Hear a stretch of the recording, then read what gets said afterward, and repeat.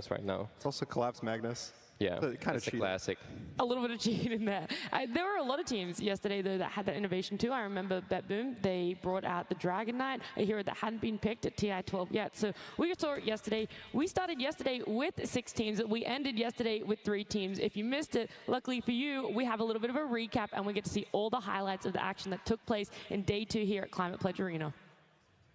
He's going to die in the footstep of his own fountain, yes! Ultra kill for Dyrachyo will chasing the Dawnbreaker ultimate coming in for the turn. Whoever is left behind, it's going to be three down. We saw before. No collapse. You cannot be underestimated. Team Liquid versus Game Gladiators. You don't want to give up this Roshan. Celery deep in the corner. How do you get this guy out of here? What a torrent. Though, on 3, that's beautiful, but immediately to BKB going up. They are doing a lot of damage. The Necrophones is getting low. Can they finish? Slow, and it's just cleaning up with the glaives. And Celery dove on through the pit, but he missed the Aegis. Luna Siege, it is all the more dangerous once your tier 3 is down and you start getting those bouncing glaives into play.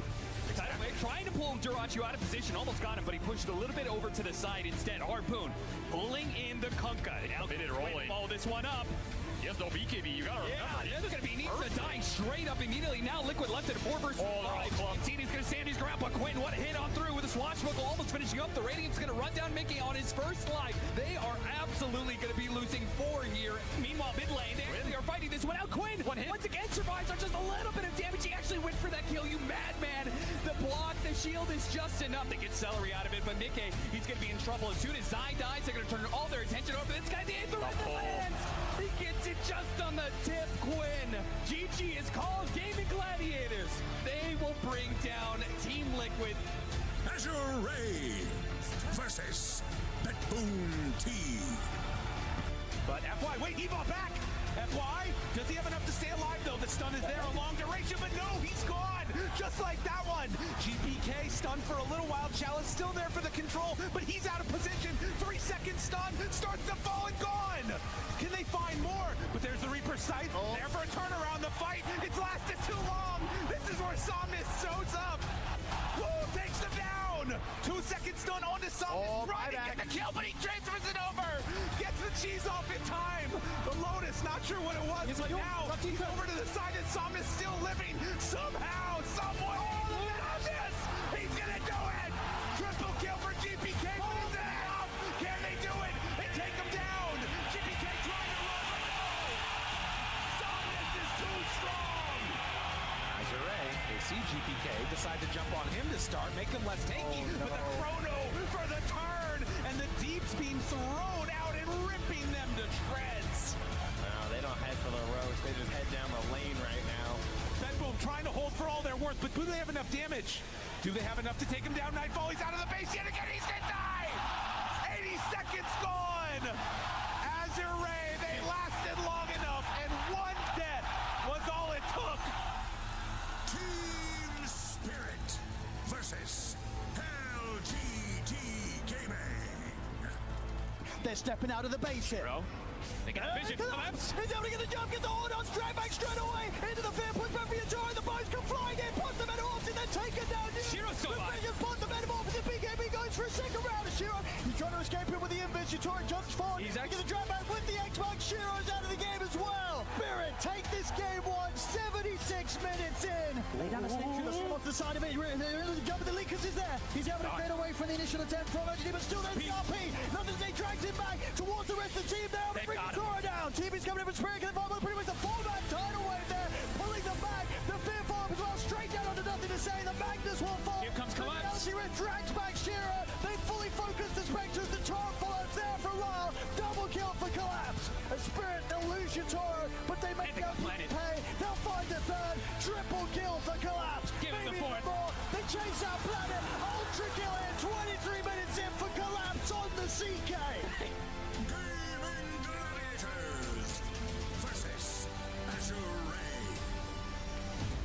Dyrachyo getting healed from the sideline from Tofu. They're going to have to do a lot more healing than that. They're going to be able to kill off the edge eventually, as Chalice is now going to die. And just like that, it's a 5 versus 3, so their racks will end up falling. At 18 and a half minutes, Gaming Gladiators playing way too fast for Azure Ray to handle. Oh, Lanham's not going to be too happy with the beginning of this game. Holy Jesus, dude, that was the biggest inner fire I've ever seen. Already 3 kills for Gaming Gladiators. Now Softness under his tier 1 tower will fall as well. A 1K lead at negative 10 seconds. The battle begins. That's our 3 remaining teams there. We saw them, LGD, Gaming Gladiators, and Team Spirit. Yesterday, we did see Liquid, BetBoom, and Azure Ray end their TI12 run. They should be extremely happy with where they placed because it was a tough run for themselves, tough opponents all around, and that is how our bracket is shaping up. Did you guys do your bracket predictions, by the way, in the client? Your Oracle? You didn't? I did. I never did. How accurate? Well, I don't know if I have to explain. Get the other winners in the finals. I think I had Azure Ray reaching top 3, but that didn't happen. But after what happened yesterday, these guys, we got to give them credit. After they lost, first they managed to win against BetBoom. You know, there was some beef going on, some all chat, some question marks in the all chat. And after that, seems like the job was done. You know, they came here to play. They came here to beat the BetBoom. And then, you know, this is the team that formed pretty much. This is the streamer team. When they wanted to, you know, show that they can still do it on the main stage. These are the players that don't receive salaries, some of them, and they just wanted to do it for fun. They lost, big smiles on their faces, and I think we got to give credit and the big applause for what they managed to do at this TI. Yeah. The other team I wanted to mention is Liquid, because they're the only one who actually managed to take down games from both Gaming and the Spirit. So they're like, I think, to me at least, they're deserving to be like in the top 3 to top 4, but you know, because the bracket happened to be that way, they're actually eliminated already. So, but it's sad. It's sad to have them go. A lot of really good showings. I want to talk about fantastic showings, though, enough to break TI records, okay? It's been a wild month, and so we've had some all-time TI records set during this TI12. So in a single match, these are our new records that we created this year throughout the 3 weeks. TI2000 getting 2 TI records for himself, new as well. Kiritich and Virtus Pro. It's in the same game. TI2000, he did play Nagasaren and broke those records. He's an insane player. Usually, when we talk about TI2000, he was the guy that plays these agi carry heroes, but he also shined on some of these melee heroes as well. And also, as we've seen, Neo, Doom, GPM, this guy is just a monster. I mean, he's been the driving force of the new LGD as well, calling some of these shots. And, you know, TI23 leaders, Kiritich on his Spectre. He also broke a couple of records in that game as well. This guy is just insane. Really glad that Virtus Pro showed some top-class Dota at TI. I like the Nightfall one. 334 map pings. Yeah, they're by far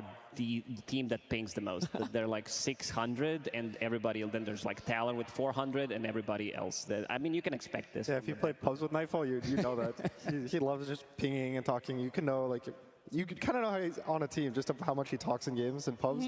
Because you always talk more in real games than pubs. So if he talks a lot in pubs, I'm sure his pings are just crazy in a tournament.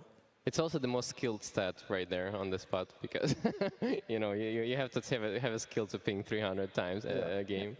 But other stats like, you know, Naga 1000 GPM, like it's whatever, like it's long game, like we all know that. But the pings, it's a skill. The snaking one was interesting as well, very quickly, because it's now no longer the longest game. So it makes more sense if you had the longest game. Placing that many observer wards would make sense, but now no longer the longest game, but still holds that record for this tier as the most observer wards placed. Look, I don't really have a segue for this one. All I'm going to say is I'm excited to hear a little bit more about some meta changes, some big heroes that showed up yesterday, and to give us that information, it's Purge. Thanks, everybody. Yeah, we have a huge match coming up today. LGD coming from the winner bracket. They've played the entire tournament with a unique style. They've been playing up meta. They bought few Hand of Midases compared to the other teams, and it rewarded them heavily. They won the vast majority of their games until yesterday, where they faltered a little bit. Now, one thing that was trending for them in the previous matches is they were winning with Magnus in almost every series that they played it, and surprisingly, they didn't ban Spirit Breaker. Zhao8 said that he didn't think the hero was overpowered. Now, he's a big spammer, so he's probably just biased here, but it's the 7th most banned hero for the entire tournament so far. So the fact that they finally banned it for the first time yesterday means that meta is shifting a little bit, and maybe LGD's feeling less confident in their ideas now that they're getting some losses. And in terms of the Magnus, what it accomplished, they won 3 of their last series with the Magnus, but this one yesterday was a little bit too tough. They got behind in the laning stage against Team Spirit's farm-heavy style, and normally you would think that their high-tempo playstyle would be able to beat that, but in every single one of these clips, even though they're getting successful kills, they are still behind in net worth because Team Spirit was so good at playing the map here. This is a clip we saw earlier in one of the highlight reels, but this is a great moment. They kill the enemy carry with a great RP. Magnus has been successful yesterday in getting these grabs that are difficult to snag and giving really solid team fight power, but Team Spirit was just too good against it. So hopefully for LGD, they don't falter from their ideas and their confidence after their loss yesterday, and we'll see how they can do against Gaming Gladiators, who so far has looked pretty unstoppable. Thank you so much, Purge. While we're, talking about some other people and hearing from other people, let's hear from Slacks and Casey. I do believe they're in the crowd somewhere. Oh, that's right, Nat! We are here for another classic crowd vibe check in the morning. Casey's volume is up all the way, so I thought it'd really get us some energy. Crowd, good morning! How you doing, gamers? All right, you ready to go talk to some psychos? I'm not going to call them psychos. Hi, friends. Hi, non-psycho friends. First thing I did was I said, who is here with a big group of friends? And what did you guys say? We made friends all day today. Okay? Really? Then what is his name? Clay. And what is his name? Ryan. Are those your actual names? Yes. All right, yeah, this is so wholesome. Hello! Who wants to be on camera? Stuck out of my way! Excuse me. Hello, you seem excited. GG fans over here. How you feeling? Good, really good. Who's gonna win? GG. Oh, wow, how surprising. Say something I wouldn't expect. North America for the win. Wow, that wasn't very unexpected. Not a lot of people would expect that. How you doing? Hello, good to see you. Look at all these signatures. He's got Arteezy, he's got Abed. How you feeling? Great. How are you doing? I'm good, okay. Don't Any got ask this him. one? What? Any got this one? Oh, yeah. Let's go. We're coming back. Shopify's going to take it. Very depressing stuff. Casey, what's going on down there? What do you got?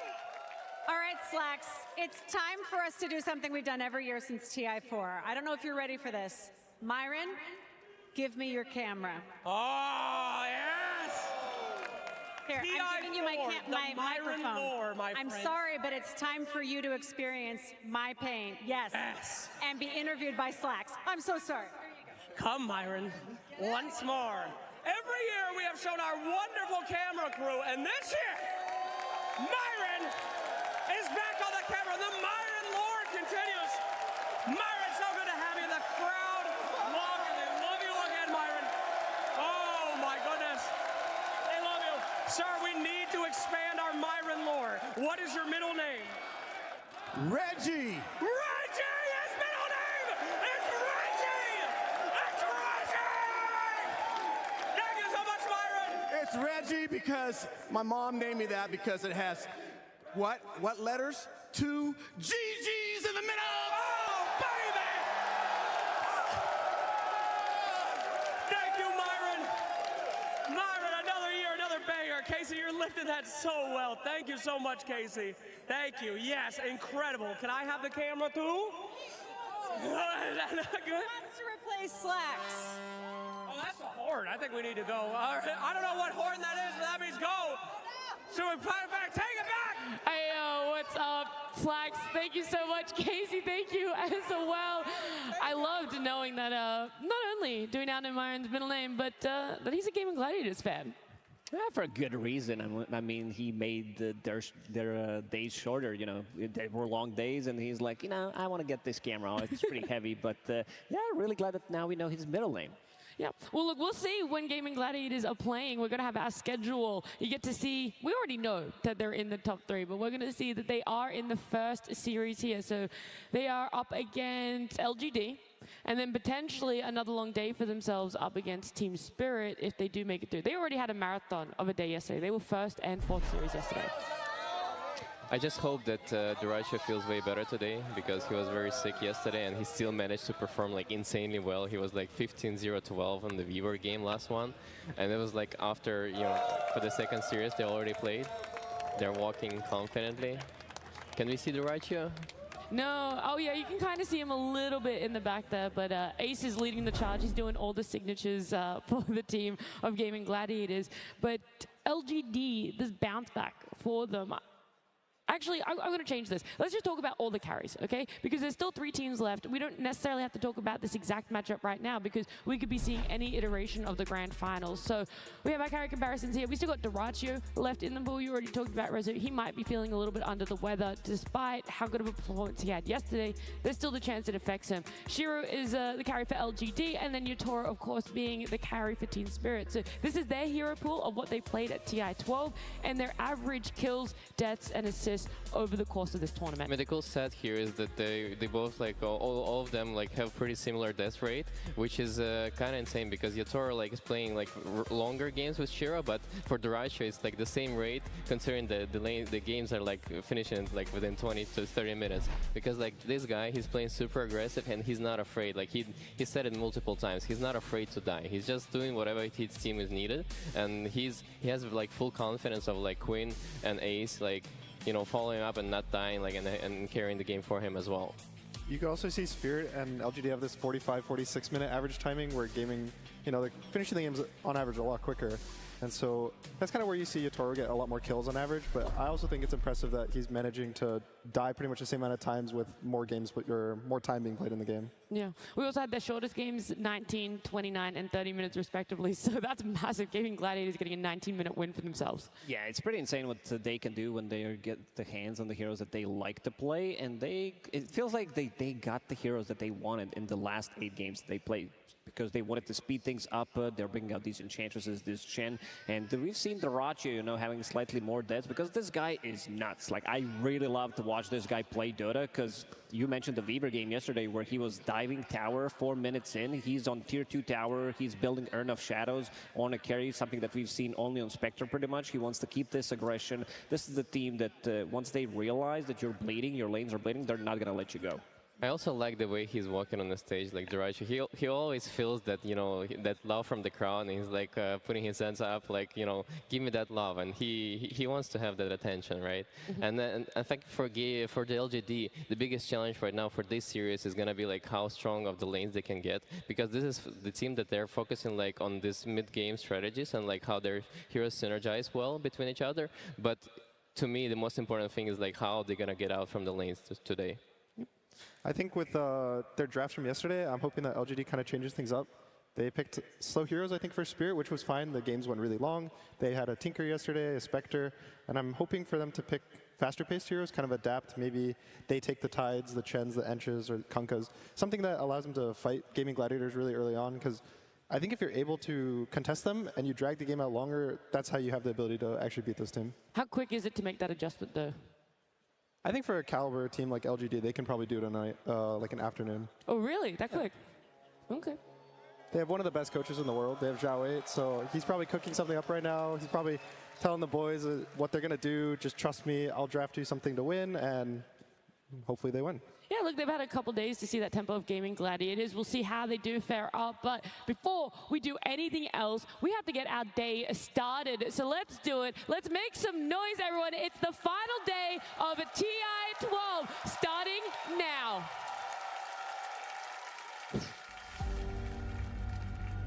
It is a beacon, sounding a call to greatness that echoes worldwide. A crucible, forging a single contender worthy of rising above the very best. And a celebration, gathering a community of millions to witness history unfold. It is the International, the final proving ground, where the world's finest Dota teams assemble to face each other in the ultimate test. Each challenger has earned this honor, to hard-fought victories in matchups around the globe. The journey has tested some more than others. But the favorites and underdogs all know the road to the Aegis defies all prediction. And anyone can carve a new legacy here. The Aegis of Champions returns to Seattle, and with it the eyes of the world. 3 teams compete for ultimate glory. Only one can seize immortality. Who will emerge victorious? The battle begins.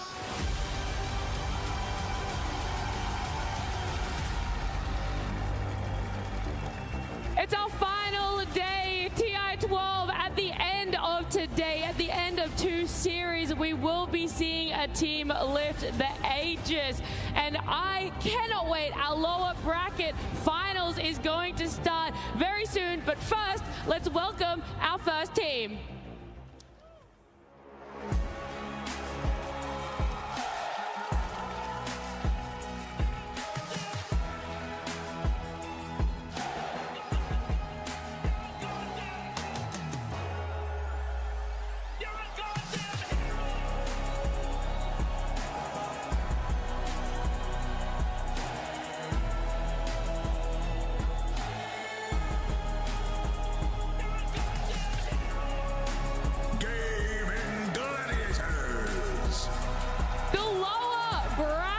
Dominators, they have knocked out 5 teams already. They've been here since the first round, and here they are on the final day, walking to their booths. They're going to have to win, and they're going to have to face LGD if they want to continue.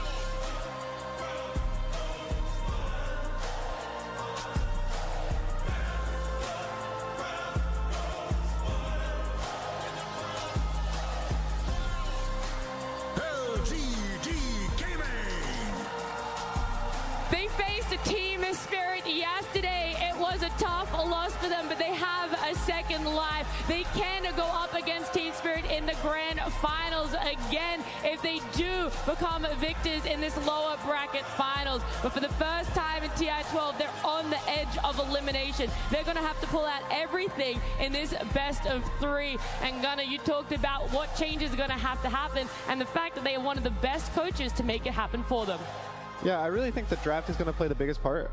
Both teams already proved their players are good enough to just be here, and they don't need to do anything special, so it's going to break down to the draft mostly, and we'll see. I think Gaming Gladiators have a really good read on the meta of the tournament and kind of just breaking it compared to everyone else, playing really fast, and I really like the way they draft. It seems really hard to beat them in the draft, so I think if LGD can even get an even draft with a good tempo for the game, they'll be in a good position. Look, we pulled all the extra stops for this lower bracket finals to help us with the draft as well. We've got Sheepstick joining us, by the way. Can we get a round of applause for her, crowd? Yeah, that's what I thought. Thanks, Nat. Hi, yeah, I just appeared out of nowhere. You really did. Yeah, Lacosta's gone now. Sorry. You just ate him. You consumed him, and you're like, I'm taking his spot here. And you're going to help us talk about Gaming Gladiators LGD for the lower bracket grand finals. Do you agree with Gunnar that they're able to make this change in tempo for themselves despite the really rough loss, especially that 76-minute game yesterday? Oh my God, watching that was heartbreaking for LGD. I believe that they are a super top team, obviously coming this far. I think when we saw them play against Azure Ray, it was kind of like there that they exampled how they lost the early game, but they really understood their timings. They really understood where they wanted to go with their team, and the moves that they pulled off to kind of bring back and equalize the game and then take the advantage and win and just close it out very cleanly without throws. Like, that's the LGD I want to see coming here, smart, disciplined, and ready to own. Yeah, but they're not facing Azure Ray. They're facing gaming gladiators who are rarely making any mistakes, right? They're just like very confident going objective after objective, and if they're not confident that they can break it, they're not going to go for it. They're not going to give the chances. So it's a very different game we're going to witness here. It's tough to know what is going to be their win conditions before we see their drafts, but I want to talk about stable players for them who has been the most consistent in showing up. And I feel for both these teams, it's the off-laners. It's Ace, it's New for both teams. New is also really new to this team. He only came in after 2 or 3. You're laughing because New is new? New is new, yeah. I thought so. I thought you'd have a little bit of giggle over that one.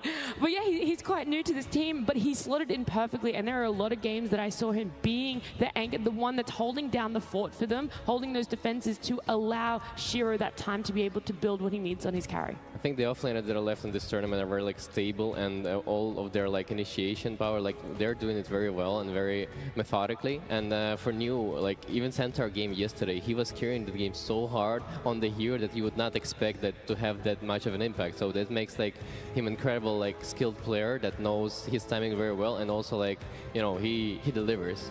So this is the strength of their team, like for sure. Also, during Last Chance qualifier last year, people were singing his praises, New, and they were saying, you know, he's going to be on the best Chinese team by the next TI. And here he is. He's proving himself at TI. He's already top 3. So I definitely think that the offlaners for both of these teams are kind of their like rocks, where no matter how the game is going, they're going to win their lanes. They're going to have a very stable game and always do their job, kind of no matter the draft, no matter the hero, no matter the situation. Yeah, I really want to highlight as well, it's not just the offlaner, it's who you're laning with. The Pos 4s, I think, New, prior to this team, he played on Vici Gaming, he played with FY. Now he's playing with Planet, who not as big of a name known, but I think Planet is easily one of the best Pos 4 players I've seen this year playing. This guy is phenomenal. I would hype him up any chance I got. Yesterday or 2 days ago, I was saying, I want to see Planet Rubik. We saw it. He owned with it. He's the only guy winning with it really in this tournament. I think Planet is amazing, and seeing him and New lane together have been, I mean, they've just been destroying. Yeah, I want to ask you a question off the back of that then, because we've talked about these stable off-laners. As a mid-player gunner, how important is it to have a stable off-laner that allows your Pos 4 to do so much? Or is it not so much for you as it is important for your safe lane? It matters, honestly, for all 3 lanes. Okay. If you win your offlane, it allows the 5 to rotate through the gate right now, gank the carry. It allows the 4s to check the water runes, the power runes at 6-8 minutes. And kind of everything, I think if you win your offlane, it almost wins your other 2 lanes just for you. And it's really hard these days to just stomp the mid in a pure 1v1. We've honestly seen it the last 2 days, which was very surprising that the mid lane matchups went really bad. We saw the Dragon Knight versus Puck, we saw the Void versus Puck, so maybe it's just Puck, not the mid lane. But they've kind of had rough times where the game snowballed out of control, but I wouldn't expect that today. I think it's more so going to be mid lane stable and whether side lanes kind of snowball one way or the other.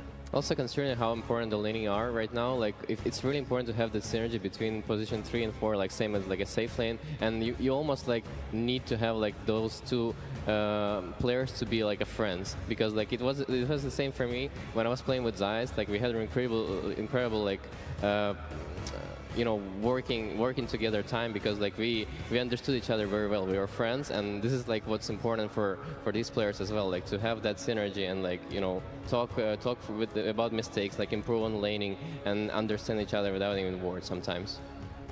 How would you compare Quinn and Nothing to Say in the mid lane? Whether it's hero pool, whether it's the importance their team places on them, how would you describe them or compare them, Gunnar?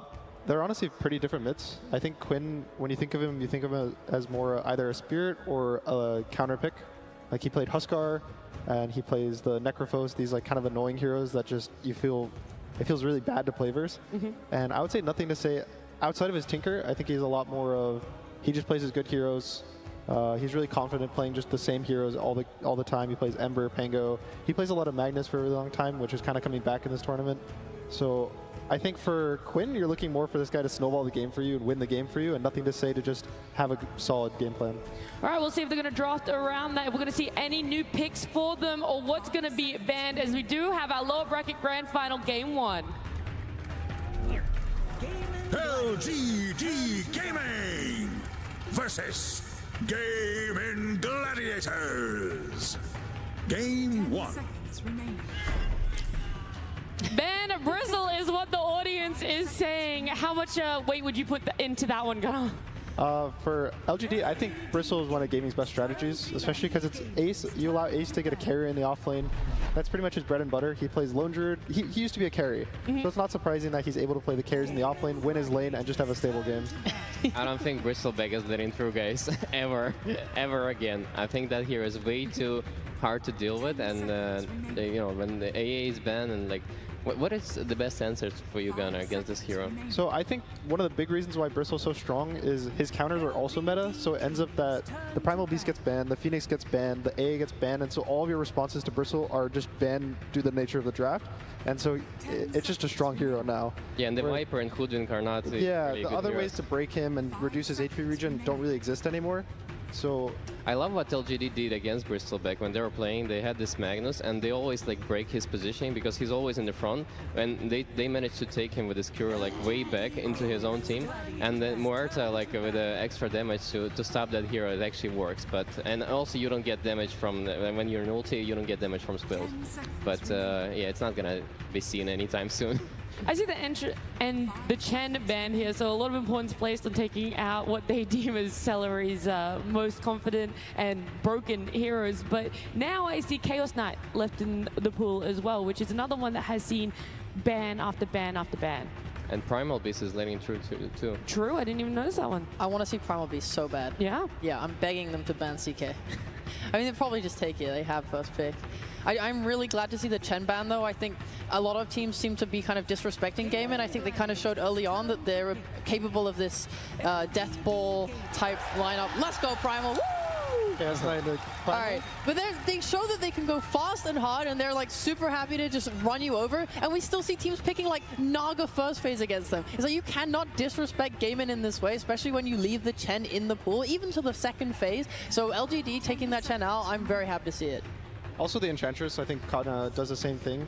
Whereas they both win their lanes, they're very stable, which leads Dyrachyo kind of gets to do his own thing. And Celery can help Quinn, which is, again, kind of their bread and butter.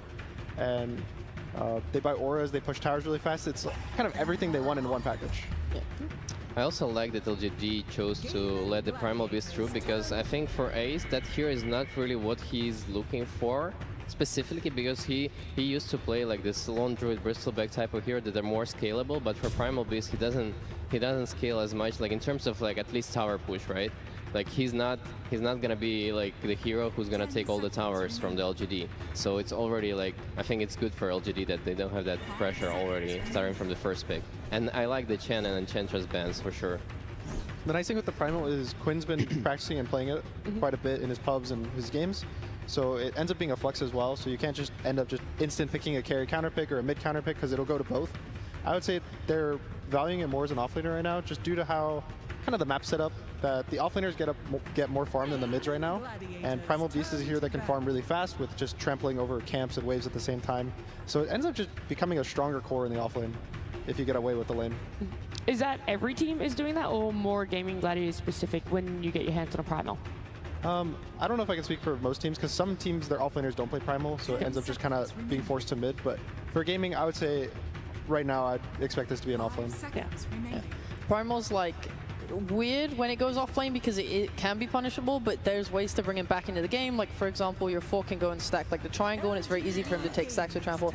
And also, you're kind of just waiting for this timing, right? We've seen Primals in the off lane get absolutely obliterated, but as soon as they hit that BKB timing, it's just, his spells do so much damage just alone. Like, you don't even need anything more than that BKB. That's when like games have turned around and they've made these comebacks. Primal is such a hero not to be underestimated. I mean, it's also very hard to take him down, right? There's not a lot of things that could do that in this meta. I mean, I think Muerta would be nice, but it's already out of the question.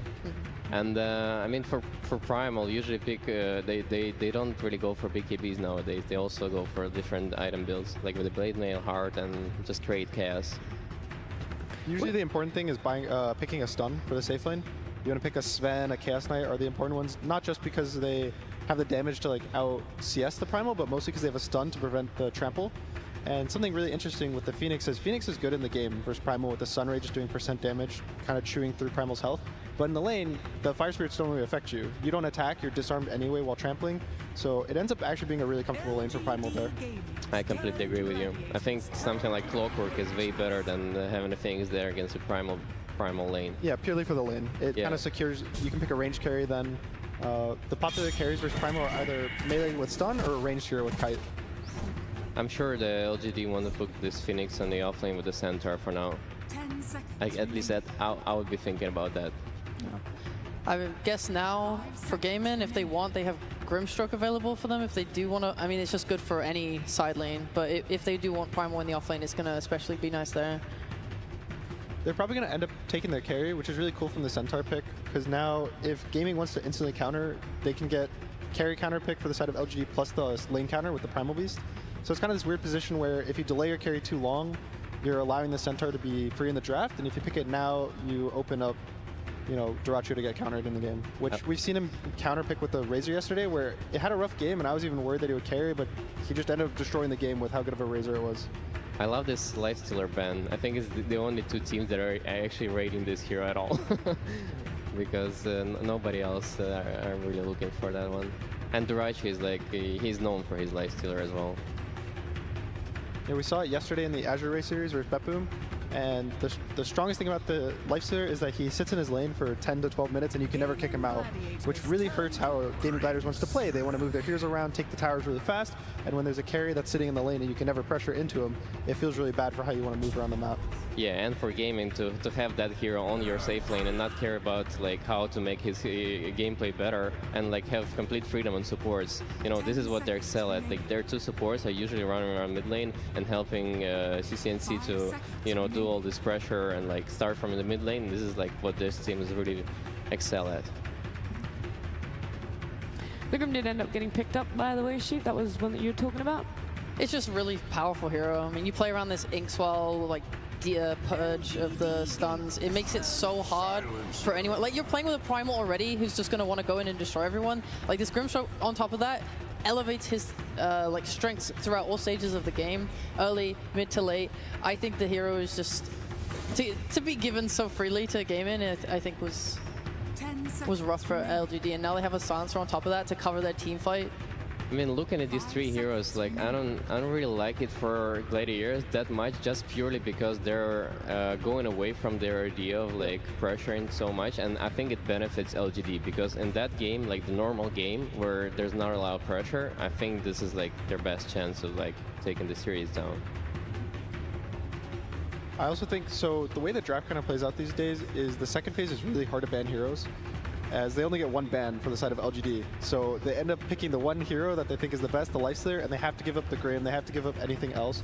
So pretty much the only bans you really get and feel confident about are the first phase, and they chose to take out pretty much Celery's heroes. They take out the Chen Ench, which I think are his top two right now in this tournament, and so now you see him force the silencer. And yeah, as you said, I don't really feel too confident with this, just because it's moving into, they're playing into LGD's book, I would say, and that is something that has not really gotten them to where they are right now in the tournament. And the Shadow Demon is such a great pickup to stopping this Primal Beast from doing anything in the mid game. Like the lane might be rough a little bit, but I mean, looking at their support, right, they don't have really a good way of stopping him. But in the mid game, like playing against Purge and the Shadow Demon as a Primal Beast is actually impossible. Yeah, it's also really good versus Grimstroke. You can purge the Inkswell anytime you see a hero. The Primal, surprisingly, it purges the charge, so he can't even charge out when he gets purged. Yes, exactly. And the defensive purge is really nice for Silencer too. Maybe he can click it on the Phoenix early in the fight. The Phoenix will always get stuff off. And we see the cow. I mean, the cow is amazing here as well, because those two supports, they don't have really a good mechanic to stop him from charging. Neither it's Primal Beast, so they're gonna have to think about buying Yules on somebody to be able to stop his charges, but it's still like we've seen so many times the Spirit Breaker is just like going first in the net first, like even after losing his lane horribly, it doesn't matter. As soon as you buy like Midas and Nocturne, you're just pushing every wave, and then you have this mechanic of like coming back to the fights from anywhere else. And I think it's really important in this patch to have one of those heroes that can connect easily to the fight and like being on the other side of the map. So it's either like Spectre, Dawnbreaker, or Spirit Breaker. That's why those heroes are seen more. All right, so there's some really quick stuff. Quinn played versus Spirit Breaker mid because that's what this is. We see the Centaur, so we know that this will be Nothing to Say's hero. and it was versus 9 Pandas, Kiyotaka, and he absolutely destroyed the Spirit Breaker. And as we talked about earlier, Quinn's this type of player who you give him a counter pick like Necro versus a melee strength hero, and he's going to do some work in the game. I honestly was thinking that they might put the Primal mid, because that was the matchup he played versus 9 Pandas, whereas Primal versus Spirit Breaker, he solo killed the lane, the game ended in 20-something minutes. But they picked Necro, which is, if anything, is a stronger lane now versus Spirit Breaker, so I would be really confident now just for the fact that they have a hero to play around with Quinn. Yeah. Even like despite that, I kind of don't like the supports on LGD. I think that they're both not high on burst damage, they're pretty slow. I think it's much easier for Gaimin to make moves. You talked about how they like to kind of crush early. I think now with this winning mid matchup, I think they can make much more plays, or they can even just kind of play it chill and wait for their timings on Primal or whoever, and just make sure that they're playing defensively where they use Global to cover any ganks that LGD try and make. Yeah, it seems like they don't really think about like going to the mid game and like how Necrophos might be bad against Porch and like not, you know, like not being that tanky core. But at the same time, like they're just looking purely on lanes and they're like, this Necrophos is gonna stomp the Spirit Breaker so hard that you're gonna like, you know, completely run them over. But I'm still worried because usually their lineups, they have this good tower damage and this is how they were able to close the games out so fast. But on this lineup specifically, there's no like hero that, you know, kills tower. So they need to find some material like Turbo Blade or something from Durashio's side that actually like helps them take down the objectives in this game. A lot of their success with the Necrophos ends up pairing it with other push or other healing. They picked it with Dazzle offlane in the past, where they both just ball up and they go just end the game. And they probably picked it with Tides and Chen, so they don't really have the draft that you win 20 minutes and you walk down a lane yet. We'll see what Durachio ends up picking, but I would say it's outside of Terrorblade, that's not really his hero pool. He doesn't really pick the early game. Alchemist. That's one way to up the tempo. To me, this game looks like the game won against Liquid, where they chose to go for you know, regular lineup, and it didn't really work for them, and they lost that game to Liquid. So I think that, like, to me, it looks at least that this is the game for LGD. If they manage to like get out from the lanes evenly or like not super stomped, and you know, going to the mid game, I think they have way better chances. I want to trust this Spirit Breaker. I think Spirit Breaker is a crazy hero, but I'm too worried about the mid matchup going in the way for Gaming Gladiators, so I think that Quinn will just stomp the mid lane and just carry the momentum throughout the whole game. Do you think even if the Spirit Breaker does get shut down in lane, he's still going to have that disruption in team fights and will still have an impact that could carry a later game for LGD? There's one hero I would want to get crushed on mid, it'd be Spirit Breaker. Okay. So he has that going for him. that one small glimmer of hope. Yeah, I agree with you guys. Although, that being said, I really like Gaimin's speed that they can pull up here. I think like when Alchemist gets his Blink Dagger and they're able to kind of move around the map and be really fast about it, I think LGD are going to struggle playing into this global. Anything else that you guys want to talk about very quickly, especially this arc? We've seen it a couple times for Durachio. Is it going to be that thing that ties it all together, the make or break for Gaming Gladiators? Quickly, Gunnar? Yeah, I think the Alchemist lane is going to be really stable top, and he'll have a really good time, and just they have so much time to make space for him, just bodies on the map and pressure, that he'll have a good time farming his Radiance. All right, I like it. Let's see how much confidence Gaming Gladiators coach has in their draft. Thank you very much. I am standing by with CY of Gaming Gladiators, who you had a late night last night, my man. How much time did you have to prepare for today as a whole? Did you only get to prepare for LGD, or did you prepare for LGD and Spirit? We only prepared for LGD. We didn't have that much time as well. I also want to get some sleep. It's pretty important, but one game at a time, you know? So no preparation for Spirit. One game at a time, and you come up with a silencer. What's this guy doing in this draft for you guys? Hopefully he silences Phoenix. I never knew Dota was just that simple. Now, you only got to prepare for LGD, but I remember that during the Riyadh Masters, you and I got quite a few opportunities to interact, and you seemed confident in your lower bracket run. It unfortunately got cut short at 4th place. Why should I believe you this time that you're going to make it all the way? I mean, this time we already made it to 3rd, right? So it's better than last time. So you should just believe. Seattle, you ready to watch some Dota? Let's get lower bracket finals started. Let's indeed. Here we go, ladies and gentlemen. It's LGD up against Gaming Gladiators to start off this final day of the International. Fog, we heard there from CY coming in with a bit of a different pick this game on Gaming Gladiators' side, the Silencer. Could this be the answer to the Phoenix, a hero that we're seeing time and time again so far this tournament? Definitely feels like a kind of cool pick, a very different one style here. Very good versus the Phoenix, but also versus these saves that we've been seeing a lot coming out in this tournament. The Shadow Demon in particular, we've seen so many games where people just get bailed out of certain death. Very difficult if you're global, so we'll have to see itemization and stuff. Of course, there's going to be some demonic cleanses that you can pre-cast and stuff like that. We'll get all into that as we do have an early smoke from LGD. Let's see if they can get the catch here. Coming in with a wraparound, trying to enter into Gaming Gladiators' jungle, but Gaming Gladiators, they're hovering around that mid-tier 1 tower in a bit of a tough point of the map for LGD to strike. Very unlikely somebody gets caught out here gaming. Yeah, they're very super prepared. Yeah. They know this sword play is going to be coming out here. I'm looking forward to this one. This looks like it should be a pretty fight-heavy style draft. I'll say that though, Duraccio and Celery, they kind of step across. Let's set up with a disruption, you. Looking for the follow-up. Who's the concoction's there? Tries to hold him back, doesn't matter. You still fight the hook up onto Celery. Celery taken down. First blood for LGD. So if they can find something in return, Gaming Gladiators to curse upon you, they will at least get the trade. Quinn not able to get the first blood, but still getting that kill as the mid lane is going to feel pretty good for him as the Necrophos. Especially versus that Spirit Breaker in particular, too. This is a matchup that Quinn could snowball out of control, just like Panel was talking about. Planet messing with Duracho quite a bit here. He's going to try and make it a little bit more awkward for him on his way back towards that top lane. Extra bit of damage coming in. And he'll certainly have money to play with, as he was the one indeed to get that first blood for LGD. Planet not hesitating whatsoever. Instantly buys out pretty much everything. I think triple mangoes purchased up, so he's looking to be pretty aggressive up here. A pretty strong lane. I don't think that we've seen too much anymore. I know the Centaur a ton, but Centaur and Shadow Demon, an old classic.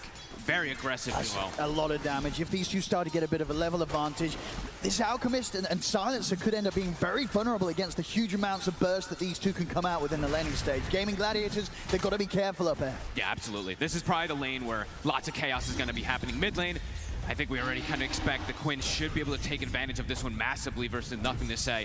Bottom lane, this one could also be pretty kill heavy as well too, especially for the side of gaming already. They're getting right in underneath the tower. Shiro in trouble. One more slap from Ace will get the job done. Shiro taken down. Ace will lose his life, but happily taking that trade. They're getting in and taking the carry out. This is going to be bloodthirsty in these side lanes. And overall as well, what did you sort of take away from the carry decisions from both teams? Because it was quite a quick pick with the Luna in response to the Alchemist coming out at the end from Gaming Gladiators. Do you feel this was what LGD were going for anyway, or do you think this was directly because of the Alch being picked? I think it probably could have been something they were looking for anyway because of the Necrophos. I know Shiro, he's one of the few players that I've seen that's actually still doing this like 3-1-1 build even in the early game. He's very aggressive, likes to be involved early on, so maybe it's that mixed magical physical damage they wanted just to be able to have versus the Necro as well too. And it fits for kind of this early style with the Shadow Demon that can look to brawl and fight often. So probably a couple mixtures of things that they did want with it. Also, it's going to be very good for this night vision, of course, too. Playing with the Spirit Breaker, playing with this Luna night vision can be pretty strong inside of these team fights. So far, looking at the last hit, that's the mid lane, as you say, as expected. The edge here for Quinn. But look at Ace's last hits right now, bottom. Does get that kill early on, of course, but he's only got 3 to his name versus Shiro at the moment. Getting to the point already where it's not easy for nothing to say to sort of approach this mid wave, as it will take huge amounts of damage and favorable trade going the way of it's Quinn Necrophos in this 1v1. Top lane, Duraccio.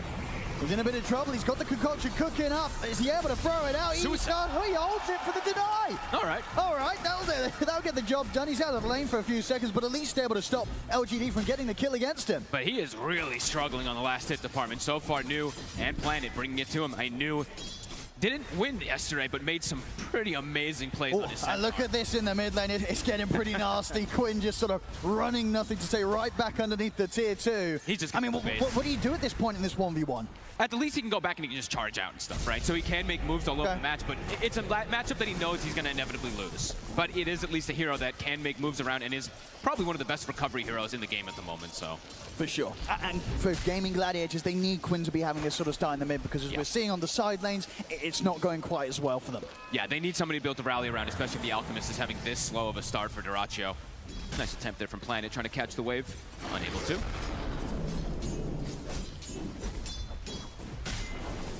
Level 3, another big kill threat that they're going to be able to have up here on the side of LGD. Bottom though, Ace continuing to get aggressive. And they've got the Inks well stunned. It'll allow them to set up to take down YU Smile. Gladiators, whilst they might not be getting the easiest of farm here for Ace down bottom, they're finding action. Top lane, Duracho. It's going to fall pretty low here to the poisons, won't quite die. And both New and Planet also getting beaten down pretty low here by Celery. If he gets another one, could be a kill. She's cooking up a concoction. One more. If anything, it's just going to allow Planet to try and find further connections, but the force not there. Nope.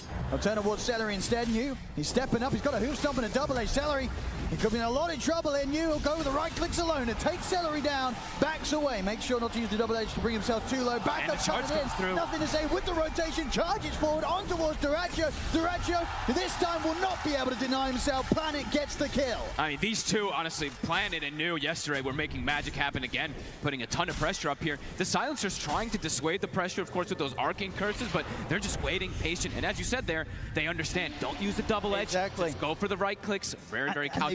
New in particular really knowing his limits on this hero, playing aggressively despite his HP being incredibly low in these situations. And there you see right away. It's like, yeah, he's losing the mid lane on the Spirit Breaker, but I think Spirit Breaker, Primal Beast, probably two of the best heroes that can just easily make those rotations, gets a good connection.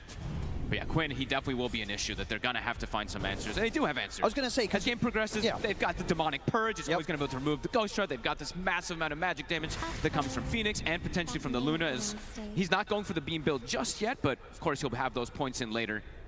So overall for LGD, the fact that they know that Quinn's getting this completely uninterrupted free farm in the mid lane, you don't think they're too concerned about that? No, I don't think so. I mean, there's going to be, of course, a lot of plays that happen with these, global silences that can just potentially save Quinn versus a lot of the burst and whatnot, but they probably feel like they do have some answers since they have that mixed magic. Nothing to say, shows in the mid. That's deep. They lift the wave. Tofu not quite able to connect with the initial slow. See Quinn should be able to close in with the Inkswell buff upon him. He's got the sights ready to drop down. If he feels that the kill's going to be there, he'll drop it, and he's got it. Quinn able to take down, nothing to say. Same time up top, though. Duracho and his spotter bother being chased out by LGD, completely surrounded by the three of them. Disruption's there to try and mess up the ability for him to throw his concoction. It will self-stun and cause the stun to hit onto New, but it won't save Duracho as he goes down once again. Planet actually even holding the poisons. I think maybe just saving that kill there for New.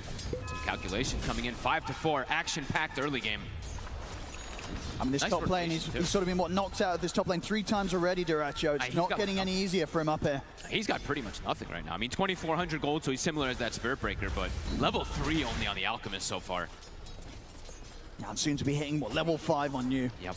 Massive amounts of burst going to be coming in. They've got this decently sized creep wave pushing forward in towards them as well. So LGD in a very happy spot in this top lane in particular. Yeah, they're starting to leave Ace alone down bottom. Tofu's trying to rectify what's going on up top, trying to help out Duracho. Yeah, they hit it with the scan though, LGD. So New, he'll be knowing to stay safe to close to the tower. He's unlikely to be caught out by this rotation. Nice attempt there by Y. Ace. Maybe going to force a dive here.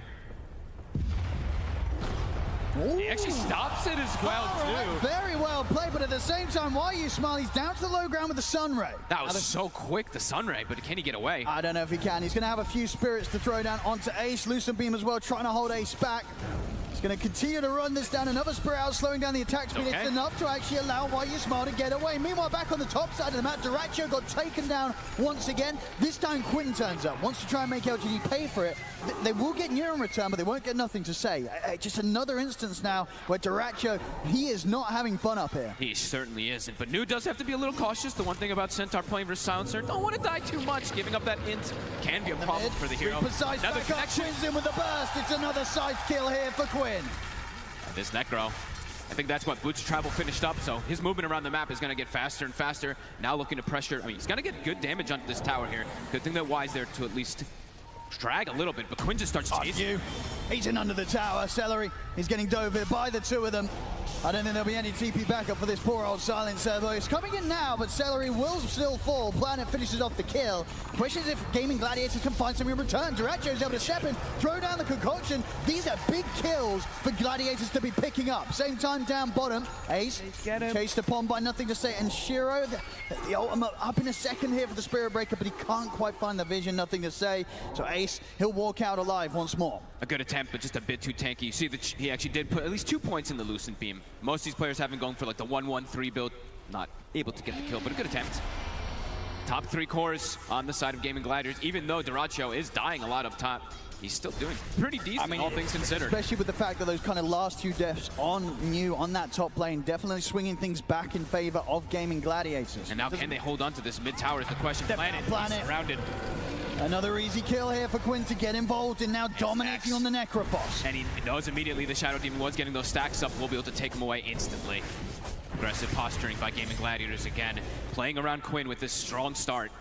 Yeah, they can play aggressively around him on this mid area of the map, and at the same time, if LGD look for any moves now in the side lanes with the boots of travel, Quinn, he's likely to be there every single time. So whilst LGD got away with those early kills, the difficulty, it stepped up massively. Making the moves for LGD, it's no longer easy. No, and nobody wants to go mid, right? They have Wayu Smile here just trying to slow down the push, just throwing Fire Spirits on the wave, but the tower inevitably dropping very soon. Quinn, very active as Smoke, moving toward top New. He shows himself. Yeah, Scythe's back up. He's ready to look for another stack. See if New's able to play as well. The looks of it, sort of avoided one another. New will be able to get around from this one. They'll hit him with the scam, but he's already back to the safety of his side of the map. So New nicely avoiding that move there. It's actually both scans. They used immediately, both of them trying to find him, so he was able to sneak himself away from that at the least. Ace will be able to clean up some jungle, is going down the Blade Mail route. Pretty good Blade Mail game versus this Luna versus the Phoenix, I think, across the board.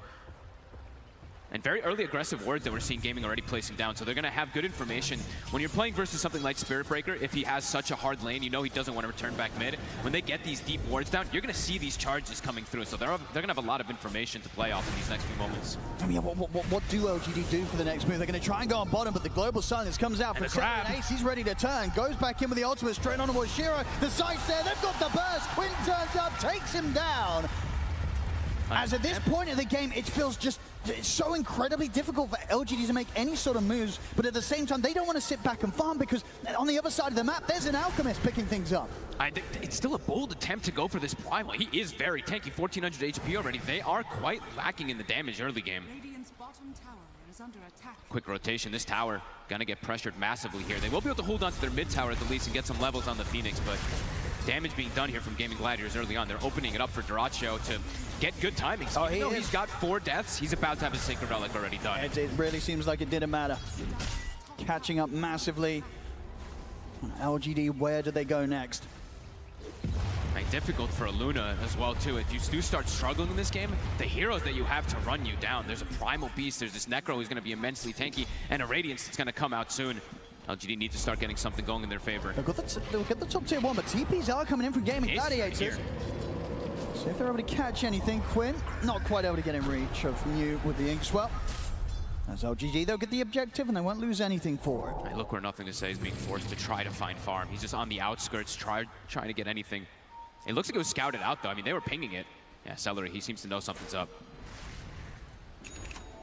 And that's sort of one way to get back in the game as a mid Spirit Breaker. It's just not easy. Looking for kills, looking for action. It's not LGD's strong point right now against the tools that Gaming Gladiators have managed to amass. No, and overall too, he's playing into the Primal Beast, which is a hero that just doesn't even care about status or just if he gets the grab onto the Shiro again.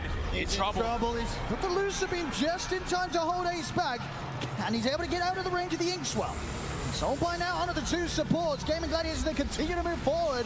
They've got the burst, they've dropped the side, not quite enough damage to burst them. The egg is down. Good spot. Baseball pops the egg. They can't quite take it out. Quintessentially, they try to hit it, but they can't stop the Supernova. It's a turnaround from LGD. They've taken out Tofu. They've taken out Celery. They'll bring Quinn low. Duracio. Can LGD get more out of this? Both Ace and Quinn incredibly low at the side of the fight. Duracio on the retreat. Nothing to say. Charges it over towards Quinn. Who's stopped from you? Double edge as well. They've got the burst. They take down a 4th. LGD strike back hard. Beautiful connection. What an egg right in the middle of everybody. Gaming try to go for a very early aggressive play here. The Reaper doesn't do much damage at all. Oh, they needed that. They needed that big time. An amazing fight there for LGD. A big wombo combo team fight abilities connecting perfectly there. We'll see the move again. You know, Gaming Gladiators, they walk right into this. I mean, it looked like a solid start going for Shiro, but between the Stampede, the holdback of the Lucent Beam, avoiding that initial attempt from Ace, they feel good. They get the Soulbind. It's an early sight, but it's one that you feel tempted to go for because they're linked together, but it's just a bit too soon. The burst isn't there, and at this point, I think you got the Fire Spirits out as well. The Hoostomps are new. They just didn't allow Gaming Gladiators any chance to take down this egg. I honestly, like, pretty beautiful spell casting coming out across the board. Planet even with that little disruption, buying time, so that they both don't get grabbed from the Primal Beast. They're going to try and go again here, Gaming Gladiators. This time, they might find Shiro. They're in on top of him. Soulbind's back up. The grab's there. Shiro won't survive this time round. Gaming Gladiators, not to be deterred after that, the way that their last fight went. They went straight back here. This time they get the job done. No hesitation. They know that they are pretty cooldown reliant to be able to turn those fights early game since they do have that little bit of a lead. They do have Global as well, too. That last fight, Celery didn't have it, so hanging on to it for the next upcoming fights. So with the clean up these Ancients, Radiance, it is finished. Seeing if Y is going to commit for this here. He has the Shard queued up very early on this Phoenix. I was expecting to maybe see that Midas queued up, but we'll have to see which route he wants to be able to go on this Phoenix.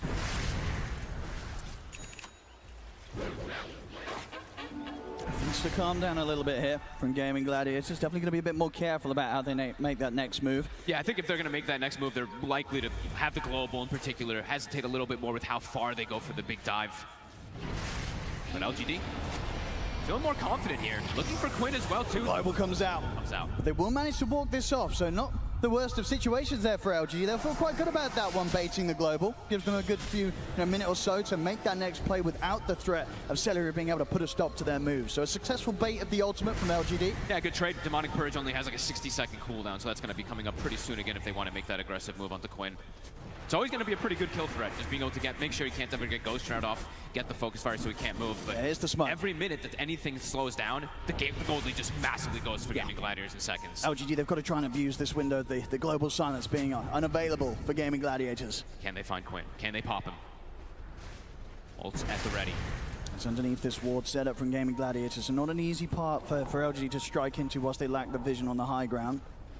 Ace. Giving a lot of information as well for Gladiators. Their front line is just so tanky here. All three cores effectively are pretty tanky on the side of Gaming. Quinn almost has his heart finished up. So waiting to see if Tofu is actually queuing up his. Bit of a different route of items. He's actually going for the Yules. I mean, playing versus the Spirit Breaker, it's pretty common to see it. But, I mean, I think we've pretty much always seen those Grims go for those Shard right away. Just how effective it can be. But I guess maybe because of the Shadow Demon, he is hesitating for it a little bit just because that Demonic Purge, but we'll have to see. Gladiators, you're going to have Quinn on the front lines. He's going to get caught in the opening combat for nothing to say, but he's still got plenty of space to play with. They jump for it, but the Soulbite there responds. Quinn, he's perfectly fine, turns with a side down onto the two of them, takes nothing to say out, useful for the curse damage of Celery. The X successful, but there's no chance for LGD to fight aggressively off the back of it, while Ismail has to TP out of the fight. I mean, your two tanky frontliners just get detonated right at the start of the fight. Egg connects, but doesn't really do much of anything. Tower now. Looks like Gaming still want to go for even more kills as well, too. Duracho, full BKB. He feels pretty unkillable with this BKB on the Alchemist now. I mean, mostly magic damage on their draft early game here for LGD. This is just going to make Duracho pretty invincible. And yeah, Quinn looks like he does go for that Shard before finishing up the heart, so he's got a bit more mobility versus the Shadow Demon as well. And they are controlling a lot of this map. I mean, they're denying a lot of farm away from LGD, from Shiro in particular. I think the concern as well for LGD is the fact that the one fight that they did have going in their favor, it was one that Gaming Gladiators handed to them. They're still yet able to find anything positive with regards to starting the action themselves and looking to make the initiation. It just hasn't happened from LGD. Not easy into this draft versus these bruisers versus these tanky cores. And yeah, the early BKB from Duracho, it's going to cause some big issues. Who do they really want to focus fire now at this point? Do you focus fire the BKB Alchemist? You probably have to go for these supports because these frontliners are just going to pretty much absorb everything that you throw at them. So now at the moment, no egg for 30 seconds. Gaming. Nice and Quinn. Keeping that farm going, Quinn. He's able to dive away here while you smile, but Ace is closing in upon him.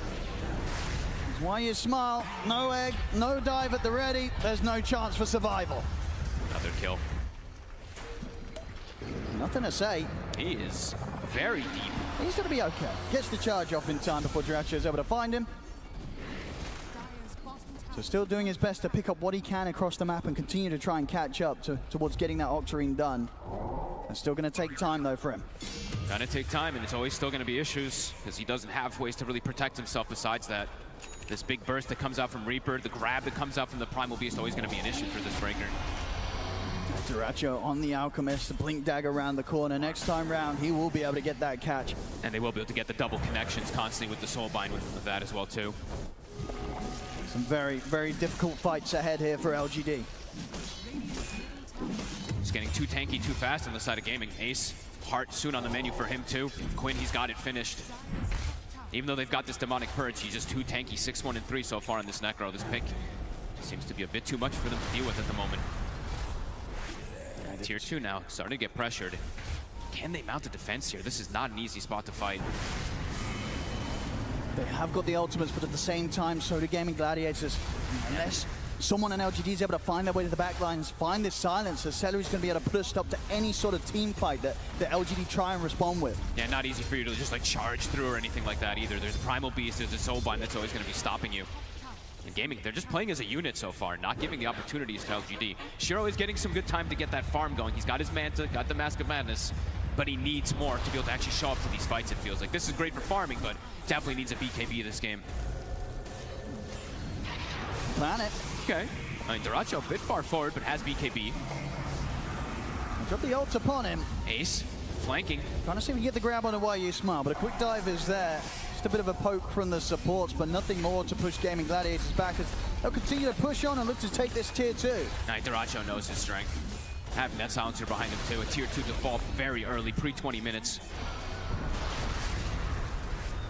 Also able to hold on to the tier 2 top. They did have quite a few heroes up on this top lane, LGD, but unable to push the tier 2 themselves. Duracho, okay. He always wants to play super aggressive. He wants to go for the SD. They might be able to sandwich Planet here. I think they will. Ace coming in from the side. Planet, he can't run from this one. Jump forward to low ground from Duracho. Another kill and more gold here for the Alchemist. Just getting way too much on the map. Quinn shows himself top. They have a ward on top of him, but there's just no way for them to punish it. They do have... Okay, the center's kind of in the area, but yeah, they can't go for it. Getting very close to this sort of timing, 21 minutes or so in, where they're going to have to deal with these two cores that have hearts upon them. You know, Ace has pretty much got his done. Quinn's already got his. And a BKB Alchemist. That's a lot of HP that you've got to try and get through with the damage that you've got on LGD's lineup. And you just sort of look at the heroes, and unless everything connects perfectly, it's hard to sort of see these situations in which these cores of Gaming Gladiators get taken down. Yeah, and can you protect your egg? You're going to need absolutely everything to connect perfectly, it feels like, for LGD in these next few moments. And for gaming, the pace is going to continue accelerating. Roche soon to be on the menu for them too, but continuing to look to just control the map before that. Full Hyperstone now on Duracho.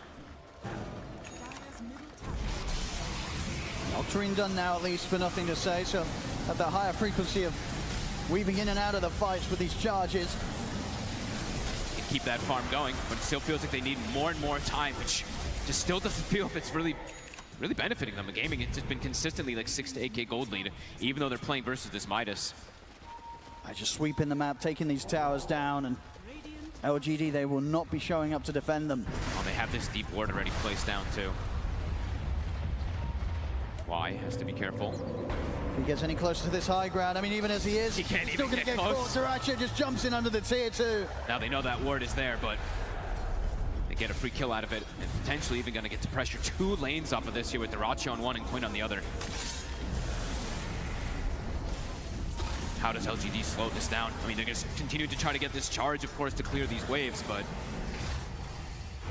need more time for Shiro to feel ready to fight. Yeah, now BKB at the least a necessity, but still a couple of thousand gold away from that. And the necessity, of course, it'll help protect him, but his damage is definitely starting to feel, I mean, it's still fun to feel pretty lackluster even with that BKB. They need everything to connect perfectly. They need this egg. The Sunray, it feels like, is going to be probably their highest damage potential.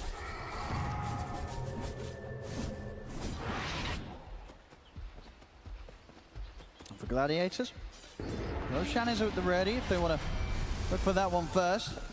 They almost have Aghanim is also now finished up on Quinn. And with those early boots of travel that he was able to get to, it's always this way to answer something like the Spirit Breaker, right? He goes to one lane, clears it out, and then he can go join his team constantly while they're on the hunt for this SB. But nothing to stay is doing a good job, at least, of keeping these waves quite cleared out. And he's only died the 3 times, so he's getting some pretty decent recovery.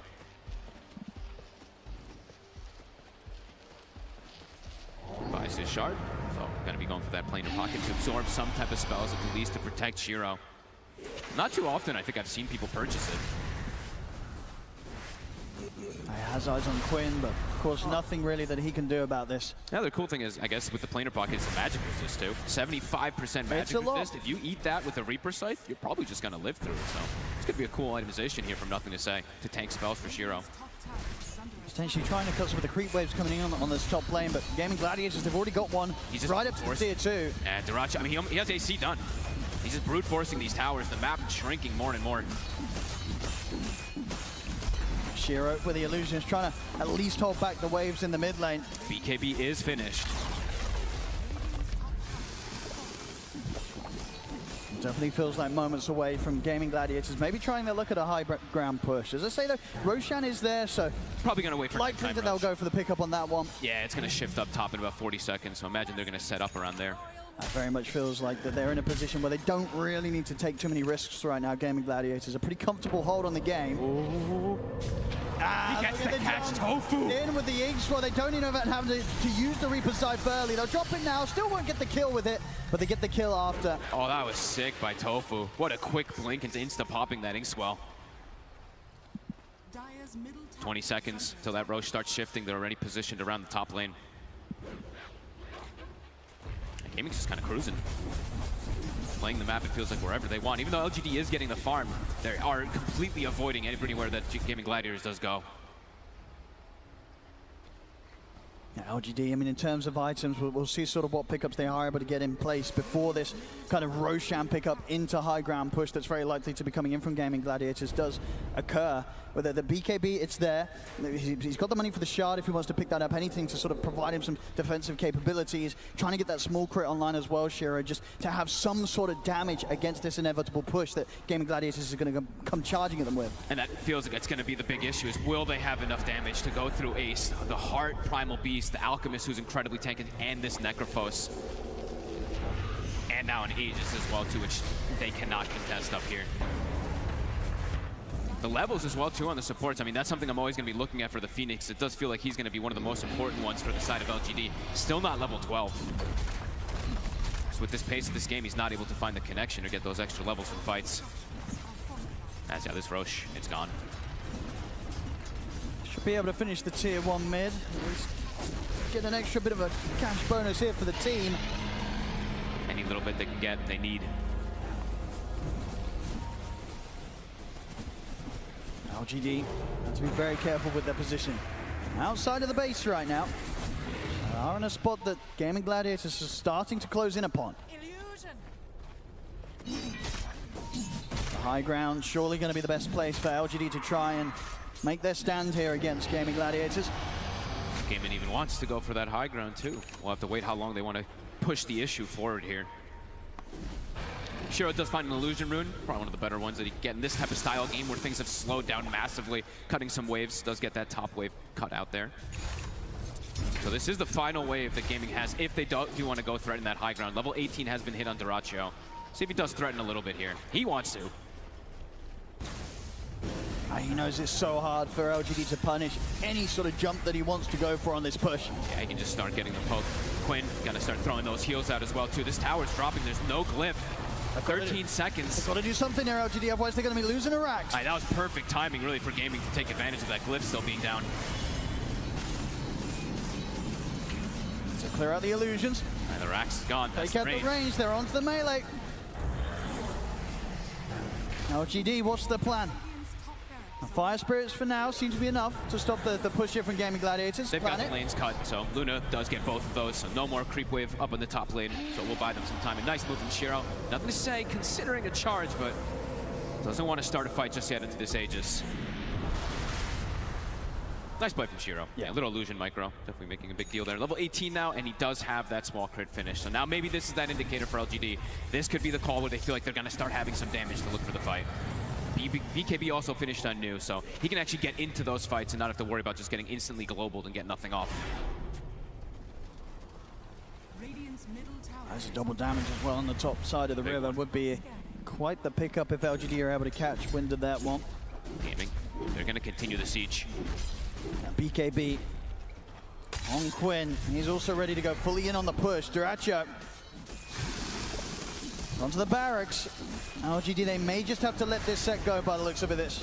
They don't try anything on the defensive on this one, so a full set of racks will be taken down by Gladiators. Yeah, still too afraid. Still 2.5 minutes left with this Aegis to potentially push for more. They are going to have to head back and deal with the state of the rest of the creep waves as they have been, as they consistently pushed in. Shiro really pulling off the work here to keep this game alive.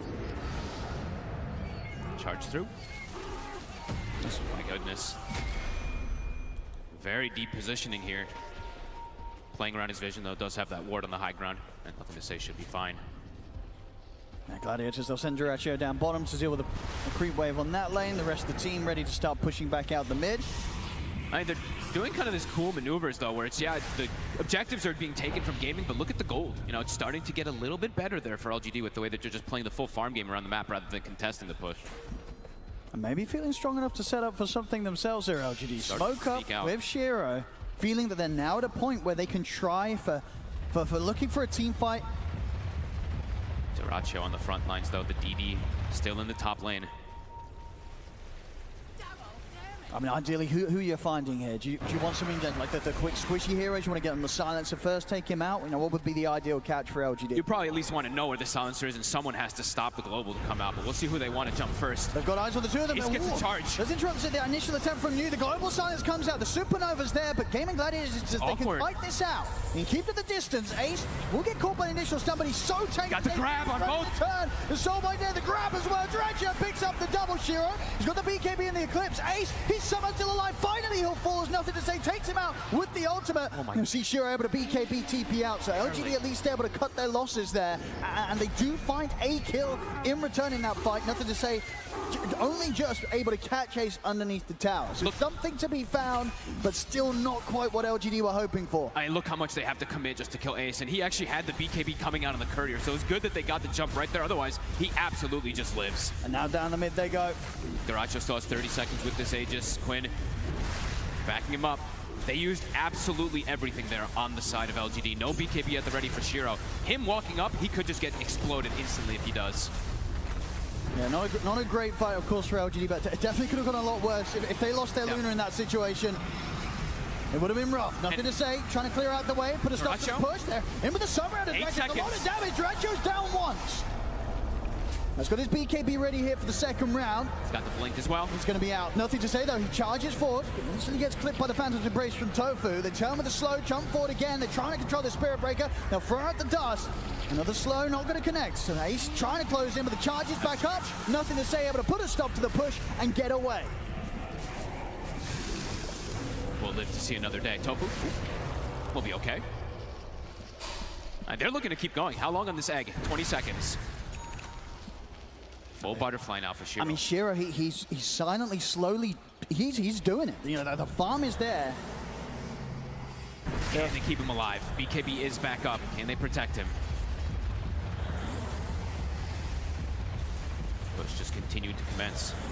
Glyph still cooldown for about 4 minutes. Who goes in first for LGD? It's got to be New. And look at Duracio the whole time he's been doing this, turning that Radiance off consistently when he's going for the... And he's in. Duracio's in. The BKB's off just in time though for Shiro. Still going to get clipped by the Soulbind. He tried to turn it with the Eclipse. Ace is falling low. Shiro focused on the one and able to take down Ace. Delete it. Duracio to back up the running away with the BKB, but the physical damage is coming in. Duracio finally able to keep to his distance. Quinn gets back in on the midst of it. He's in the middle of everybody. He's able to finish off Shiro. Quinn taking down the Luna. Shiro out with no buyback available. He's spent up for the butterfly.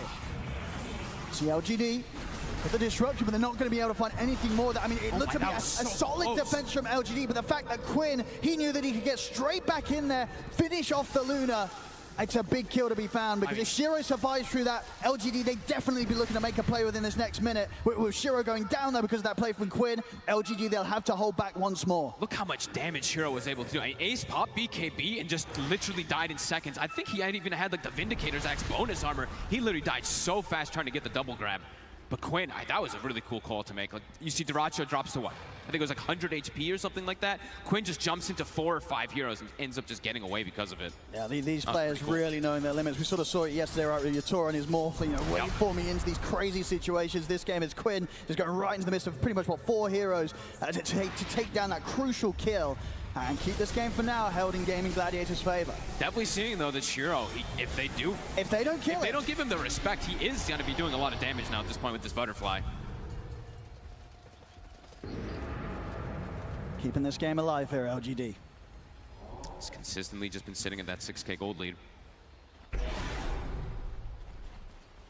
And high ground, it's always going to be the best place for them to get this defense. It's always going to allow YU Smile to have kind of like perfect positioning with his Egg and Sunray.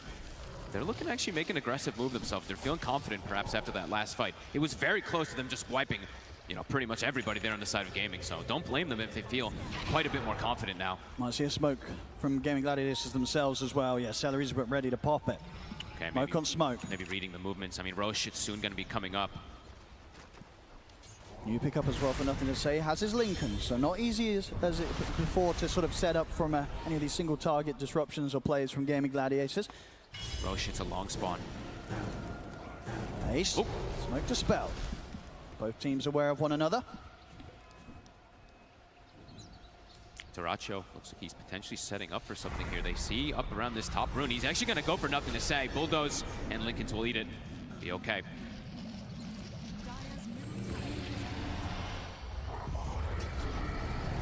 LGD. Time being bought. Shiro getting bigger and bigger.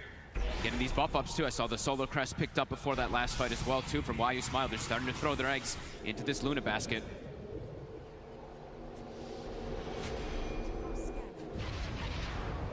Yeah, Roche 1.5. LGD getting more and more time. I think they want to try and contest this Roshan though. Yes, they certainly feel a whole lot stronger right now, LGD. Yeah, especially, I mean, with the Lincolns in particular for Nothing to Say. Now he's going to be able to just straight charge through these fights and perhaps just eat one of these big spells or two, especially with Planar Pocket too, right? He could just tank it off one of his teammates. Gaming going to play patient around here, but that does potentially mean that this map is going to get farmed out from Nothing to Say and from Shiro. Satanic soon on the horizon for Shiro. Gladiators, they want to try and look for the hit before the Roche spawns. Okay. Can they get an angle? And they highly suspect that LGD will start to set up outside of the base. Oh, they sent Ace Ace remove themselves. But the high ground here, who are they able to jump upon? Dracho goes towards the creeps, not going to find anyone there though. So they're in towards the triangle, LGD. That was close to disaster. Lanes just being shoved in though. Look at bottom and mid. Nothing to Say has completely pushed those into the tier 2s now at this point. New and Y. Able to get away. 15 seconds, Roche. They know it's got to be up soon, Gaming. Just continue to play in that corner area. LGD's got to get over here. Smoke up from themselves this time. Full Satanic done on Shiro. Check this illusion push in mid. And Quinn, he's actually got to go answer it a little bit here. Double catapult wave with these double illusions. And LGD smoked up. They saw Quinn move. This could be their opportunity to strike. 28 seconds, no TP for Quinn to join his team.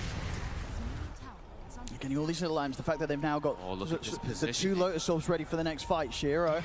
My goodness, looking new. He knows. He knows. He's going to get the 2-man. It's perfect. To the side, they eliminate Tofu. They take down Duraggio. They'll be able to bring down Celery as well. As Gaming Gladiators are trapped in the corner. They didn't quite have the detection for Celery. He'll use himself up, but there's no escape for this silencer. So sick.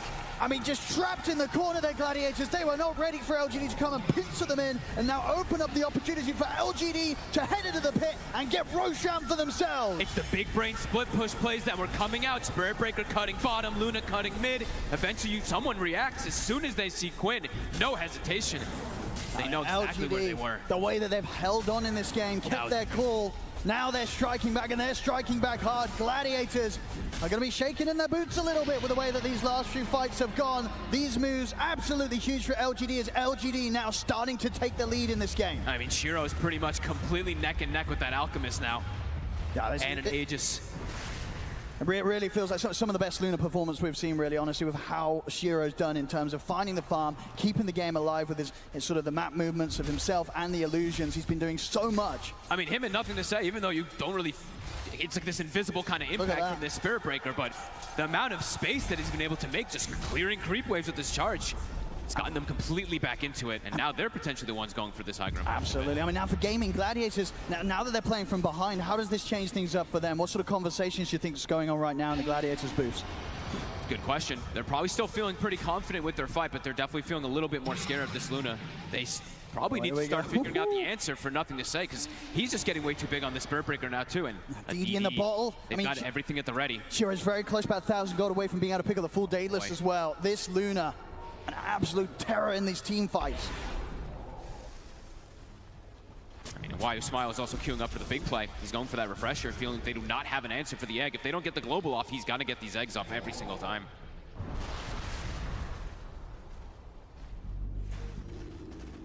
Ooh. We'll see what Shiro does go down this route. Changing item build a little bit, but he is just going to go dataless.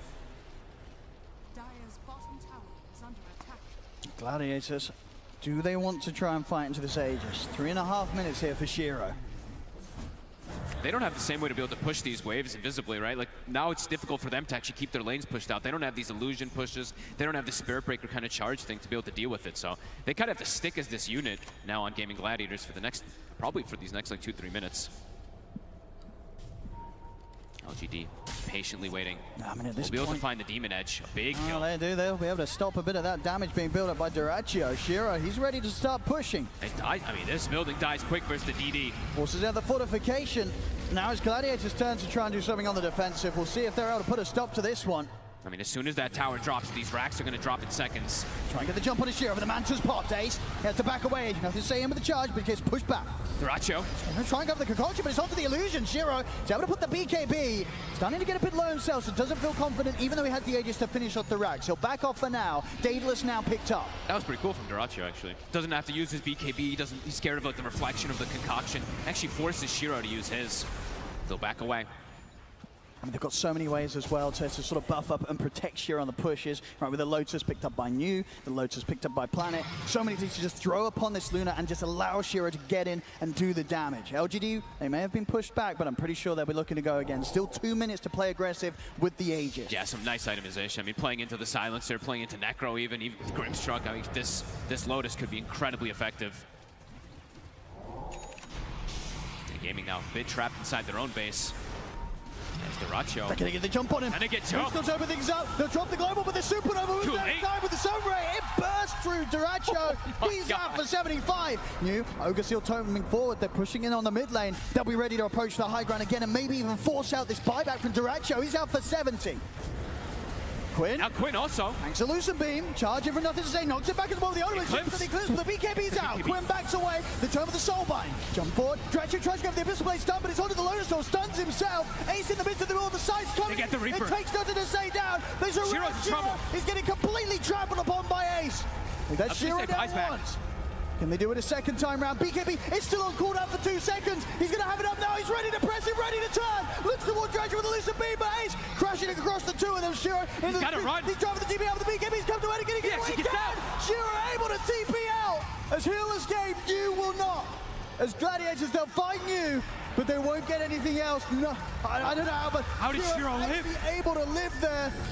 Despite his BKB coming to an end, I mean, both of the things around there. The fact that his BKB came back up just in time from being able to survive that initial burst from Gladiators. And then even though it was a short one, he's able to TP away. Both teams expending a buyback. Duracho with a buyback for Gladiators, nothing to say with a buyback from LGD. Quinn is still a definite problem for them, though. I'm seeing him in these fights just absolutely wrecking everybody. Look at these he gets damage ignored numbers. for a second, and I watched Shiro pop Satanic and turn to try to hit, and I'm just watching his health actually going down anyway, so does still have to be careful. It's still showing that it's anybody's game. These buybacks, though, gotta be very crucial. Duracho having his use his for the defense there, and then also now Spirit Breaker, nothing to say. He used his to try to join that fray afterwards. Yeah, he got worried. He got the BKB purchase as well, now ready for the next fight. So a new BKB on him, close to 25 as well, on nothing to say. MKB now finally done with the Courier coming back up. Duracho's able to pick up his Demon Edge. Big items for themselves. Hex for Quinn. They have 2 different ways now to be able to go for these big plays, to go for this big double plays as well too with the Grimstroke. More and more ways to break this Linken's, more and more ways to go for nothing to say.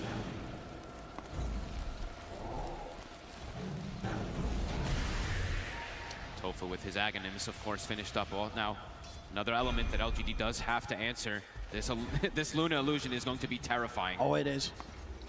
We've seen many times how much this Dark Portrait can do against the right carry, and against this Shiro Luna, it's certainly the one to get a Dark Portrait upon. If they have these butterfly, talking about Shiro. To have one of these Dark Portraits. Shiro. Quinn trying to close in, Toby's able to get the silence, to get the Hex as well, but it was Lotus back up towards Quinn. He with the stun, he's a 3-man who's stop into the charge, a beautiful jump from you. Gaming Gladiators, they have to run. BKB for Duracho is on the retreat, another charge forward for nothing to say, over towards Ace. Quinn getting completely kited as LGD back off away from him during his BKB.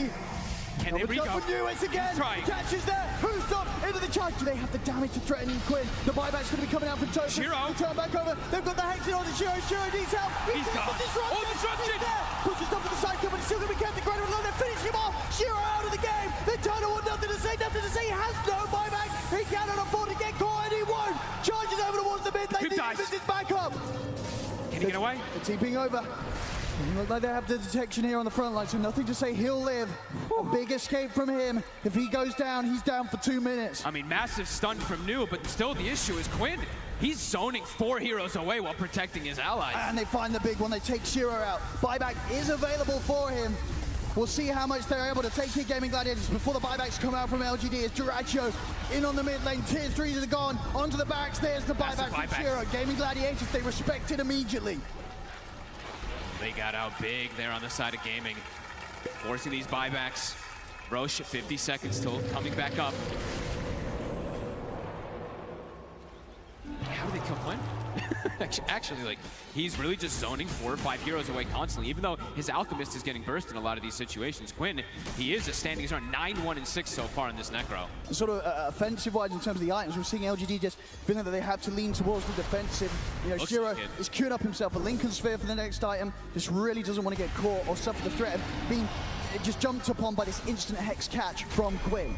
Hey, Lotuses and Lincolns definitely are the dream versus these single target abilities, but I don't know, I'm seeing him switching a lot. Okay, now he's got the Rapier up. I saw him do this before. That's how we get that one. Maybe he feels like he does need it, just be able to bring down this Necro, because their overall damage, it's not fast enough to kill him, it seems like. He's getting this regen just to build up constantly.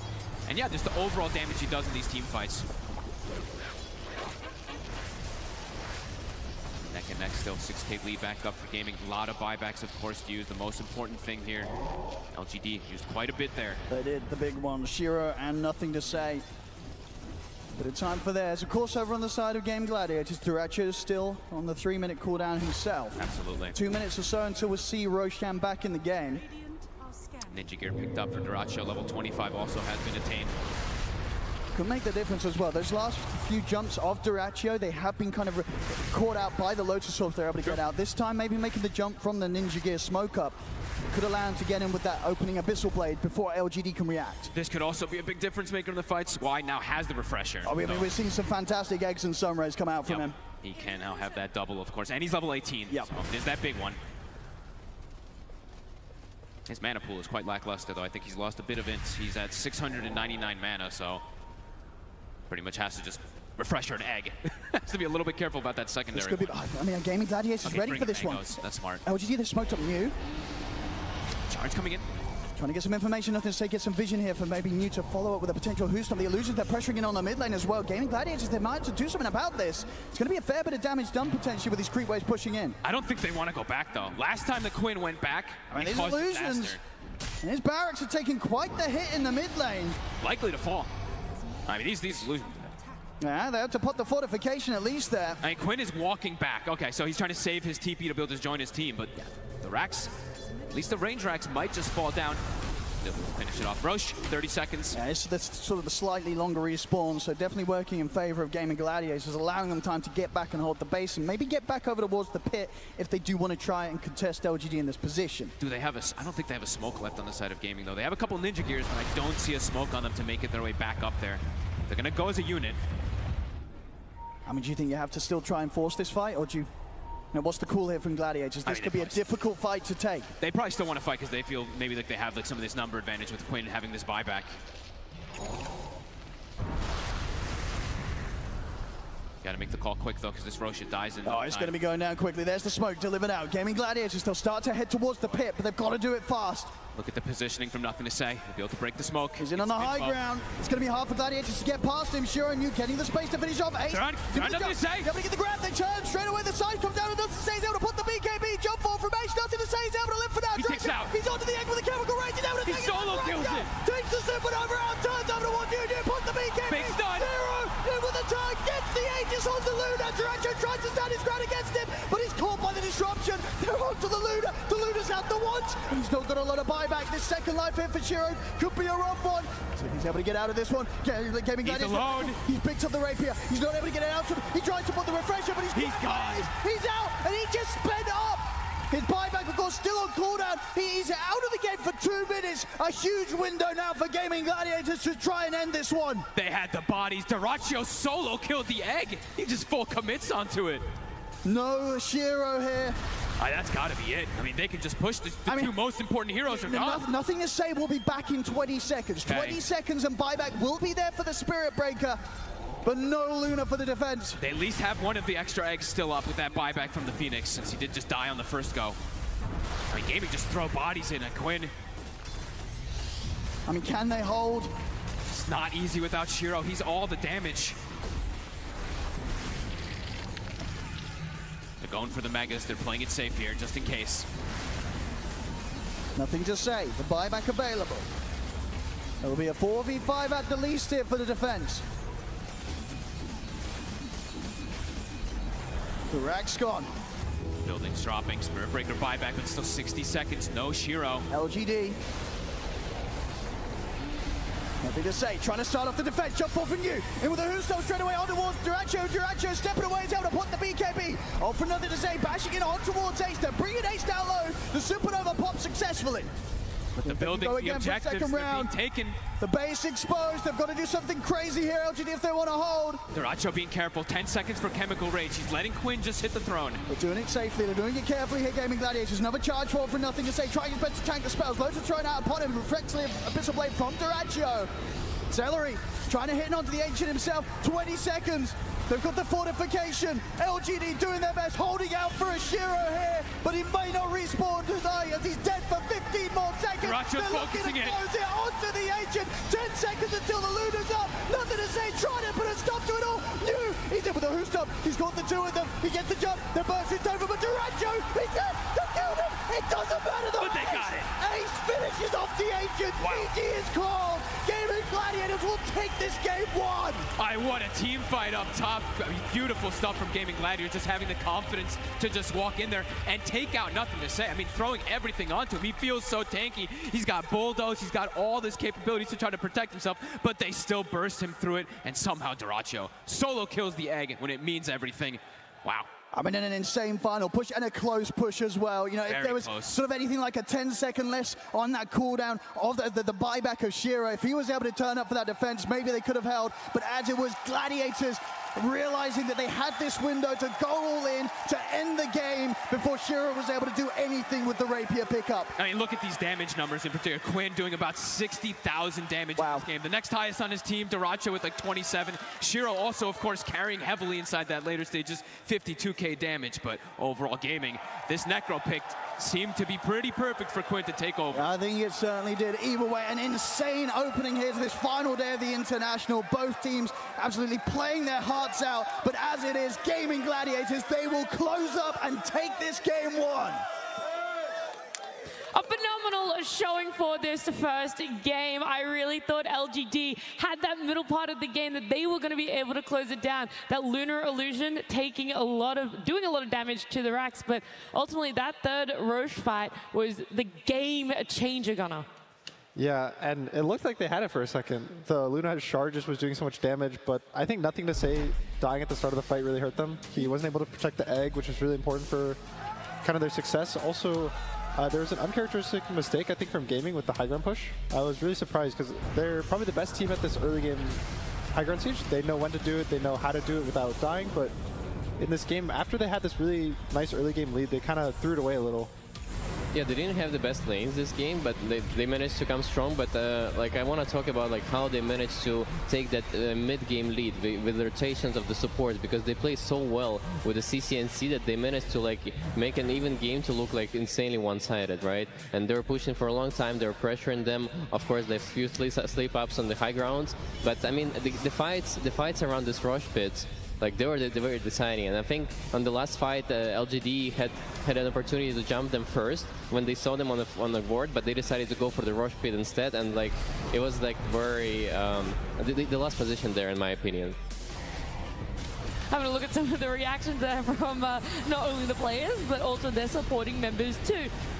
This game wasn't clean at all. by any means for Gaming Gladiators. We've already pointed out the high ground issues that they had, but what exactly were LGD able to do, Sheep, to be able to capitalize on those poor high ground pushes and make it so difficult for Gaming? I think it was more than just the high ground pushes, but just like a little bit of sloppiness and lack of discipline from Gaming in general. Like, for example, when they smoked into the triangle to try and disrupt Luna, get a kill there, the fact that they overcommitted and dived and threw away the lives of 4 heroes when they had like, it was close to like 5 or 6k leads so early on. Like, that was kind of where they could stomp and end the game, and instead they kind of threw it away. And I think that was like a massive moment for them.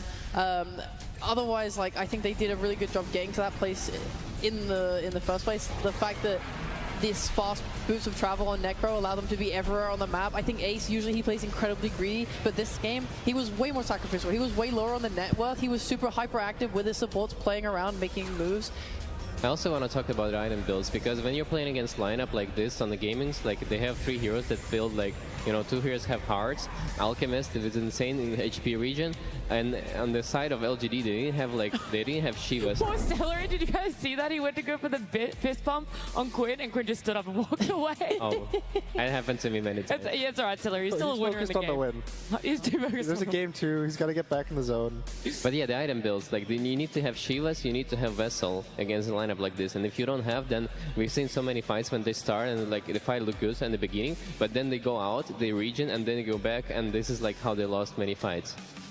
I was a little bit worried about the Alk. We've just seen him be quite tumultuous throughout this event. He's had some really good showings, some really rough ones, and that mid game was where I worried about if the Duracho Alk was going to be able to carry it. Obviously, we see it was able to in this way, but what else about the Alk meant that that late game was kind of difficult, that he wasn't really hitting the timings or couldn't be together as much with Gaming Gladiators? The biggest thing with Alk is you generally want this really fast early game timing, which is always what gaming goes for. So I think the Alk looked really good up until the high ground push, and then after that it kind of just ended up being a little scary because he'll get outscaled by the Luna really quickly, and I think they threw their gold lead up to around only 4 or 5k gold, and when you have an Alk, it's always just fake. So it started to look a little scary, but I think just the power of Necrophos in this draft it kind of showed. Also Primal Beast, where like they have double hearts. I think there was none on LGD if I'm not mistaken. Maybe the Centaur had one. But I just think that having more health than the other guys just matters so much right now. It's all about being tanky. We're going to see some more breakdowns of this game at number 1. Purge has all the information. Thank you, Nat. Yeah, being tanky is very important, but how you get there is by collecting gold and experience. And the way that Gaming Gladiators do it is so fast compared to other teams. And a lot of this comes with pressure on the map. Quinn here, 8 minutes into the game, they just got a kill on the Spear Breaker. He's constantly crossing into the enemy part of the map, and they already have an Observer Ward in this part of the jungle. So what he does is puts himself in an offensive position, but also is stealing stacks that enemies made. That means he's basically getting himself more gold while wasting their time with this move. And this continuously happened the first 15 minutes of the game. Here's the obvious Shadow Demon stacking 2 camps in this area. He kills the Watch Rune, which gives them vision, and they come over and kill him. They were just ignoring the tier 1 tower the vast majority of this game, which is not normal. Instead saying, we're ganking and clearing stacks easily using Necrophos, who's tanky and has tons of AoE damage. Very able to do this at this stage of the game. Now, the invade fail that happened at the 12-minute mark was a little bad for them.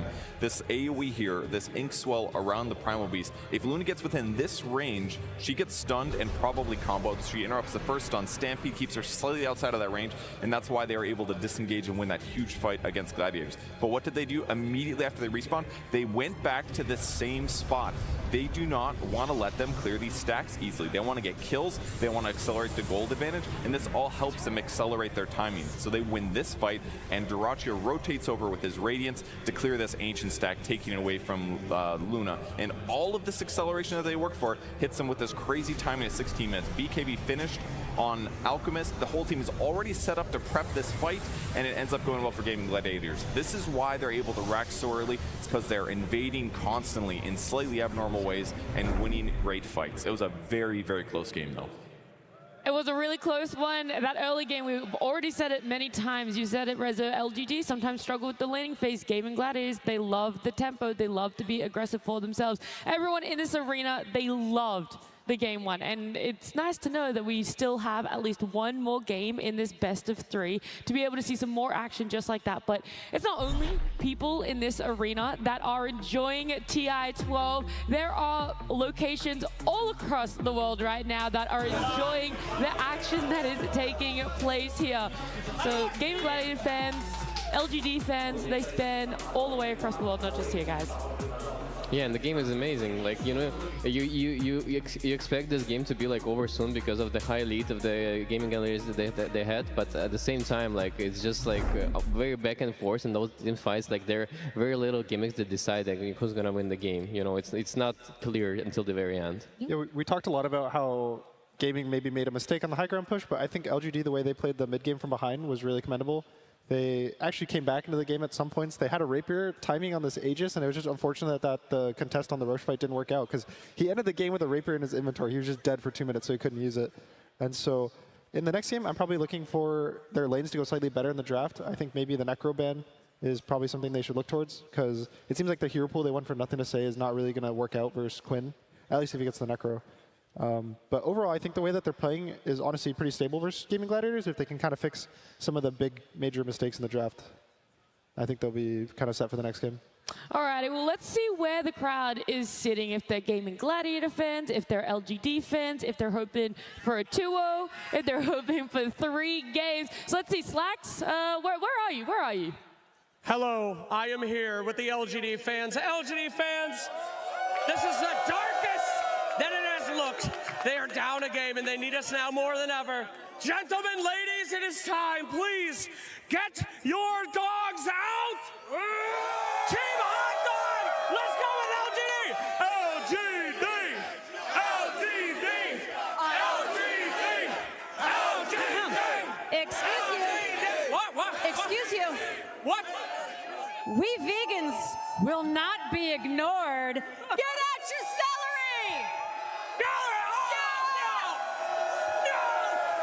Okay, a little less violent with the celery.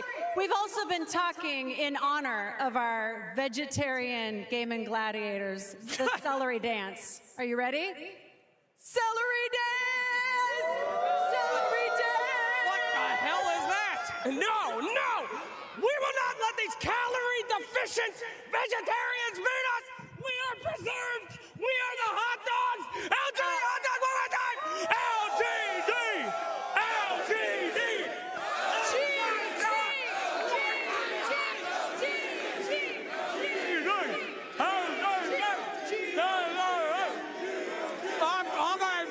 I'm choking on the hot dog. Okay, thank you very much. Take it back to me. I'm so sorry. Hot dog. Oh God, no! Get him away from Slacks! Get away from Slacks! I saw we might have to give him the Heimlich maneuver there. He said he's choking on the hot dog. But that is a great bit. We love to hear the chants. Celery, Team Hot Dog. Where are you guys going for game number 2? Do you believe in the comeback from LGD that they're going to face Team Spirit again in the grand finals? Whoa, whoa, whoa! We're not biased panelists. We are very. I am. Okay. Oh. I'm very biased. Like, even like if they manage to win this game, like with this you know, back and forth you know, happening in the game for Gaming Gladiators, I don't think like the next game is gonna look any different. Like if they get their lineup with the, you know, pushes and like how they can take down the towers early on, even earlier than this game, I think it's gonna be like super easy, super one-sided. Okay, you guys might not be biased, but maybe I can win you over because we do have a listen in. We have Inside the Pods for Gaming Gladiators during that game 1. But it doesn't matter, I think. No, we just want to fight. Fuck this Roche. I don't need these objectives. Just want a straight fight. Head to head. Did it convince you? They just want to fight? Yeah. Very calm. Yeah? All they want, they're calm, and all they want to do is just take fights. They don't care about objectives. They don't care about buildings or Roche or anything like that. Just make sure you're killing the enemy heroes. And just kill them twice. Yeah. I mean, I'm biased for game 3, so... Okay, so you're... I have to root for LGD this game just for game 3, because I think, you know, the more games today, the merrier. Yeah, for sure. It's our final day, so we want to see everything go the distance. Yeah, I completely agree. It's also like the level of Dota now is just like so unbelievably high when it gets really close. Like when we see these 78-minute games, we're getting all the tier 5 items out. That's the hype. That's the stuff I want to see today. I want to go the distance. And you wanted to go the distance. You want 70+ minute games. You want 3 games in this best of 3. Well, game 2, it's still a little bit away, but we can talk about some change-ups. That Necro is a focus that you guys talked about, but then I wonder what you're willing to let through. Are you willing to let through a Bristle, a Dazzle, the Chen, the Ench on the side of LGD4 Gaming Gladiators to pick up? I think it's hard to make an argument for Chen or Ench just because they both fill the same role. So if you ban one, it's kind of forced to ban both. Otherwise, there's no point. So it ends up being they have to choose between Dazzle or Bristle if they want to ban the Necro. And I think gaming has shown for both heroes that it's really, really scary to deal with. And I think as of now, Bristle probably has people are more used to playing versus it than the Dazzle, especially because Dazzle's a flex hero. It goes mid, it goes offlane for gaming, but the Bristle's kind of always offlane, so you'll know, you go in the draft knowing what's going to happen, and you kind of at least can have a plan walking into it. Yeah. I imagine this time LGD will have first pick as well, since it's game 2, which gives them the advantage, because last game, obviously, the Necro came out at the end of second phase, where they got to just like counter their lane and have a really good moment for the Necro. So they shouldn't have that this time. So I'm not sure if they need to like ban it. I mean, if anything, they could change the Lifestealer ban to Necro ban, right, in the second phase. I think it's important. But I do think that there's 2 topics that they need to like discuss within the team. First is like how to prevent those rotations from supports and like protecting your mid lane, because this is where, you know, Gaming Gladiators start to pressure on you super hard. And the second thing is about item builds. If you're playing against lineup that has a lot of regen, like you need to have Vessel, you need to have Shivas, you need to have some ways to deal with it.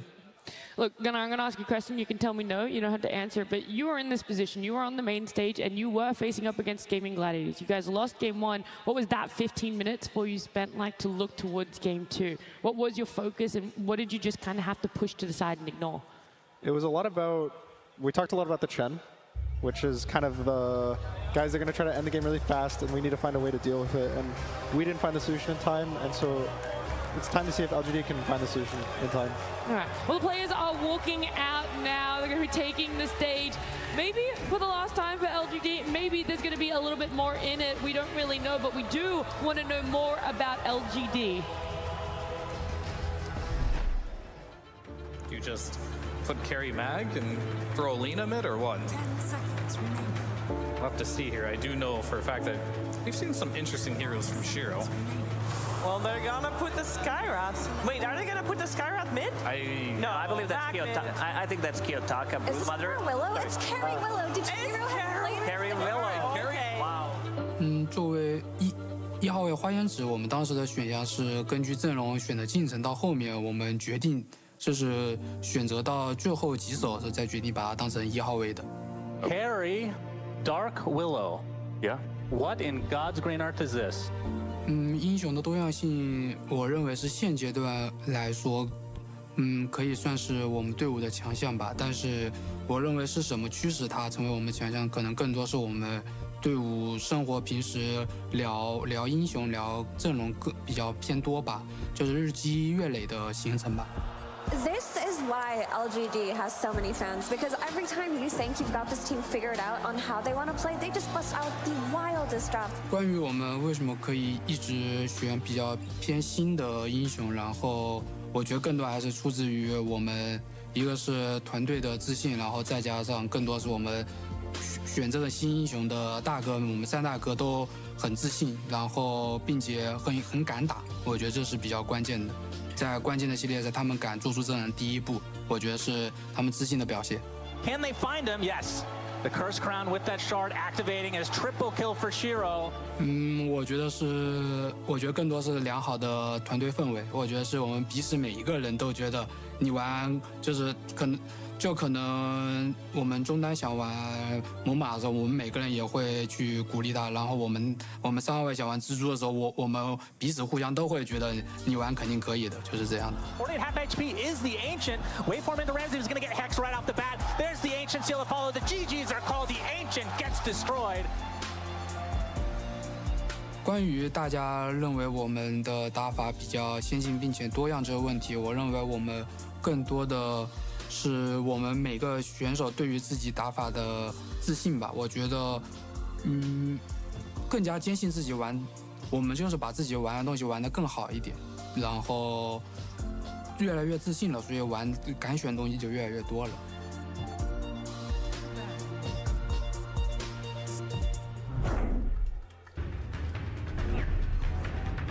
LGD Gaming versus Gaming Gladiators. Game 2.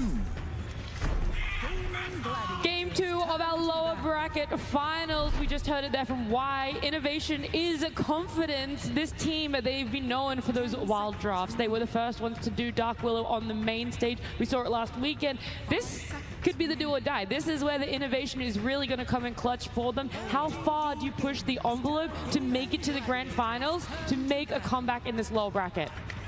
To me, it's definitely it was their best draft with Dark Willow and Broodmother and Magnus, and I would love to see them going for this again, because I think this is like the way to break the game against Gaming Gladiators, and to pull something that they don't expect, and it will break their plan of, like, you know, having this stable mid game. I definitely hope they don't take the carry Dark Willow. I think the rest is good, but if you remember that game, I think the Willow took a really long time to come online. If you're playing against Gaimin who want to press you so early, I don't think you can be one hero down in the way they were for so long. Like, she just needs so many items to come online, and it really was a case of like the rest of the LGD team really like carrying the game to the point where Shiro could take part. Yeah, because the big timing on level 20 for Dark Willow carry. It's when you get the more duration on the W, so a lot of the time when you talk about the hero, like, we're playing for the level 20 team, guys, and if you're playing for level 20 for Gaming Gladiators, you might be in for a struggle. So good news is, it looks like LGD is first pick, so that means that they have the opportunity to ban the Chen and the Ench, and then they can take whatever they want in the draft. So I'll be interested to see how the draft changes up this time. I'm mostly talking about like how they can take a lead and like pressure GG themselves, because this Broodmother had an opportunity, you know, to pressure their towers and to create a lot of chaos, and I think this is what they should be aiming for. Not Dark Willow specifically, but something unique. LGD had first pick. They're still focusing on that Dazzle, that Chen Enchantress. Like you said, Gunnar, if you're going to take one out, take both of them out. So that's their 3 bans, and it opens up the Muerta for them to be able to get their hands on. The cool thing about the Muerta is we were talking about the Necrophos, and so thankfully, if Muerta ends up being a carry, she's really good because she can shoot him no matter what if he's Ghost Shrouded. So it's kind of already like a soft counter to the Necro later in the draft. And it's also, I think it's one of the better carries versus Chaos Knight. He can't burst you during your ult, so you have kind of a way to fight around him. Yeah, I've seen this matchup go both ways. Obviously, because Muerta is very dependent on her positioning in fights, and Chaos Knight usually goes for this like Silver Edge and stuff. He's going to be seeking her out. If they do find her, I mean, the burst is insane. Muerta is quite squishy without her ult. And Chaos Knight, in general, just this patch is so strong. His laning is terrifying. Like, I wonder if we'll see Grimstroke contested again going into the second phase.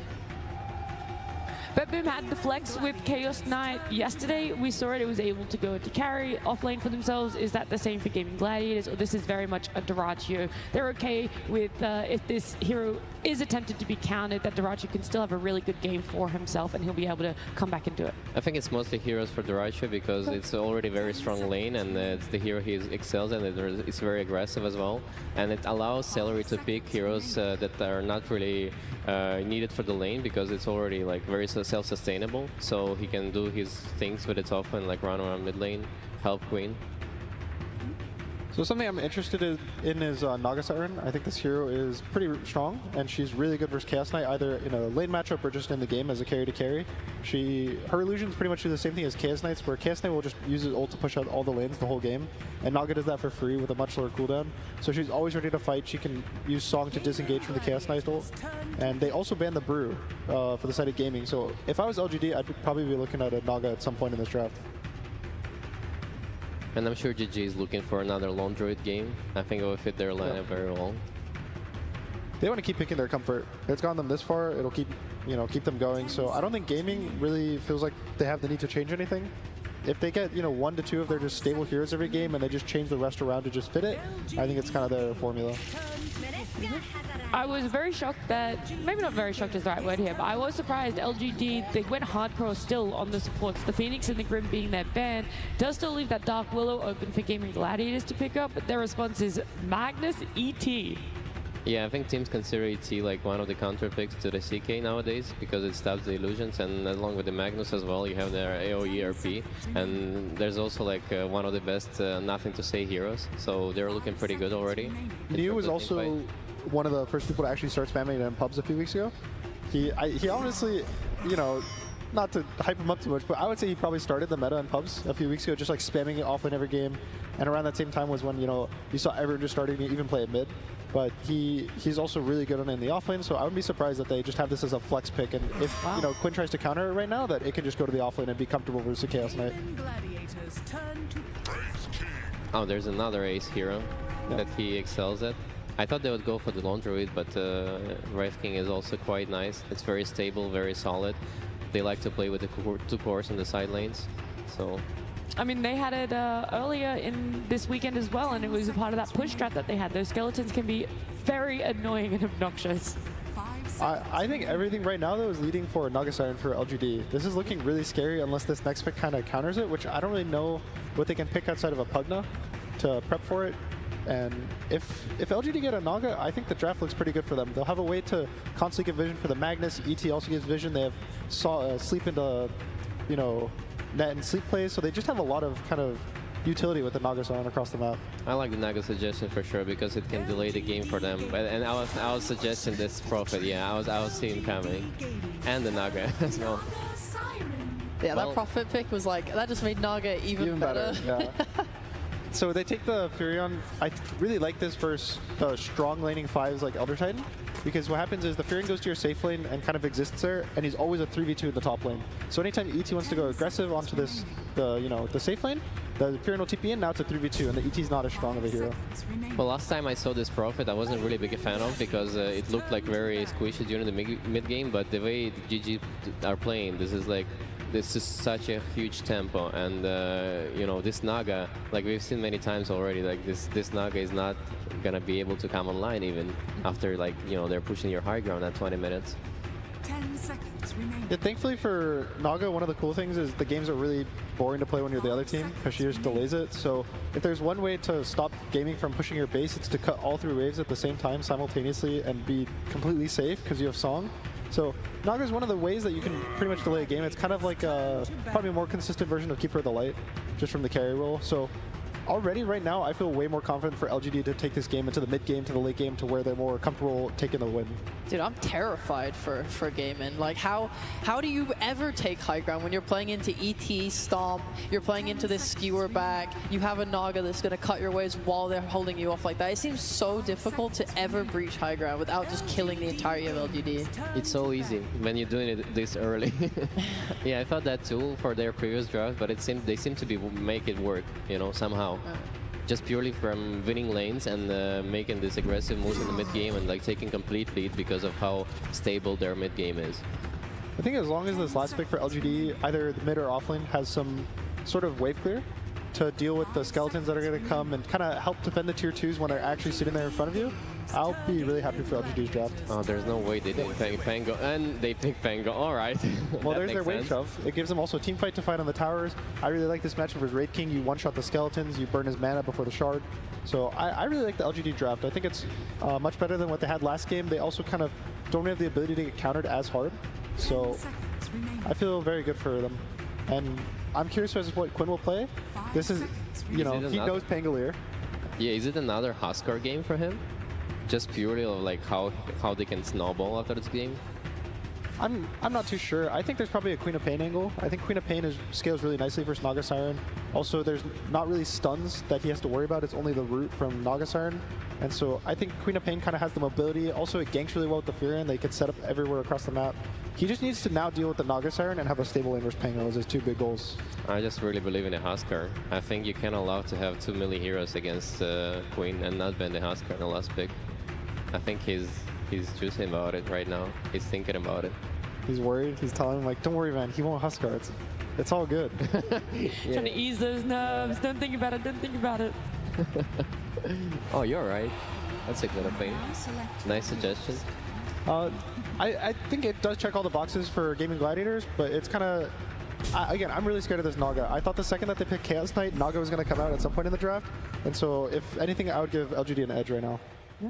All right. And what about yourself, Sheep?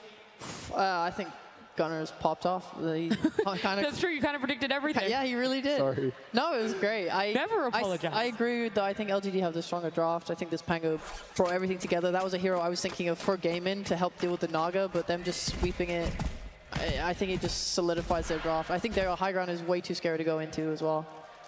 So even if we focus Naga's lane time and time again, Gunnar, you think that that shutting down isn't enough to build into Gaming Gladiators, that everyone else on the side of LGD will be able to make space? Yeah, I think she got picked into pretty much Wraith King and Chaos Knight, which are the same hero that she'll excel in the lane. They don't really have a way to clear the illusions that easily, so her lane should be fine. She can honestly be left alone after 4 or 5 minutes, and her game will be good. The biggest thing is whether Quinn can get a lot of work done in this mid matchup is kind of the way that GG wants to play, is bring stuff mid. Quinn's going to outplay the enemy mid laner and just go from there. I'm just worried about supports on the LGD side, like how they're going to protect the Pango from the, from being a runover with the Queen and supports. All right, we'll keep our eyes on mid. We'll see how impactful this Naga is, and we'll see how confident LGD are feeling about their draft. I am joined by Xiao8 of LGD, and Helen will be helping me translate. Xiao8, you have played at countless TIs, you've coached countless TIs, you've won TI. When you are looking at this tournament, is there any one thing that's unique about this international compared to others in the past? 小八想问一下，你打过那么多届 TI， 也教练过那么多届 TI， 然后自己也赢得了 TI， 想问一下这届 TI 有什么特别之处吗？就很久没来西雅图了，感觉西雅图回到了很熟悉的感觉。It's been a while since I've been in Seattle, so that familiar feeling is coming back. I'm happy to hear it. But how about all the fans who are watching across the world? This may be your last game. Is there anything you'd like to say to them to get them excited that LGD is going to continue fighting? 现场和全世界那么多的观众都在支持你们，这一把游戏你有什么想跟他们说，让他们热情起来的吗？这一把弄死他们。We're gonna get them. They're gonna get them. Let's get ready for game 2. There we have it, some good words of confidence coming into this game 2 here for LGD up against Gaming Gladiators. A hard-fought game 1 from them, but they weren't able to do it. Gladiators pulling through in that first game. Here in this game 2, what do you think about the change-ups? I'm seeing already the fact that LGD, they've got Shira on this Naga Siren. If his Manta play was anything to go by in the last game with the Luna, you've only got to imagine what he's going to be able to do on a Naga Siren. Yeah, it feels like two very different style drafts versus each other. A very fast-paced draft, Gaming trying to just take advantage, just slam these lanes, in particular mid. Quinn going for his Queen of Pain, of course. They're trying to just snowball the game out of control. LGD trying to slow things down, and if they can, their draft looks amazing, right? If they can get to these later stages, this draft from LGD does look like it will reign supreme, but can they withstand the pressure? Gaming has been the team to dictate the pace, to dictate these quick games. This could be another one they're able to set up if they set up this Queen of Pain in particular for that success. Sure, and do you think sort of some rightful concerns from the panel as well with regards to what LGD supports are going to be able to do early on to sort of enable the other lanes, or how do you think that's going to play out? I mean, it's just difficult to be able to, like, with the the Nature's Prophet constantly making these rotations with the teleport, that's where something there could struggle. They're going to have to, like, preemptively be ready for the moves, as already, right off the bat. Here. Is somebody get off the 3-man shield crash, but still the damage coming in. It's going to be first blood for Celery. The power of the Nature's Prophet already coming into fruition here with that level 1 play. Whose blood grenade was that? Was that Celery's? I saw one being thrown out. Yeah, it was. Okay, so, I mean, easy grab there for him, getting set up. Quinn doesn't get the last hit, but either way, does get an advantage inside that middle lane. That's the way they're going to look to play. I'm going to be just watching Celery overall, these TPs, but are they going to be able to slow down Duracho is the question, because if Celery's going to be constantly moving around, perhaps that's where New and Planet are able to take some advantage versus this Chaos Knight, who usually just wins every single lane. Yeah, talk to me more about this sort of Queen of Pain pick. We just don't see it a lot, but Quinn, realizing that this is the game to pull it off. What do you think it is directly about this draft from LGD that's made him want to get the Queen of Pain out against it? Definitely limited stuns, right? Just looking overall what they have to commit kind of like ultimates. There's a net, and then there's a silence from the Muerta, and a dead shot. It's pretty limited. These skill shots are not the easiest things to land on something like the Queen of Pain if he's able to get that big snowball advantage. Nothing to say. Getting 7 of the last hits on the first 2 waves, though. So even though he does get killed right away, a very, very good start for this Pango. But it gets quite rough. Those levels, once they build up for the Queen of Pain, it does get pretty difficult for that Pango in the mid. Bottom lane, Duracho been kept very low here by the harassment from New and Planet. I mean, how strong of a lane is this in your book in terms of the Magnus and the Muerta? Very strong, yeah. I mean, it's universal Magnus. You always have great right click. This year, I think, he's been the one who actually did it first. I think they were mentioned on the panel. Duracho. Has to turn it with the stun there to hold back New. Very much playing on the edge of his life here, Duracho. I'm glad to see more of the Magnus. I feel like this hero always has potential in the off lane just to make so many outplays. Just the shockwave into skewer plays, overall good base damage to get last hits. I like this lane a lot. It's quite a bit of attack speed slow too, so even if they try to like turn and fight you, you skewer and you have this calling down, both abilities of course slowing attack speed, it's really tough to fight versus these two.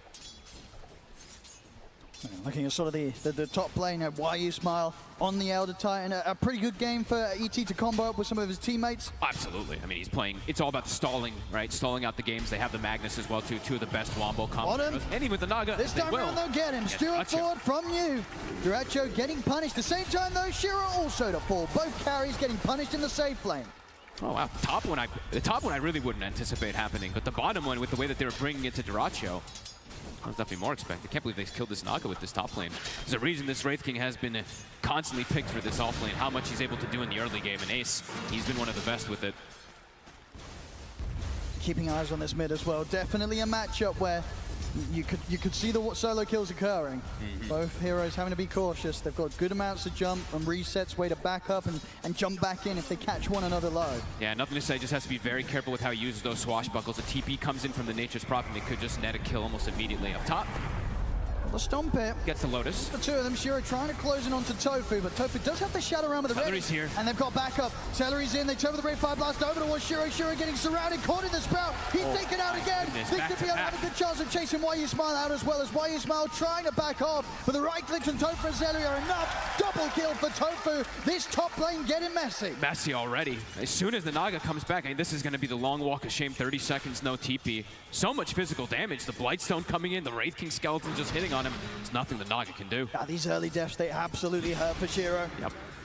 And Duracho, even though he did die, this hero overall, it sustains on its own really nicely. 2 points up on the Chaos Strike for Duracho, so should be able to at least get this farm under the tower here. And Shiro, TP still on cooldown. He's having to take the smoke to try and get back to lane as quickly as he can.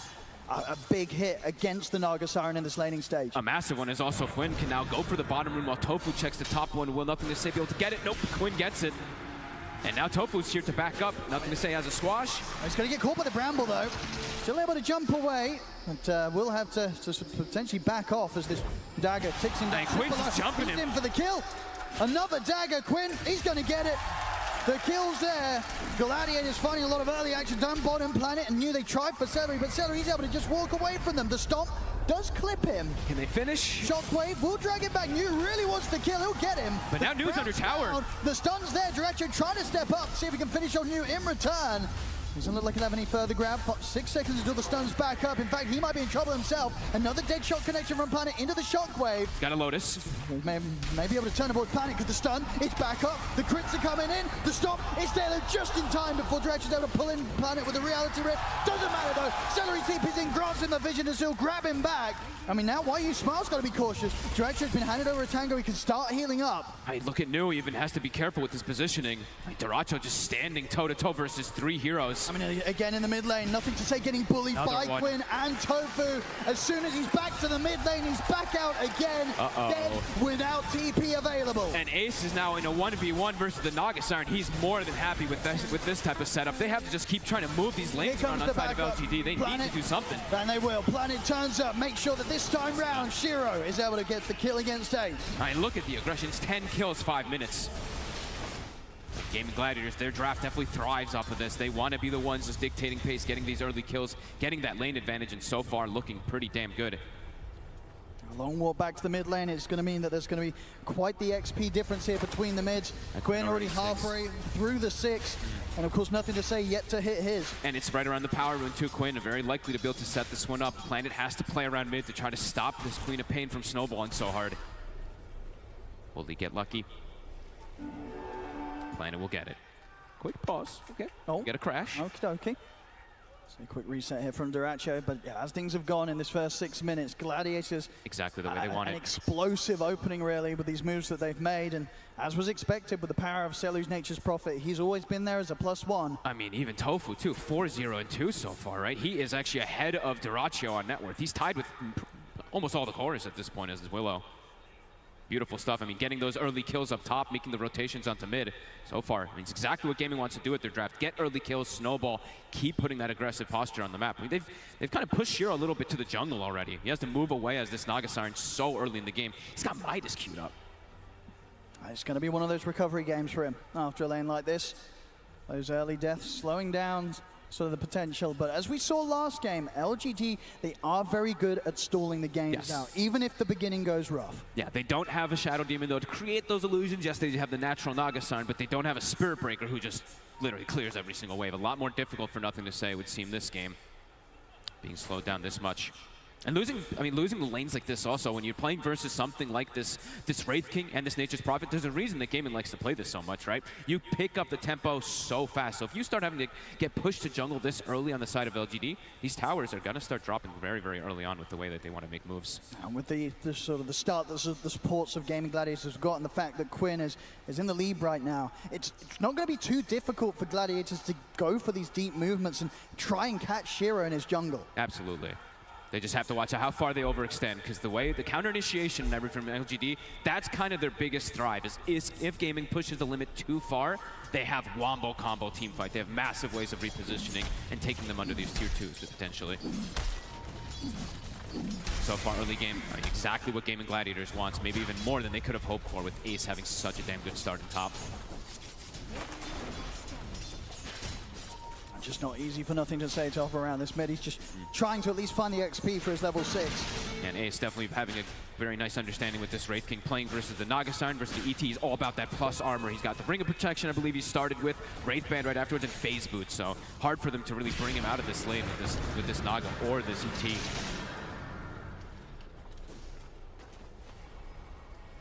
This lane's about to restabilize. Dyrachyo now able to get this free farm. And why are you smart? Maybe see if we can go for some sort of stomp play to grab the wisdom, but it's a risky play versus Nature's Prophet. He's not going to be able to stop them from securing it themselves, the Gladiators. In fact, and he actually gets caught. Ace is here. Indeed is ready with the stun, puts a stop to the TP, so not only not getting the chance to grab the Wisdom Rune, he ends up losing his life to Ace. Such a quick movement there from Ace. Don't think that the ET expected him to move that quick. He's queued up the Radiance now already, so gonna have that itemization even versus the Naga-san as game does potentially progress. He is incredibly farmed so far on this Wraith King. I mean, for LGD, can they look for aggressive moves themselves, or is it just a case of them preparing to turn things around if Gaming Gladiators start heading onto their half of the map? They need more levels for sure. I mean, the big one that usually wants to make the moves is going to be that mid laner, but when he's playing versus a Queen of Pain, he's super shut down and new. Also, it's level 4 Magnus now versus a level 6 CK. Dyrachyo is perfectly fine to be left alone down here. So difficult for them to really make moves in this early game now. As they said on panel, these supports that are kind of needed with the cores, they have to make the moves with the cores in particular. Nothing to Say we'll get another power rune, Quinn. And they're trying to set up, but it's so hard. They need kind of the silence from the calling to really clip him. Outside of that, Quinn, he's jumping away every time. Yeah, they need like the perfect kind of chain stun with the Rolling Thunder and everything. That's why they wanted this quap. Very elusive. Still looking to play around mid too. They've got 3 heroes poised on the side of Gaming Gladiators, looking to still go for Nothing to Say. Almost 8 on Quinn.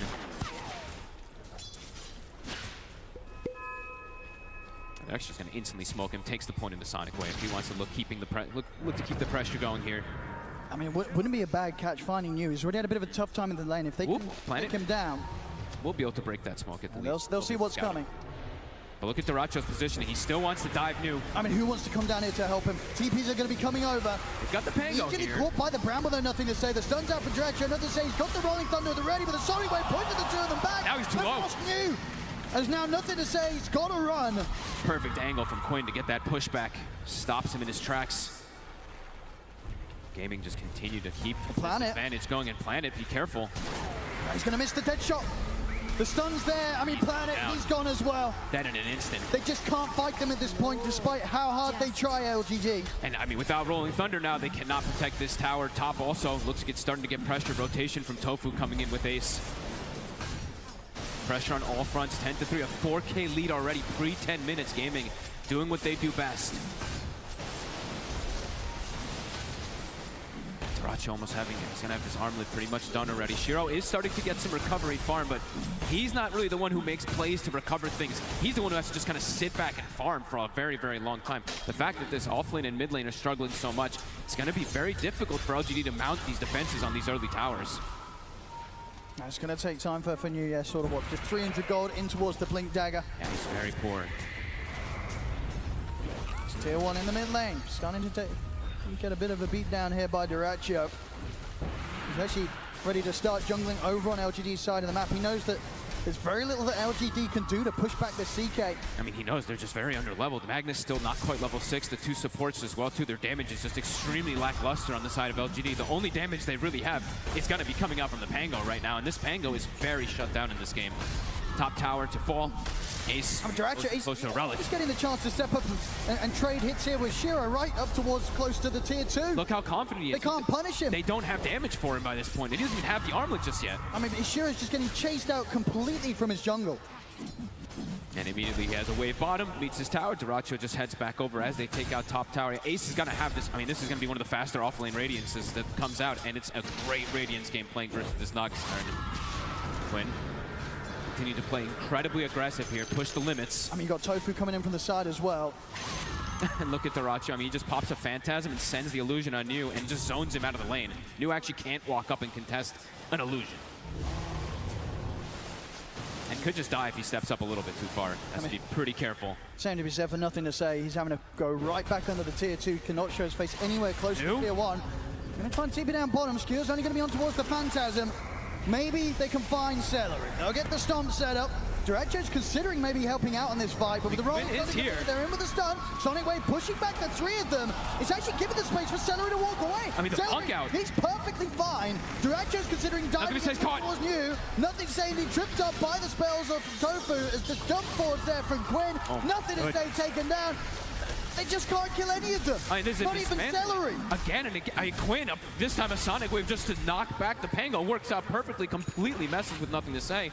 This Pango is having no effectiveness right now. Can't even touch a Celery. A 6K lead already for Gaming Gladiators. This is as hot as a start as you can get, really. I mean, the Relic is done. The Radiance is going to be coming up with 13, 14 minutes for Ace. Oh, it's a Dyrachyo. I was going to say... It's bound to happen. It hasn't happened much at TI, I feel like. When he dies like this, the win is pretty much guaranteed. You know. I can't believe it always happens. We should have had a camera on him. Was unexpected.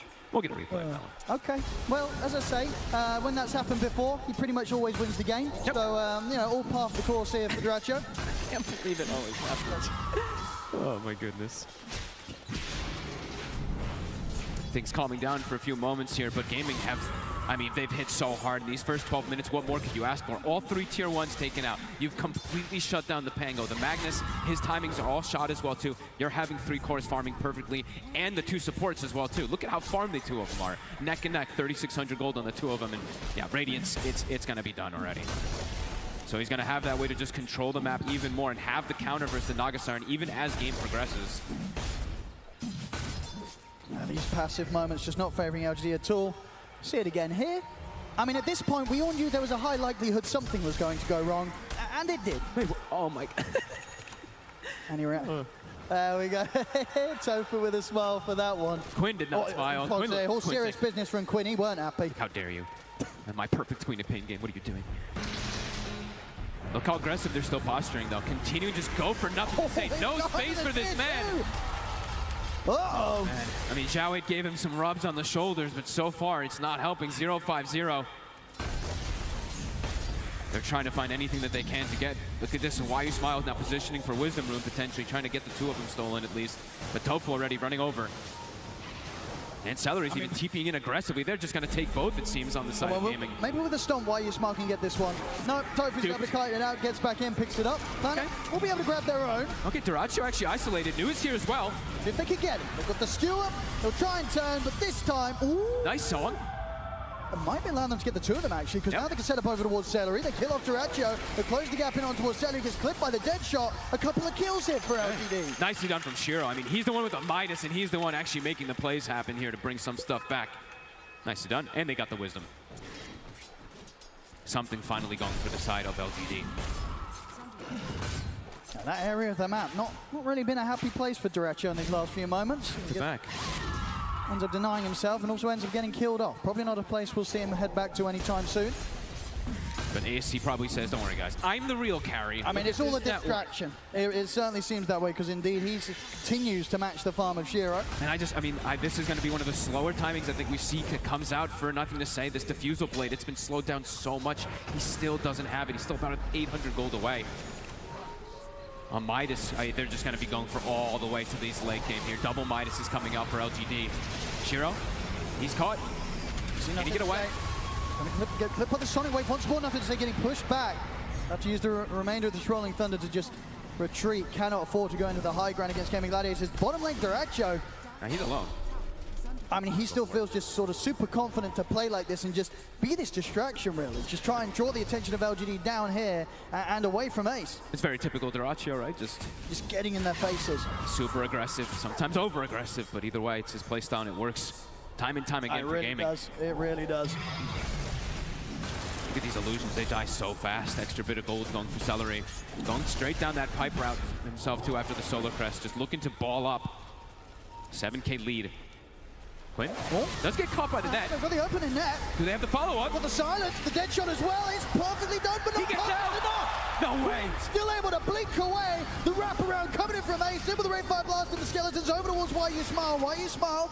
He's able to move speed over here, has enough move speed to get away from him. Ace trying to turn his attention towards more, but LGD, they've kited out this counterplay from Planet. Ace. Planet, he's caught. Back in range of the Wraith King though, as Ace, with the backup of Celery, should be able to block off his escape. The stun comes in, the crits come out. They take Planet down. I think you can imagine the gaming's gonna look to really accelerate things as soon as they see New. The Magnus having a Midas, they're probably like, guys, let's go, go, go. I mean, they have no blink dagger on Mag. Every single time Drasher's just going straight for New. Anytime New shows his face on the lane. Right, LGD, they're playing for the super late game, right? This Midas queued up top. Gaming probably wants to keep pushing down for this tower. Glyph is down. Can't believe Quinn gets away. I mean, he is very tanky at this point. I mean, and they really did everything they could to lock him down. It just wasn't enough. It was pretty much perfect, but yeah. The occult bracelet, the magic resistance, just 2,000 HP on this Queen of Pain because that advantage he's gotten from the early game. All right, Blink done on you. Are you smoking up on LGD to make a play around this, or are you still sitting back and looking for the counter plays? I think they can look to make plays with the Pango and the Magnus, for sure. Still, I mean, they're going to be playing for later stages, but if they can find opportunities to catch heroes that are pushed up too far toward these tier 2s, they can definitely get some kills. Maybe even surprise ones onto something like Ace. Panel was talking about the mana burn sometimes from the Pango can be a little bit of an issue for these Wraith Kings. Ace is just going to go straight for that shard next. Catch bottom. Gonna split up. Do they have enough? It's a huge amount of damage. Not quite enough yet. Does get the toggle off this time. As well, making sure that these illusions aren't able to finish Duracho off. I mean, Shiro he's getting quite involved with this Nagastar and just trying to bring things back together for his team. I mean, he really did so much last game, keeping it going into Luna with the illusions. This very much a even more perfect hero for him to play when it comes to just keeping the game going, buying time for the entire team of LGD to scale. There's that shard for Ace. Doesn't have to worry about that mana burn coming into play here. LGD still looking for a player. DD now on nothing to say. They want to get something done with this Blink. A solo RP would absolutely cut it. They'll go for Quinn if they want to. Thinking about it. Can they get the catch? There it is. They can. Straight in, they get the drag back. This time, if they got enough lockdown, the sleep, the fear. He's still alive. Pushes back you. And Quinn is able to jump away, turn with a Sonic Wave, and walk this one off. As Ace, he's considering getting involved. He starts to head straight towards them, feeling strong with the fact that he's got that shard, has the reincarnation ready to use aggressively. I mean, they just use so much. Use their Pango roll, they use their Magnus ult too, so Gaming, they're gonna run at them right here. Celery, TPing up top already, looking for nothing to say. He's got backup coming in, but they want this tower. It's 300 HP. Quinn just keeps getting away over and over again here. A nice attempt there, though, from LGD. Yeah, they had to go for it. Gotcha. I mean, look how aggressive he's playing even near the tier 2s when you're playing versus the Magnus.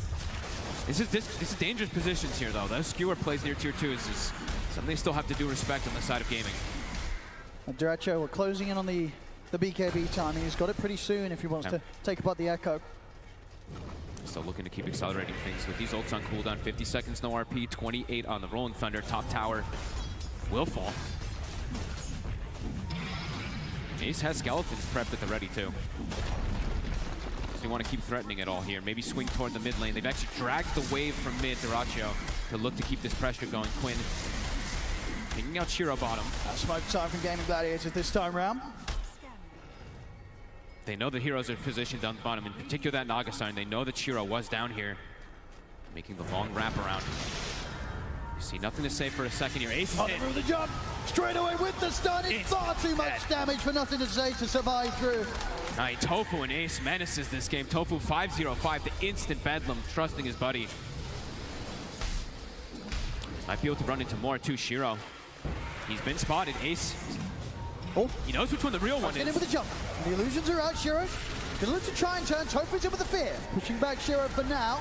Means that Ace doesn't have to worry about losing the reincarnation quite yet. He's still got that to protect himself and go for a second round. It will get forced out here with the splitter. Duracho, deep forward, new, looking for some skewer plays. 5 seconds till it's back up. Managed to clear out the illusions, make sure there's no vision for LGD to play around to try for that sort of jump. So Gaming Gladiators will back off safely. A cool smoke though from Gaming. They kind of force LGD all the way back to their base, getting out of their jungle with that one, even while picking up a kill. And Shiro's farm continues to roll in very nicely. Still is nice. Trying to get this hard done on top of the Manta, and he's closing in on it. The only scare is that the Pango just continues to have this very, very hard game. Same thing for the Magnus. Can the Nagasarn, even at this point, like, even if he gets the ultimate scaling all the way to the end of these games, is he able to carry versus all this? They have great late game, but it's an 8K lead already for the side of Gaming Gladiators. They're getting crazy scaling, even on the supports, as we were mentioning. I've been waiting to see what Tofu looks to queue up because he's having such a good game. The Yule Scepter, but he's sitting on 1200 if he does want to look to go down some scaling route too. And there's the pipe now for Celery. More and more tankiness. I mean, when he's got the Aghanims finished up now too, so much more burst potential, much better ways to be able to clear out this Nagasarn too. As Roche potentially soon on the docket here for Gaming. BKB finished up for Duracho. And those last few attempts from LGD, they just haven't been able to take down this Queen of Pain 100-0. And Shiro's gone for the full tanky route rather than the aggressive route that we sometimes do see from the Nagasarns. I think sometimes we do see that like Orchid kind of playmaking style come out, but Shiro, he's just trying to build up for himself. Celery. New spotted. Got eyes on you. Further TP's coming in as well. See if he can get the blink off in time. No, right clicks are there. Celery will catch him. They drag him back into the stun. New punished here for trying to farm on this bottom half of the map. Gaming Gladiators, they'll be having none of that. Kind of the name of the game though for LGD. Pull Gaming away from their base, try to buy more and more time. Even though New does die, does force 3 heroes to make the move down there. Setting up for the Roche now. Roche now, yep. Look to grab this. Ace also very close to his own BKB. Yeah, and with that kill that they got onto New, so I mean, for LGD, it's probably too difficult for them to contest down here anyway. But now it's guaranteed here for Gaming to be able to finish that one off. And Tofu still considering his item build. Yeah, I've still 1700 gold. He hasn't queued it up. I've been waiting to see which one he does want to go down the route of. We shall see.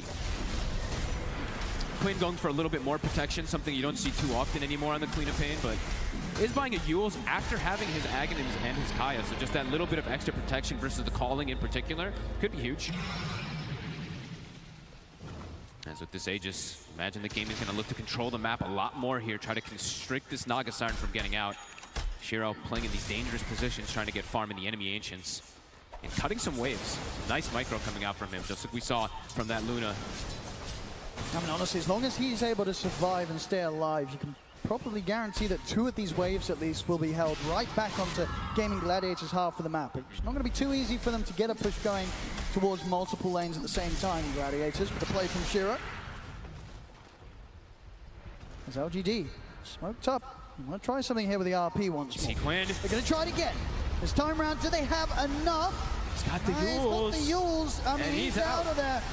That's an RP down and a splitter. And that time they don't even come close to killing him. This Yule's pickup feels pretty damn beautiful there. If they don't have that chain stun, which they really don't have with their draft, he's gonna be able to get it off every time. And he's going for Kaya-san, so status resist is gonna make it potentially even easier for him to get off afterwards in these later instances. Pretty much the only way they can kill this Queen of Pain is if Quinn sort of blinks into them. But Quinn's not been making those mistakes this game. Or if they have absolutely everything that comes in like perfectly with Shiro, though. They need everybody hitting him at the same time. Ult's on cooldown. Gaming might look to make another move here. They see Shiro top. I mean, This is an empowered Nagastar. They're kind of giving away which the real one is. I mean, and they know that there's no RP. And Ace knows this is the real one. I mean, they're already TPing in onto the back lines as well. Shiro's going to go for the Song TP out. Same to be said for Why You Smile. Gets out. Well, that was close, though. The fear from Tofu nearly catching him, but LGD will escape. Oh, man, if Tofu's blink was actually on him there, that potentially could have been a catch onto either one of these heroes. The blink was coming on the courier for the Willow, so Tofu, he made his decision what he wants to go for. This is a cool pickup, too. I feel like this is more about stopping it, that initiation or the counter initiation that LGD is going for, rather than scaling for himself. He's looking to see where this RP comes, blink, get the fear off, and reset the fights for his team. So a cool choice if he's able to get those catches. Has nothing to say his game going. I mean, recovering slightly, but still 0-6-0. Hasn't been involved in any sort of positive action this game when it comes to kills. It's been rough. He's tried, but it's just been completely stopped from Quinn. Every single time he comes in, a Sonic Wave just pushes him back and stops him in his tracks. 81% as we see there right now for gaming. Dota Plus is liking their chances. So much weight right now on Shiro's shoulders. It really feels like all of it's going to be these big plays that he's able to make with these illusions. Soon having a butterfly, so he is getting quite tanky. But the rest of his allies continue to be pretty poor. And gaming, they're scaling on all 3 cores. Oh, they really are. They really are. Ace still holding the top spot out of the team. Incredible farm on this offlane Wraith King. Just the blink, the BKB going down the aura round afterwards just to enable his teammates even more so. And just keeping it, now they're starting to keep more and more control of the map. After they got this Aegis, they're dealing with all 3 lanes. Celery showing on one lane, Ace showing on another, and Quinn with the backup of 2 heroes showing on another one. So they're keeping the lane shoved in and constricting Shiro from getting his illusions actually out to cut these waves. He's actually been unable to for the last few minutes. And the fact that they are indeed getting the chance to hit these 2 tier 2s at the same time, definitely a concern for how LGD would want to be keeping this game going. And they can potentially even set up for Tormentor if they'd like to. Maybe a little bit of a risk playing versus the Magnus and everything, but Ace may be thinking about it. Did Celery show what he's going to be building just yet? Okay, he does have the Aghanims queued up. We know he's going to be a great option. Look at this. Nice. This is the deep jump. Oh, he's going in past the tier 3. He's ready to sort of dive in and look for action. The sleep is there. RP as well. Down to 2. 2 of them. It's going to bring them low. Yours up for Quinn. Quinn will be able to jump out of this one. Gets to the side. Actually hits pretty much a 5. Gets it all. Wave there. Ace here on the second life. Goes towards the ET. Takes down Why You Smile. Shiro has to use the song to back up. I mean, what a jump there. I mean, Celery TPing in aggressively and then Ace jumping for Just Quinn. goes straight for it. Yeah, Quinn gets a connection on almost everybody with Shadow Strike and all. Pretty much a 5 map. Just trying to use this Aegis as much as possible. Duracho, 40 seconds left on it. He should be able to pop it the once. Well, maybe not. He's actually able to get out of this Duracho. He's not even going to lose the Aegis quite yet. Little toggle, gets himself out. They force the glyph. They force quite a bit there. I mean, pretty much every single ulti being used from the side of LGD just to sustain and withstand themselves. Celery does buy back at the least there. One silver lining for LGD, but gaming, I mean, at any moment you can see they're very confident just jumping in. Duracho. The skewer back on him. 10 seconds till Aegis. Seconds. They will just look to take him down the first time whilst the Aegis is still there. And, okay, and they get the Tormentor too. They go for round 2. Quinn is in with the jump. Duracho wants the BKB, turns over towards Shiro. Shiro's in trouble. Done. He's surrounded here in the corner. He's getting blocked off by Duracho. Sonic Wave as well. He's pushed off to the side of the map. Quinn jumps in. He's killing off the back lines. He's taken out Blooded Beautiful as well. Shiro. The round of the Nagastar and Shiro. He's out. 50 seconds. None of them with buyback gold available. As GG will be able to push down this bottom lane, maybe even get the tier 3 in the barracks with this one. They're starting to fall a bit low on Quinn, but Duracho's, he's full HP. He's back to full. Quinn, look. I mean, what can they do to push this one back? At the least, there's still a tier 2 in the mid lane. They don't have their Magnus. They have no way to skewer, no way to hold this off. This Rax is looking pretty dead. Can they stop this? And Quinn, this Arcane Rune right there coming into play. And now Ace. Nothing to say. Gonna try and put a bit of a slowdown to this push, but at the same time, he's gonna make sure that he keeps a fair bit of a distance when the Rolling Thunder does come to an end. I mean, they're still going, even for the melee racks here. Gaming Gladiators pushing the limits. We'll be backing up. Magnus is respawning. RP's back up. They'll give respect. But another massive hit, 13k lead. They bring down Shiro and Quinn with the back of that Arcane Rune, kind of making the magic happen. The confident blink forward into everybody. I mean, he knows they can't kill him. Yep. Now, his itemization feels absolutely perfect this game, and he knows it. He's playing so confident. Full heart now on the CK as well, too. A massive hit from Gaiman. And everything coming back up for them pretty soon. Sonic Wave, 15 seconds. It's just been so hard for LGD to really find a kill at all. Yep. I mean, as soon as the song gets used, they kind of just have to like reset and run, and then once Shiro gets isolated without song, he's just dead. They have no way to follow up to protect him.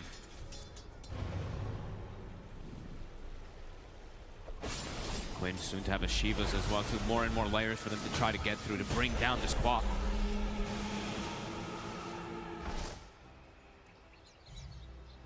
Trying to step out of their base a little bit, LGD, but scary to come out. They keep having to just follow each other together. They have to play as a unit here versus the side of Gaming. They could just get picked off in an instant, as we see there. Gaming, no hesitation to jump if a hero's isolated. LGD. They find something with this smoke. Quinn. He's got a shield rune. They try for the skewer back. The hesitations, of course, they don't want to drop the RP because the last few times it's just not worked out. I mean, even if they get him there, honestly, he just probably pops shield rune and we'll probably see the same thing that happened time and time before. 3 lanes being shoved in. You see the lines being drawn from LGD. They're like, we need to get these lanes out.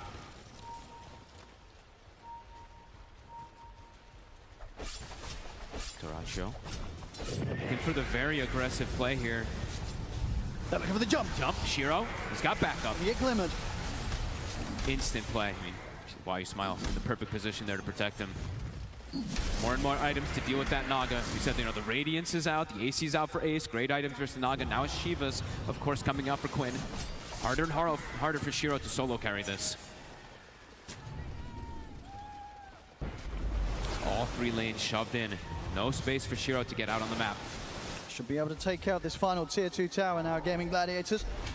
And Roche, it's gonna be a long spawn. Ace just jumps in. He goes straight forward, straight over towards Planet. There will be the Glimmer again to try and get him out of there, but Celery's in with the TP, falls up to the high ground. Planet, he's been caught by the Sprout. They get the skewer back onto Celery. Celery caught by the Silence. They take the Nature's Prophet down, but the Sonic Wave from Quinn clips Planet. Look how confident he is with the shield rune. Knows they have no way to get him. Celery does die, and that was the dieback, so 60 seconds without him. Gaming looks like they will be happy with that tier 2 and that kill. They'll back up and get that farm going here. DD spawns up top. And Quinn gets one of those big talents with the Aghanims build. He's got the 20 talent. A long spawn on that Roche. Maybe a fortunate one for LGD, it feels like a little bit, but either way, they have more than enough time on the side of Gaming to just keep these lanes shoved in to constrict Shiro.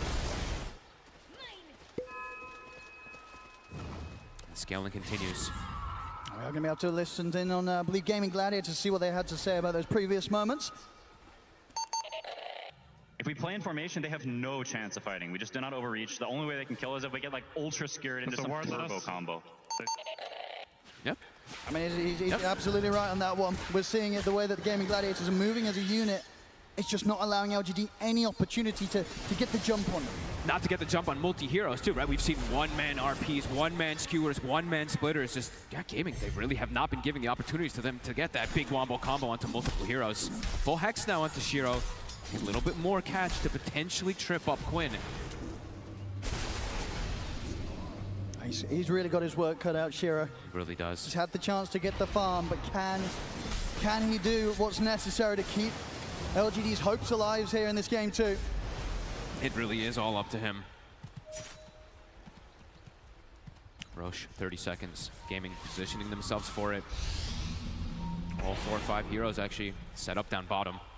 Daracho getting closer and closer to his MKB to be able to focus down this Naga Siren as well. Ace almost has an Aghanim, so even if they do get caught in some type of wombo combo and stuff like that, there's the plays around it. More and more scaling continues.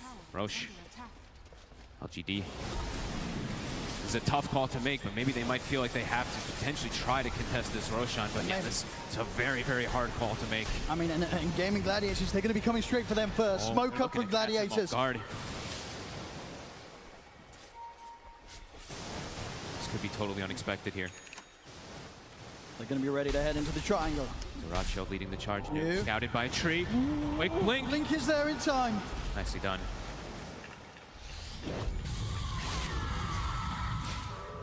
And they will all get out.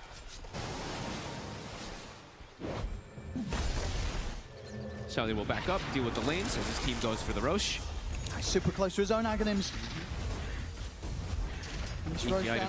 I mean, this item is always super nice, just so you don't have to really like commit your hero so far. And he just throws a Wrath of Nature because it disarms as well too, with all the bounces that it gets on with the root. So it can be really nice to just protect the heroes if they do get caught inside of a big wombo combo. As Roche will fall.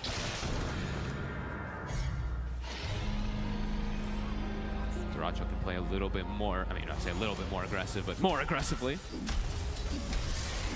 Quinn, a secondary life, has yet to die this game. I mean, they're heading towards him top. There's still a tier 1 available here for backup to come in if they do want to dive this, but it's a CK with an Aegis. Instant Try and tease something out. They'll get the BKB response, but nothing more. Duracho seems like he knew that was coming from a mile away. Celery. Wisdom runes, double grabbed again for Gaimin.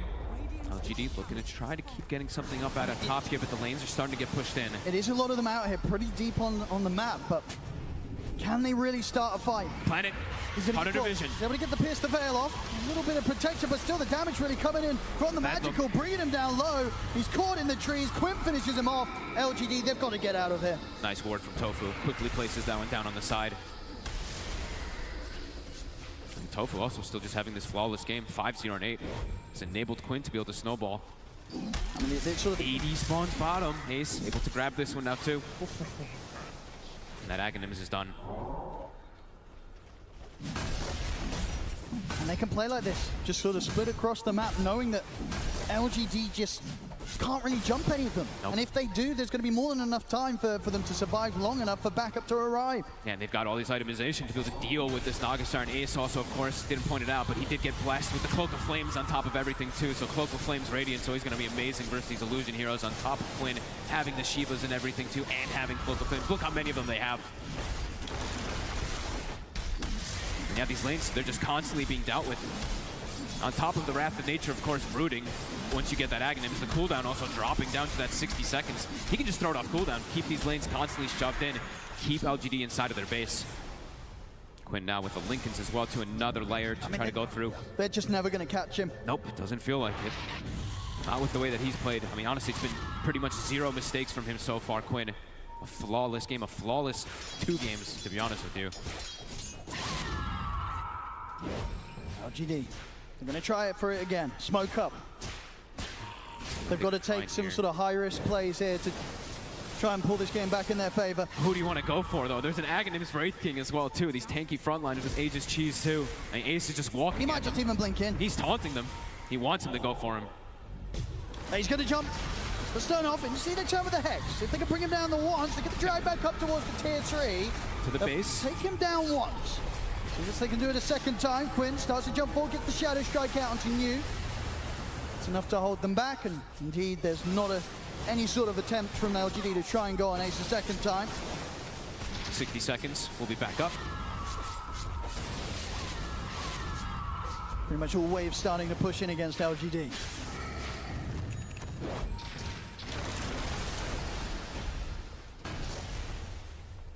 Still 2 minutes. Yeah, Big, just on Duracho. Big neutrals found. Penta Edge now for him as well. After this MKB, he is hitting incredibly hard. Quinn also finds himself a Stormcrafter and Ace, a Havoc Hammer, more really good items versus pretty much all these illusions.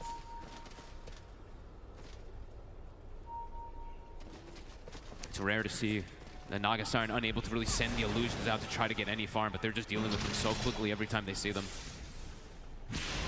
Leaving the base just does not feel like an option right now for LGD whatsoever. Getting massively out-farmed. The gaming's farming 90% of the map. We heard it in the comms earlier, just sort of keeping everything very calm on Gaming Gladiators. Duracho. Really clipped by the harpoon, they're able to pull him in, but Quinn's here with the backup. Ace is in. They get the sorry way, push back onto the 3 of them. The RP's there, but it looks like it doesn't really matter. They've already lost Planet. Shiro having to use the song to reset. It's another retreat from LGD. They can't even hold around the barracks as the melee barracks will fall. Is that another 4-man Sonic Wave, I feel like, from Quinn? I feel like every single time he's getting so many of these heroes. I can't imagine what his damage in this game, but it probably is by far the highest. And Ace is going in again. He's going up towards the tier 4s. They get another round of the Shadow Strike daggers out into the 2 of them. Shiro trying to step forward. But the illusion's out. The Duracho is pretty much ignoring them, hitting onto the tier 3. Shiro's in trouble. With the sun. Ace stepping forward. They're going to pull back with the Rift. Shiro's in trouble. The Hex is there, thrown down on towards Duracho. Shiro? Not enough to fight back to save Shiro. Shiro taken out. Short of the money on buyback. You also to fall. They don't have the buybacks here. LGD is Gaming Gladiators, taking them down one by one. Stun over the walls, nothing to say. He's also out. We have no buyback. The tier 4's exposed. They're looking to close it up. It's over. GG is gone. Gaming Gladiators take this one 2-0. We'll be moving on to the grand finals. What a display of dominance. This last pick, Queen of Pain. I mean this seemed perfect. Quinn just took over everything. Nothing to say. Ends the game 0-7-0. That is gotta Holy be crap. one of the most brutal mid comparisons we've seen. I think Quinn just letting out his disgust for Pango pickers big time in this game with how dominant and how just rough that mid matchup ends up looking on the scoreboard. I mean, look at the damage numbers. It tells the tale of it all. Quinn, look at this. I mean, ridiculous. 36,000. How many 4-man ults can we see? How many times is he just going to stop? Nothing to say in his tracks. And the Rolling Thunders, nothing to say, did 11,000 damage. LGD tries to play for the late game, but it doesn't even matter. Gaming just controls everything. And even if it gets to these later stages, they had full grasp. I mean, they look brilliant. I mean, as we said, we knew it from the Duracho death at the neutrals that this game was over. They always win the games like that. It's a crucial point. I mean, you know, from that point on, she's just not beating them. You know, Duracho, he's in full Duracho form, and he does not get stopped. No, he does not. A flawless game from Gaming Gladiators. Absolutely. I mean, LGD, they had a great run, but here today, they get shut down out of the competition by Gaming Gladiators, who are going to be moving on to that grand finals with an incredible force after the sort of ferocity that they win these 2 games with. Gaming Gladiators, they'll take the series 2-0 against LGD and are going to the grand finals. A dominant showing from this team. They have made it all the way from the first lower bracket round, and now they're going to be playing in the grand finals in a short time. They have a little bit of time to reset, and we have some time to break down this series to talk about game number 2, because Naga could have done work, Gunnar. We saw the pick coming. We thought it was a great counter pick, but the game never progressed to a point where she had map to farm, where she could do anything. Yeah, I think the Queen of Pain kind of popped off. Yeah, massively. Nothing to say, had a really rough time in the mid lane, and Quinn just showing the mid diff. He's kind of shown that the entire lower bracket run. I think every game they play, it pretty much ends up being Quinn just destroys the lane, and they just snowball it throughout the whole game. He took that Pango pick personally, for sure. He did. I mean, to me, it's also the Tofu rotations, right? Because Tofu Gaming coming here to the mid lane twice, and I mean, this death from the right show is just hilarious. But anyways, like coming mid twice and like making that insane advantage from the mid lane starting, and like Quinn, he never died. Like this game, he played perfectly, and he was doing so much work in these fights. Like we thought Naga would be a problem, but with the way he played and how much he was like scaling and like how many items did he get, like this Naga was not even being able to do anything in this game. And all their heroes allow them to keep pushing their advantage so hard. Like you have a Wraith King, like you want to... Wraith King can be quite squishy when he's on the back foot, right? But when you're ahead, you're able to use those 2 lives to front for your team. You're using Nature's Prophet Treants to scout everywhere. You're checking back in your own jungle to make sure LGD aren't trying to farm there. You're scouting into the enemy jungle to find people to gank and kill. You're able to just keep going and going and going. And in the moments where they thought they might have had something, suddenly Gaming are up an item. They have a BKB. Queen of Pain's able to use her ult to maybe rebuff the Pango, ultimate. Like they have so many tools from this lead early to just allow them to stomp the game. I mean, there's also these little things that Celery does, right? You don't notice it in game, but he's like blocking the spawns with the trees, like in the neutral camps, and like denying all the farm from LGD side too. Like those little things that he's then doing on the summon heroes, they're like very flawless as well. We heard a little bit of comments as well throughout this game. Quinn was making the call. He said, let's play in formation, let's not play scared. But how do you ensure that not playing scared doesn't result in a bad initiation, Gunner? How do you make sure, or what was their formation to make sure every team fight was going to go in that way that they could have the advantage? Pretty much what he means is don't make the same mistake of the diving too far on the high ground or diving too far on that tri-camp in the first game. Right. Where they just stay in a ball and they just move up slowly. They take the objective that's in front of them. They don't go for more, and every fight seemed like Quinn would just delay the fight with his ult. He would just push back the Pango roll or whatever initiation there was from Magnus. And once the fight kind of starts and they get to survive that initial time and Queen of Pain gets 2 Qs off, 3 Qs off, the fight just kind of was over. Gaming Gladiators now a top 2 team. They're going to be the grand finals. I'm sure they're elated. So let's hear from them in a little bit. Well, he's actually not ready yet. They want to take some time. They want to compose themselves so we can hear maybe a little bit more from you, Sheep, about the game. I don't know. I just thought it was like so clean and nice. They never really got to their timings, and then when they were able to like skewer back, it's like you're too tanky, you're too hard to kill, you have an Aegis. Like they're playing this so carefully and disciplined. Like the fact that they stomped early, but the game still kind of dragged a little bit. It's just because Gaming are not giving them any opportunity to throw. It was a hidden counter pick to the Pengo as well. I didn't know that this Queen of Pain is such a big problem to the Pengo during the fights because he couldn't really roll into the fight and create this chaos because he was constantly pushing back. And they did a really good job of like stopping Magnus from initiation because like it was their only chance of like getting these 2 or 3 man RPs to turn the game around, but they never had a chance to do that. All right, well, now I know for sure that they are ready. We're going to have a winners interview. We're going to see how Ace feels about playing in the grand finals, being a top 2 team. Absolutely, ladies and gentlemen, it's Ace from Gaming Gladiators! Ace, you are the rock of this team. You are hardly ever moved by anything, but now you are going to the grand finals of the International, a completely dominant year with only the smallest amount of stumbles, and now you are back. And I'd like to see, crowd, if we can finally crack this egg. Can you guys give it up for Ace and get this guy to get a little excited? There it is, there it is. How does it feel to be going to the grand finals, baby? Yeah, it feels pretty good, but we didn't win yet, so I'm not all in the skies yet. I'm still down on the ground. Still need to be focused. Oh, that's what your team needs. Fantastic. Any words out there for your competitors, that have come and gone? You guys have crushed everybody, breaking records, potentially 1 in a million in history, going from lowers to going to the grand finals and winning it. Any words for the teams that you have brutally eliminated along the way? Sorry, boys. Maybe next time. And of course, thank you. Coming up to the grand finals, this is a match that you guys have done many times before. How are you going to beat Team Spirit? They are hard to crack, but we're just going to play our game, do what we've been doing so far, and then adapt along the way, and we'll see. We will see. We will see. A calm man. But I'm not going to let you get away with that. Are you going to win the grand finals? Coming up, my friend, I want to get you hyping up this crowd just once in your entire career with me interviewing. Hype these people up. Are you going to win? Let's fucking go! Let's fucking go! Go get some rest, baby! Get in there and get right. Thank you so much. We'll see them soon. Back to you guys.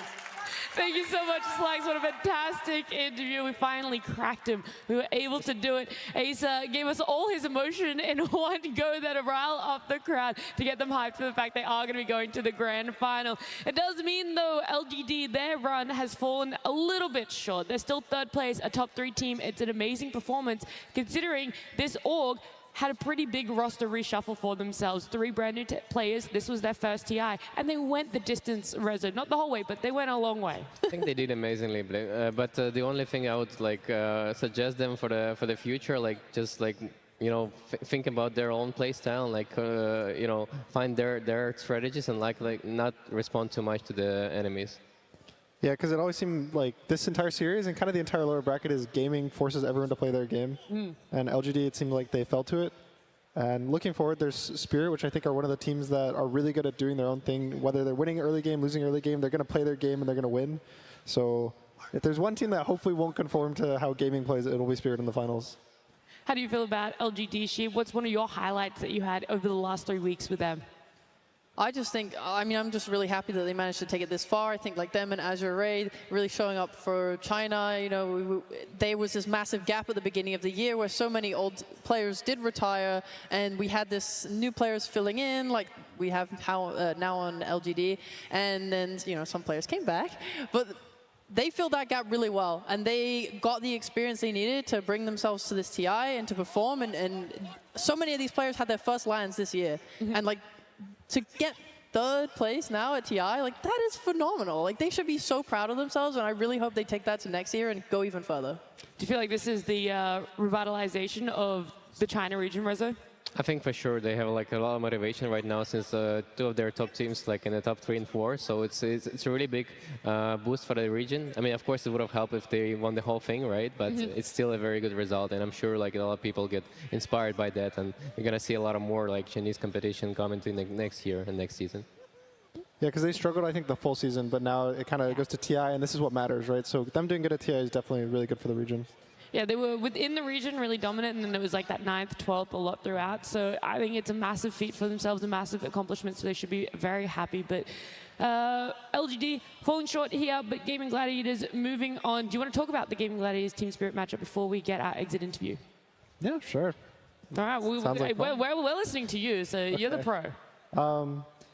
Again, I think it's kind of the same story, right? It's hopefully the drafting. You have to solve this early game issues where Gaming Gladiators wins their lanes. Quinn has won his lane, I would say like probably 80% of the games at this TI, maybe 90%, to be nice to him. And they kind of just snowball off that every time. And it's also the supports rotating. I think the supports are probably the best support duo at controlling the early game, moving around, controlling runes, ganking mid, and just the way that they always set up their silence as well. It's everything you just have to counter. And so to some extent, what Rezo was saying was you don't want to purely counter the enemy draft, but I think there's some limit to kind of finding a balance where you're doing your own thing that doesn't get countered by what gaming's doing. Yeah, I'm definitely a bit worried about Laurel because Quinn is like showing like every time, like every matchup, like it doesn't matter who's he's playing against, like he's stomping the guy, and like also with the support rotations, like it's a really big problem. So Spirit needs to be ready for that and accounting for that. You don't have faith in the growth that Lal has had over this year? He's been showing up more and more every event that we see him. I think Lal is like so stable that if you crush him the way you crushed like Nothing to Say in that last game, right? Like I think he'll struggle to find a game, and it will be very hero dependent on the impact he's able to have. For example, in games that they're losing when he's on Conquer, he's going to play a lot better than like when he's on his Viper. You know, just by way of the hero, by way of his playstyle. So I think it's going to come down a lot to the draft. I really hope he doesn't get his Conquer if Gaming want to win. I hope he does get it if you want them to win. But I do think he's good enough to like play this match easily. You know, they're in the grand finals for a reason, waiting. Yeah, I mean they did go through upper bracket. Exactly, I was about to say they're coming in the upper bracket. Like they were able to stay up there. They knocked LGD down here to be then eventually knocked out by Gaming Gladiators. What's a big takeaway from the LGD Team Spirit matchup that we had in the upper bracket yesterday that you're like, oh, maybe this is something that is a weakness we haven't seen in Team Spirit before? Well, the biggest thing that excites and worries me is that there was a 70-minute game, which we really haven't seen Gaming play. So either Spirit will be able to force Gaming to play this really long game, which I would say favors them, or will Gaming just destroy the average game time for Spirit, make it really low, and just kind of crush 3 games in a row. Hey, we kind of heard when Ace had his winners interview that they're going to keep playing at their game. Maybe it's going to be that tempo. But right now, we do have to close out this series. We want to hear from one of the LGD players. We have our exit interview. It's Tsunami and Why You Smile. Thank you very much. Yes, I am standing by with Why You Smile, and Jin will be helping me translate. Smile, it's kind of strange to think that you're now very much a veteran, and for a squad like this with so many players that are kind of new to an experience like this, what was it like guiding them through such a high-intensity tournament here at the International? 就是外队，你现在在这个战队里面是其中一个老将了嘛？然后这次就想问你，带了这么多新人吧，新血液来到这一届比赛，然后整个过程是对你来说是什么样的一种感受呢？对于我来说，可能整个过程也是更多也是唤醒自己，就是因为看着他们比较年轻，然后比较有冲劲，然后也更多是对 TI 的冲劲吧。It's more of it feels like a wake-up call to myself as well, because just watching these younger players, seeing their drive, seeing their motivation, it kind of it's like a wake-up call for me. It reminds me of what kind of mentality I should be having as well. That's wonderful to hear. Then also in terms of maybe reigniting your competitive passion, obviously here in this venue even, you must have some very fond memories. So was there any experiences that you had with the fans or just the being back in Seattle sensation that you're hoping to remember as you leave this event? 就想问，这次来到西雅图，相信你也是有很多回忆啊，包括有很多让你怀旧的一些情景和经验。然后包括这次来到场面上，看到这么多粉丝在支持你们，看到整个比赛的过程，你有没有什么就是关于怀旧这方面的感受呢？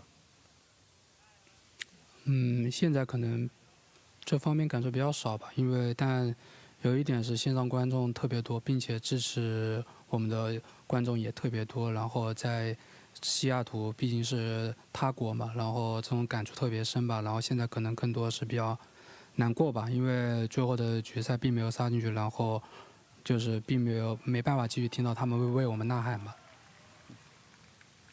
I don't really feel much of those emotions at this very moment because we just lost our series. I'm feeling pretty sad right now. However, it is very touching to see so many fans, so many Chinese fans and international fans here at the arena cheering for us. I think one of the biggest sense of loss I feel right now is just not being able to get into the grand finals, not being able to hear them cheer for us once more. Well, Wai, I'm sure there's no doubt in my mind that we will be cheering for you no matter what happens in the future. Shesha, appreciate it. 谢谢. And back to the panel. Such a beautiful interview, Tsunami. Thank you so much, and why you smile as well. There were a lot of fans every time LGD was playing. This crowd was louder than I felt it could go, and it just keeps pushing itself more and more. So why you smile? There's a lot of fans here, and I'm sure that they'll be cheering for you. Maybe even later today if they see you around, you know, they'll be having a lot of fun. But for now, Gaming Gladiators have got a little bit over an hour, Rezo, to reset themselves, look towards the grand final. You were in a very similar position not that long ago. What did you do with your hour? What do you think they're doing? I mean, to me, it has been really tough because the series that we played before was like three games, and it was like really like up and go. Like, you know, you don't really know if you're gonna win or not. But for gaming this time around, like they're very confidently taking those two games, so they don't really. I think they don't really waste it on all their energy, so they don't really need to do anything other than just like, you know, prepare themselves for taking the spirit and like think about what kind of heroes they want to draft for the next series. Yeah, you don't want to like phase yourself too much. You still have another game. You can feel good, but at some point you have to just reset. Just, all right, started the new game, so let's play the new game. Well, look, they're going to have their time. We're going to have some time as well. And to help us fill in the time, there's going to be some more content. We have a very exciting video that we're going to get to watch right now.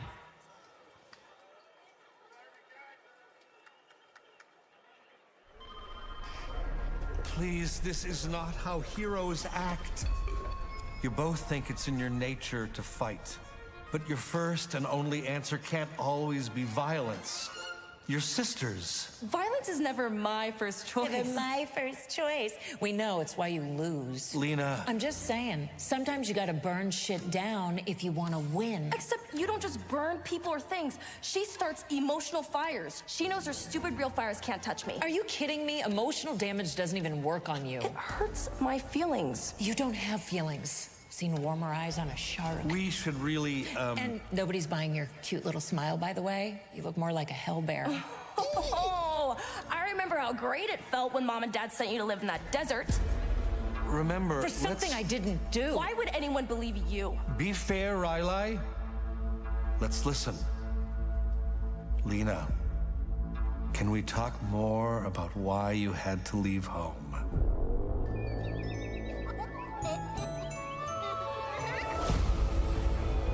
She had to leave home because she burned home down 9 times. That's a lie. Everything you say is a lie. The 9th one wasn't me. Mom and Dad said it was my last chance and I wasn't gonna blow it. You're right.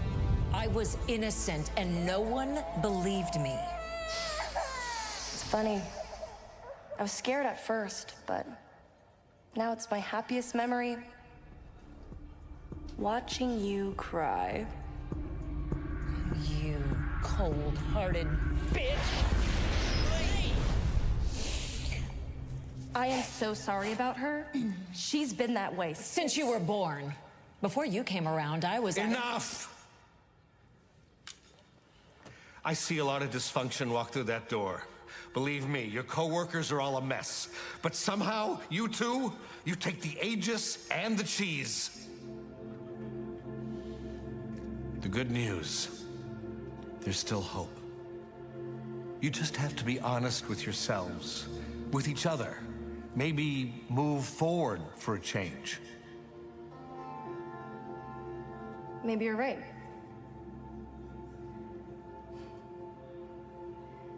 Lena, there is something I have never told you about house number 9. It was me.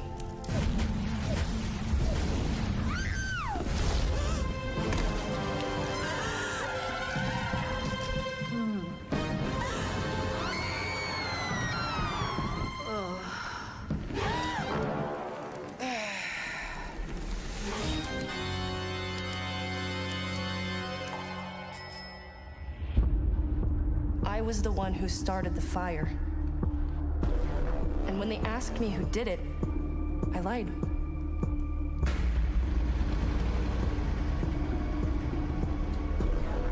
You got sent away because of me. And I would do it again in a heartbeat.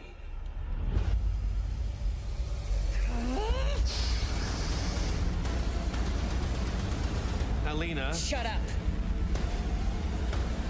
I really respect that. Wait, you what? That doesn't sound like you. Okay, maybe I don't respect it, but I'm proud. You solved a problem with fire and lies. That's my playbook. You learned that from me. I didn't think you were that smart. That's not the lesson here. You need to work on your problems. You can't just commit arson. That's insane. I mean, it's not insane, right? What is sane, anyway? You know what, Doc? I think we're just about out of time.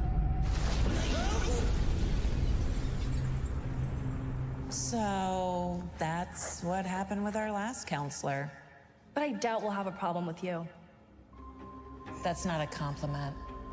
What are you writing down? Say something. Yeah.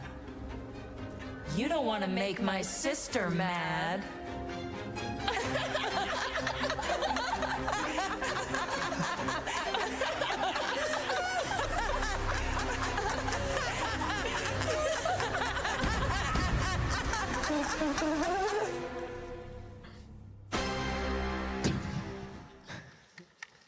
Leader and Crystal Maiden, definitely some twisted sisterly love going on there. I would not want to be in that counselor's seat at all. Dude, I was laughing the entire time. It's like the 9th house.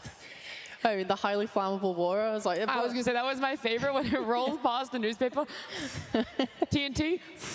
But the highly flammable water, that's like dangerous. some old like TF2 type stuff, man. That's the good humor that I love Valve for. Yeah, it's the regular thing to hold that thing in your house, right? Like at any time. Is that not what your house looks like? Yeah, yeah. Just to have everything lying around, fire, Stacks no of game. TNT in your lounge room. You don't? Silly me, I put it elsewhere. We're in the USA. True, that's the difference. Being in Australia, you have to hide it. You have to stock it away. Look, speaking of being in the USA, we're enjoying TI12 here in the arena. There's a lot of fans still sitting around, and there's a lot of fans elsewhere around the world. So we're not just watching TI12 in the United States. There's fans everywhere, Sheep. Oh my god, but none in England. We have no Dota players. Whoa. TSM will take offense to that one. No, I'm just kidding. Yeah, no, it's great to see all the fans all around the world enjoying it. It's like the time zones, right? It's like some of these people are just going to be up at like 5 a.m., 4 a.m. just like, yes, we're here for the Dota. We care. We love it. And shout out to you guys. I was going to say, I know a lot of my friends back home in Australia, they're all sitting in Discord. They're watching it together. It's an ungodly hour. I think it's actually 4 a.m. for them. So there's probably not any places for them to watch it out in town, but they're at home. I know they're enjoying it. And I'm sure a lot of SEA fans are doing the same as well from the comfort of their home. And hopefully it's a long night for them. I'm hoping for a really long best of 5, some fun games. So if it's a late night for you already, I'm sorry about that, but I'm hoping for more. We're all hoping for that one. Isn't that so, Rosa? I mean, TI finals is always where you stay up till the very end and like you cheer and you get the energy from like just watching purely. It's just an insane journey. You know, 5 games would be phenomenal. There's still a lot of time before that grand finals. Do you guys know how else we're going to be filling in the time? Perhaps with The some... film contest? Okay, that. Yeah, that's Maybe one of some them. Cosplay? Yeah, a little bit of cosplay. Do you have a favorite hero that you would like to be seeing on the stage in cosplay? Okay, someone said Primal Beast. Meepo. Why did I even ask? Why did I even look at you? That was so silly. Invoker. Invoker? Alchemist. Alchemist. That would be a pretty difficult I know one. something. I know something. You can't spoil anything. Yeah, I would want to see a Witch Doctor one. That's the cosplay I would like to see. Have you guys With seen? like that monkey on the shoulder. Yeah, poking but out? an actual monkey. Oh. I don't want it like paper mache or anything like that. I want a real monkey. Hey, we'll see if it's gonna happen. We're gonna see a lot of costumes though. The cosplay contest is happening. We got Tsunami on the stage.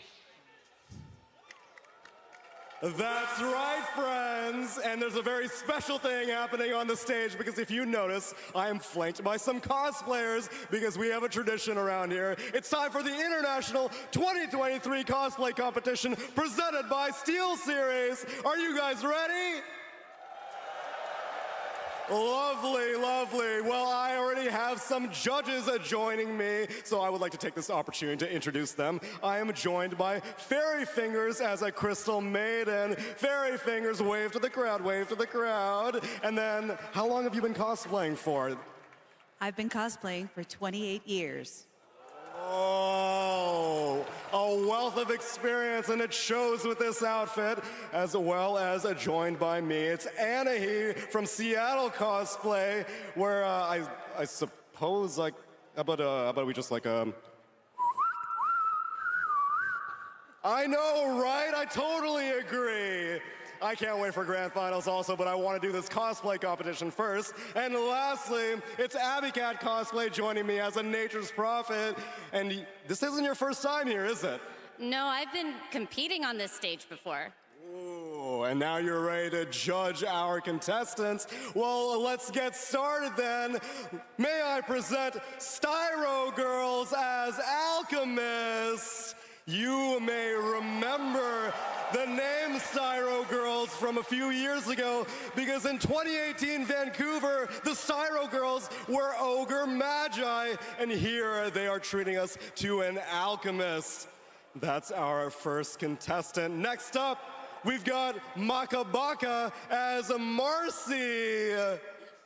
Now, this Marcy took over 200 hours to complete, and she specifically added all the bling to her costume to make it really pop on stage. And boy, does it look that way. Next up, we've got Sunray as Anti-Mage, or Wei specifically. So this Anti-Mage is a really new skin. It's only 1 month old. And she designed all the lights that are programmed in C++ using Arduino. Arduino, we got the tech over here. You know Anti-Mage doesn't use magic, but he does use technology. Next up, we've got Kronos Chick as Pugna.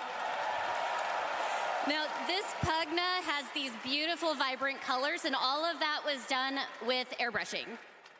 And it pops on the stage for sure. Moving on, we've got Flivo as a vengeful spirit. So the wings on this costume alone took 250 hours, and it was all hand-dremeled feathers. The intricacies are amazing. Moving on, we've got Tyrant as a void spirit. His cosplay completed within a month. It is a really impressive first ever cosplay. Shout out to the anniversary set. It looks incredible, as well as the poses. Next up, we've got Chiyuneko as a Skywrath Mage. With almost 4-meter wingspan, the 6-inch heel with clear makes it look like she's floating in the air. Almost sometimes looks a bit like a chicken sometimes. You gotta get the Next up, we've got YMR as Drow Ranger. The Drow Ranger took 7 months to complete. Using household items, her arrows are actually chopsticks.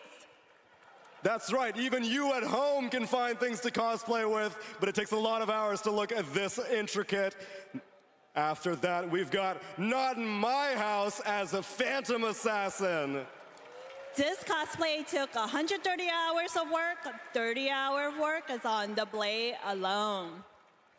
And last but certainly not least, we've got Dawn as Crystal Maiden. Her staff is 3D printed out of dual color filament that makes it look like different in various lightings. All right, friends, those are our 10 finalists, but we've got a handful of awards to give out. So let's start it off with the best technique is Crystal Maiden, Dawn.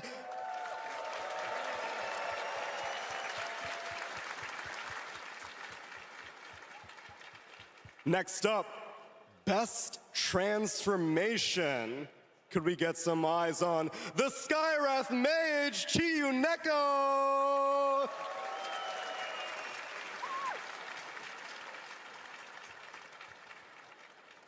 Now we've got a thing called Judge's Choice. Abby Cat, what is Judge's Choice exactly? Judge's Choice was the cosplay that we were very impressed with, that we really liked the finishing on, and that just had great stage presence. Well, we can go ahead and hand that to Fuevo on the Vengeful Spirit.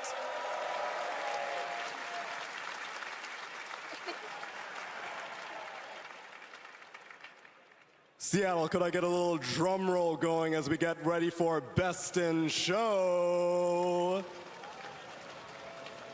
The anticipation's killing me. It's almost like a unstable concoction because it's Alchemist, the Styro Girls!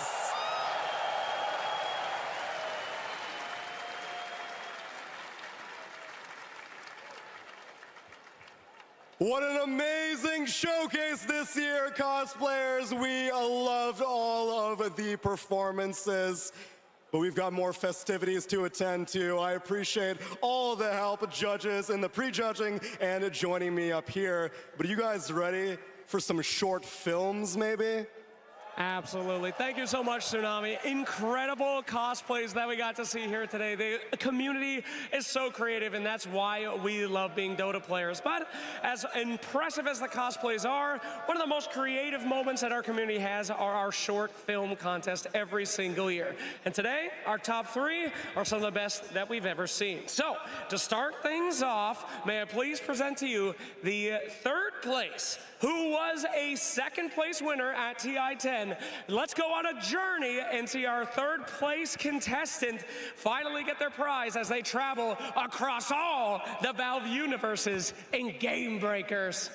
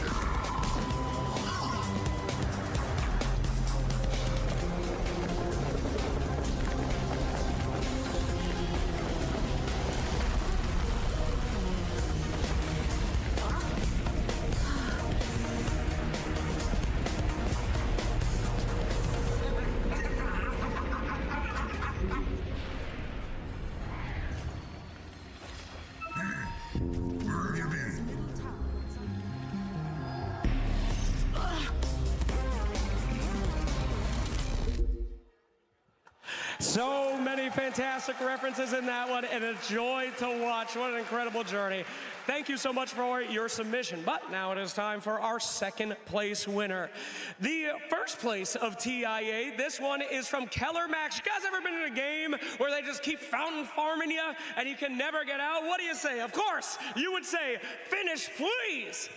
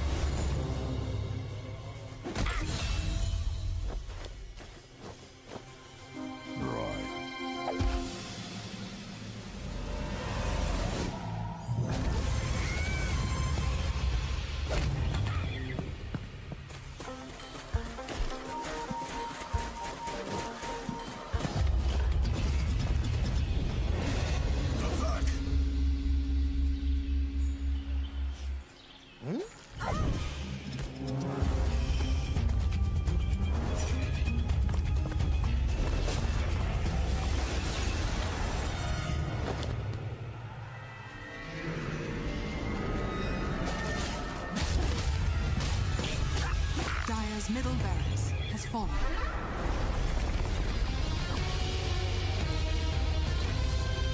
The Radiant now have Mega Creeps.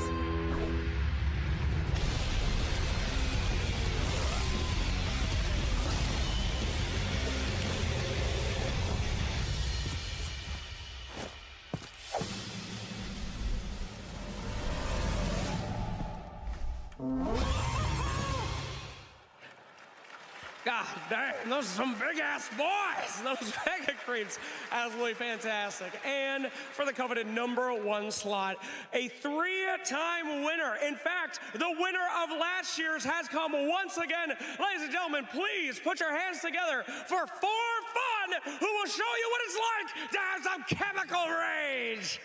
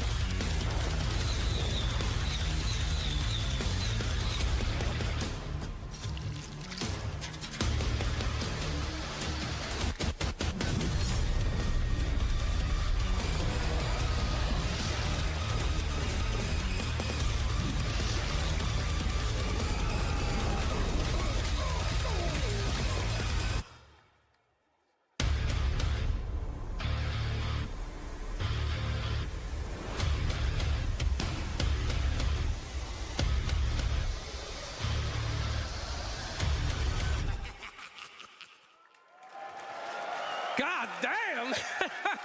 That's how every single carry thinks that they feel in your games. That was wonderful. Well, thank you so much to everyone that participated. So many of our community members submit short films, and every year they get better. So please, if you didn't win this year, try again, because we love watching them, and they are such a absolute little joy. All right, anyway, there's one more video I think you guys might want to see. Something I forgot. Perhaps you might want to look at this.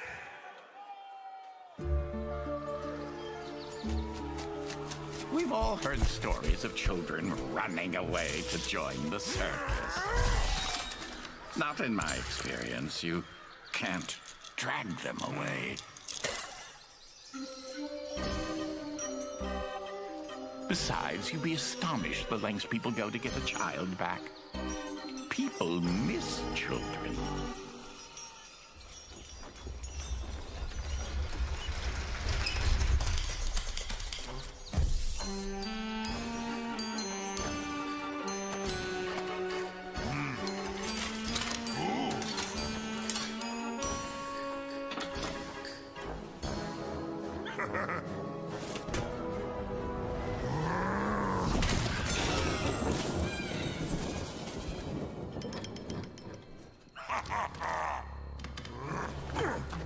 your average, run-of-the-mill hero. They're easy to catch, easy to train. Plus, they're all egomaniacs, so they're natural performers.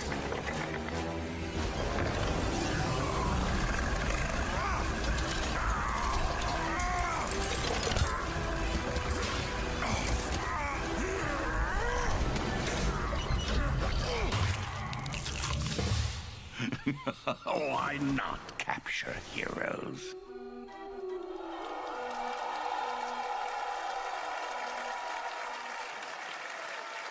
The Ringmaster coming to you soon!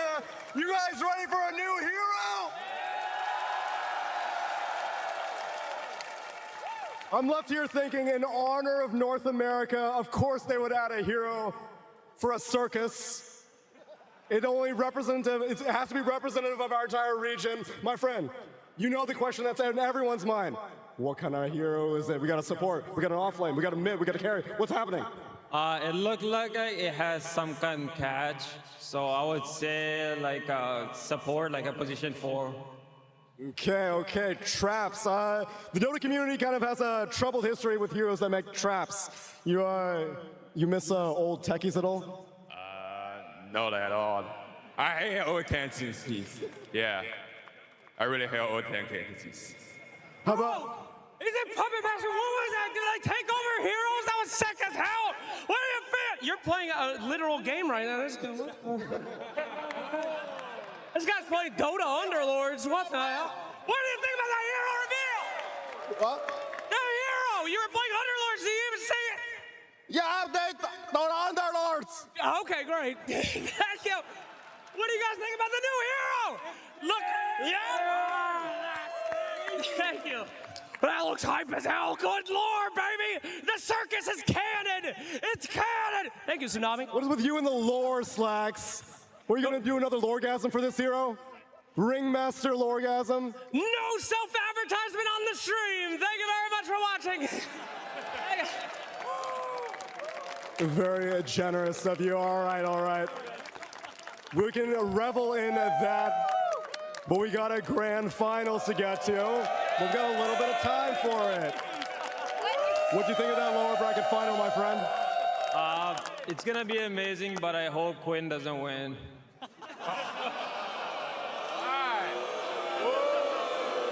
Boo this man. Listen, he's trying to improve his entire image right now, all right? We know we all had troubled past. Do you not believe in second chances? It's been a while and his persona has been the same, so I don't know if he's gonna recover from that mentality or not, but... What's on your mind, friend? Quinn will win! Yay! You think being a TI winner will change someone's personality for the better or for the worse? Better? I mean, you can talk to S4 after that. It doesn't get much better than that. Who are your expectations as we look forward to this grand final? Just a good final. I don't care who wins, I just want good Dota.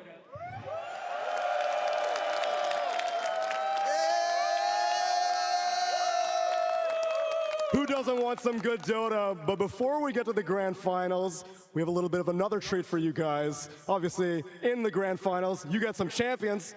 Let me show you some champions on the floor. Thank you so much, Tsunami. The enjoyment, the content never stops. And I have one of the most decorated panels I think I've ever seen in my eyes. We're just going to enjoy the cheers for a while. Jurax, you're joining us. Aoi, Fia, Dendi, you guys all have one massive thing in common. You guys have won a TI. 2 TIs in some cases, maybe different ways too. And there's 10 players sitting out the back right now. They're about to come on stage. They're about to have their grand final and hopefully win a TI, whichever team it is. I want to start all the way down the end with Dendi. You were at the beginning of this. You won your TI so many years ago. Did you expect TI12 to happen, to be in Seattle, to have a crowd like this and the history and the legacy that it would create? Of course not. Like, it's hard to expect something like this. But yeah, back in my days, it was a long time ago, and different stories were around. Overall, I love it. Like, this TI is great. Competition is super high level. Watching those teams is amazing. Good feelings. Do you think you'd have nerves if you were going into this grand final, either as Gaming Gladiators or Team Spirit with the crowd? No nerves at all. Come on, look at this crowd. What kind of nerves can it be? No way. Everyone is cheerful, so yeah, it's easy peasy. For sure. Jerax, we'll move up here because two-time TI winner, Team Spirit, going into the grand finals, they could be joining you in the ranks of a two-time TI winner. You're like, oh, I don't want to share that title with anyone, or are you hoping that another team is able to do it too? I think there's some anxiety about it, but in the end of the day, I feel like we're all cheering for the best Dota, and if that happens here, then it doesn't really matter. It doesn't matter at the end of the day. Were you more nervous the second time round when heading into the grand finals? You're like, no one else has done this, no one's won too, or was it more, we've been here before and we've done it, we can win a grand finals? I think the emotion that I had the most is, I think we kind of ran out of the game, so that was frustrating, I would say. Because the first time we just went through the open qualifiers all the way. And I think as a player, you really cherish these moments when you really get to play on the highest competitive environment. And yeah, maybe frustrated. Oh, that's an interesting emotion to feel. But Aoi, you've been in two grand finals as well. One as a coach, one as a player. Is it hard being a coach, seeing the grand finals? Like, what would Silent and CY be feeling out there, seeing their 5 players about to walk on? I think as a coach at this point, you're mostly just proud of what your players have done, what they've come through. You've watched them work hard for so long. And I think mostly what you want is for them to be able to enjoy the moment. The best Dota's played when you're having fun. And Fia, you shared your win with Aoi. Do you want to, any stories, any feelings that you had? Because you're a very stoic man. I think any, like finals experience is gonna be different for everyone, right? But when I went into it most, I was thinking there's always gonna be nerves, of course. But what I always told myself going into it is just like, as long as I choke less than the other team or I'm less nervous than the other team, that's good enough. You know what I mean? Because every single time you're gonna be a little bit nervous. What was the main feeling then? Jerax, you were saying frustrated. Was that the second time round or the first time you were saying? That was the second time, so just the lack of games. I feel like when it goes really fast, then you don't really get to prove yourself as to the same level. I don't know. I think that's fair. That's a very valid thing to be able to say. Yeah, of course. I have no idea. That's how I felt. So the first win meant just a little bit more, even though yeah, absolutely, yeah. Okay. Interesting. What was your main feeling, Aoi? For TI11? Either one, you can tell me. I mean, I think TI5 is definitely more nervous, like as a player than the coach. I think it's just so much happening. You feel the vibration of the crowd. You don't really know what's going on. I hadn't really experienced anything like that before. For TI11, it's a lot more calm. We worked a lot on like controlling our emotions to make sure that we were in the best performance shape. I think it was honestly sort of similar to Jerax. Like we wanted to show off our Dota, and I mean TI11 may be similar to TI9, not the best for that. Yeah, maybe. I don't know. I can't really speak for you, but that's my own experience, yeah. Mm-hmm. What advice would you give to those 10 players out there right now? What is something that you wish you had have heard when you were in the tunnels, when you were building up to walk out, when you either had the lower bracket 1 hour wait, or when you were coming in from the upper bracket? If you want to start, Denny. Sure. Simple advice. Play the best Dota of your life. I think that's the sort of advice the crowd would give as well. I mean, it's gonna be similar for me. Like, you just don't get this opportunity very often. Who knows the next time you'll be in this position? This is like going to be your opportunity to potentially win a TI, in Spirit's case, win another TI against Laurels first. Cherish it and take advantage of this moment and do the best you possibly can. Mm-hmm. Yeah, no, same for me. I think just make sure that like the main thing you have here is making these memories. I think that's the most important thing. No matter what happens, win or lose, you want to be proud of what you've accomplished in Dota. Personally, for me, I feel there's when the nerves really get to you, you start to really look outside. But I think if you really tune into yourself and give opportunities to those thoughts of like, okay, we have this crazy idea, we don't really feel like pulling it here in the TI finals. But I think if you commit to that, I think that goes very well. Mm-hmm. How much internal pressure did you guys place on yourself, and who was trying to help you pull that out of you, that you weren't getting too caught up in your head? Is that for me? Yeah, all of you guys. Johan was the very big part of our energy, our flower. I definitely felt that I was very supported in the team. And if that wasn't the case, I don't think I would have enjoyed as much. I think honestly during TI12 it was Fear. Like he was always a solid rock. I feel like Fear actually has a Dota superpower. Like he makes all his teammates feel super comfortable and able to play at their best because he's so reliable. And at TI11 it was supposed to be me, I think, but I don't know. Just a little bit of all of you. It was more chill, you know? Yeah. I mean, I say that about Fear for panels as well. He definitely calms the nerves for all of us.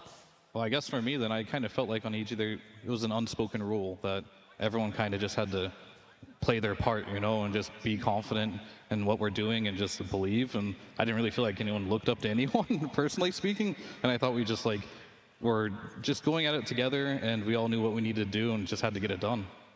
I had an amazing team, and I was very unconfident coming to the TI actually, but they all cheered me up through the entire tournament. And coming to the grand finals, I had the feeling we cannot lose. That's the feeling I got. It's very weird. I don't know if I would ever repeat. Okay, well, when was the shift for each of you then that you felt you cannot lose this? At what point in the tournament, if you were coming in nervous, what point was that changing? I mean, for me, it's if Curtis ever got techies or Naga. I just knew we couldn't lose, you know. It was a guaranteed win. So yours was in the draft. All right, I see. I mean, we were so confident that we even picked, in one of the games we picked Patch just because we wanted to have some fun, you know, to play it.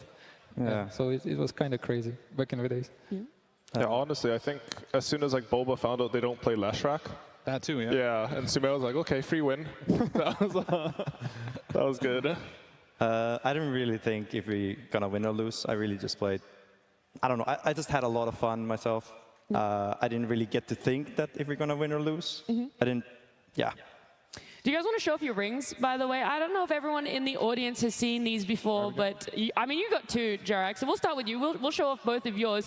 Do you wear it often? What was the feeling when you picked it up as well? Because there's going to be 5 players and a coach getting to pick up theirs in, after this one. I think they're getting dusty most of the time. Really? And, I guess I don't really have a place to show them except this. Yeah. You come to TI and you're like, oh, hey guys, check out the rings, by the way. I don't really live off right now. I wish I could do that, but I don't seem to do that very well. All right. Do you guys want to quickly answer? Because I know there's some more questions circulating around the arena. No, I don't leave home without it. Yeah, I thought so. Yeah, I've seen you all the time, Fia. He's polishing it in the back room, in the green room. He's just making sure that that is shiny as. We've got Slacks in the crowd. We wanted to ask some more questions out there. There's going to be some fan questions. Hey, Slacks, give us the first one. Yes, I've spent a lot of time finding someone with a real question that was not trolling. Thank you. One person in this entire area, but we did get a Wojin in. Sahil. All right, fantastic. What would you like to ask these folks? For all our Archon, Heralds, and Crusaders out here, what does it take to be a TI champion? What does it take, TI champions, to be a TI champion besides just being one of these Archon, Herald, Crusader scrubs? No offense to 90% of the audience. Do you want to go first, Jerax? Because you've had to do it twice in 2 very different ways. A lot of emotional damage in your public matchmaking. That's the solid advice to be a TI champion. All right. I don't think you can make the step from being Archon Herald to TI champion. That can be your dream, your aspirations, but I think the only advice I can give is just play a lot of Dota.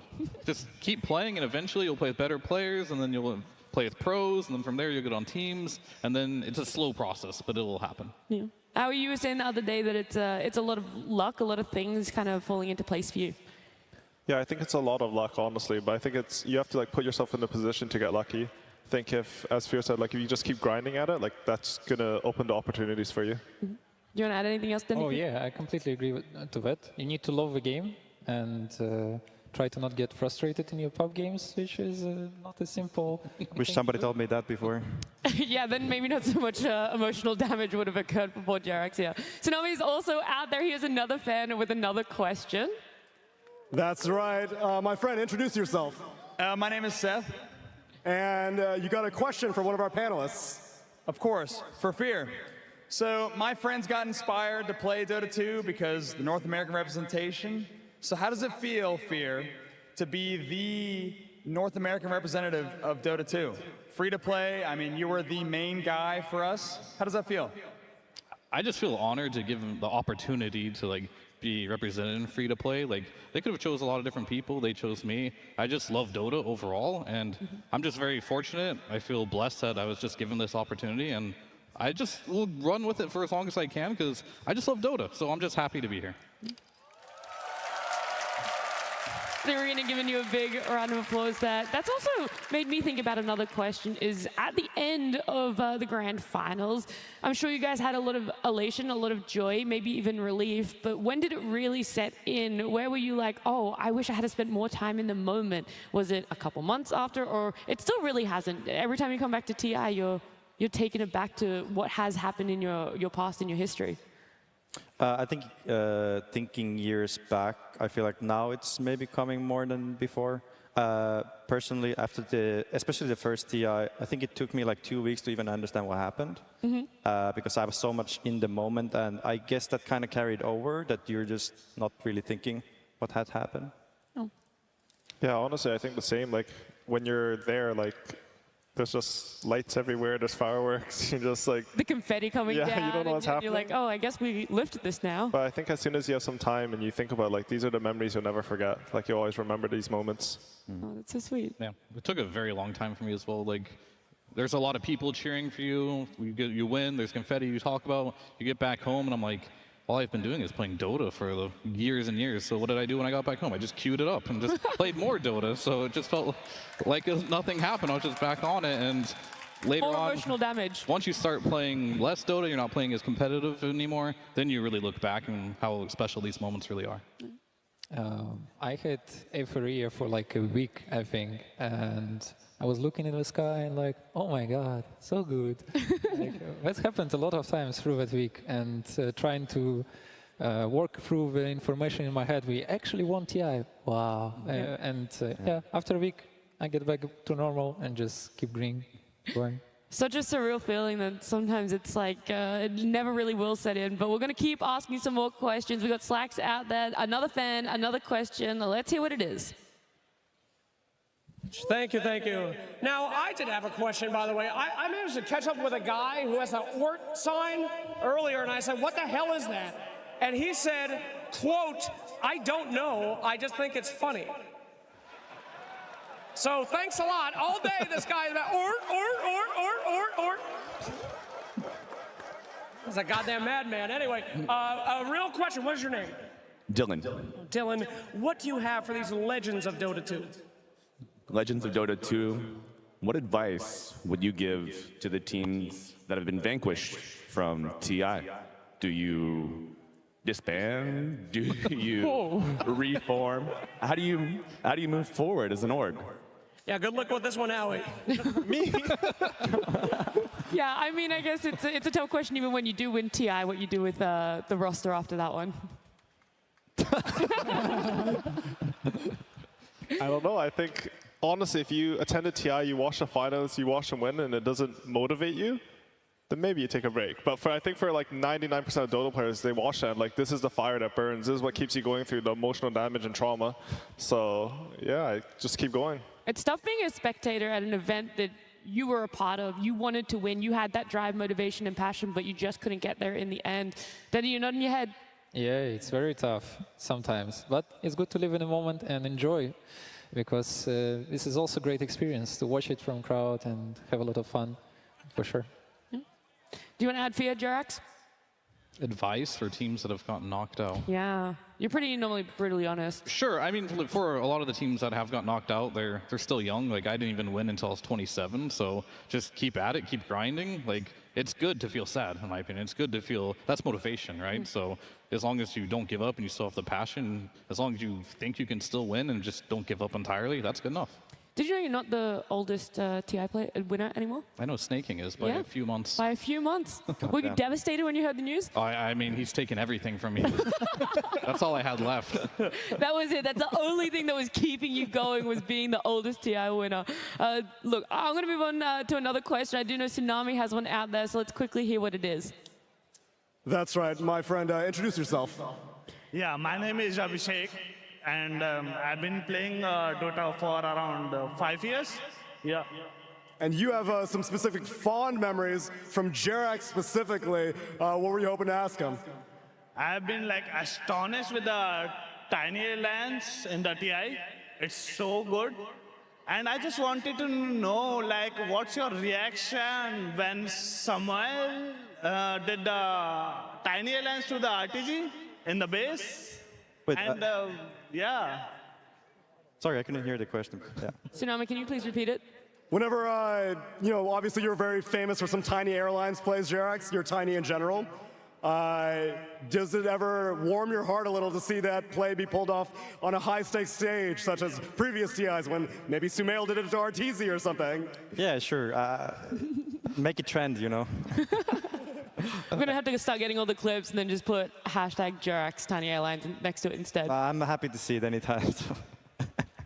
I love it. Look, we're nearing the grand finals now, okay? We're only a couple minutes away, so I want to go back to the teams that we want to focus on. Team Spirit, Gaming Gladiators here. Fear and Jerax, this is mainly for you two because they're such similar things, and actually you as well, Aoi, because that TI5 win for you both, it was, you were in the upper bracket, you came to that lower bracket, and one day you had to go lower bracket into grand finals, and you won it. So your advice for Gaming Gladiators right now, what would it be? How do you contain these emotions, and how do you persevere through a potential best of 5? I guess I'll start, I suppose. Yeah. So we got knocked down by C-Deck and went into the lower bracket. We won that match 2-0, I believe, and then we went in. I think we just, sure, we lost to the team beforehand, but we knew we were better. We just had to make a couple adjustments, and if we just made those adjustments, we knew we had to take to win. So it was just confidence, really, and good preparation. Do you have anything else that you want to add on into that one, Aoi? No, not really. I think that sounds right. Like, you just go in. I think Gladiators, they had a long run this TI. You know, they started lower bracket after losing to Talon. They've come all this way. I think it's time, like, you put all this work in, you got all this experience in the tournament, they've grown a lot. If they feel confident, they can just execute that. They should feel really good about the series. So there weren't actually that many nerves for you both when you were about to walk out after even having played a series earlier. Do you think the earlier series actually helped you and could help Gaming Gladiators? I thought it was good to play, honestly. Like, you're all warmed up, you have the momentum going. I feel like as long as it's not like some, I don't know, like 2 80-minute games that you just played, it's going to be really good for you. That's true, where it's more as the 40 minutes that we just previously saw. It's a bit better. Yeah, I'd like it. This is where I say like every finals is going to be different for everyone because we had a unique situation where we scrimmed C-Deck a lot. We always beat them. We lost them that one time, and then we had the right strategy. We had this one idea that we went into, and it worked, and from there it just felt easy. Okay. And my one for you, Jerax, is around Team Spirit, winning it a second time. I already asked you how you felt. There was that little bit of frustration when you went through the upper bracket. So do you think their drive right now is going to be higher than it was in any other day to be able to win Dota right now? I would imagine it's actually harder to have drive night now. And I think it's because the first time it just feels so much more. And I think if they can really tune into what they felt back then and try to like channel that same kind of environment as a team, I think that's what you're looking for here. Just put it out of your mind. Just think this is a redo of TI10 if you're Team Spirit? Yeah. Yeah? Yeah, just repeat. That's pretty much it. Easy. Then for you as well, I like that you're very aware of everything else that's going around you, of this environment, of the arena, of the crowd. I know that you love it. I know that they love you. So for Gaming Gladiators and Team Spirit, again, I ask you, what would you want to hear if you were back there, if you were going to be in front of this massive arena and this crowd, knowing everyone was watching? I think sticking to your game plan, sticking to your confidence, to your comfort, like just give it all in your games. So I don't think I need to hear much. Yeah, I'm pretty sure the guys know their stuff too, what we're going to do. We're pretty focused on what it's coming up to. Yeah. Look, it's building up. I want to show the rings again for you guys. I want to thank you guys for coming on. It was so invaluable to have you all talking about. I like it. It is a bit cringe, but it happens. We got our grand finals. We're building it up. Our teams, Gaming Gladiators and Team Spirit. Let's enjoy the grand finals.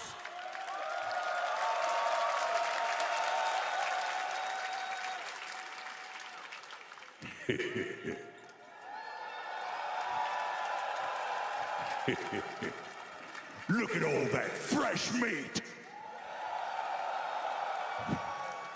Sorry, I got carried away. Okay. Who Who's that handsome devil? Trick question, it's me, I'm that handsome devil. But I want to remind you of one thing. There are many Earths, but only one Earth Shaker.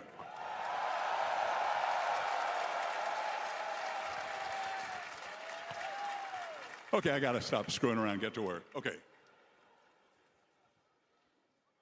Welcome, Dota fans, from around the house, around the town, around the block, and around the world, to the International Grand Finals!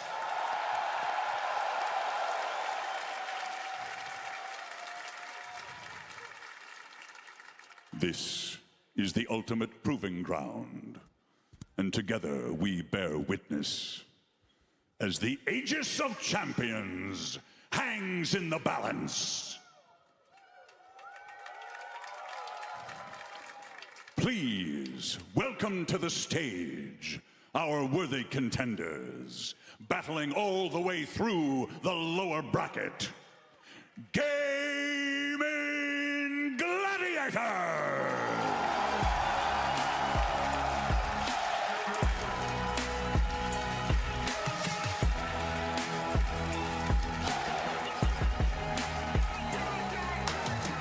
Please welcome Dota.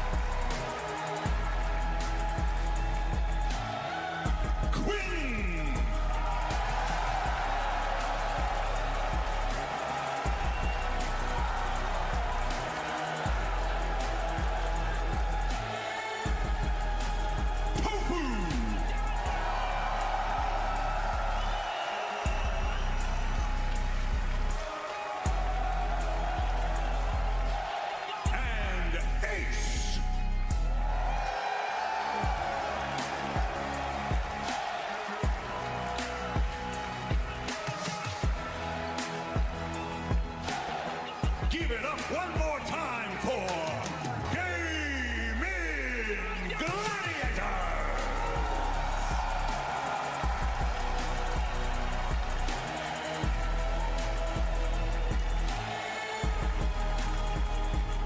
And continuing their march through the upper bracket, Team Spirit!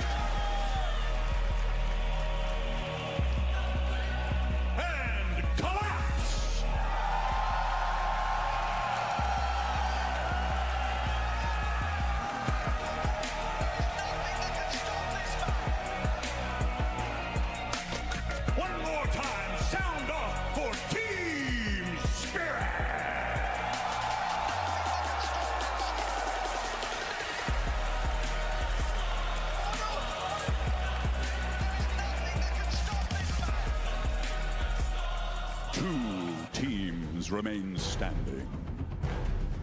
Only one can claim immortality. Who will emerge victorious? The final battle begins! The final proving ground, where 16 teams once stood.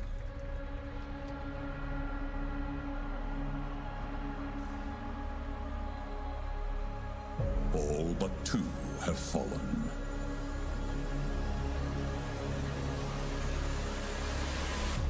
Both have outlasted the finest adversaries the world could offer. Buybacks now from Liquid's side.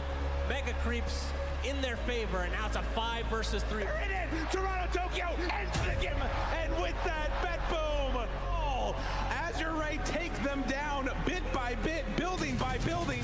Both have fans still eager for one more reason to cheer. One will join a pantheon of greatness. The other can hope for better luck next year.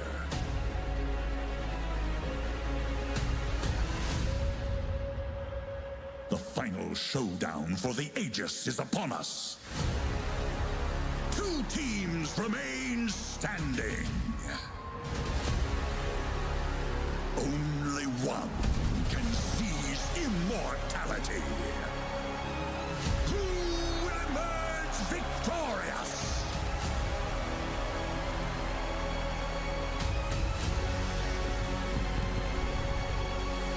The battle begins.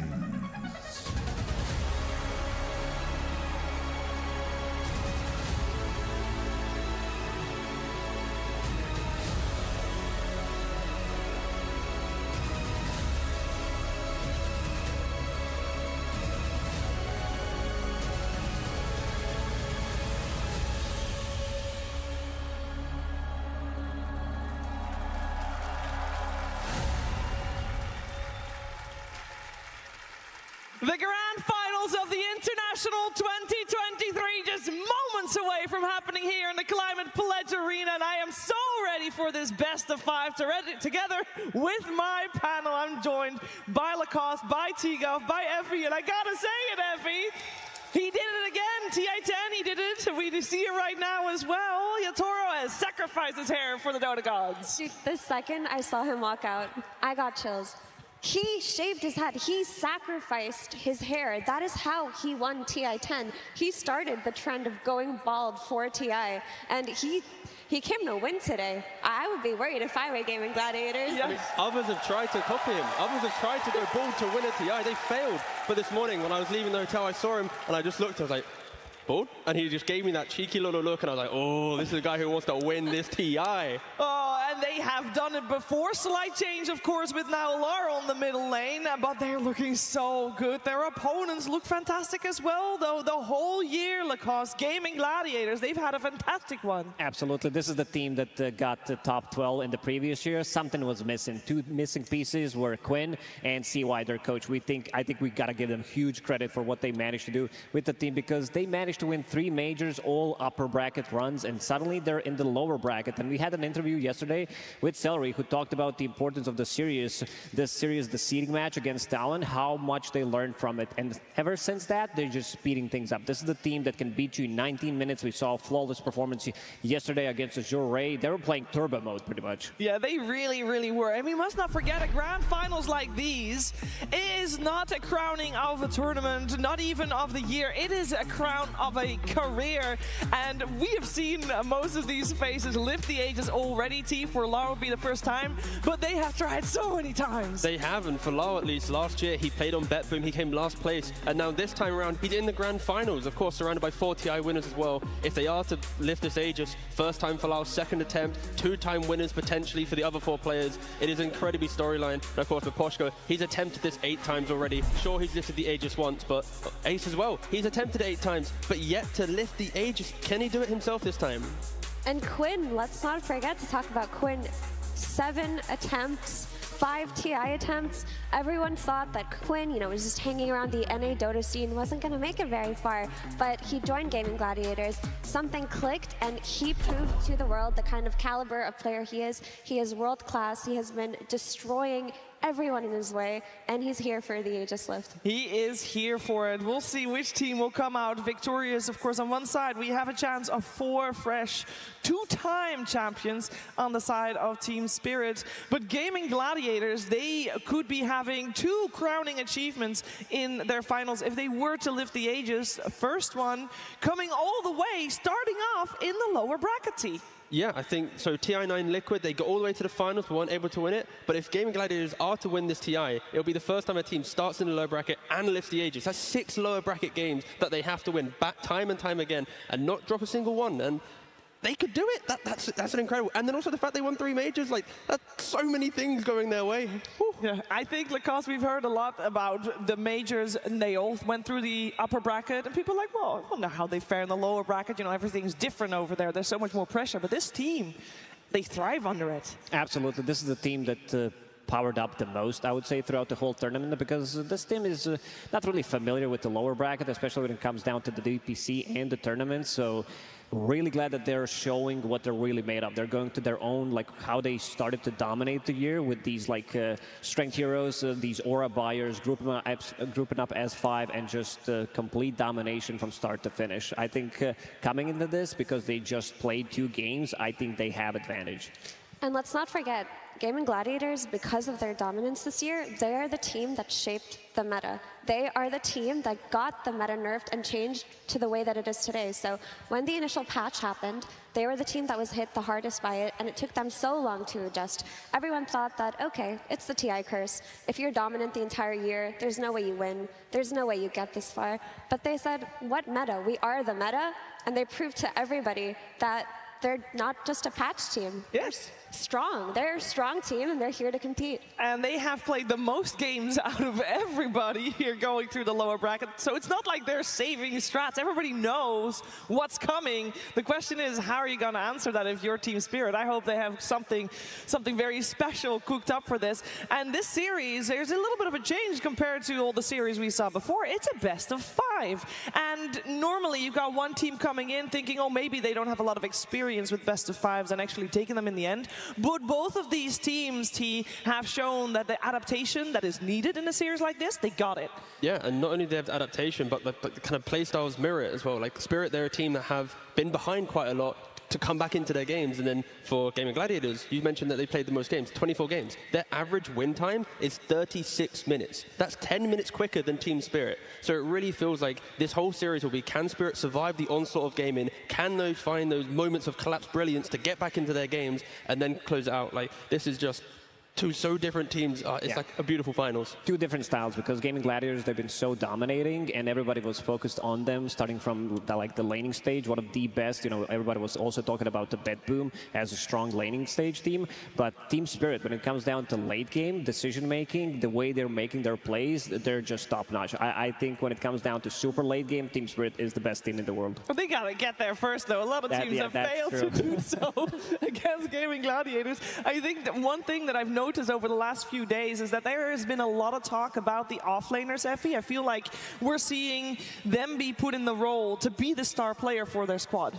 Yeah, I mean, when you look at Gaming Gladiators offlaner, Ace, he is the rock of this team. He is their stable player. He is the one that they can depend on, the one that they build around. He's the player that enables Duraccio to play in the hyper-aggressive, sometimes very risky, sometimes very dangerous way that he plays, but he makes it work because their offlane, the offlane of Tofu plus Ace, is so strong. They're dominant. He picks heroes that rallies his team into the game, and he never disappoints. I've hardly ever seen Ace have a bad game. Whereas Collapse, he also fits that role in a similar way, where he is the playmaker of this team, and him and Mira have been playing together for as long as Tofu and Ace have. Yeah. But the special thing to me about Collapse is, regardless of what situation you put him in, even if he has a bad net worth lead, even if his lane goes poorly, he finds the initiation. I mean, I think Collapse is the best initiator Dota 2 has ever seen.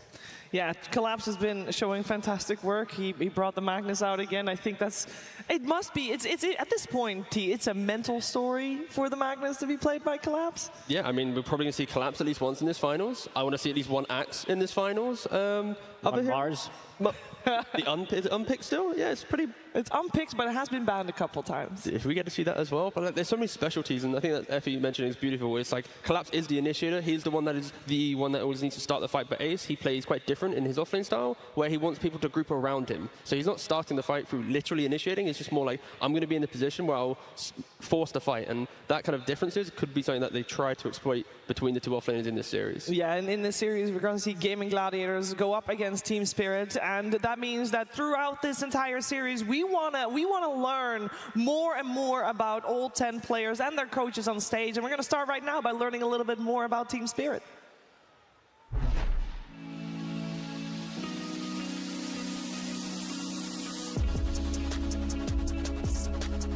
I think Team Spirit probably has the best understanding of how to win a game from any point.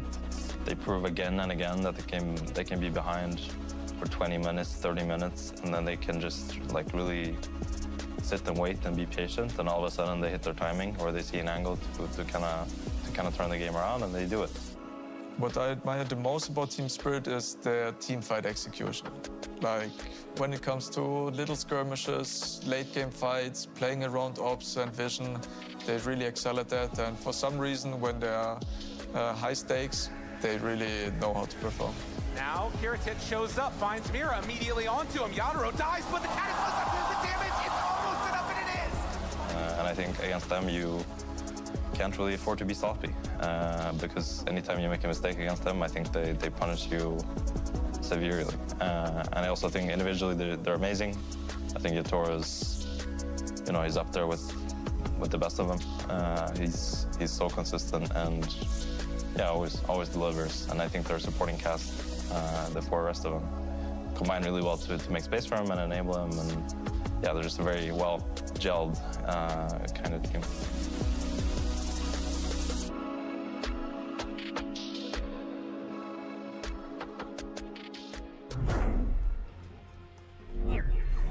Team Spirit versus Gaming Gladiators.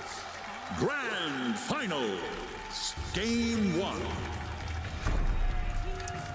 It's big brain time, everybody. Welcome to the draft panel for the Grand Finals. You heard AUI, you heard Dendi, you heard Fear earlier talk about, previous experience with TI Finals. Now it's time to get into the nitty-gritty of this one. You guys, you've been there before. You know what the stakes are. You know what to do. So let's get going. These two teams have had very different styles, as was pointed out by the panel going into this this Grand Finals. What are you guys looking for? Who's going to throw the first curveball? That's a good question. I think the one thing that you do really have to look out for is going to be the Magnus, right? It's Collapse Magnus. He only just showed it yesterday, his first time playing it, and this is what they won TI10 off. This is something you've got to be afraid of. Do you have the confidence, if you're Gaming Gladiators, to leave it in the pool? That's what I'm mainly looking for in this series. I'm looking at how both styles gonna collide and meet each other in terms of like Gaming Gladiators, where we apply a lot of pressure on all stages of game, especially starting from early. We have very strong lanes, very tempo drafts, and as panel said, like Team Spirit, we have longer games when we win. So I'm curious if we come up with some ideas, some plan how to stop it, how we're gonna deal with and collapse apparently. Yeah, on lanes. Yeah. Yeah. Yeah, I think Team Spirit, they have a lot of info on Gaming Gladiators. They watch so many of the games. They have a lot of data there. I think, honestly, going into the best of 5, you have a lot of games. You have some room for, not experimentation, but to test your limits. I think they should sort of try to pick a Gaming Gladiator strategy that they want to play against, where it's Ent, Chen, Pangolier, Necro, and they should try to break that early in the best of 5. I think that's what gives them the best shot of, like, sort of getting a draft advantage in the series. It sounds like a lot of the heroes you're talking about overlap with are healing-based. Ancient Apparition still in the pool. Is that a potential overall first pick for Team Spirit? Do you think that's an angle to try to target what Gaming Gladiators have been running? I would really like the A. I think Maposhko was actually the first player to start playing A. I think he was playing a bit before Riyadh in pubs, and they even ran a couple of officials. They actually go with the Weaver, which... Wow. I mean, it's a bit flexible, but honestly, I'm a bit surprised. I thought this Weaver, it's a bit weaker into sort of Gaming Gladiators ball, but what it can do is it can break down the laning stage a lot. If you get ahead of these ball lineups in the lanes, oftentimes they can't group up in this way that they want to. Yeah, the way I look at this Weaver a little bit is Team Spirit's, they're playing against Gaming Gladiators, right? And what I've noticed a lot from Gaming Gladiators right now is you want Dyrachyo on the CK or Weaver, so they ban the CK, they take the Weaver away, and Dyrachyo's, he's really good, but he's really good at playing these aggressive style carries. That's mainly because we see Ace playing a little bit greedy too, right? So Dyrachyo can play a little bit faster, so I think this is very targeted to just take it away from Gaming Gladiators. Yeah, both teams have very similar three cores idea, which all three cores getting big. But compared, for example, to Gaming Gladiators, Dyrachyo is doing the more space creating stuff, and in Team Spirit it's Laurel. So it's a little bit different for both teams. So it's very interesting that Team Spirit stealing this Weaver away, like from Gladiators. And Yatoro played an amazing Weaver like a few days ago. Like it was very strong. I think we might be seeing a Toro on the Weaver. You ban out heroes like Bloodseeker. I think the support Weaver, like, I mean, you care about Rupture, but then you're just rupturing a support. I think you would only ban this type of hero if you want to play the Weaver on core. Tofu is also getting like his 89th Morta game of the tournament. So I think that's, like, Gaming Gladiators, they should actually feel really comfortable right now with this opening. I guess another thing about the Bloodseeker ban is that it kind of feeds into Gaming Gladiators' general approach to the game in terms of pace, right? This is a very aggressive carry that wants to fight and bring that pressure early.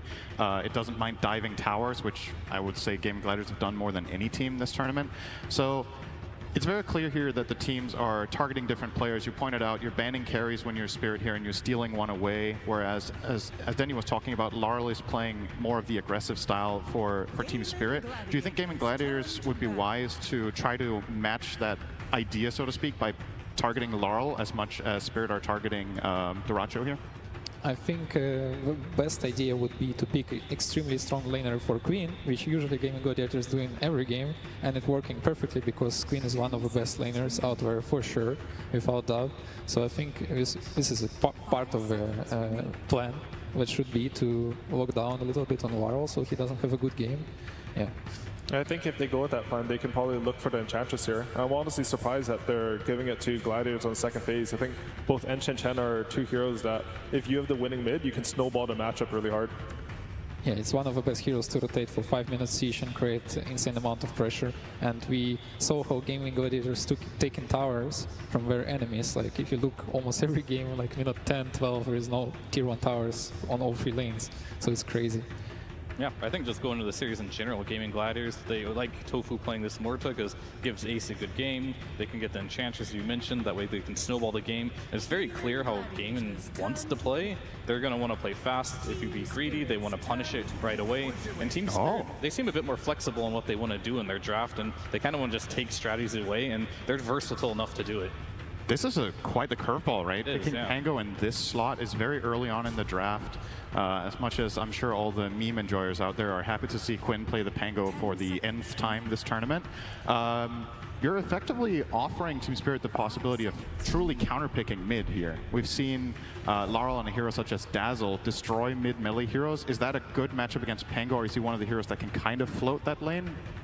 It's pretty good. Dazzle is destroying almost every melee hero on lane, but I don't think that Team Spirit want to go for that path because that will switch them from the more of a comfort strategy. Even though I'm pretty sure they can make it, but yeah, like they putting Laurel in a situation where I think we will need to decide with more limited like hero pool against this Pango, because you want to punish this hero, but at the same time, what kind of heroes left here to punish it from the Laurel comfort zone?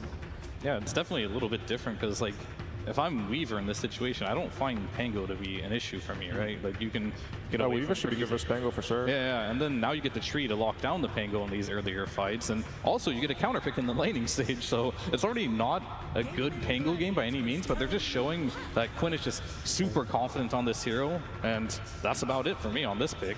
Okay, here I can talk a lot, or I can just be quiet. I played around 80 games last month of PAC, and I enjoy this hero a lot, and I really like how Laurel played, even though he have a bit different interesting ideas on it. Like it's he's switching to physical carry later, and it's actually a pretty good answer to Pango, because for PAC you cannot win your lane, but if you do 50-50 you're very happy, and Pango one of those heroes that you can do actually 50-50 nowadays. So I believe it's a great answer, in addition to against Pango. Against Muerte is tricky, but yeah. Honestly, I'm a bit worried for the lane. I feel like Quinn has played this matchup like every single pub since he picks Pango every single game. But I think Puck, he has like 0 armor, right? Once you get level 3 on Pango, you start spamming him. I think it's a very, very skill-dependent matchup. And Team Spirit strat, what I'm looking from them is I think they watched the Liquid series that Gladiators played, and that's the series where Gladiators looked the most vulnerable. And Liquid's strategy coming into that was picking as strong a safe lane as you can. So that's why they picked the Treant. This Weaver might be carry. I'm not too sure the matchup against Lone Druid at all, but I assume it's fine for Weaver. Lone Druid's sort of a scary laner. But I'm not too sure if like Puck fits into that well, because if you're shutting down the safe lane, generally like, I don't know, like I'm not the biggest fan of the Puck hero. I think he sort of lacks some damage, and I feel like he's a hero that can actually get run over on mid. Absolutely, that can happen. This hero cannot is not very effective into helping side lanes, so you really need to make sure your side lanes are extremely strong, because he's just, you know, getting bigger himself. And actually Puck is getting strong now more late game, so I also agree with it's kind of like might be a problem to stop gaming gladiators like pressure with a Puck, because it's not a hero that's stopping pressure for sure. So for a lot of teams, I feel like this Lone Druid could be considered a flex here between carry and offlane. I don't think we've seen Dyrachyo play Lone Druid this tournament at all, right? No, not right in saying that. So does that mean, what angle could Team Spirit take here? Are you trying to now specifically counter an offlane Lone Druid because you could put the Weaver on support like AUI was pointing out, or are you kind of committed at this point to putting a carry? Because in reality, is there a safe lane hero that can truly challenge Lone Druid in the lane together with Treant? Is that possible? I think Weaver's fine, and I think you just pick the strongest offlaner here, most likely, because they're going to target it next. So, like, the Weaver tree matchup versus Lone Druid, it should be perfectly fine, because one rotation, or if you manage to get on top of the Lone Druid's real hero and you Sakuchi in with bugs, he could die pretty easily. But Lone Druid, no one's going to, like, just straight out CS this hero. That's why he's so strong in the laning stage. But there's definitely a threat to kill him, and Weaver doesn't have problems like CSing because you have the Gymnade attack, you also have like the Sakuchi. You're going to get CSing just fine against the Lone Druid, at least go even, with kill threat, so I think it should be good enough. Where did this hero go? He was pretty much top tier a couple of weeks ago, and we've barely seen him on the main stage at all, so what makes this a good Beastmaster game? And the hero got some pretty significant nerfs. I think the Hawk, especially level 1, it used to be completely OP and now it's sort of pathetic early. I think it's a really good pick here though. I think generally when if you just look at Gladiators lineups in general, but also this one, a lot of times you can run out of damage. We've heard from the Quinn clips, like something they talk a lot about is like keeping their formation. And when you play Dota in that style, the enemy tends to, you know, you try to burst one guy, they save him, and then you run out of damage, you don't have enough to keep going. But Beastmaster is sort of like one of those unlimited damage heroes. You can keep the fight going, you keep throwing these axes, your damage keeps ramping up, you have summons. It's also like sort of a classic counter to Silencer, just because if you get to the levels on Beastmaster, Silencer doesn't really do anything to your summons. Curse doesn't do much damage, it's too much mana.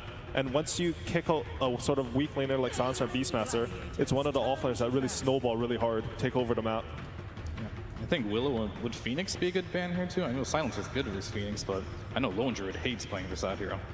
And I think Spirit's looking for a position 4 here as well to lane with that Beastmaster most likely. Do you even feel like part of the Silencer pick here was a protection pick, so to speak, against a potential Phoenix coming out when they picked it on Game In? Hard to say, because like, yeah, you can silence them, but at the same time, you could buy ways to get out of it, and you don't have a good way to kill Egg, because Pango's just rolling, he can't attack. Lone Druid Bear is ineffective versus the Egg. Morta can sort of do it, but that's like going to be your support most likely, so I don't think they have enough, but they're going to leave it anyway, so we'll see what Team Spirit wants to pick up here. I feel like Team Spirit need a partner for Puck to make some plays on the map, because with Trent it's going to be complicated and they will need something to be happening for sure. Maybe we don't need to do anything and Gladiator's just going to run at them and we're going to just like take a Skywrath maybe? I can see Skywrath working. I think the #1 priority for Team Spirit right now is making sure that Beastmaster is a good lane. If Beastmaster does not have a good lane against Silencer, then oftentimes it can be hard to fight into, especially versus Pangolier, another matchup where, yes, you can roar his role, but if you cannot like burst him in that, then Pangolier becomes very good against Beastmaster in the fights. So I think the lane comes first, and then they can look at options after that. Yeah, for sure. We're aiming some good carries against Beastmaster right now too, like with 1 terabyte. And this looks interesting. I guess we'll see if the Weaver will be on that position 4 or not here, if they're going to go for a carry, because that option does still exist if they want to go it. I wouldn't mind a Weaver carry at all. I think the lane would be pretty strong for Silencer. Weaver doesn't have to like commit. I mean, I think it might depend what carry they're predicting Gladiators to pick, but I'm just not too sure like what carry they're looking at. Honestly, in my head, I'm like some Drow Ranger, but that hero's not very strong right now. I just see Yatoro, you know, and I'm like, oh, TI, Yatoro, Drow Ranger, it might come back. Nobody's been picking that hero though, right? But it is a really good game for it. Really unpicked. It's super good for Spango. It's so annoying for Lone Druid. I feel like it's probably not good enough of a hero, but if they were to pick a new carry, like I want something like that with really high damage. Oh, toss. Oh. Okay.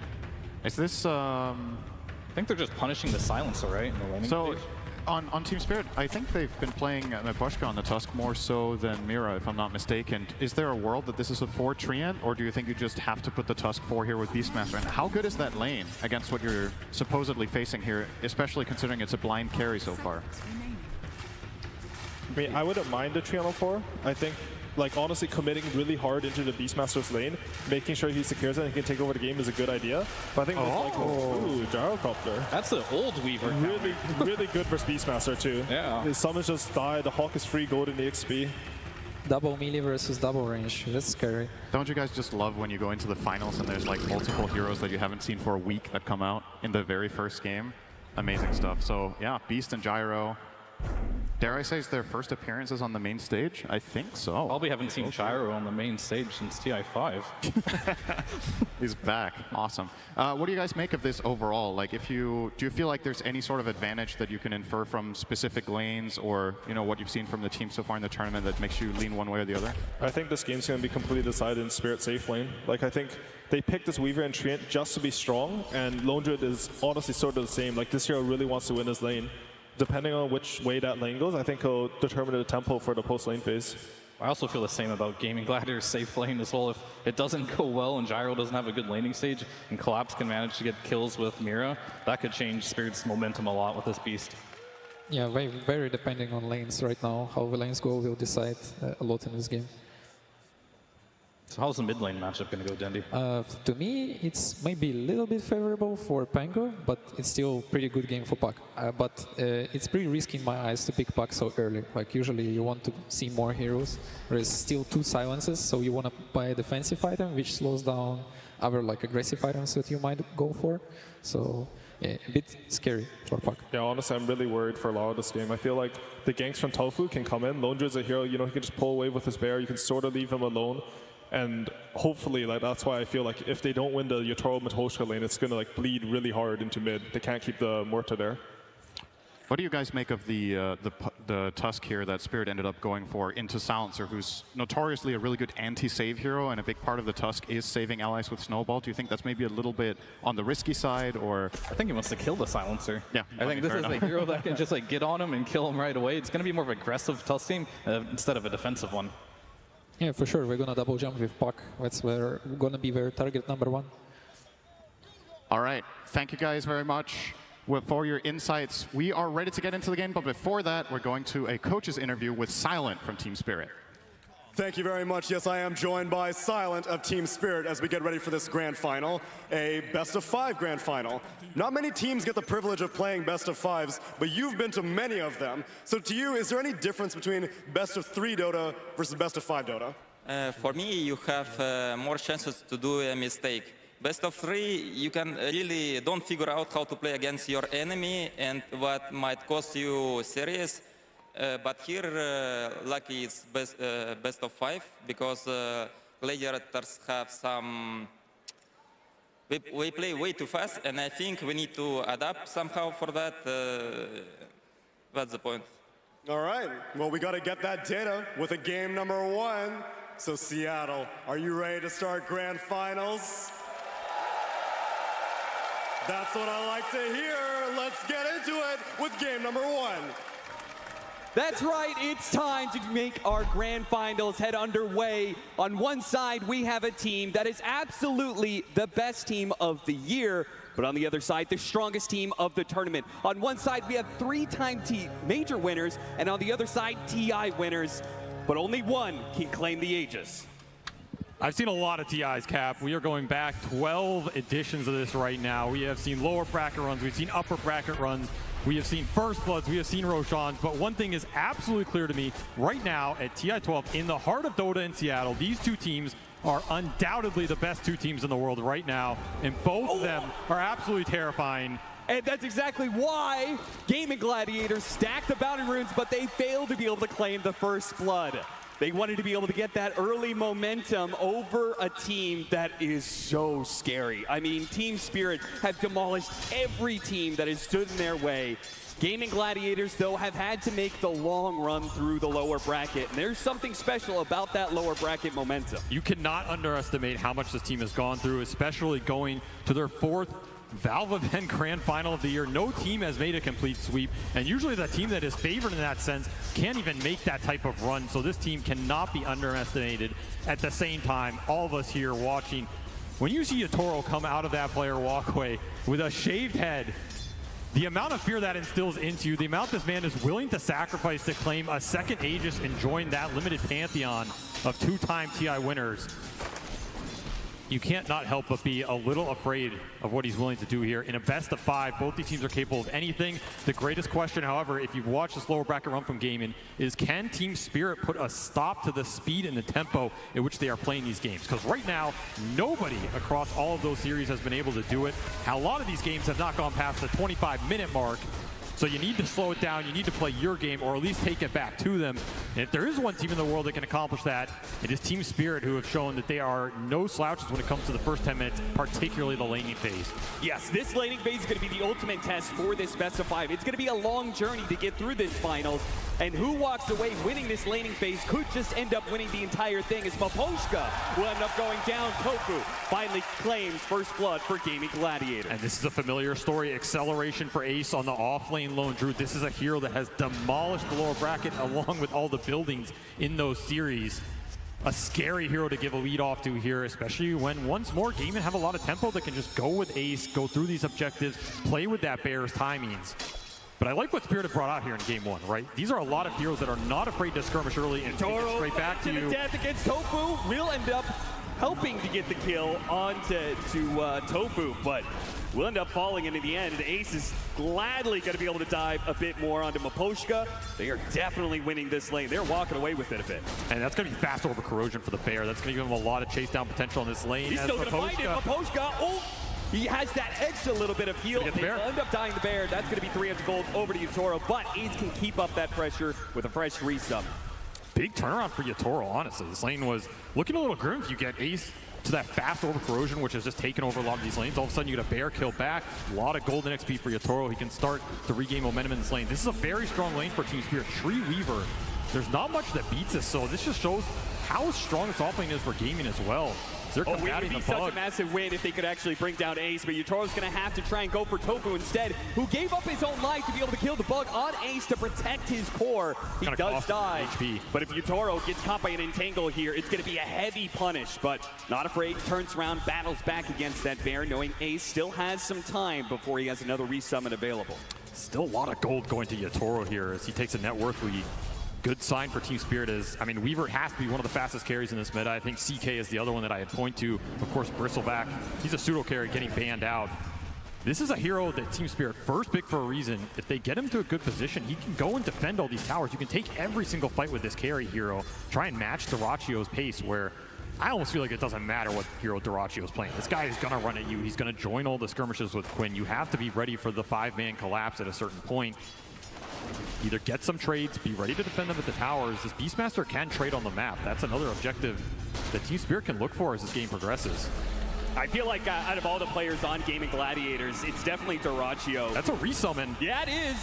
Ace, he'll lose yet another Bear, and Yatoro's just climbing up the network chart now. A laning phase that started off a bit bad for them, but now they've got a full 20-second window with no Bear, so they should easily be able to get most of the CS. And also, the bounty. Man, he is sitting at 3K net worth already, way ahead of anybody else in this game. It adds up real fast. These Bears are worth a lot. It's also extra damage going into Ace. You're not healing while the Bear's on cooldown. There's a lot going wrong in this offlane for Gaming right now for the hero that's supposed to give them that lead, at least comparatively to those other games, right? This is still a very even game, but if you watched any of these series yesterday, particularly the Azure one, I guess if you're not down 5K at the 5-minute mark, you're doing pretty well. Yeah, seriously, you cannot let Gaming Gladiators run away with the laning phase. And that, when we were talking about it backstage, and so many other people that we talked to backstage, everybody was saying, Team Spirit is not going to get run over the landing look at the phase. They rotation. won't let that happen. You can make these kind of rotations, pick up on the snowball. They have 3 heroes to all bang onto the Sharkcopter, but it's not quite good enough. Tofu protecting them nicely. They'll get some damage in return, but Team Spirit are going to remain relatively healthy. Nice missile dodge on the snowball. Mira, he's going to be able to make some really nice plays this game. This Tusk is a hero that can not only give him the physical burst to go through the bear at the later stages, but the snowball dodge on heroes like Gyro and Pango that have to throw out their spells at the start of the fight. It can get you your core BKBs off. It can stall out the fight, get you a roar off of, Collapse coming back out of it. Something that could be really instrumental as this game progresses here.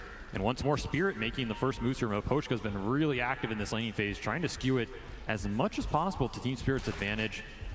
Give them that breathing room. And of course, this is a Treant Protector lineup. We're talking about these objectives, something gaming's focused on. If you can keep your towers up, living armor. The double slows are going to help here, and Quinn's going to come back into this play. Sees an opportunity, but so is Laurel. The 2 supports are already dead, though, and there's no way for this puck to change the matchup now.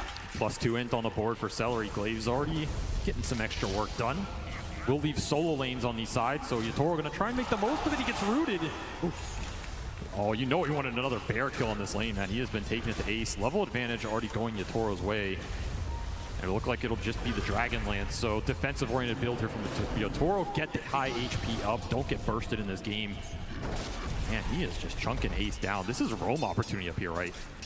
Like, this is a great hero for Team Spirit to roam on. If you can keep chipping Ace's HP pool, because every time you kill this bear, he has to resummon. He's susceptible again, and you don't really take the ult too early. Laurel, he's going to try and bait it out here by using the Illusion Rune. The first power rune was an Illusion Rune. Not necessarily one that you feel the best about, but he's going to try and bait it out by showing his Illusion mid and seeing if they can catch something in this top lane. Tofu, he's going to be marked there. Couldn't get there in time to snag away the Wisdom Rune, but they can get this 1 kill. Ace is around. Laurel, he'll back away. So will Ace. He's ready for the push that's coming in. In fact, he knows he's kind of surrounded by heroes, so he wants to play defensively. But Laurel already back to the mid lane, doesn't want to miss out on too much of his CS. Nice heads up smoke by Spirit. They are a team that will happily smoke to any of these Wisdom Runes. And if you study them, you know it's coming. The 7, the 14, the 21 especially is one of their big power moves. They really want this XP advantage. And again, rotating to Ace's lane, I think, is a recipe for success. The other move you're going to make is to collapse when that helm is up to try and push this tower or kick to watch you out of the lane.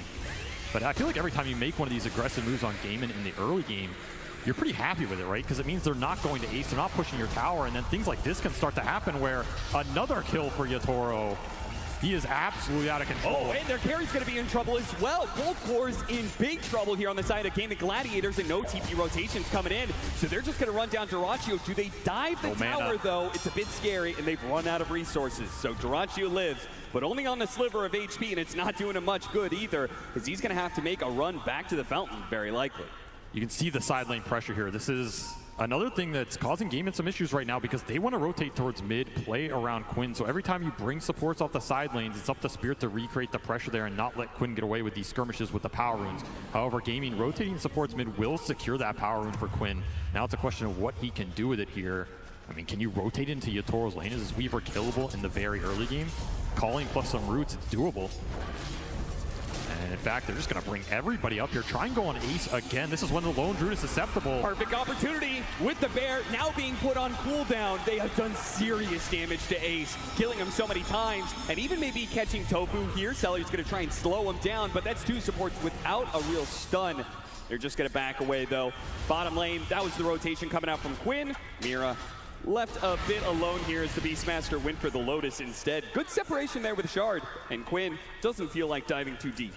And this is the Helm coming out finished for Collapse. So now you have a second pressure point on the map if you're Team Spirit. You've gone through this early game in a pretty decent spot. Yatoro well ahead of the pack. So if he wants to rotate, play with Collapse, start pushing some of these towers, you can start to take Gaming's game plan against them here, as they are still struggling to keep Ace in that off lane. This bear has just been exploited in the early game. So much extra golden XP.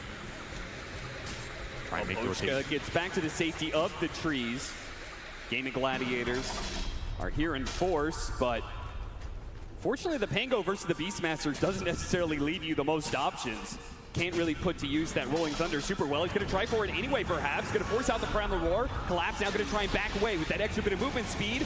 Does get hit by the Gyrocopter ultimate. That's going to slow him down enough. Good snowball pickup from Mira. That buys him a couple of seconds, but Quinn is going to follow that ball. He is perfectly matched to be able to hit them both. The swashbuckle isn't enough, though. And Dyrachyo and Quinn are now in trouble. Caught by the coil. Laurel going to lock him down, and there's not much these supports can do to stop it. In fact, they're just going to feed right alongside the other two of Gaming Gladiators as Team Spirit in a 5-man move sweep over Gaming Gladiators, run them down underneath their towers, and even through the portal, Tofu will be denied that exit.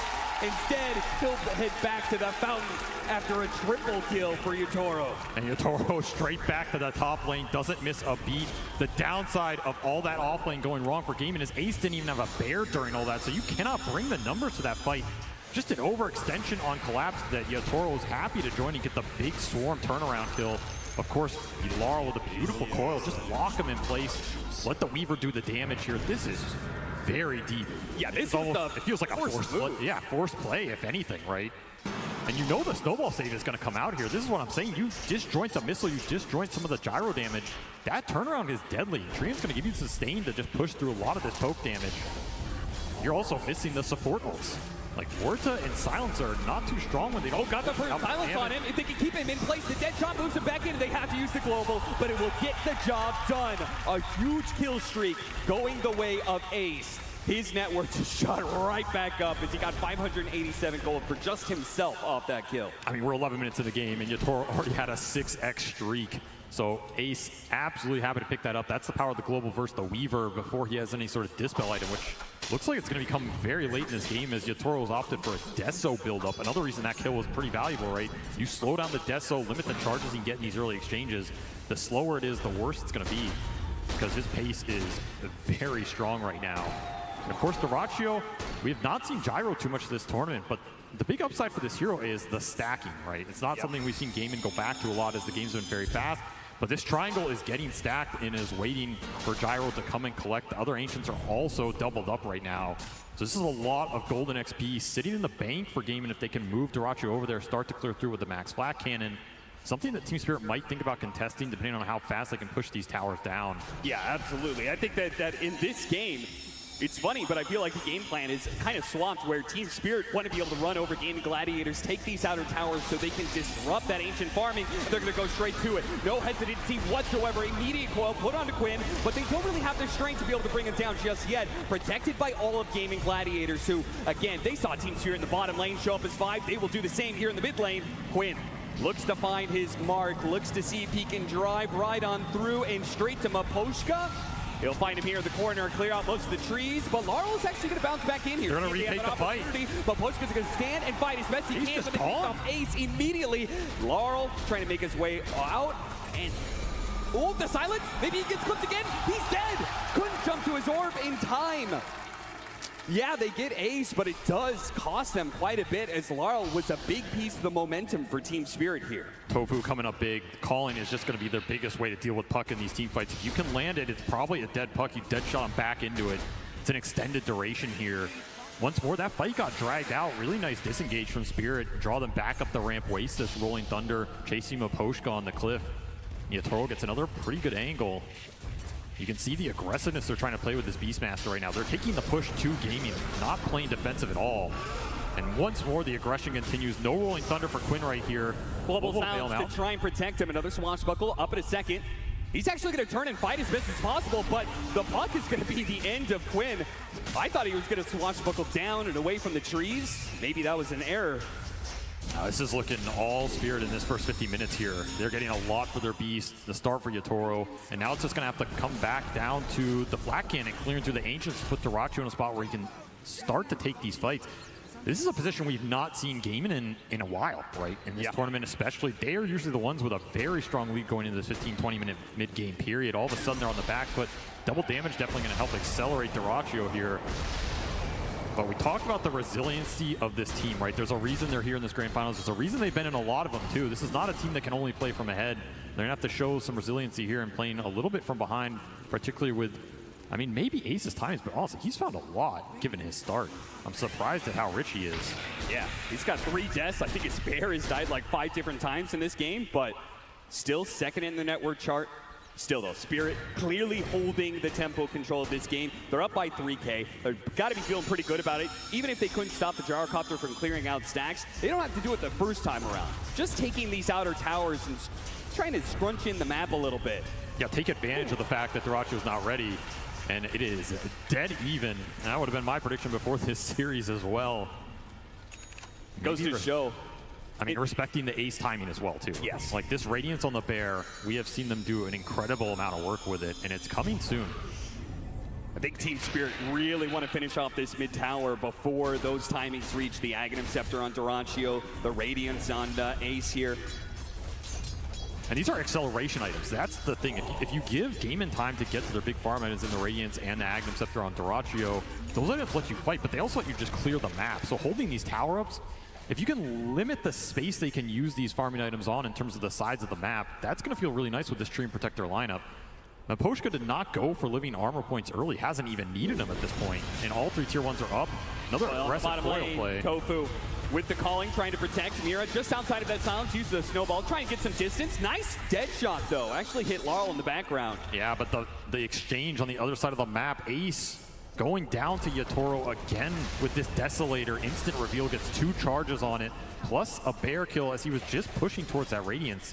700 off. And this tower dies. This is an influential tower for what Gaming want to do on the map, because now both Ancients are exposed, and Yatoro straight in there. He would have liked to have found that stack, but he will be happy to take the net worth away from Duracio, a hero that just needs these camps up.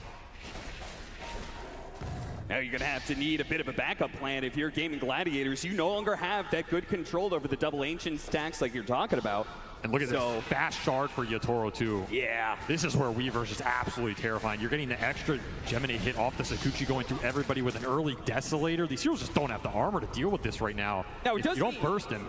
He wants to play super aggressive and get on top of people, which against these kind of silences could play against them. That's why it's very important for them to get this Aegis, get this second life. It gives them time to get the BKB up on Yatoro, so he can't get punished just yet. I mean, this man has absolutely no chill. He's not here to win an Aegis. He's here to take it away from you. And right now, he is controlling the tempo of this game.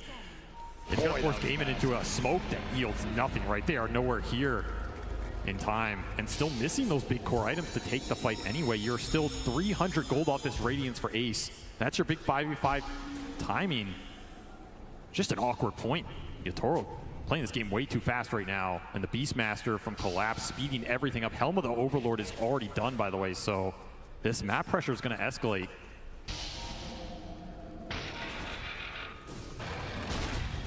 Gaming Gladiators really not able to do much besides just kind of make sure Duracio doesn't get smoke ganked. Playing around him heavily. Here comes the pressure from Team Spirit, though. Radiant's done. This is a good point to get it done if you want to defend this tier 1 mid. A really fast time lapse there. You could realize Yatoro, I think, felt like he was overextended there. If he gets caught once by the silences, there are chances he just dies behind the tower, and then that Aegis may be useless. He may just die twice in a row. And that's why this build is starting to come together for the Aegis, right? Because Yatoro still doesn't have a defensive item. The Global's still very effective here against Spirit. Laurel also considering a BKB this game on Puck early just to deal with the calling and the global silence that's coming out. Gaming have a lot of tools to lock down these mobility heroes if they can find them. Right now, Maposhka just doing some scouting. 2 minutes to spot Maposhka, but there's nowhere for him to really run. He knows it too. He's definitely been caught, but he got some good information that'll lead to the pickoff on Ace. He saw all those heroes and he said, guys, this lone druid is alone in the top lane again. Kill him. The single target physical burst is way too fast for this true form to even be considered in terms of casting it. They just had Ace's number. Radiance reveal down the drain as his timings are going to get prolonged yet again. And Collapse, he's just farming it up. He's not too worried about playing on game inside of the map right now. Just wants to hit his own BKB. It looks like Team Spirit, they're just going to work towards a triple BKB timing eventually. Look towards that second Roshan with it, get the spell and debuff immunity up for the silences that are causing them problems in the fight. Then you're not too worried about anything as Quinn is getting shredded by the death. Yeah, even if you get out the Rolling Thunder, the physical damage from Yatoro is too much for him to handle. Tofu was kind of desperate, wanted to be able to get that kill on Mira, maybe trying to take away the Aegis, but frankly, he doesn't do nearly enough damage right now to deal with this carry, even on low HP like this. Missed the dead shot on Mira. managed to sidestep that one, and they'll dive Tofu pretty easily. Yatoro does manage to get off the timeline service so barely. Meanwhile, Celery's picked off in mid. Team Spirit, they are absolutely outplaying Gaming Gladiators right now on the map. They just know all of these heroes are getting picked apart. There just seems to be no response whatsoever from these Gladiators. I mean, there's nowhere to run, right? You need to combine the damage here on Gaming to get anything done right now, and instead it's just Team Spirit going on you on multiple lanes, so you can't group up. Age is still up for 2 minutes here. 8 Deso charges already done for Yatoro, as he is just slowly claiming your soul. This is going to escalate fast. This is a scaling lineup, too, with all the auras they can bring to the table. The Swarm's going to go through. You have Tusk physical damage to pour in on top of it all, and a Chrysalis for Yatoro. I mean, how many aggressive items does he need in this game? I love the fact that he's like, yeah, I don't need that BKB yet. Still have the Aegis for another minute and a half.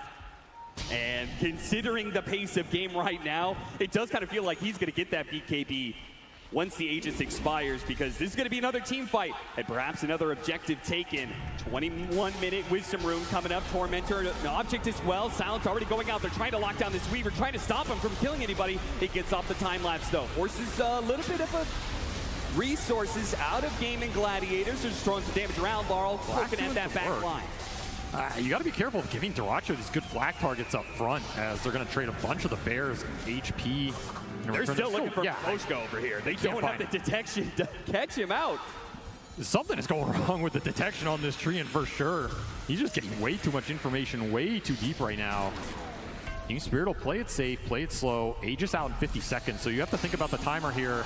Look at that burst damage. Quinn caught by the coil and instantly killed by Yatoro. And you can feel it. Yatoro is seeing an opportunity. They're going to be able to cut down Celery, and now he goes in for the kill. The Aegis does expire, but the rest of his team provides the disable. So as the second life comes back up, he's going to shred through Ace. Looks over to Tofu next. Now, last left, perhaps Duracho trying to run him down. Duracho doing his best he can, but up against 3 different cores, he can't actually fight back. He has to run away. Oh, missing out on the dead shot. Yatoro is unstoppable. He's just diving to the base like it's nothing. He was thinking about it again. 30 HP is the only thing that'll save you from this man right now.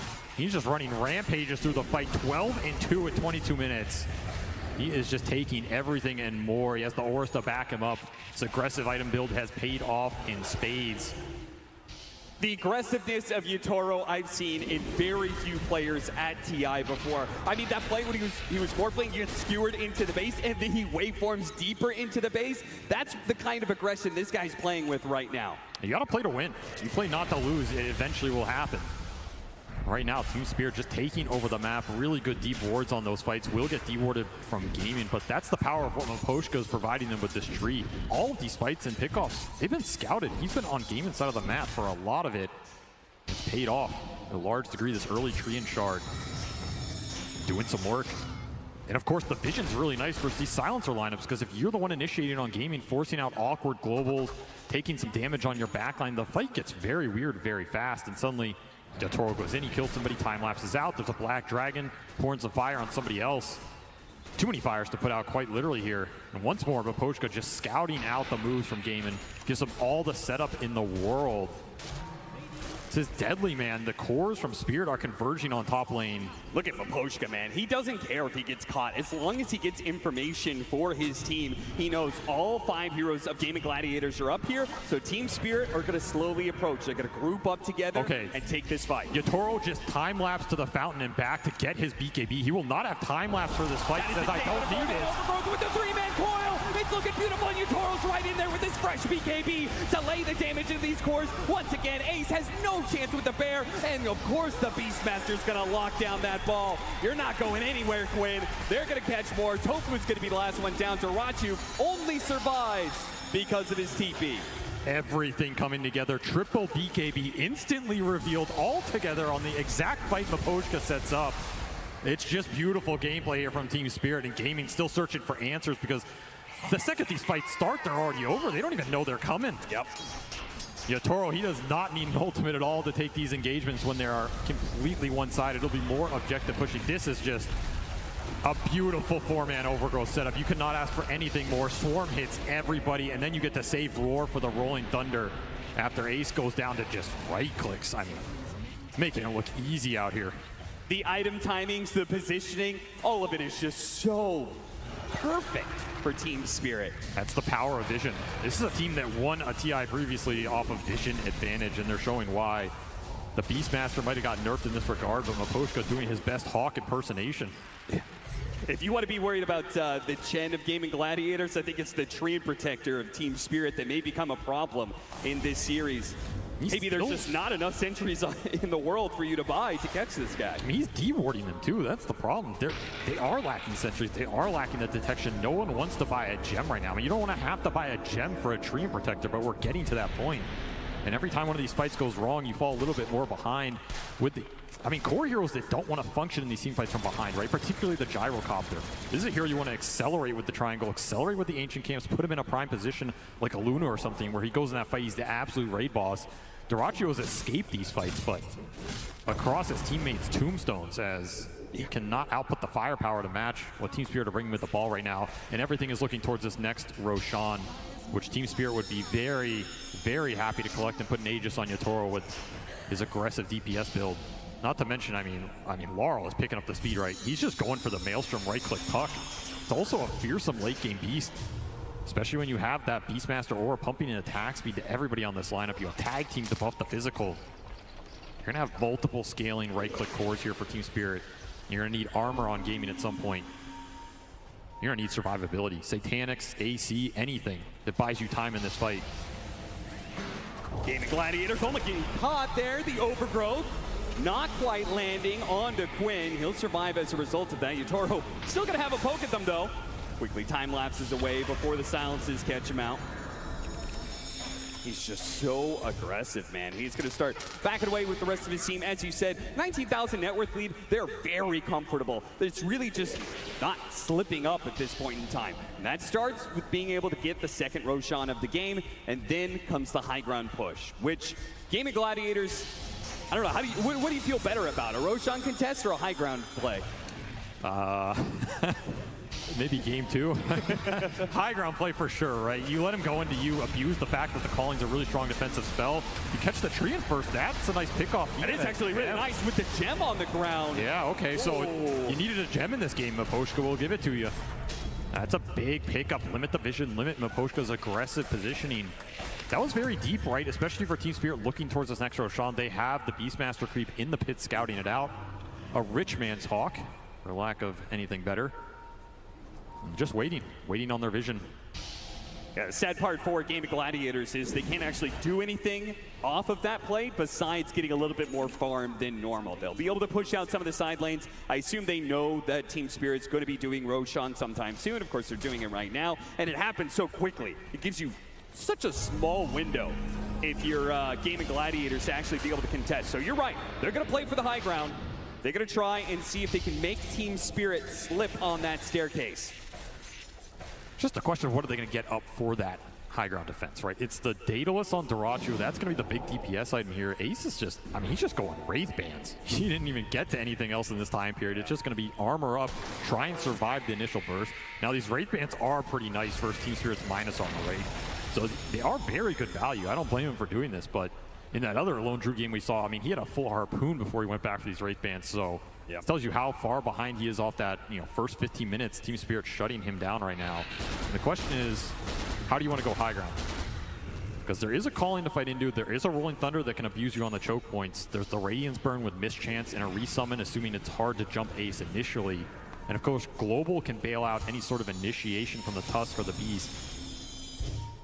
See how strong Yatoro really feels he is if he thinks he can just walk up and start hitting this tier 3. Wouldn't surprise me. Maybe that's why he's gone Scotty here. Level 20 done for the Weaver with Scotty completed a double damage rune and a quiver. Oh yeah. I mean, if you get hit once by this Weaver, I think you're gone on the supports. And that's a huge problem for Dyrachyo as well, because he doesn't have that Satanic buildup yet. So he doesn't have the sustain to be able to stand toe-to-toe against the Weaver for too long, Ace. I don't know if you know what's coming for you right now, but you're not going to like it. It's going to be a shot to the back of the head. He's gone. blown away by Yatoro, and they catch Quinn in the mid lane. They don't need Yatoro to make this kind of play. Laurel activates his BKB to catch the opposing mid laner, and with 2 dead, a double damage activated. Team Spirit are just all but just waiting for the creep wave to catch up with them. Well, that's one way to break the high ground. Just one-shot an enemy off-lane carry hero and force it with a double damage here. Yatoro has AC aura behind him now as well, so that Deso plus the Swarm plus the AC is just going to amp this physical through the roof right now, which makes this high ground siege a lot more tempting. Here goes for the jump. BKB immediately activated by Duraccio, but there's that physical damage. Duraccio, he can't actually stand up against Yatoro and has to back away. Of course he's diving. Yatoro, yeah, he's just going to go for it. See if he can crit it. Got it! Oh, no way! The final bit of damage required. Yatoro can claim it. Yatoro, boss. This man knows no fear, no limits right now. He's just taking your base at 30 minutes, a position Gaiman is used to putting their opponents in. The noose has been pulled taut here as Team Spirit have just given them nothing of the map, it feels like, for 15-20 minutes. Ace can't even escape the tier 3s right now. You're just going to have to take a high ground defense without your carry. Or watch another lane disappear. Yeah, I don't see how they stop this without Duraccio. I mean, I think Mira can also jump if he really wants to just force the issue. Yeah. His Tuskar is hella tanky right now. Gossamer Cape Drum, happy to start the engagement, particularly if you can find a good core target. He got feared on the jump. That was incredibly impressive, actually, but it will not yield them the fight. It'll be a second lane. 2 lanes barracks up for Team Spirit. And they still have a minute and a half left on that second life for the Weaver. That final push, I mean, if you're Team Spirit, you're here playing a full best of 5 against Gaming Gladiators, why not make the first game quick? Just for your own sake. Yeah, give them a taste of their own medicine. Uh-huh. And show that the zoo is indeed not dead. That's the scary part of this game for me. You have Collapse on a hero that, I mean, they have been incredibly proficient with it, right? This was a first phase ban at Riyadh for a reason. Yep. It is a Collapse signature hero, but it's not one of those big jump stunners that everybody's afraid of. They're afraid of the Collapse Magnus, the Collapse stunners. This is a hero that just took over the map. He farmed, he played his game with Yatoro, and it was the raw aggression and objective taking to put Gaming on the back foot. It's a scary thought if Team Spirit are taking He's doing it again, isn't he? Yeah. Own strat against you, and yeah, time lapse to the base for some dataless action. It's your own X marks the spot. That is so much burst damage. Yeah, when he's got the enchanted quiver on top of that. This is an insane, like, single hit, right? It doesn't take much. Sakuchi's in, hits you instantly, can start to run away. You're just getting chunked. This is the strength of Weaver right now. 15-2 for Yatoro. Mira looking for his opening. Gaming Gladiators, it seems pretty clear. They can't take an honest fight against Team Spirit anymore. They're going to have to play around the fountain here. As a jump forward, the Dream Coil is slowly taking him out. Tofu does manage to live for now. Gets back to the fountain. But Team Spirit, they still have more opportunities to come. The Aegis is going to expire, so Gaming Gladiators managed to weather that storm. And it's possible that Team Spirit may decide that it's best just to wait for a third Roshan before they end it. I think Yatoro's happy to give the Aegis up. It'll free up another slot for him at the rate he's going. Yeah, seriously. He just wants more damage, more survivability. Everything is great for him right now. The scary part is you can still work towards a Tusk Ags in this game. I mean, Mira's quite farmed. Oh, yeah. You're talking about a high ground break mechanism. They really get in a stalemate and need it. He's going to kick someone out, and Yatoro just runs straight into them. Pops BKB, turns around. Oh, man, that damage is just building up so quickly. Quinn's got it in an instant. So is the Bear. Duraccio battling up against Laurel, but the big bad boss of the fight is definitely Yatoro. And once he turns his eye on a hero, absolutely disappears. over. Game over for this one. Team Spirit making absolutely no qualms about shutting Gaming Gladiators out in their own style. 33 minutes and it's done. Such a one-sided game one. I mean, nice lower bracket run, right? Welcome to the grand finals here. Welcome to the ultimate boss of Dota right now. As you might have won 3 majors, you might have made it all the way here, but if you can't find a way to break this team, which nobody else has been able to do, you're going to go home empty-handed. And Gaming Gladiators, like they had such a good run leading up to this, right? They lost 1 game in this playoff run of theirs, and that was against Team Liquid. The only team who managed to take it until they run into Team Spirit. And they kind of look shook, right? Oh, yeah. That's what they want their opponents to feel. A 30-minute high ground GG, make it look easy, just run away with the lanes.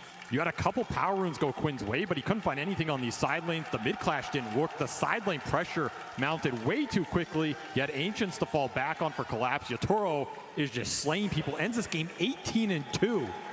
This man's just padding his legacy stats at this point. I mean, seriously.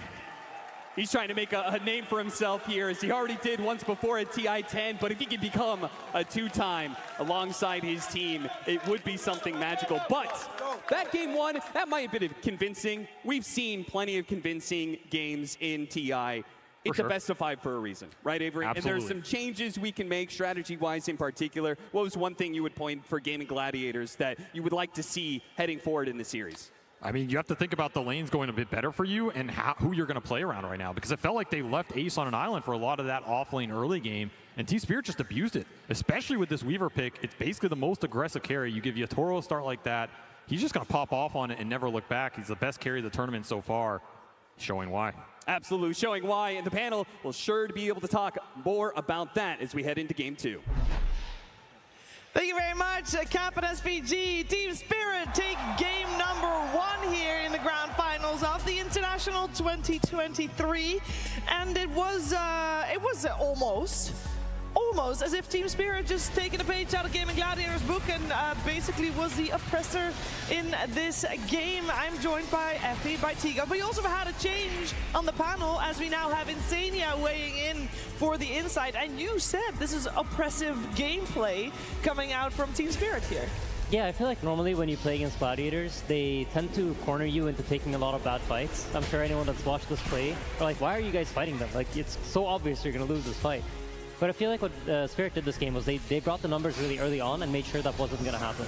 Yeah, it happened at the 9-minute 50 mark for me when they take this fight bottom. Mira, he holds the snowball, he kind of baits Game in to take this fight. Meanwhile, Ace is in the mid lane playing Lone Druid. Like, how does he rotate to his bot fight and contribute to these quick early engagements? And that was the story of the game for Spirit, just constantly dodge, take away the fights away from LD, but also when he's by himself trying to recover, you kill him as well. He had 8 deaths by the 30-minute mark. It was the most times Ace has died on Lone Druid so far at the International. He was just completely shut down.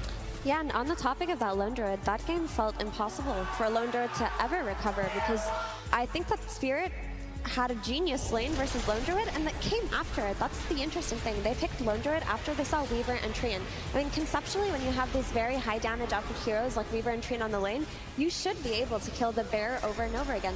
And that's what happened. They killed the bear a couple of times on lane. They were able to constantly pressure and dive the Lone Druid, and it made it so that because that lane went so poorly, there was no way for Quinn on the Pango to rotate top and correct it in any way.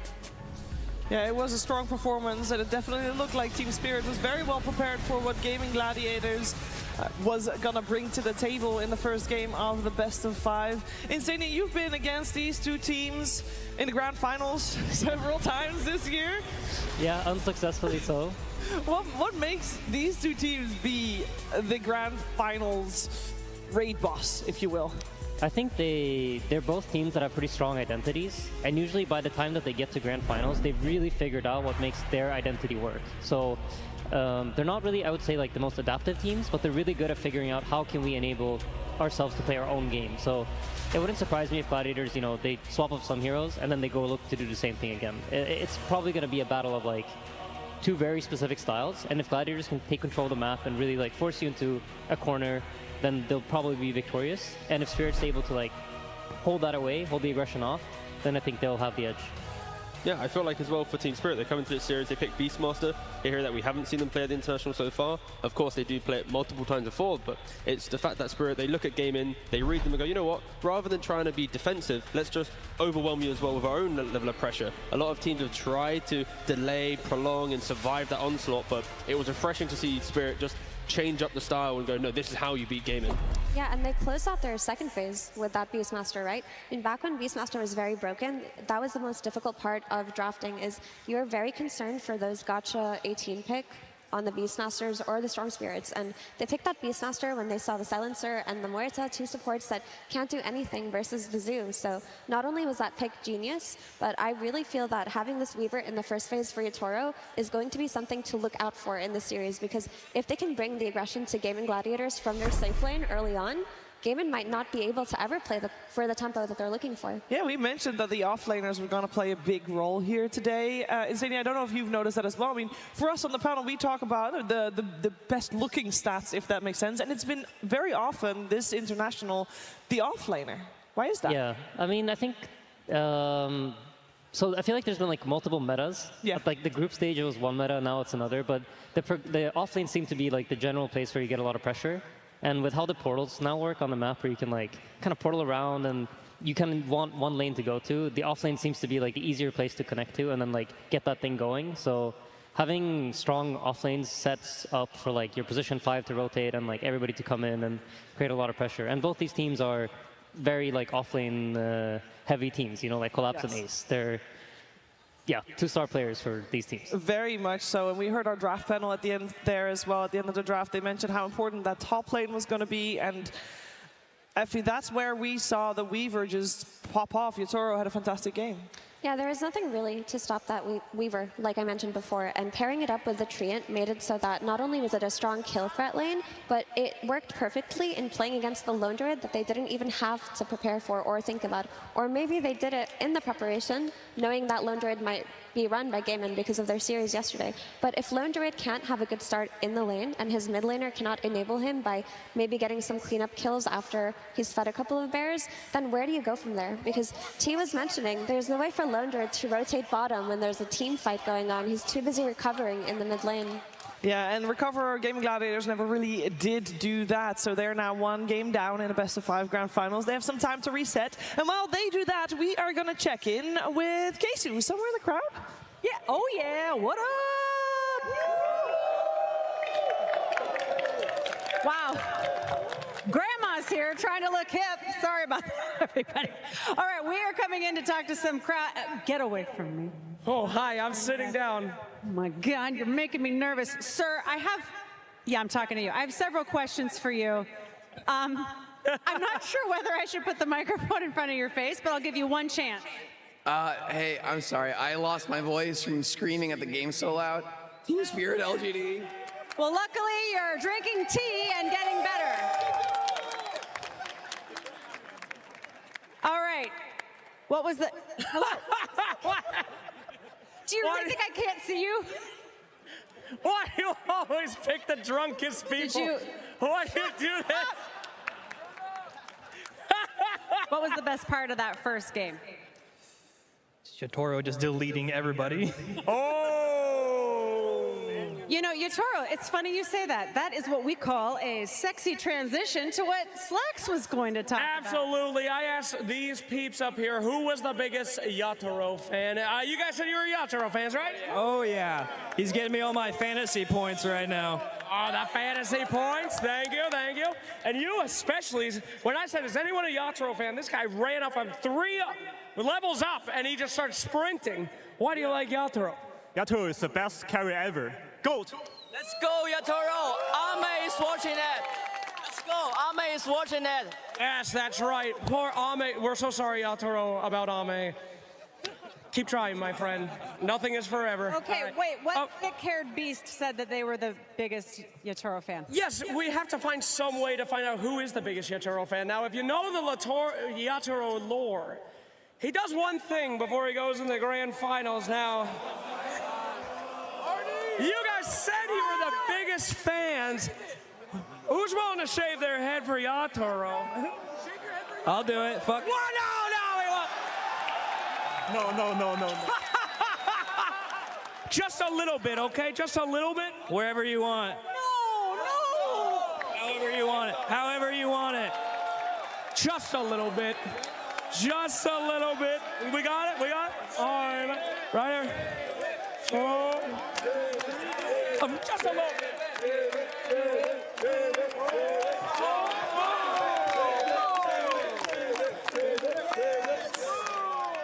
Love you, Yatoro!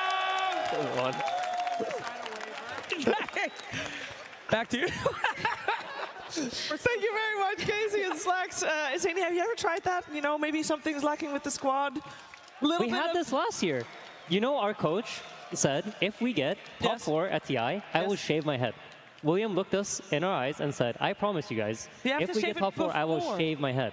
Yeah. Okay. So we got top 4. Yeah. And then we're like, all right, William, you know, we got 4 days. Where is it? Let's shave it. Yeah. And he's like, no. I said top 3. But we had vlog footage, so we went back and watched the vlog, and it's very clearly top 4. But and you guys also got top 3. And then we got top 3, and we're like, William, shave your head. And he's like, you know, like, he Williams out of it. And then, yeah, no, shaving your head, I think probably is the reason we didn't do better at this TI. Yeah, I mean, next year. Oh, Yeah. There's always a chance. So maybe, you know, there's a 15-minute break in the meantime. Maybe Gaming Gladiators is finding a razor as we speak, for their head, that is. And no, that was very grim. That's not why I wanted to go with that. What I do want to say is, I mean, we've got some very dedicated fans. I am sure that if Slacks pushed it, that there would have been a bald head behind us. And while we have very dedicated fans all around the world, there are venues packed with dedicated fans watching the Dota 2 from afar. You guys are all with us here in spirit in the Climate Pledge Arena, and a lot of you are also with Spirit, as we saw a lot of cheers there where Team Spirit take the first game of this best of 5 grand finals. And we got to talk about adaptations, because it's a best of 5. Both of these teams have been here before. Both of these teams have shown that they have what it takes to be able to adapt on the fly in the break that they get. The question is, where are they going to go with the adaptations? I have to address a little bit, it's not really an elephant, it's more like horse size in the room. I want to talk about the gyrocopter that came out as the overall last pick, Effie. It's not a hero that we've seen do very well, or it has been very popular over these last few weeks. Why was this attempted, and why didn't it work out? I mean, it was just a response to the Beastmaster, right? It's like, at that point, what do? You're playing against a summons hero. You don't have anything to address it. Your Pangolier is going to be a little bit busy because he's playing against the puck. Pango alone isn't enough. You go for Gyro, who's typically the AoE clear type of carry. But this hero fell out of meta for many reasons. I feel like he plays a little bit too slowly. If the aggression is brought to you in the way Team Spirit brought it with that Weaver, Gyro does not have enough time to respond to that. He needs to sit in his Ancients, needs to farm up like 2 or 3 items, and they couldn't reach that point. Yeah, I feel like maybe the main question for me is going to be Lone Druid. I don't think gaming will pick it so openly now, knowing that Spirit are going to be able to play such a high-paced game, kind of abuse the fact that he's on one side of the map, you can only bring 4. And then on top of that, like Effie was mentioning, if you have a Gyrocopter as well, who also wants to hit Ancients, like Lone Druid wants a lane, Gyro wants Ancients, 3 heroes going to do everything else for you? So I think for gaming, LD, that's going to be the big question mark for me. Maybe they pick it on like 18 or kind of like a closing part of the phase rather than so openly. Yeah, with LD and Lone Druid there, indeed, the offlaner for Ace. Didn't have a great game, and overall, it felt like then the plan, Insania, that Gaming Gladiators had, it was very different from the style that we've seen them play, because if they are playing for the later stages of the game, they're not going to be able to do their aggression ball that we've seen them be very dominant with. I think the idea was to try to set up like the same thing, where they have this Lone Druid and Almerta do very well in the offlane, and then you have Tofu running mid. We call it cringing in our team. It's like when the 2 supports show up mid, and they just cringe the mid laner. So I think they wanted to like cringe Laurel, make sure his game is terrible, but it kind of relies on the laning phase going well. And I think the Gyrocopter in many ways is picked to enable that. You want the safe lane to be strong. You just want the lane to go well, to free up Celery, free up Tofu to then go pressure mid lane, and enable Quinn to then, get the ball rolling. But in this game, I don't think the lanes really played out the way they expected them to. No, I do think we should mention the mid lane a little bit, because we've talked a lot about Pango this entire weekend and this entire event so far. In other people's hands, other than Quinn, the hero's not looked great. Overall, he's had a fantastic win rate with it this time around, T-Gov. This game, though, he wasn't able to get the ball rolling. Yeah, no, he kind of fell flat. Yeah, right? thank you. Audible sigh. But no, I think the early game for Quinn, he was able to make a couple of those moves. He was punishing the supports from Spirit, but then it got to the point where he was making so many rotations that eventually Spirit knew which one to capitalize on, which one to punish. So I think they shouldn't be deterred from picking this hero. It is a matter of just so many other factors laying into it. But yeah, the Quinn Pangolier is probably a hero that he would want to play a couple more times if he is going to try and secure this Aegis. I mean, the issue was he couldn't rotate on the lane that he needed to rotate to, which was the Weaver lane, right? If he's consistently putting all of his efforts in playing on the Beastmaster lane, you're not really solving the crux of the problem, because even if you can get a couple of kills on that lane, Beastmaster's just going to sit in the jungle and farm for a little bit, while the Weaver is playing a supremely aggressive game versus your Lone Druid and not allowing him to come back. But when Quinn has looked good with the Pango this tournament, it's usually come out later in the draft, right? Yesterday, they had it close out their second phase versus Azure Ray when they saw the Enchantress and the Naga, and it looked great there. Today, they brought it out after the Weaver, and is seeing a Weaver enough to pick a Pangolier that early? No, I don't think so. I also like the fact that they picked, so on the flip side, with the Weaver, you have a Tusk and a Tree, so when things are going kind of chaotic, whatever of these melee heroes wants to go to the Weaver, it's going to be a kill lane, right? It's like you can use that Twin Gate, get a kill, so it's a bit difficult for that. It's a bit difficult indeed, and you see a lot of thoughtful faces there for Gaming Gladiators. And we have a lot of data on them. They've played a lot of games, the most games played here at the International, making it all the way through a full best-of-3 lower bracket. It means that Team Spirit has a lot of data to go off of as well. Insania, how much in a best-of-5 do you really put stock into the game that has been played, not just today, this morning, but throughout the entire tournament? Because I know a best-of-5 generally also has like its own meta developing. Yeah, I mean, usually what's going to end up happening is you kind of get a good understanding for what it is the other team's trying to accomplish in the draft, and then how to adjust to it is usually at least for us, I think has been a trickier part throughout the year. So yeah, you definitely like develop your own meta. You kind of understand, like usually game one is like a feel your opponent out kind of game, and you get an understanding of like, this is the idea I had prepared, this is the idea you had prepared, how do these two clash? So now Gladiators kind of have to, you know, show their hand. They have to kind of mix something up. Probably won't be seeing gyro again, might see some adjustments to the bans so they don't feel like they're in a position where they need to force the gyro. Yeah, as a gyro enthusiast myself, I don't mind seeing the hero. It's nice. Do you think they misclicked this one, or? No, I think they wanted it. Okay. Yeah. Would you have chosen the same cosmetic? I'm not really sure what gyro cosmetics he had. The cosmetic that he had was the one that makes Flak Cannon incredibly visible. Like, it was disco show out there. Yeah, that's a good one. Yeah. All right, awesome. Why not? But I am actually curious, Aiden. So when we're talking about this Pangolier coming out early, and when it doesn't look good, like how much stock did you guys put into thinking about this Pangolier? Because obviously you're going to consider it is Gaming Gladiators, but you did let it through a few times. I think we've been letting it through all year long. I remember I had a conversation with I think Tundra at some point, and they were like, just ban Pango and you win against Quinn. But it's like the hero doesn't feel that good. So when you play it yourself and like it doesn't seem to work, you're kind of surprised because every time you play against it, you're like, oh, this is, you know, free lane for Nisha, and then somehow like he makes magic happen. But I think the point about the Weaver is true. Like it's very difficult for Pango to like run to Weaver's lane, roll up, and then look to do something. And then that I feel like every time when they make the Pangolier work, usually they manage to bring the two supports mid, snowball the game, and then like you're scared on both side lanes. Well, we're going to find out what is happening in game number 2 as the draft for it is right around the corner. Climate Pledge Arena, Dota fans around the world, get ready. Team Spirit versus Gaming Gladiators. Grand Finals, Game 2. Welcome back to the draft panel, everybody. This is going to be game number 2 between Spirit and Gaming Gladiators. Game 1, Team Spirit kind of ran them over, I think is fair to say. So that begs the question, you know, the teams are feeling each other out. It's a best of 5. What is the adjustment going to be for Gaming? Howie, what would you like to see them do first? Honestly, I would really like them to not target collapse as much in the bans. I think that they should play more to their strengths than what I felt was like a little bit of fear of the opponent. I feel like the Magnus ban was maybe a bit overboard. I'm not too sure. Maybe it'd have some scrim experience versus or something. But I think Gaming's strength has always been playing through Quinn in the mid lane. And the way that you have to do that is that you need stronger side lane supports. They target their bans towards maybe a bit of Laurel, maybe a bit of the Spirit safe lane. I think they were to rotate on mid a lot easier.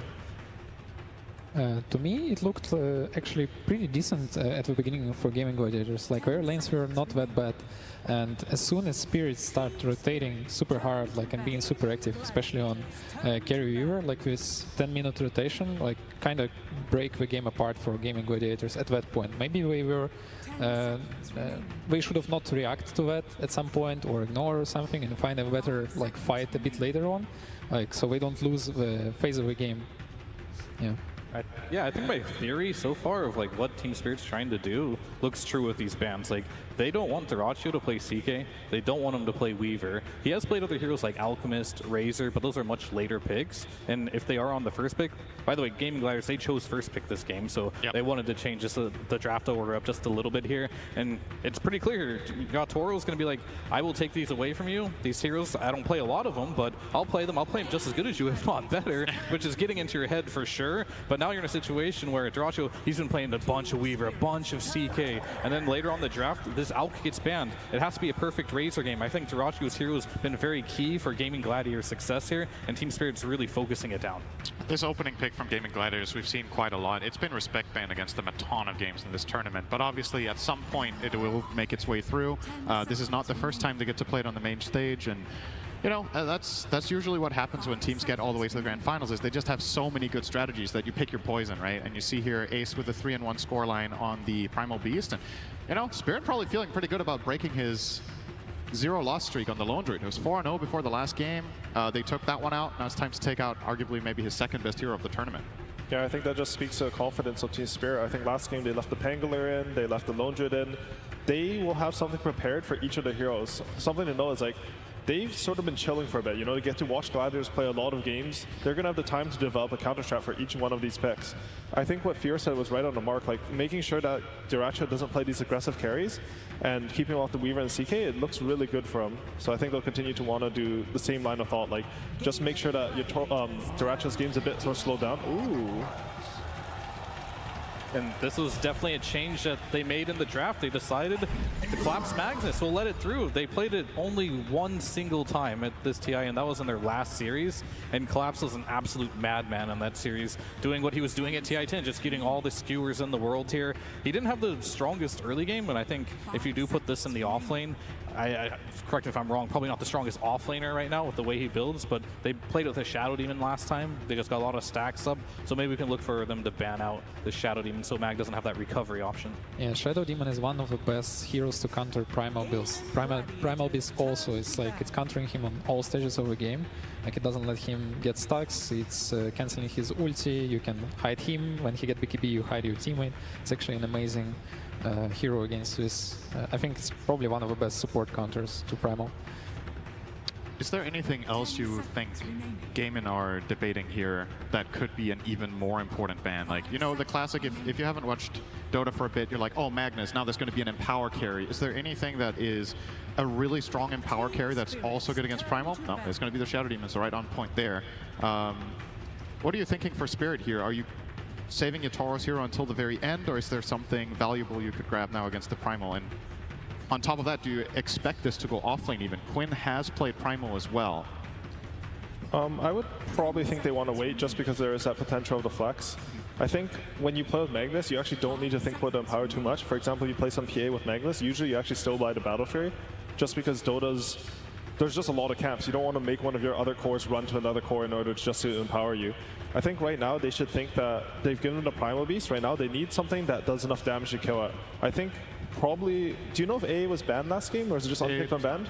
I think that's sort of rare for this tournament, honestly. I think it was picked and banned pretty much first phase in like most of the other games I've seen. I think they could look at something like AA. You see Phoenix is already out, and the Shadow Demon's out, so I think they want to make sure that they get a support who can deal with this Primal. A looks pretty interesting, like, but it's also need a good partner on lane because it's not the strongest laner, I guess, on easy lane. But Miposhka plays it very, very good, like on next level. Enchantress. That's a 5 that is strong in lane, I've heard. We're gonna do a cringy mid. We're gonna cringe the mid this one with Enchantress for sure. This is one of Makosha's like signature heroes. He's really good at this, and I think when you do play a hero like Magnus, who will take a little more time, might be a little bit slower, having that early game pressure can help a lot. And we'll have to see. Like, I believe Borrow probably still can play the Magnus if they want to go that route, but normally when you do see it on Spirit, you'll have to automatically think Collapse. But will Gaming also automatically think Collapse as well, or are they gonna respect it and think that it could be a potential mid laner? Yeah, I think Enchantress is also one of the supports that eventually you're actually the one who can kill the tanky heroes. Miposhka, he pretty much always plays for the Hurricane Pike plus Moonshard and BKB. Like, I saw sometimes Seller, he's playing for like the Solar Crest Pipe, but I usually don't see Miposhka go for that type of build. Something interesting to that point is I was reading over a breakdown of team farm distribution, and for Team Spirit, I think Miposhka has a higher average gold per game than Mira does, right? So it's clearly by design that they're giving Miposhka a lot of space in the game as a position 5, and obviously this, as you guys pointed out, can turn into a carry. Do you think there's like a specific type of 4 that is perfect for that mindset? that, okay, if Ench needs to take some space at some point in the game and get strong, this is the type of 4 you want to pair it with, or is it kind of not really that relevant and you're just counterpicking specific heroes rather than making a duo? I think it's mostly Mira playstyle. Like we both share the responsibilities of 4 and 5 in a way, so it kind of looks like we're both playing 4 and 5 and even sharing warding a lot of times. So I think any hero Mira gonna play is gonna fit that role. Yeah, and I think Mira in general, he just likes to play the damage that just follows up. He plays a lot of Dark Willow.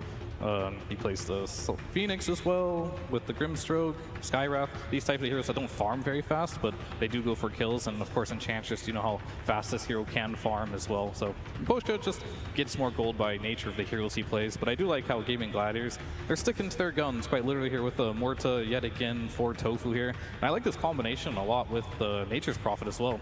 You just come in, you sprout them, you get a free deadshot target on the sprout, and you just push them back. So a lot of synergy there.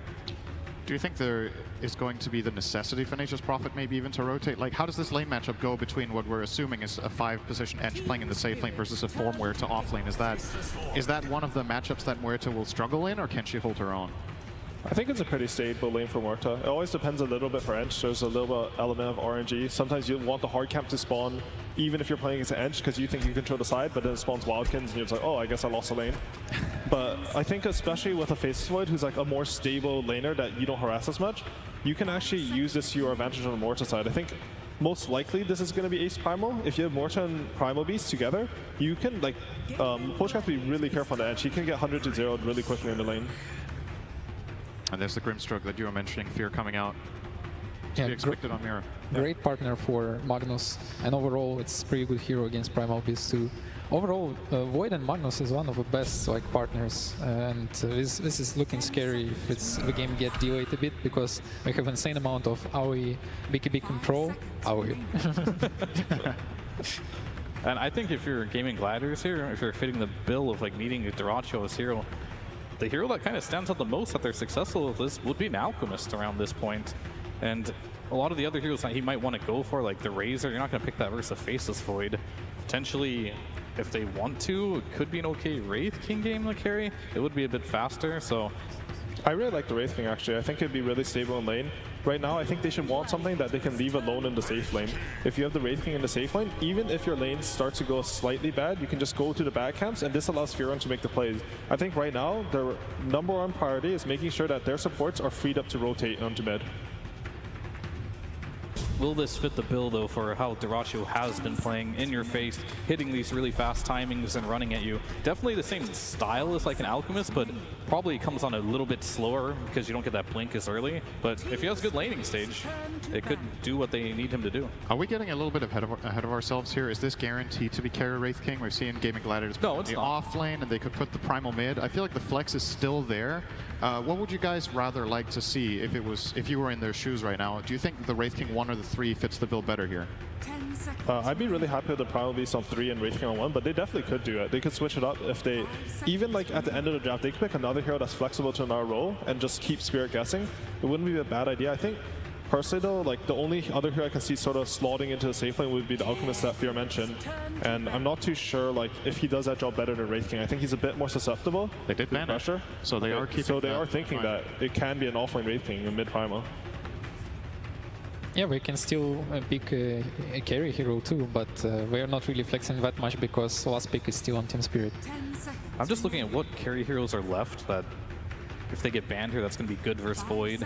Is Wraith King going to be the most punishing hero for a Faceless Void in the laning stage as well? These are all the decisions that they need to come up with, because Wraith King is already really greedy if it's an offlaner, which would give you more space technically as a carry to make things happen, but a lot of the good ones that can be faster are probably just going to get removed. This is quite a rare sight in the last phase, right? To see a team ban 1 carry and 1 offlaner. I think most of the time you kind of commit to the one idea, okay, this is the biggest threat, is that they put the heroes in this way.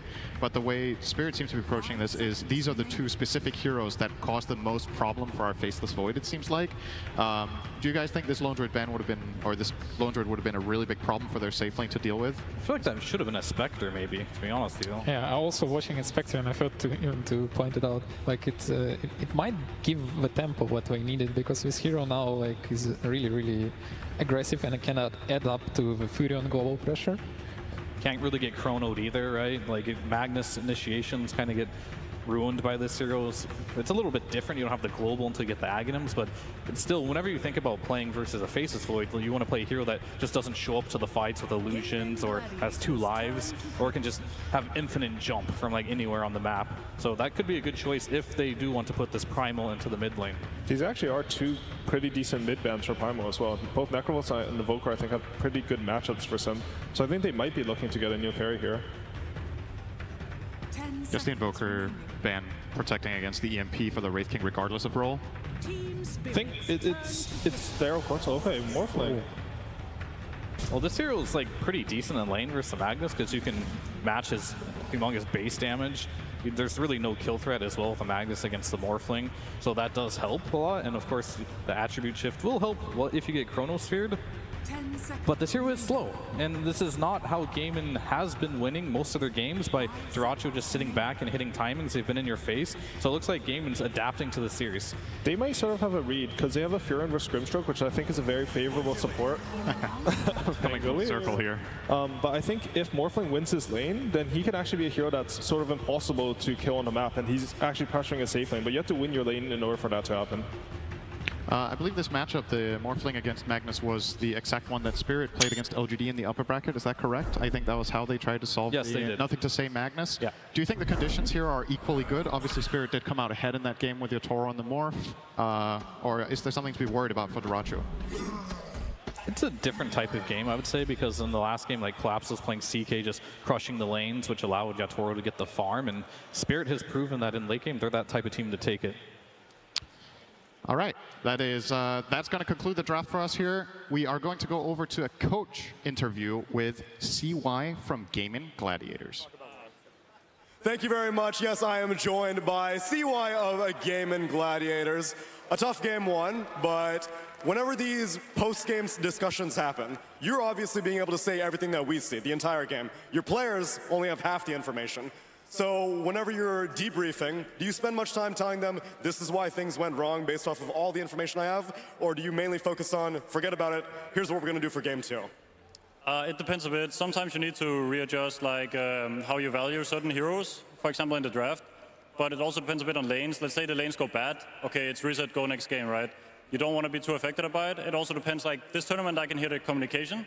So I can hear it's like chill still, like we're like not stressed or anything like that. So I don't really need to do any work in that regard. So I kind of consider what I have to say and what I don't have to say, and then take it from there. How about the lanes for this game? We got good expectations on how the first 7 minutes are going to go for you? I have good expectations, so I hope my boys can live up to it. I hope you guys are up for it also, because we're getting ready for game number 2. This game needs to start off very well for Gaimin Gladiators, because while this may be a best of 5, this game 2 feels particularly important, Avery. I mean, last game, Spirit, they took your best trait, your speed, took it away from you and turned it right back around. They ended that game so fast. And this time, they're going to take the late game and the scale, right? Void, Magnus. This is a lineup that is very happy to go into that late game. And particularly when you have Yatoro in the reins of the Spaces Void, it is a fearsome beast. This is a strat that goes all the way back to, I remember, TI6, TI5 era, where people were developing the Magnus. Wings Gaming were a team that took this strat all the way to the grand finals. We're happy to play this Magnus with the Void, particularly on Shadow. So this is a throwback for me, being back in Seattle, seeing this once more on the main stage here. We're going to see what Team Spirit can do to get to that late game once again against Gaming, who have continually punished teams for the greed, for the slowness, for the willingness to go to 60 to 70 minutes. They just don't want to let you get there. But here they've gone for kind of a hybrid draft, right? Going for Morphling in their own hands on Duracho, a hero he is perhaps more infamous than famous for. Yeah, in some sense. Well, I mean, the right kind of performance on a TI final, that could change the entire narrative about his Morphling. He's going to try and do just that by taking away and taking down Yatoro's Faceless Void. But there's also some other notable heroes. I feel like we focused a lot on Yatoro in that last game for a good reason. He had a monster performance, but there's also some other big ones here for Team Spirit. I'm looking at that Maposhka Enchantress, man. I feel like this is Enchantress and Chens. They are really scary in this current meta, even if we don't see them all the time. And we saw the way that Chen worked for Gaming Gladiators, and Maposhka is going to try and make that Enchantress work for the laning phase. Enchantress is a hero both these teams really highly value and contest. It's a hero that's been banned against Gaming a lot, so they opted to take it away here. It's also a hero that can deal pretty well with Primal Beast in those mid games with the Enchant ruining his charge in. I don't know, when I saw that Ench come out, it gave them the tempo they needed with a Magnus opener to feel really good about it, so they just don't fall behind too much on the lanes. And a quick little body block to push it under the tower here to try and secure the equilibrium. Very heads-up play. Dyrachyo read it, got a block of his own, and it will end up outside the tower. So nice heads-up play by Dyrachyo to counteract that, as they're going to start 3 top. Maybe looking for a cheeky kill on the Furion, who's TP'd up here. Yeah, that would actually be an interesting idea, but they quickly abandoned that. Celery waves goodbye to the Enchantress as Maposhka heads back down to that bottom lane, which is going to be Ace and Tofu in the Muerta plus Wraith King, the double undead hero against the Faceless Void of Yatoro and that Enchantress. A very deadly lane as well. We've seen a lot of like the Wraith King Dark Willow come back. That was a classic a couple TIs ago. Wraith King Muerta equally as strong. You get the insta stun into silence, into Deadshot pushes you back in. Your attack speed so you can't fight. Skeletons are hitting you. What did you expect? Very high kill threat on this lane and a lot of pushing power if you start to run away with it. So this is an off lane for Gaimin. They want to go very well. They want Ace to drive the tempo and the objective control of the game, which is something he didn't get to do last time because Team Spirit brought the gank parade to him, right? So that's a big question as well. Do Spirit decide to commit the same resources into shutting Ace down this time around? And does that just inadvertently free up more room for Dyrachyo on a hero that I feel like has a better time this game than the Gyro did in that last one? It's a stronger hero in the meta, and there it is. Decent matchups, and yep, already on the board. Yeah, you said this combo is deadly. Any sort of 4 position that can output some good damage off that Rayfire Blast. You got to be careful if you're a support in lane. Gaming Gladiators will find the opening kill. And this early game is going to be a question for Gaimin in terms of how much they get out of it, because they have the Furion that can TP, accelerate the lane ganks. They have a Primal Beast who can just gobble up runes, gank side lanes very early. He is the king of it. Maybe not a hero we've seen Quinn play a lot, but one he has practiced very well in pubs recently and is very comfortable on. So this could be an incredibly fast early game just in terms of the gank potential, not necessarily just taking your towers, which is also a reason if that Wraith King lane goes really well for Gaimin, it's a lane they can easily rotate to. Because again, the kill threat's just so damn high. They heal too much, and now they're going to turn back around with the Nature's Attendants leveled up. And Ace will take a bit of damage as he heads back in, but Yatoro doesn't want to miss his CS. Right now, lanes are going pretty well for, despite that early first blood. We got the Pango taking the top spot on the CS chart. Nice dead shot. See how much Laurel can do with this. It was kind of a quiet Pango game last time around, right? I think Quinn was struggling to find his openings, and if this is a hero you can get to play your tempo game, to control the runes combat where Quinn wants to go with the Primal Beast, you can definitely turn some of those ganks around. I think that's what Laurel's looking more than being the aggressor, right? I think him just going in these lanes is going to be difficult because you don't have a lot of damage fall, but if Gaimin overextend, dive you under one of these side lane tier 1s, then suddenly the Penguin can come in with a counter gank and the Rolling Thunder and turn things around. You're really happy with that type of gameplay here because, again, you're farming it up. You got Magnus Faceless Void. You know Gaimin are going to go into you. This is a hard duo to match up against. You throw that Inkswell on the Magnus. He pulls you closer with the Shockwave. You get hit by the stun, and then that stun leads into a free skewer back. So even underneath your tower, you are not safe. And the Grimshark could be really nice this game as well. Just throwing it on these cores that want to jump in and get the extra, debuff them out, reset the fight or the primal. These types of interactions could help them take the team fights in the mid game when they're likely going to be behind a little bit in terms of the speed, right? Because Gaimin are pulling a decent position out in terms of the laning phase here. Doing pretty well on their cores in terms of CS. He gave him the Harpy. That's going to make a big difference in this bottom lane. Going to die now, but does some decent economic damage. And he's got a small little Hellbear to work with, too. I mean, it's also just time. Yatoro gets to sit down here versus a lane that eventually will kick him out.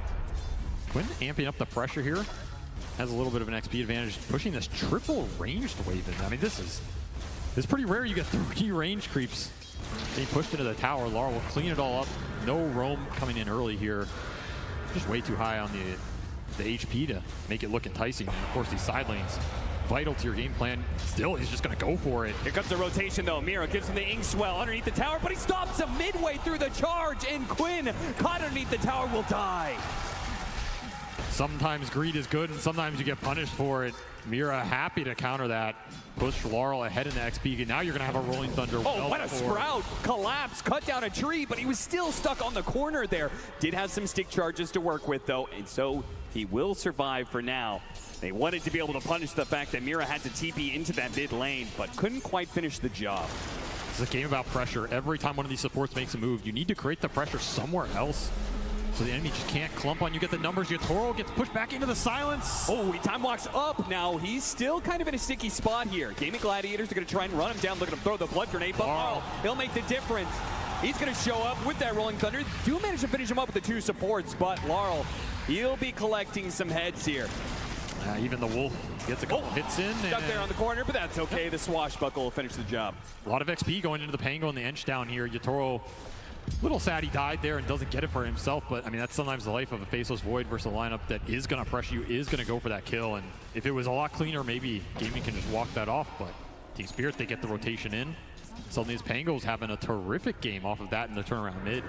And those are those counter turns that Laurel's looking for, right? Yep. Force the Wraith King in, force this Morphling into an aggressive situation. Maybe Quinn dives you, and that's when you get the strike here. Arcane Rune picked up for Quinn. This is a really nice rune on the hero. See if he pops it here to try and deal with Mira. The silence is going to last a while. Can he get it? Yes. Quinn, very fast with the trigger there. Does manage to get him. Collapse going to try and dissuade Quinn of that notion. And he does manage to do so successfully, keeping him off his support. And the quelling, saving Mira at the end from this sprout. So value pickup already for him. Arcane Rune's still in the bottle, so Quinn can still look for a rotation off this, and he probably wants to. I mean, his early game is getting a little slow here, and you have threat on the side lanes, right? And this is where the Primal Beast strikes really hard, really fast, gets momentum going for the team.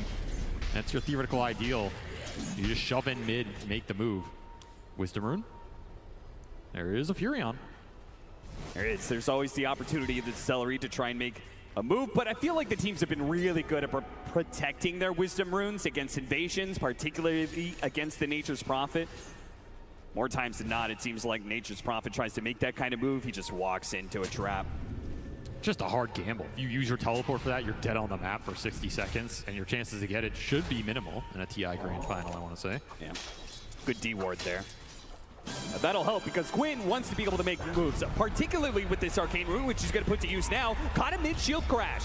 So that ability no longer there with the 2 support rotations. It's easy to kill Laurel. Exactly what they're looking for. Combine the calling dead shot with this Primal Beast. Anybody goes down to it at this point, and this is where you want to ramp up the speed. Start getting the map in a position where you can just guarantee the power runes for Quinn and get the connections going, and hopefully lead to like jungle invasion, right? Because the one thing you have to think about with the Magnus is the stacks. And if their carry just gets to sit in triangle and double ancients and clear through them at that point in time, the earlier you take down these tier 1s, the earlier you get aggressive obs out, the happier you're going to be when that period comes. Another power rune should be secure from Quinn here. Oh, these runes are getting a little crazy. Oh, that skewer plays against Collapse as he does a ton of damage onto himself thanks to the trample from Quinn. Blocked out by his own Sprout, though. He's going to try and get to the other side of this cliff. Laurel does hop down to chase after him, though. Laurel showing the power of a non-real hero in his hands as he will take that rune away from Quinn. No haste. I mean, that's one of those situations you almost rather take the haste rune. It's so damn good on your hero. Collapse will suicide himself to take Quinn out in the process. Yeah, kind of have to be careful with those skewers against the Primal Beast. That kind of movement could be deadly. Look at this. Just a quick rotation from the supports. Power of Enchantress, early creep, takes down 2/3 of this tier 1 mid. Yeah. Didn't even feel like that was a real move, but they still got a lot of this tier 1 tower damage out from it. Once again, it's Gaiman responding to some early objective pressure. The whole time this is happening, it's also space on the side lanes, which means the Toro got to catch up a bit. He's not the one getting ganked or killed by the calling here. Very happy with that. Ace not able to force him off lane yet. However, Gaiman doing a bit of stacking of their own, and maybe that's something they took out of that game 1, right? Like, you go in game 1, you try and run Spirit over. Instead, they run you over. Okay, this is not a team we're going to beat in 20 minutes. Not a team we're going to beat in 25. Maybe we go back to some of our other tricks, other things up our sleeve, like the efficiency on the map.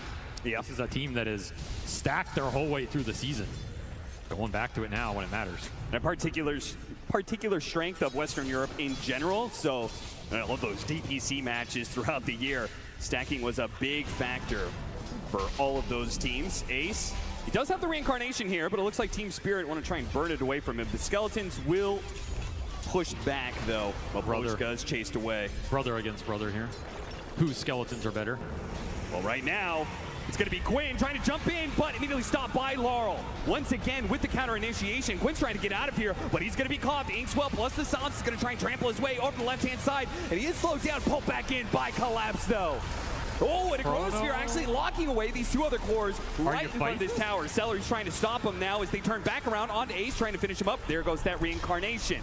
Doraccio doesn't have much mana to work with, and on the fresh life, Ace is going to be pulled back underneath that tower again, just like Quinn. They are in trouble. Now Doraccio's under this one as well, surrounded by 5 heroes. He's going to start desperately morphing into strength and try and wait for him over the left-hand side, but with all of this damage, he just cannot get far enough away. Gaming Gladiators will lose all 3 of their cores, and that attempt at a fight at bottom lane. That is the danger of making an aggressive move into this Pangolier. Grimstroke, the turnaround potential is just so damn high, and time dilation absolutely ruined Doraccio as he goes in that engagement, gets time dilated, can't do anything for the rest of the fight. And of course, Quinn, he ate the big ults.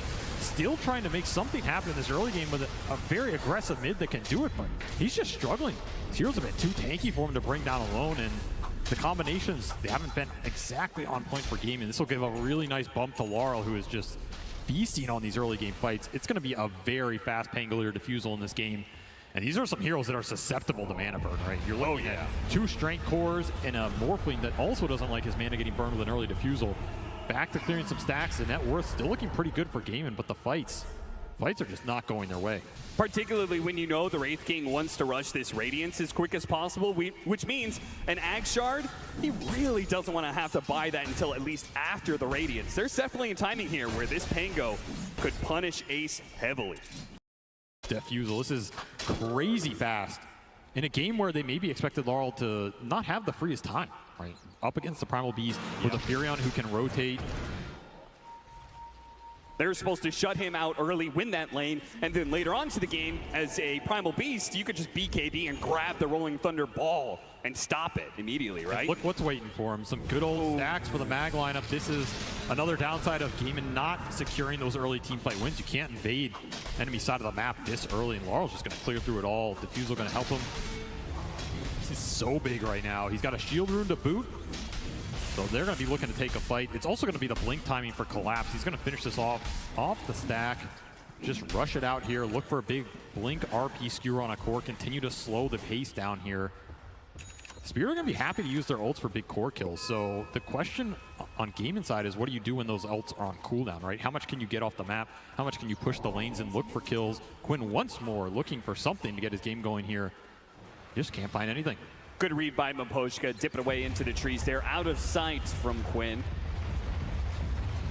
And as a result, that's going to be yet another rotation that fails. One way or another, Gaming Gladiators, whether it's running into a 5-stack of Team Spirits and they lose the fight, or the smoke's just not working out for them, so much of their early aggression with this Primal Beast has been completely stymied, and now Team Spirits are sitting in a pretty happy position, I would say. The net worth is dead even.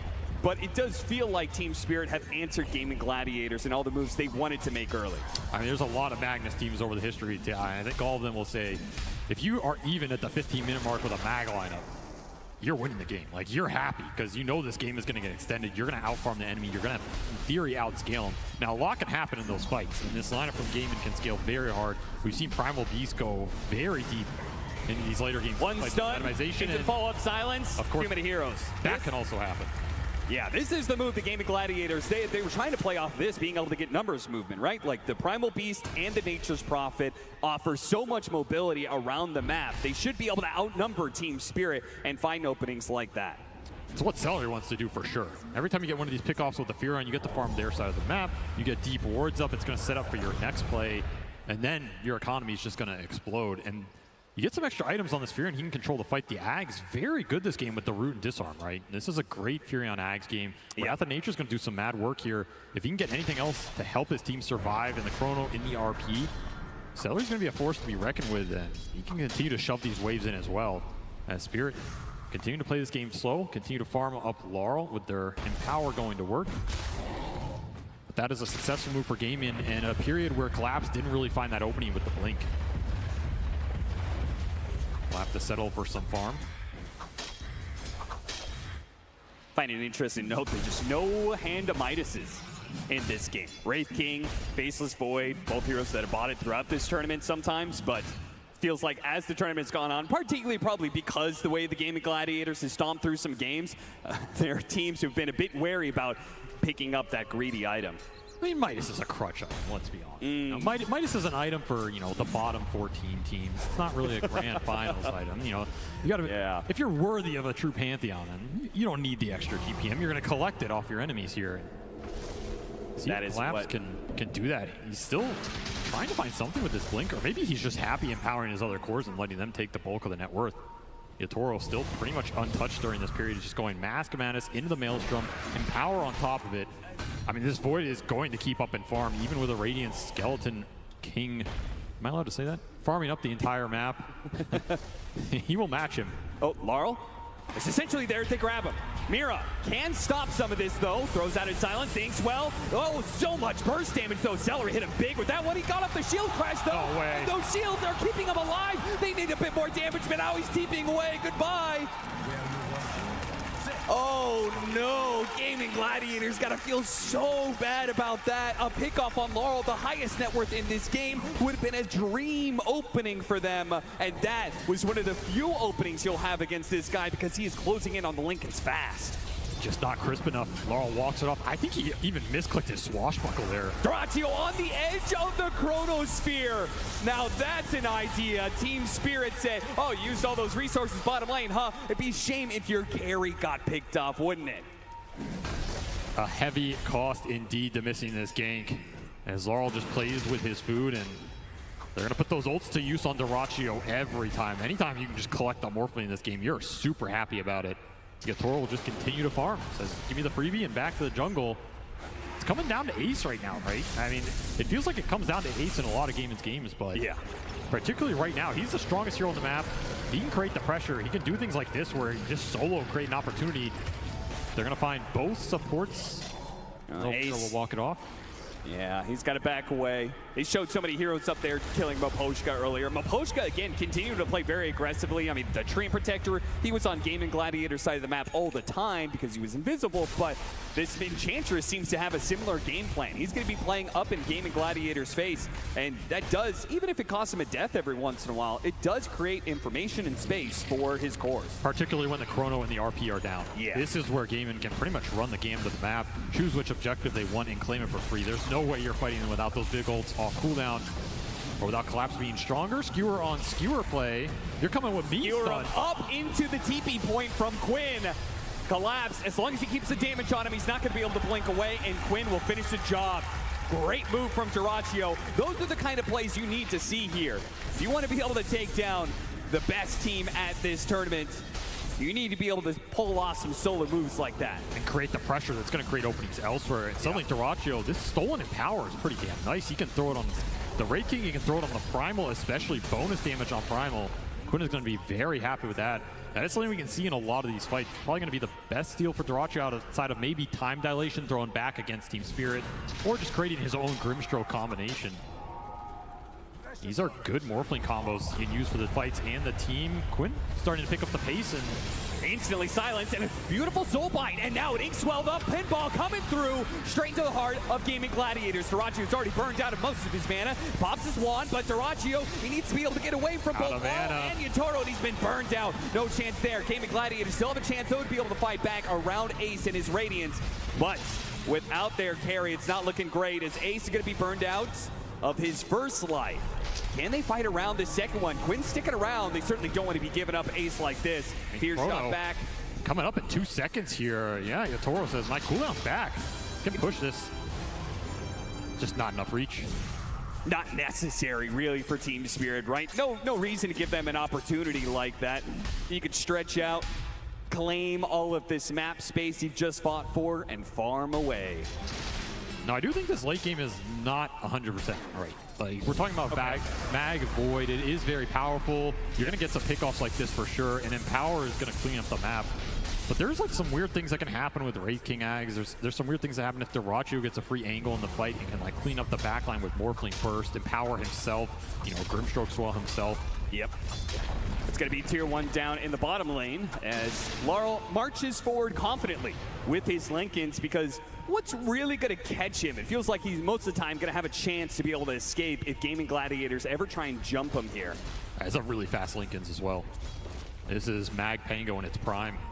I think a hero that is not afraid to fight off cooldown. They're really going to farming the Tormentor right in front of Gaming Gladiators base. That is crazy, but they just did it. 4 heroes, that's all they needed. Meanwhile, Celery being gone on by Yutaro.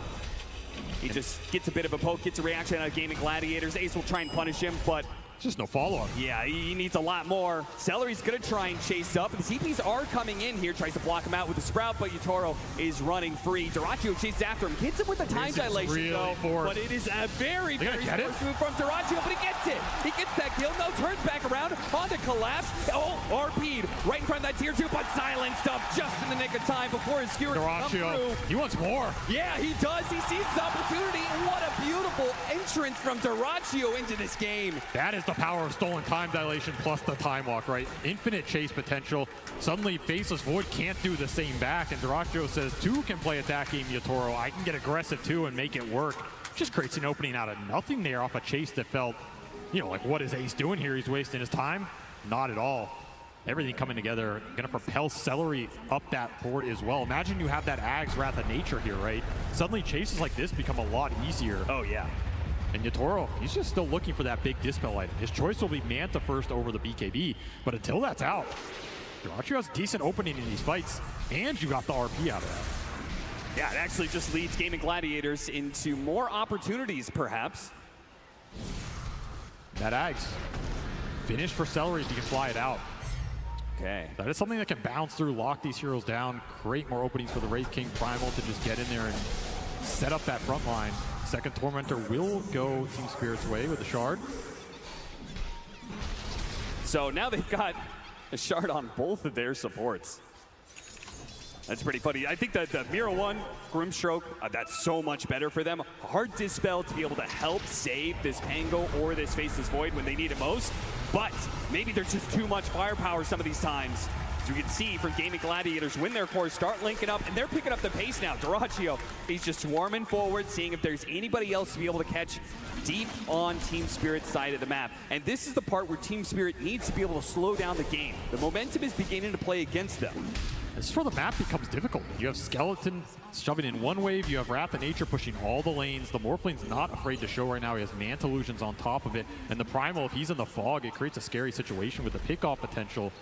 They're just getting more information than Team Spirit right now. There are still very deep Observer wards that a potion got out, but you can't really get there and use them. And they're not scouting anything right now as everybody's on top of him. That Shard is pretty helpful when it comes to the Sprouts, but it may not save him from this since he's going to be surrounded. He'll create a little bit more time, a little bit more space. In fact, he's going to go for the TP away, and there it is. Okay. They do manage to stop that. That would have hurt Gaming Gladiators a lot if they let him get away from that. Solid space, I'm sure is what he'll say. Yeah, absolutely. Time to try and get to the Dispel item on Yutaro, as Collapse will finish Harpoon. So he can't really deal with time dilation in the fight if it comes out. This is a very aggressive item. He can lock people down, guarantee the skewer better. But if the fight starts on him, it could backfire. And Quinn's still working towards that heart. So Gaiman looking for the next big damage items that are going to let them ramp this game up. And of course, Ace still sitting top and pretty here. He's the big objective driver, so if he decides that they need to force tier 2 or go for Roshan, where they want to fight and how, it's up to Ace right now as he is the front line. Yutaro calling for a smoke, looking for some kind of pickoff here. Just they get the right kind of opening, they could translate this into a quick roast take. Exactly. They're looking at the corner of the map, so anybody that dies down here, Yutaro's instantly going to go in the pit. He might just do it anyway. Yeah. Gaming Gladiators, they look inside, see if it's actually Gaiman who's taking that Roshan. That's going to be pretty tough to deal with, Yutaro. With that Shard jumping around with Inkswell on top of him. So even if you catch him midway through his time walk and stop him from leaping back into play, there is that Dispel that can come out. That's why you want to create a situation where he has to choose between chronoing the front line in the Heart Primal or, you know, the Wraith King with 2 lives. Oh, if they make or this not. move fast enough, it could be massive for Gaming Gladiators. They have a double damage in Morphling's bottle. If they can get to this fight in time, Team Spirit may get wiped and lose the Roshan fight, and they are not doing this fast enough. Gaming Gladiators are going to get here, and it looks like Team Spirit have made the right read. They're going to smoke, backing themselves away. See if they can find the opening on Gaming Gladiators. Quinn has position, but there's a ward. Position on the high ground. BKB immediately goes out. Now he has to turn and chase, but he's not going to be close enough. Team Spirit got something big out of him, but they do hit them all. That's going to be able to hit all those heroes. The RP does manage to lock down the 2 heroes. They jumped into the RP. Duracio dies immediately. He's going to have to do all the damage from here on out, but the Rolling Thunder is dangerous and slows him down with the bashes, and the Rolling Thunder hits, and there's no chance. And now they leave Quinn. Yeah, trap him inside that Chronosphere. His BKB is gone. Get the rest. Oh, it's Gaming Gladiators who had an opportunity there to be able to upset, but now just what they feared the most, which was losing a fight and giving the Roshan to Team Spirit. That may have just occurred. It's going to switch the sides, so they're going to have to run up top. They might not have enough time before Gaming respawn. I mean, you got to remember, they can TP to this dire outpost up here as well if they still have them off cooldown. But damn, what a heads-up RP from Collapse. That is a team fight salvaging RP as the Wrath of Nature just got them all on the backside, and Dilation was thrown out early here. So right there, it goes on Quinn, but that opens the fight for Duracio by a decent margin. Just didn't, I don't know, I mean, he just RP'd him. There's no way around it. Yeah, they only had one stun to work with. Duracio just makes a complete misread of the situation there. Maybe thought the stun was gonna latch and be longer, but there's a lot of bailout here, and the second that goes wrong on the Morphling, this fight's just completely over. Yatoro's gonna clean house. You cannot give too many of these openings. The upside, though, like we said, is this Roshan switch sides, and the respawn timers were not too long here, so Dire side gonna work for Gaming as they come back into this map and stall out the Rosh a second time. I think you just man up for it here because you know RP and Chrono are on cooldown. Yeah, 100%. And Team Spirit, I mean, it would be a pretty bold move to try and take this fight without their ultimates. No, they're just looking for the pick off. They're not going to find it, clear the wave, but this contest, it's all on Laurel with the Rolling Thunder. Maybe they can take the fight afterwards. He's thinking about going in with this Inkswell. He tries to jump in, see if they can get the skewer pick off. No such luck. Gaming Gladiators retreat very defensively after claiming that Aegis. They know Team Spirit are bold enough to make a move like that. They respect it. They'll back away. Duracio will try and get his farm into the Silver Edge, which is a great way to be able to find some of those backline heroes. I mean, I think that Grimstroke is a big problem for them. It is. The Link and the Dispel off the Swell are both really nice here, especially when you just throw the Cell onto the Faceless Void or the Magnus. They get a free jump, and if they get stunned, you just bail them out, right? I think we're going to see that the whole game. It's going to make sure that both Collapse and Yatoro can hold their BKBs or the Mantha for as long as they want here, and Mira can bail them out. Of course, you can also just throw it on the Pango and let them roll in. Yeah, speaking of the Pango, his item timing was definitely delayed quite a bit, but he's finally going to get there. He got that Linken's a while ago, but the Aghanim Scepter that he was looking for next will finally be complete. Hurricane Pike for Miposhka. So the damage starting to heat up here for Spirit as they're going to spread it across 4 effective cores going into this late game. That is why they love the Enchantress.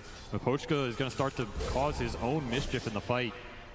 And that pushes the question back to Gaming in terms of how are you scaling in this game, right? Because right now you have an Aegis, you have a Morphling pushing towards Silver Edge. Ace just hit his BKB timing here, and the Heart is a couple hundred off for Quinn. So you have some really strong fighting items coming out all in the same interval here for Gaming. You would really like a good team fight out of this, especially if the Chrono or the RP gets wasted, or if you trade an Aegis for it, you might be okay with that in the long run. You can at least find something on the backside. Because right now, you're looking at Yatoro. He has a Mantha. That's it. He did not go for a BKB on the Faceless Void this game. He's just hyping up the damage here, abusing the fact he has Empower. Going to go for a later Linken Sphere, but it will be Collapse with that BKB.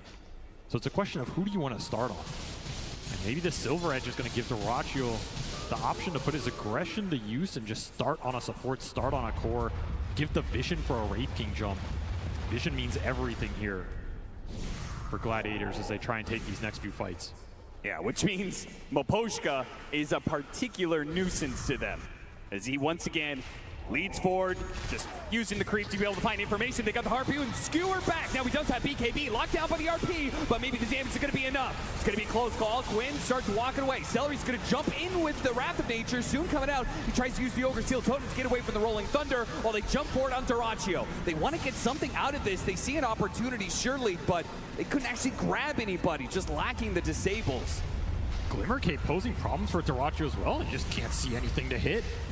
And Team Spirit able to disengage after that Wrath of Nature rooted them all, which means Yatoro wants to go back. He's got an opening here. Looks for it with the Chronosphere. They were so grouped up on Gaming Gladiators, but he doesn't have the vision. He's now been grabbed. He's been time violated. Disabled. They actually have that AoE. The calling goes out. He's on the other side. He actually gets away. Thanks, well, Time Walk undoes so much of the damage. And now Gaming Gladiators have to play it a little bit slow. Have to respect that Soulbind. They cleanse themselves of the ghost. That silence is now gone. The Soulbind is away. Yatoro, though, he's still waiting for his opportunity to get that Chrono. He got 3.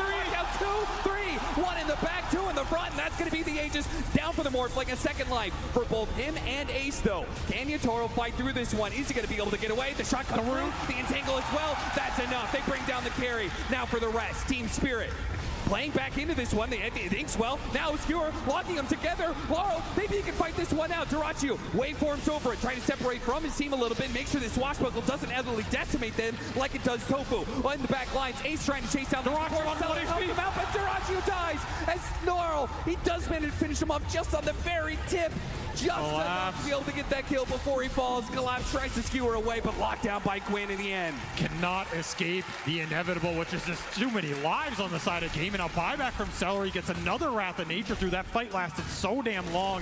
And of course, you had the Aegis on Dyrachyo, the Reincarn on Ace, and Quinn just abusing this heart regen on the backside of that fight. The Chrono was absolutely beautiful. And you should say buyback on Celery? 3 lives. 3 lives? Yeah. Gaming Gladiators just brought more numbers than Team Spirit could possibly even dream of. It's like an 8-on-5 here, right? Yeah. So you kill 3 or 2.5 in the Chrono, you're going to take Ace on the other side. Then they're all coming back. I mean, that's exactly what you want to use this Aegis and Reincarnation for. Create a situation where you set the fight up towards the end, the ults are on cooldown, and you just get an even man fight. And that is when Dyrachyo can start to clean house. This Morphling, he does some serious DPS, but damn were those ink swells a problem. They were catching so many heroes. Collapse gets to survive the entire fight, just right-clicking people the entire time. And I thought Laurel was maybe going to carry the end of this. Pango is doing so much DPS. Yeah. But him and Collapse, I think, saved so much of this fight because if Dyrachyo managed to live through it, then who knows how much damage they do while Team Spirit is dead. But the fact the Morphling is gone, there goes a decent amount of their pushing power and threat for the high ground. Instead, it's the Furion and the Skeletons that push out. It'll be Ace who collects it, and this Wraith King is just turning into a straight carry right now. This is not even a bad carry matchup versus the Faceless Void. Yeah. If you have help to do it. It's just going to be an AC for Ace here. Shard to boot, so you cannot mana burn him out, and he's going to be a problem. He's going to deal enough damage, create enough threat that you're going to have to think about him first, or at least maybe skewer him in deep, take him out for free, and think about when you commit the Chrono or the RP, because it's not so straightforward anymore. You can play off some Pangolier pokes, but the damage in the front line is coming through for Gaiman right now, and a lot of it does come down to Dyrachyo. How does he find the angle into the fight? Who does he start on? And does he get caught in those ultimates? Because this Morphling is still incredibly susceptible to time dilation post-Manta. He's susceptible to just getting ulted without that morph going out. If that happens, so much of your DPS goes out the window. Suddenly that long fight is no longer favorable for you. It's so wild to me how much Yatoro trusts his team in this situation. I feel like so many other carries, especially carries in this tournament, would have gone for a BKB to help protect themselves, but he seems to just fully trust that Mira is going to be able to back him up, right? I mean, you think Yatoro, God, is going to buy a BKB. Haven't been watching this man. He's going to go for Scotty up next, which is going to make him very tanky. Gaming Gladiators may not let him get to this point. Smoked for very, very far forward here. Yeah, Radiance turned off for Ace. They're not showing too much on these waves. They wanted something so badly out of that. They used double scans to try and find some sort of pickoff, but they're left with nothing. Team Spirit holding around their tier 2. They saw something on that ward, and they'll counter smoke it instead. They're missing the Scotty from Yatoro. Big item versus Morphling, but he's happy to fight without it. Treants, we'll see nothing. How closely were you looking at the body blocks here? And Aegis could depend on it, as they will bypass the vision mechanisms. Level 20 for Yatoro. He has chrono attack speed here, plus this full Mjolnir. You get caught in this chrono, it's a very different story than the last fight. How much room are you willing to give up right now? That charge, they spot Celery. Chronosphere on the two of them. So he's going to bring down the support first. Nice use of the dead shot there. That'll make sure Ace doesn't get punished too much. But Chronosphere for a 5 position. I don't think Gaming Gladiators mind that too much, as long as they don't lose control of the Roshan pit during this window. I mean, the upside is that buyback's still on cooldown for Celery. So they know they're getting the 4v5 out of that if they take down the Fury on first. There's no way you're committing for the Wraith King there. Dead shot will prevent it anyway. Another quick pickoff for Yatoro. More gold into his pocket. Will finish up the Scotty. Now, what about this next part of this matchup? The Wraith King versus the Faceless Void, especially this Wraith King off lane, always going to be going the Aghanim Scepter at some point in time. That Aghanim Scepter is pretty interesting against the burst that Yatoro wants to be able to employ, right? He wants to Chronosphere, make sure that there's one hero or maybe two that gets no impact in the fight, just like it looks like Quinn. Ooh, he barely gets off that, but he is going to be slowed down as soon as the BKB is worn away. The time dilation kicks into play, and yeah, Team Spirit have caught him. Just good vision on the map. Lets them set up for this kill. And just as he was pushing towards that Aghanim Scepter, you're talking about the Wraith King, as the Primal Ags will also play a big part in these fights, just breaking these heroes down, removing some of the passives, letting them get easy kills on things like the Enchantress, removing some of the time lock from the Faceless Void. Any extra bit you can gain an advantage for Daracho in these man fights is going to be nice, but I mean, the Wraith King Axe is great versus the ults. It's just a question of can you do anything with like the 5 seconds you have afterwards, right? Daracho gonna man up. They're gonna jump onto this Faceless Void, see if they can burst him down. Once again, there's that Inkswell Heart Dispel into the time walk, and attempt, collapse, turns around, gets that RP on the two of them, locking down Daracho and finishing him off. And now Ace is gonna come back into this with not much support. With no Quinn, they knew they had the numbers advantage, and they take the fight into Gaming Gladiators no matter the cost. He gets a jump away. Force Staff helps him out, but it's not far enough. There is nowhere you can go. The collapse, and Yatoro cannot follow. That is a very bold move. When your Primal is dead, he's so much of your damage, so much of your burst damage. I mean, again, they're very close to bursting Yatoro, but the man knows his limits. Elvin Tunic will help him. Oh, Tofu! Yeah! A shot from downtown claims the life of Yatoro. Just as I caster cursed the hell out of him, he gets shot down. Well, the man knows his limits, but I guess not every limit in Dota. The Tormentors are new, we'll cut him some slack, but what a find from Tofu. Just claims it all there, and now the Tormentor did go to Radiant, so they get the kill on Yatoro. Collapse gets the shard. That's a 1,500 gold kill. Yeah, that's the final shard, by the way. Team Spirit, 36 minutes in, have all the shards for their team because they've claimed every single Tormentor. This is crazy. Of course, the Chrono was off cooldown, so you're gonna have some downtime for Yatoro where he would have liked to have been up on the map and used it. Surprised it burst him hard. He must have like time lock hit the Tormentor. I mean, at least he can laugh it off here because there's nothing else you can do. Back into the game though, they still don't have Ace. They're still looking forward with this smoke. There's a hesitancy out here. Yatoro? Yeah, this is, I'm surprised Gaming Gladiators, they're surprised that they're even out here. What the hell is this move? Put him on the high ground. Oh, Quinn. He doesn't have a TP. Where are you? Quinn. He's going to be able to get a force down to the low ground, but that was an opportunity to get the pick off, and instead it's Collapse who finds the pick off. Another Ogre Steel Totem for Celery, trying to keep him alive. Bump back in. Oh, the swashbuckle just really outside of the range there, and they do. And Yatoro's back into it. Darachi will be the first one down. Quinn, he has a BKB. Can he get it off? No, too many stuns. This damage is ramped up so damn fast. Oh, Collapse got him on the Inkswell. Yatoro says, you had your fun, you had your cliff walk, but I'm here to clean it up. And Ace trying to get away desperately. Blink is up. He will get out. Yes. Oh, they got a scan on him. Yeah, turn that radiance off, son. You need to get the hell out of there. You gotta hide. You gotta hide. You can't be farming right now. There's that shard. Collapse pulls him back in a little bit. No harpoon just yet, though. So he couldn't get him any further. Yatoro knows what he wants right now, and that is an Aegis. That is a Roshan fight the game could have just committed to. It's also a fight that 30 seconds of it had no Yatoro. They couldn't find anything. They found an inch off of double dive between the Morphling and the Primal Beast, and that's it. Team Spirit just way too good at kiting these fights out, not giving you an opening. That Hurricane Pike did some serious work. Sent Quinn back to NA with his pal Arteezy stuck up there. But what else are you supposed to do? You have to find the openings. You have to dive. You only had 20 seconds without Yatoro. Just none of it went your way, and now it's going to be an Aegis into his pocket, a cheese on the back, and I guess everybody can buy BKB at some point. It'll be his next item here at last to seal the deal. He really wanted to save that double damage rune for Laurel or for Yatoro, but little Treant will deny them that opportunity. Still, though, Team Spirit got to feel very good about this next 4 minutes. They've been winning a lot of team fights lately with that extra life on Yatoro. He's already been very aggressive, leading a lot of the charges for Team Spirit, giving information to Collapse to follow it up. And the second life, I feel like there is nothing to stop this man. No. If you get caught in the corner, you're gone. Yeah. I mean, that's it. Even if you're morphing, I mean, who cares, right? The second you come out of it, you're basically dead. The Zags from Celery can only do so much, and suddenly the lanes are not getting pushed in as deep as they once were because this Empower is just going to work on these cores. They're just mopping it up. At this point, the Skeletons and the Treants are just extra gold into their pocket. We're looking at 440 CS for Yatoro right now. Just cleaning up these lanes. 500 for Laurel, by the way, who's been swashbuckling what feels like the entire map. Still having a tremendous game here on the Pangolier. He is. And look at the difference in the last hits, man. I mean, that is what Empower does. That's what an early Mask of Madness into the Maelstrom does. But it's also all these summons going down the lanes. So it's inflated a bit, but that's extra gold. And now Miro with an Ags. This is a great Dark Torture game, right? And these soul lines have been landing. There's not a lot to block them. You get the Wraith King, you get that aura going back. It's a great illusion. You get the Morphling, you're going to clear house on the back line. So suddenly the scale from Team Spirit starting to pick up the pace on their supports, and these are scary ones.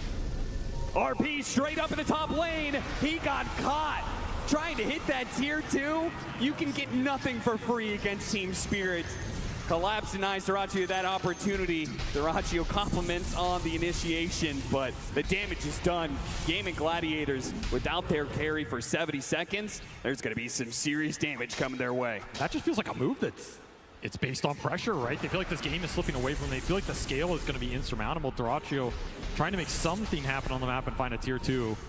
Instead, he will pay the price only for an RP in exchange, which is going to be up pretty much when he's back up. How much do you want to push with this Aegis right now? Level 25 on the Faceless Void already. He already has the backtrack talent. Just going to make that burst even harder. And Yatoro says, this is enough farming. I want to end this game. I want to end it now. How much do you have to take the fight on your high ground? Look at them. They're just trying to catch whatever they can in the side lanes because, well, you don't have a carry, so there's not much point in acting like you're going to defend this mid lane. Just have to use Ace's strength. You have to find a way to use this Wraith King Ags and the Radiance Burn. Get something going in the fight over the long duration. That is where the Pangolier shines. And I mean, Laurel hasn't even had to jump in aggressively yet. He's just playing behind his other cores. Yeah. Be a free lane of racks here. They're going to go for number 2. Duraccio, 3 seconds on the spawn. Butterfly completed for Yatoro now. No MKB in sight. You're going to have to do this the hard way. Just charge in and hope it goes your direction. Checking it out, seeing who's TPing in. Toro with the Lincolns. He's got an extra life. He's got a BKB in his backpack for that second life. And they got an opportunity from Collapse. Hold Celery out of position. All right. Duraccio going to try and use that Faceless Void form to be able to help out, but the Chronosphere goes into work. The Old Scepter not actually grabbing the real one. He's still up, and he finishes off the Morphling so easily. Now the RP gets the other 2 cores. Team Spirit so clean. The extra ghosts come out from the Wraith King, but doesn't really do anything. Ace just pops his BKB on the second life. They do manage to get another pick here on his Celeries. He tries to jump forward. They've got nothing left in the tank on Gaming Gladiators. They are all going to fall. They're going to throw their damage around. The Chief's actually getting popped as Collapse got a little bit low, but into the fountain Laurel goes. He's going to get Toro a rampage, maybe a double. No, Tofu's going to deny him that. They're going to call the GG unless pulled back in. No, this one is a second rampage to finally close it off. I mean, why not add to his total, right? This is the player with the most rampages in a single TI run in history, and he will add some more to the stat page here as Yatoro just mops him up at the end with way too much damage. And once more, Gaming are sitting here thinking, what the hell are we supposed to do against this team? We can't outpace him. We can't push him. We can't outscale him. We're having troubles in the team fights. We're losing the towers first. This man's playing Faceless Void in a meta where no one else was really willing. He got you on the Weaver, he got you on the Faceless Void. Team Spirit got you on the Pango on both sides. They defeated the Pango, and Laurel took it into his own hands. I mean, there was so much in that early game where Laurel, he was controlling so much of the tempo, and he knows it too. And the crowd knows it too. They're going to thank Team Spirit for an excellent performance in this game too, but it might be a fast closeout to the night the way Team Spirit looks utterly unstoppable. They are speed running this grand final right now, and the scary part is at 30 minutes, Gaiman had a lead in that game. That game was not some super one-sided net worth stomp, even with a Magnus Void farming it up. It's just, it felt inevitable, right? Like, how are you taking these late game fights, even with a Wraith King Ags, you're respawning just to watch the corpses of your teammates fall right where you were. There's no real burst, there's no real push tempo here. Yeah. Nothing going their way in that game, too. Well, they at least were able to even out the net worth a little bit. There have to be small things that went the way of Gaming Gladiators. Are there any highlights you can point to? I mean, I think the laning phase was a bit better for them, but the point in their laning phase that they wanted to work the most, that I feel has worked for them all year, has been Quinn on mid. And that lane was the one that felt a little lackluster to me, right? The Primal Beast had a very slow start. He didn't get to use the power runes. It all has to come together. If you're going to beat this Team Spirit team in a grand final at TI, you need to pull out all of your tricks, get all the cylinders firing, and make it synergize at its peak. They have played so many games, having to go through the lower bracket the entire time. Does Gaming Gladiators have anything left in the tank? Back to the panel. Thank you very much, Cap and SVG. We'll find that answer in game number 3, because right now, Team Spirit is on match point, one more game away from being crowned a second time TI champion. And what a game they did it on here. It was a very back and forth, a lot of fights in this one. We have a little bit of a change on the panel. Stormer, welcome, joining us as well. I want to dive right into it. What did you make of this game? Thank you, Shearer. Yeah, I mean, this game was actually quite a treat to watch for a long time. I think there was some really, really cool plays coming up from both sides. I think Laurel played exceptionally well on his Pangolier. Like, there was like some situation where they went on with 3 heroes and he just barely got out. I think he carried the game on his, the team on his back for quite some time until the Arturo and Collapse caught up. But yeah, well, definitely a treat to watch. Yeah, I mean, for Lau at least, in regards to net worth, I think I saw a tweet from Noxel where it's like it's the 5th highest net worth of any Pangolier on LAN, and it's like he had Diffusal, he had links like pre-20 minutes, and it was just an incredible start. He was so farmed. Yeah, so farmed. And it is really hard to top the net worth leaderboards as a Pangolier, right? You usually never see that happen, but it's also due to the Magnus that they were able to play around. They had 3 melee cores with a Magnus, and when the game stagnated, they were just collecting that net worth lead. Every time that Gaiman weren't making any moves or any plays, that benefited Team Spirit entirely. So if you're playing this game to scale, all of a sudden, Team Spirit, they've got the superior team fight, right? They've got the Chronosphere, they've got the Rolling Thunder, they've got the RP, so it made it so that Gaming Gladiators couldn't ever really look for those fights later on as the net worth lead was built up. Yeah, it felt like at some point both teams wanted to look for the fights. Both teams were ready to fight, but you only want to really fight when you know you have the advantage. And I think, T, that led to some pretty quite cool. But that's some pretty surprising locations where fights were actually happening, because we had both teams trying to surprise the enemy team in final locations. Yeah, it happened a lot. You had in the bot side of the map, you had like this awkward Roshan where Spirit started it, but they weren't strong enough, and then they baited out with the fight. And then we had a pick off onto Primal, and then it's near a Tormentor where the Poshka's just free farming top lane, hitting a tower, and then the rest of Spirit's just slaughtering the entirety of Gaming Gladiators. So I feel like this entire game was Gaming trying to construct a fight where they could survive the big spells, while Spirit was always chasing, oh look, we have our spells available, let's just win every single fight, because we know if we have the Chrono, if we have the RP, we're going to hit these big spells and just crush every single engagement. Yeah, and it's hard because they didn't really have that overwhelming teamfight ability on Gaiman, because even when they did have that Aegis on Morphling, they couldn't really ever make anything happen. The fight that they did finally manage to force versus Spirit when Morphling had the Aegis, then they tried to burst the Faceless Void. They couldn't. He time walks away, he chronos. They end up killing the Void in the end, but they didn't really get much in return. I mean, they traded off one of their heroes, everyone else disengaged, and they couldn't turn that winning fight when they got the Void down into anything, because they committed too much and they didn't get enough back, and that really was the story of the game. Yeah, it really, really was, and I feel like we saw Team Spirit. You know, okay, so for people that have been following their vlogs, they have a lot of them.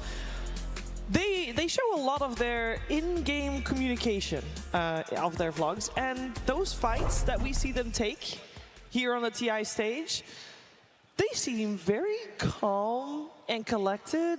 Stormstormer, there's like, oh, guys, I killed that dude. Yeah, oh, I got stunned, used my ultimate. Oh, he used his ult. It's like they're, you know, like you're walking in a park, it's like, oh, bird.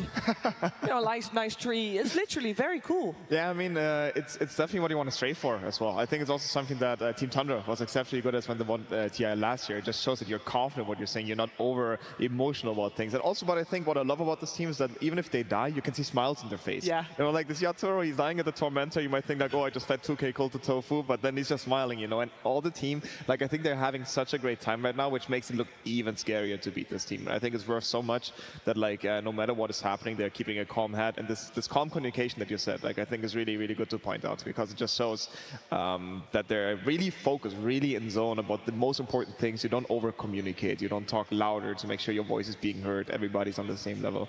Yeah, and combine that with the fun they are happening at the same time, and that is a skill. I think they have like the perfect balance, honestly. And together that with how good they play Dota right now, this team is just really scary. It is really scary. I bet the whole team was having a lot of fun actually in one particular moment, and we talked about it a couple times already. You've seen it in the highlights as well. The great escape from Laurel. Purge is going to talk about it now too. Thank you, Shiver. Yeah, the Pango survive was very, very important for Gaming Gladiator, or for Team Spirit, because he had the most net worth on his team. If he gets killed, it's a big comeback momentum potential for Gaming Gladiators. They spotted him farming up above. They saw his Invis rune, so they placed the sentry now, and they are looking to chain disable him here. Now, the AoE, the remnant here for Tofu, it does a little circular thing, and every ghost that passes through him is going to silence him. And if they can chain disable him, it's a really, really crucial kill here. But unfortunately, the Primal Beast charge is going to push him back outside of the radius of this next coming ghost. That means the second silence doesn't hit. The pushback does, but he's disabled still in this very moment, and he gets pushed slightly to the left here by the Fear. Now, before Pango's ability here, this one, the roll thing, whatever it's called, it used to give damage reduction. Now it gives you a barrier. So because there's 3 heroes, he gets 600 HP from this, which buys him time to survive. And one other moment that was really, really cool here, because he was in trouble and Mir was on the right, he puts Inkswell on him. It's this little animation. I know there's a lot of stuff going on in this clip.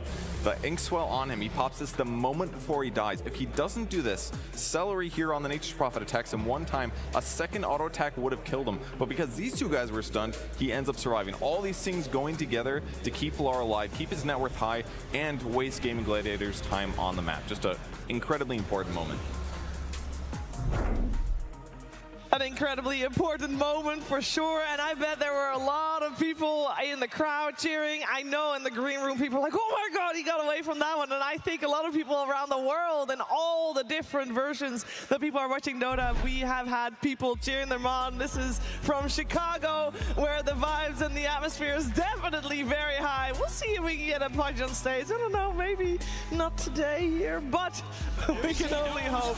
It was very dominant towards the end, of course, from Team Spirit, but it was at the start of the game incredibly back and forth. We heard our drafting panel say the first 7 minutes are going to be really important. That's what the coach said as well, and Gaming Gladiator survived that, and it looked okay. They couldn't get that final push to get the advantage, and that is something that they're surely going to work on for the next game, which is coming your way very soon. This particular point, though, T, it's all or nothing right now. They're 2 games down. Gaming Gladiators has been in this situation before, but that was an online tournament. This is very different. It is, and I'm going to just say that I don't want to see Morphling. You know, this hero is Arteezy, got eliminated with it. Nightfall, got eliminated with it. Now the Ratio wants to play it, and he lost game 2. Like, this hero, it's the bane of these lower bracket teams' life, and unfortunately, I don't think it's the one that you want to bring out when your life's on the line. You know, I can only imagine they're going to have something different planned. They have to have. And while they're planning that, we are going to see where Casey's hiding. I think she's in the crowd somewhere. Where are you, Casey? I'm way up here. I'm sorry, I'm turning away from the camera. I'm way up here. How's everybody doing? Okay, so usually, as I move my cord out, I'm such a professional. Usually when we ask people, is this your first TI? We get a lot of, yeah, it's my first TI. I got a very different answer when I came up here. How many have you been to? You know, I'm not sure. 14, 15, 16. Went to Canada was the last one, and now I'm back, so I'm super excited. And the 3 of you have been to most of those together? A couple? I would say like half of them, all the Seattle ones. I soloed in Canada. I've been to 2. This one in, I think, 2017. And then we were talking just a few minutes ago about the way that this grand final is going, and you heard Shiver say, like, this is do or die, game 3. How's everybody feeling? You, sir, are feeling very well. Want to tell everybody why? I bet on Team Spirit on the compendium. So. I'm sorry, what is wrong with this crowd that, like, 3 of you are like, yay. Okay, I want to hear from the Gaming Gladiators. Wow. I think this section can do better. All right? I want to hear you as loud. Do you see? Now, this is what Slack should do when he starts talking louder. You hold the microphone further away, like this. All right, come on, upper rafters. Let's hear it. I'm going to have my amazing photographer, Phil, spin around and show you how great this view is from up here. You were saying this is like the best seats in the house, right? Been here for 3 days. Best seats in the house. Nice. Oh, I hear a cheer starting. 3 people. All right. Thank you very much, Casey. I mean, that does look magical. I will say that is definitely one of the better seats in the house, although I must say, there's a lot of good seats. The screens are fantastic. The Dota has been fantastic, but I'm going to show a little bias here. I would really like this series to not be in 3-0, so I'm rooting for Gaming Gladiators in the next one. And I know all of you want more Dota 2 coming into the Climate Pledge Arena here tonight. And I want to know from my panel, Stormstormer, what does Gaming Gladiators need to do? I mean, I think, first of all, don't let it get to your head. I think they are respecting Team Spirit maybe a little bit too much as well. They're not showing the same Gaming Gladiators support that they showed the entire lower bracket run. You have to remember, this team started in lower bracket and now beat how many teams? 6, 7 teams in a row to get here. I just think they have to get Spirit out of their head and just focus on their own Dota again. Maybe adjust the drafting a little bit and then just, you know, keep the ball rolling again. Get back to your seat. Get back to your seat. I think everybody should get back to their seats right about now because, ladies and gentlemen, we want some more Dota to be played. We have got Team Spirit 2 games up. Can Gaming Gladiators push them back?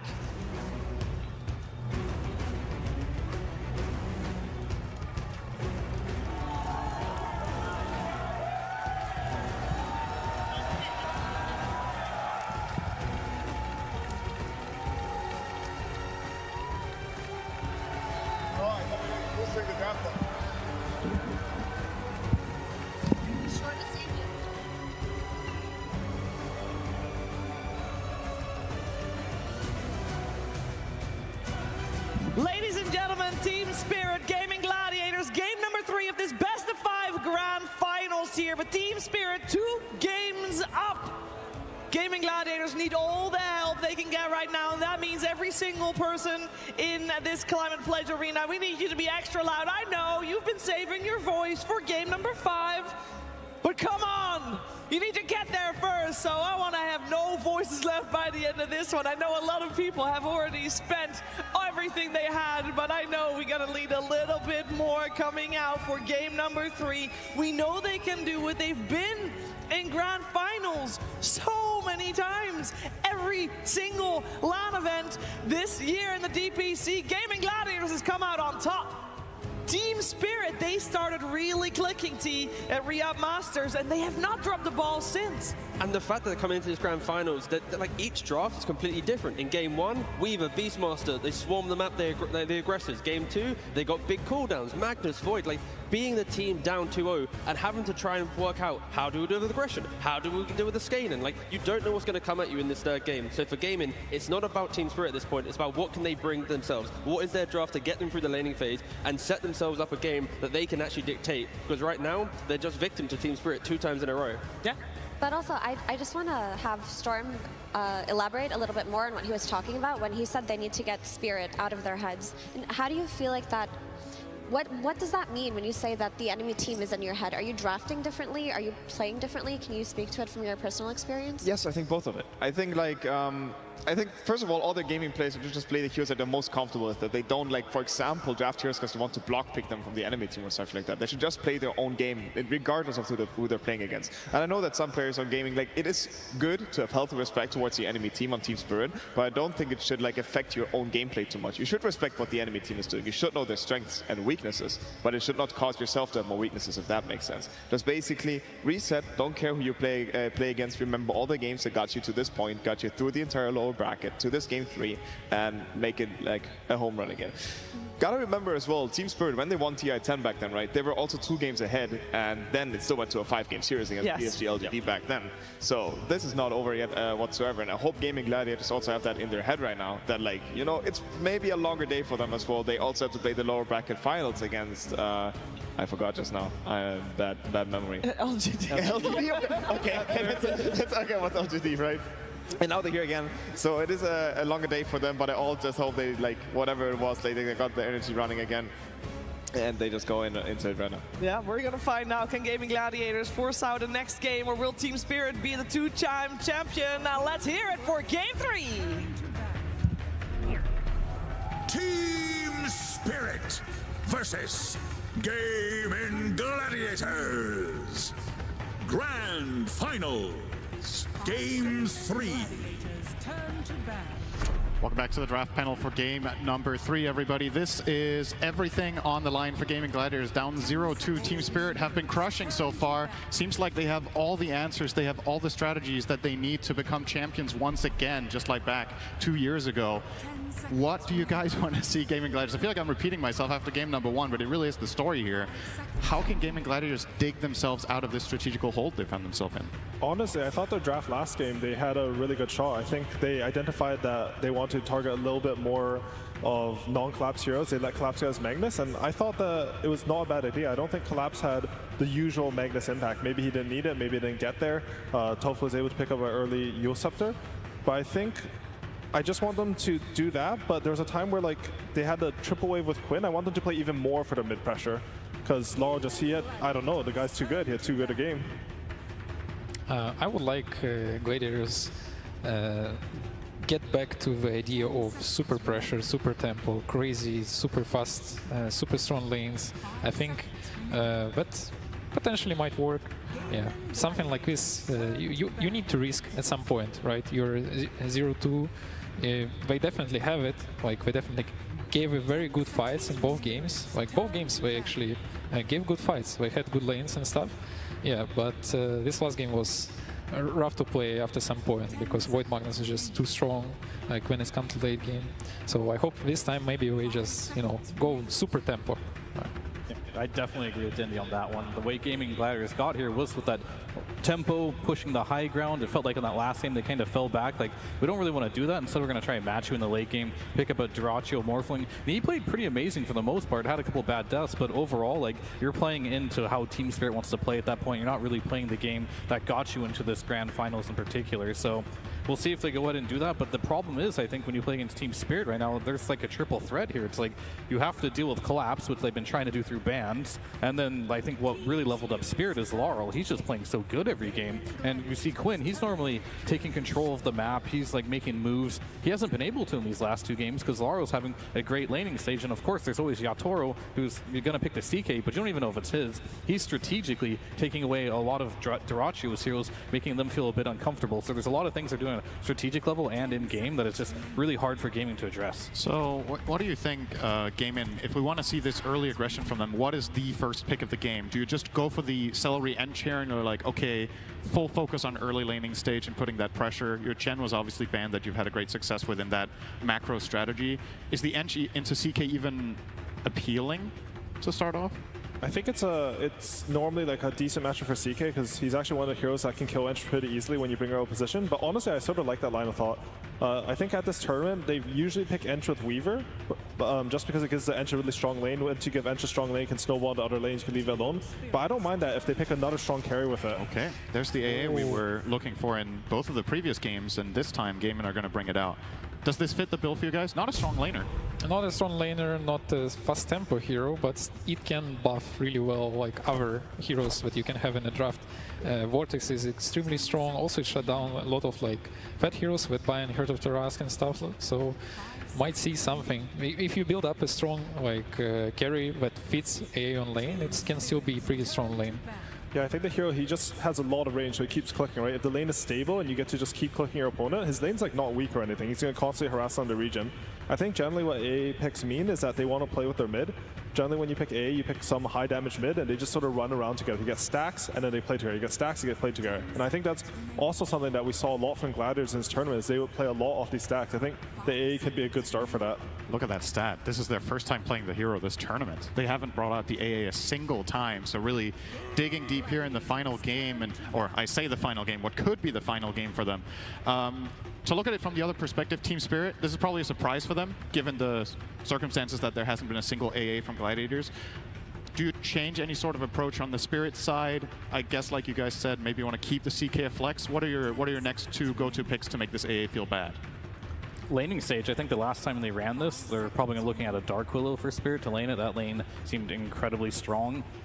I'm not sure who's going to play the CK. They might keep it open for a while. It is a little annoying to play CK versus AA in some ways because the armlet issue, you can't really toggle that. So that could be annoying. But then again, the Phantasm does delete AA pretty quickly. So I could see this being an off-lane CK if Yatoro finds a better pick for himself. But I think the Dark Willow is definitely something they're looking at.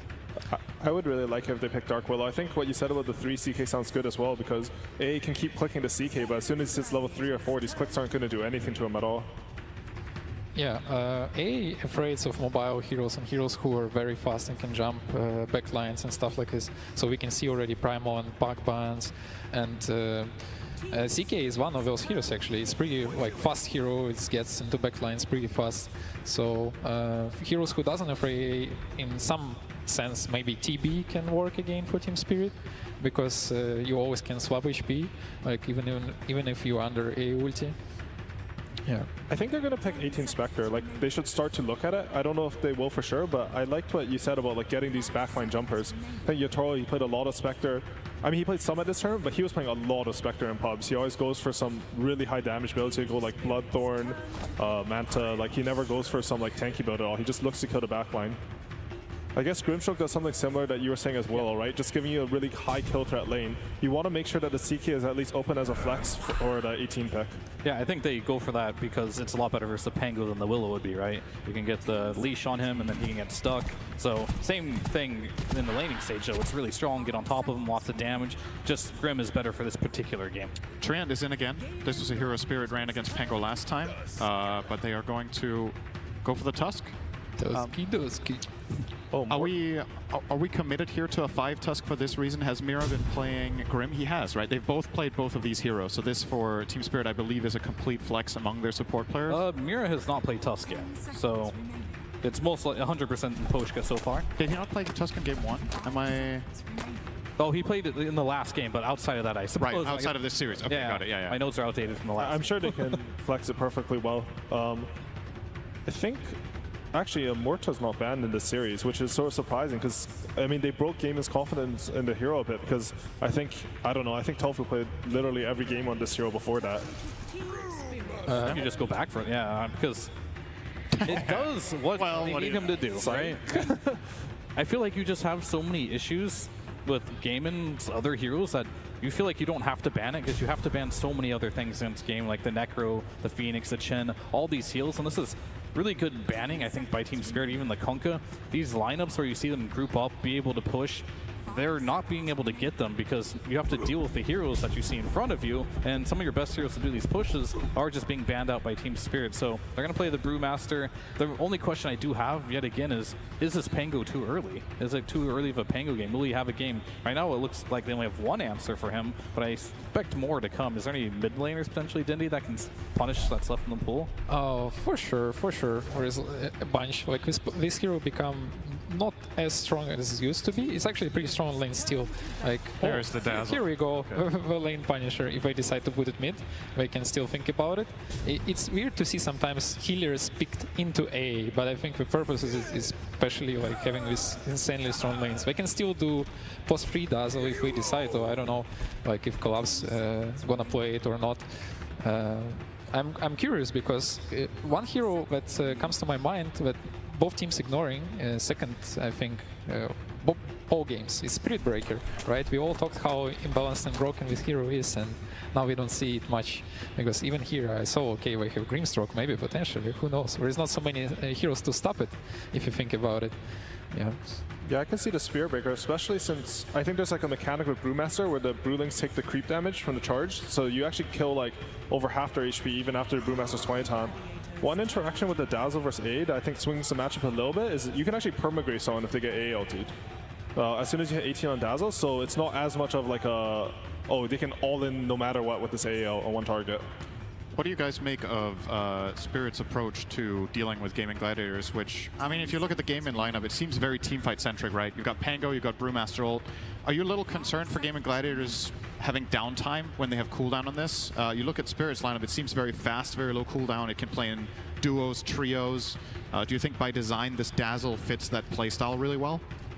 For sure, and I would add up here that both previous game and this game so far, what bothers me in Gaming Gladiators draft is we don't really have saves in their lineup. If you look at Team Spirit lineup, we already have 2, and usually on like middle game, late game, this is one of the most important things that you have in your lineups. So not only like big cooldowns like on Brew or something like this, but also like saves. I think it's often can be like game changer.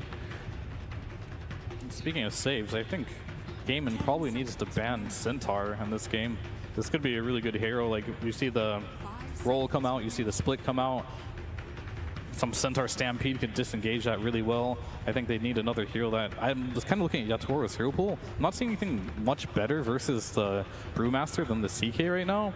Potentially, it was like a Morphling, but then you're playing versus AA, Weaver's Band. It's like a Night Stalker. Carry? Yeah, I think Nightfall pulled that out a couple hits. I could actually see Yatoro playing in a game like this. It's actually a really good Night Stalker carry game. Agree on that. That looks amazing if we go for it. It's very hard to play with this lineup so far against Night Stalker carry.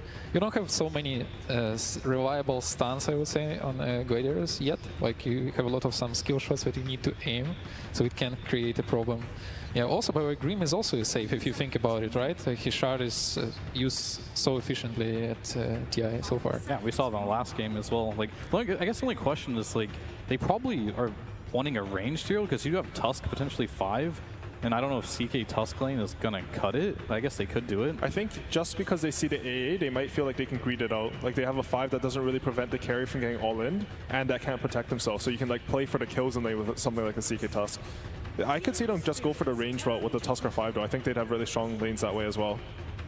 It seems like Gaming Gladiators have the same mindset with this Dawnbreaker ban, right? This is a hero combination that we saw other teams run earlier in the tournament. The Tusk Dawn as a dual lane just absolutely obliterating weak 5s. So it does seem like Gaming are still in that mindset of this CK is going to be the carry. But as you guys pointed out, I don't even think CK Tusk is going to struggle here unless that the carry last pick from Gaming really solves that lane. AA does not like this matchup. Honestly, I just like this last hero from Team Spirit to sort of solidify their team fights. I feel like right now they actually have a chance that they'll get run over in team fights. I think Pango, Brewmaster, and Mortar are all really strong versus heroes. Oh, okay. Call. Well, it was time. Bendy wanted it, he got it. Oh, that's a beautiful lineup here. Spirit Breaker Grim looks very scary, very scary. Also, it's BKB Pierce once again, which is very strong in a lot of situations.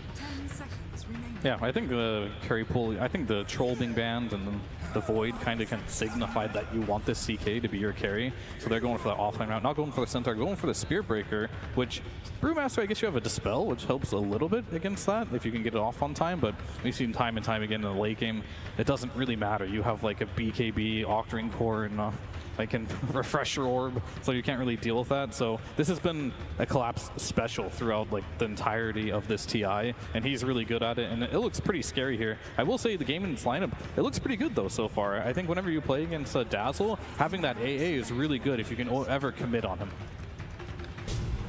Then we have a Spectre. Gonna round it out with a Spectre, so Giving maybe some skirmishing potential to Gaming Gladiators. You have a carry that can join globally. Was this just a matter of, okay, there's nothing left? Is the lane going to be okay? Yeah, honestly, I'm really worried for Gladiators. I feel like every time I've seen Spirit Breaker have a good lane, this hero's like the most unreal imbo of the patch. Yeah, Spectre A is one of the best combinations in the game for ages, and I don't think anything changing in that, because both heroes complement each other very well.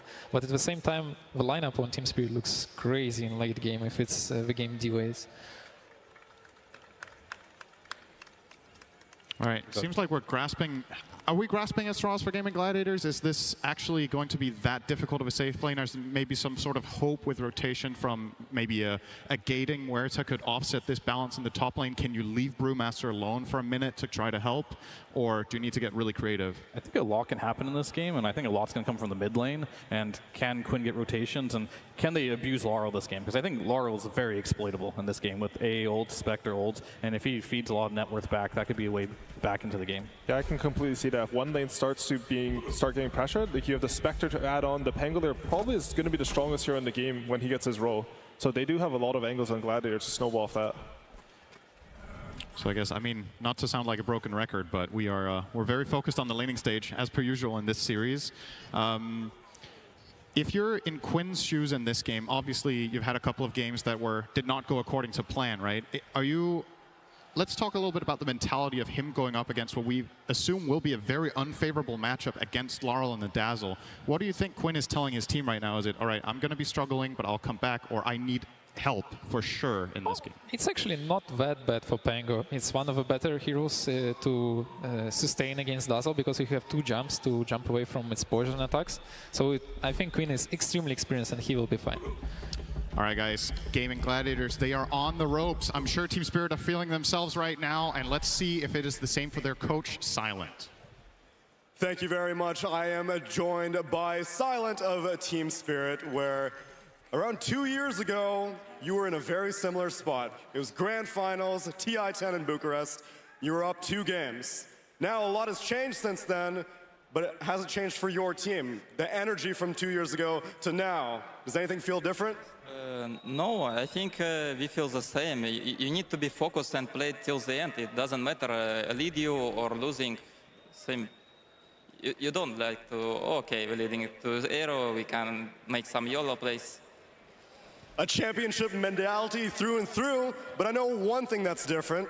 2 years ago, you didn't have a crowd. But this time,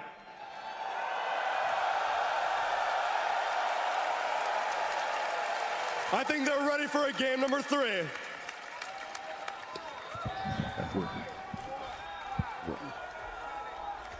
And we are certainly ready for a game number 3. Though we certainly don't want to end it here. Seattle, do we want to see some more Dota?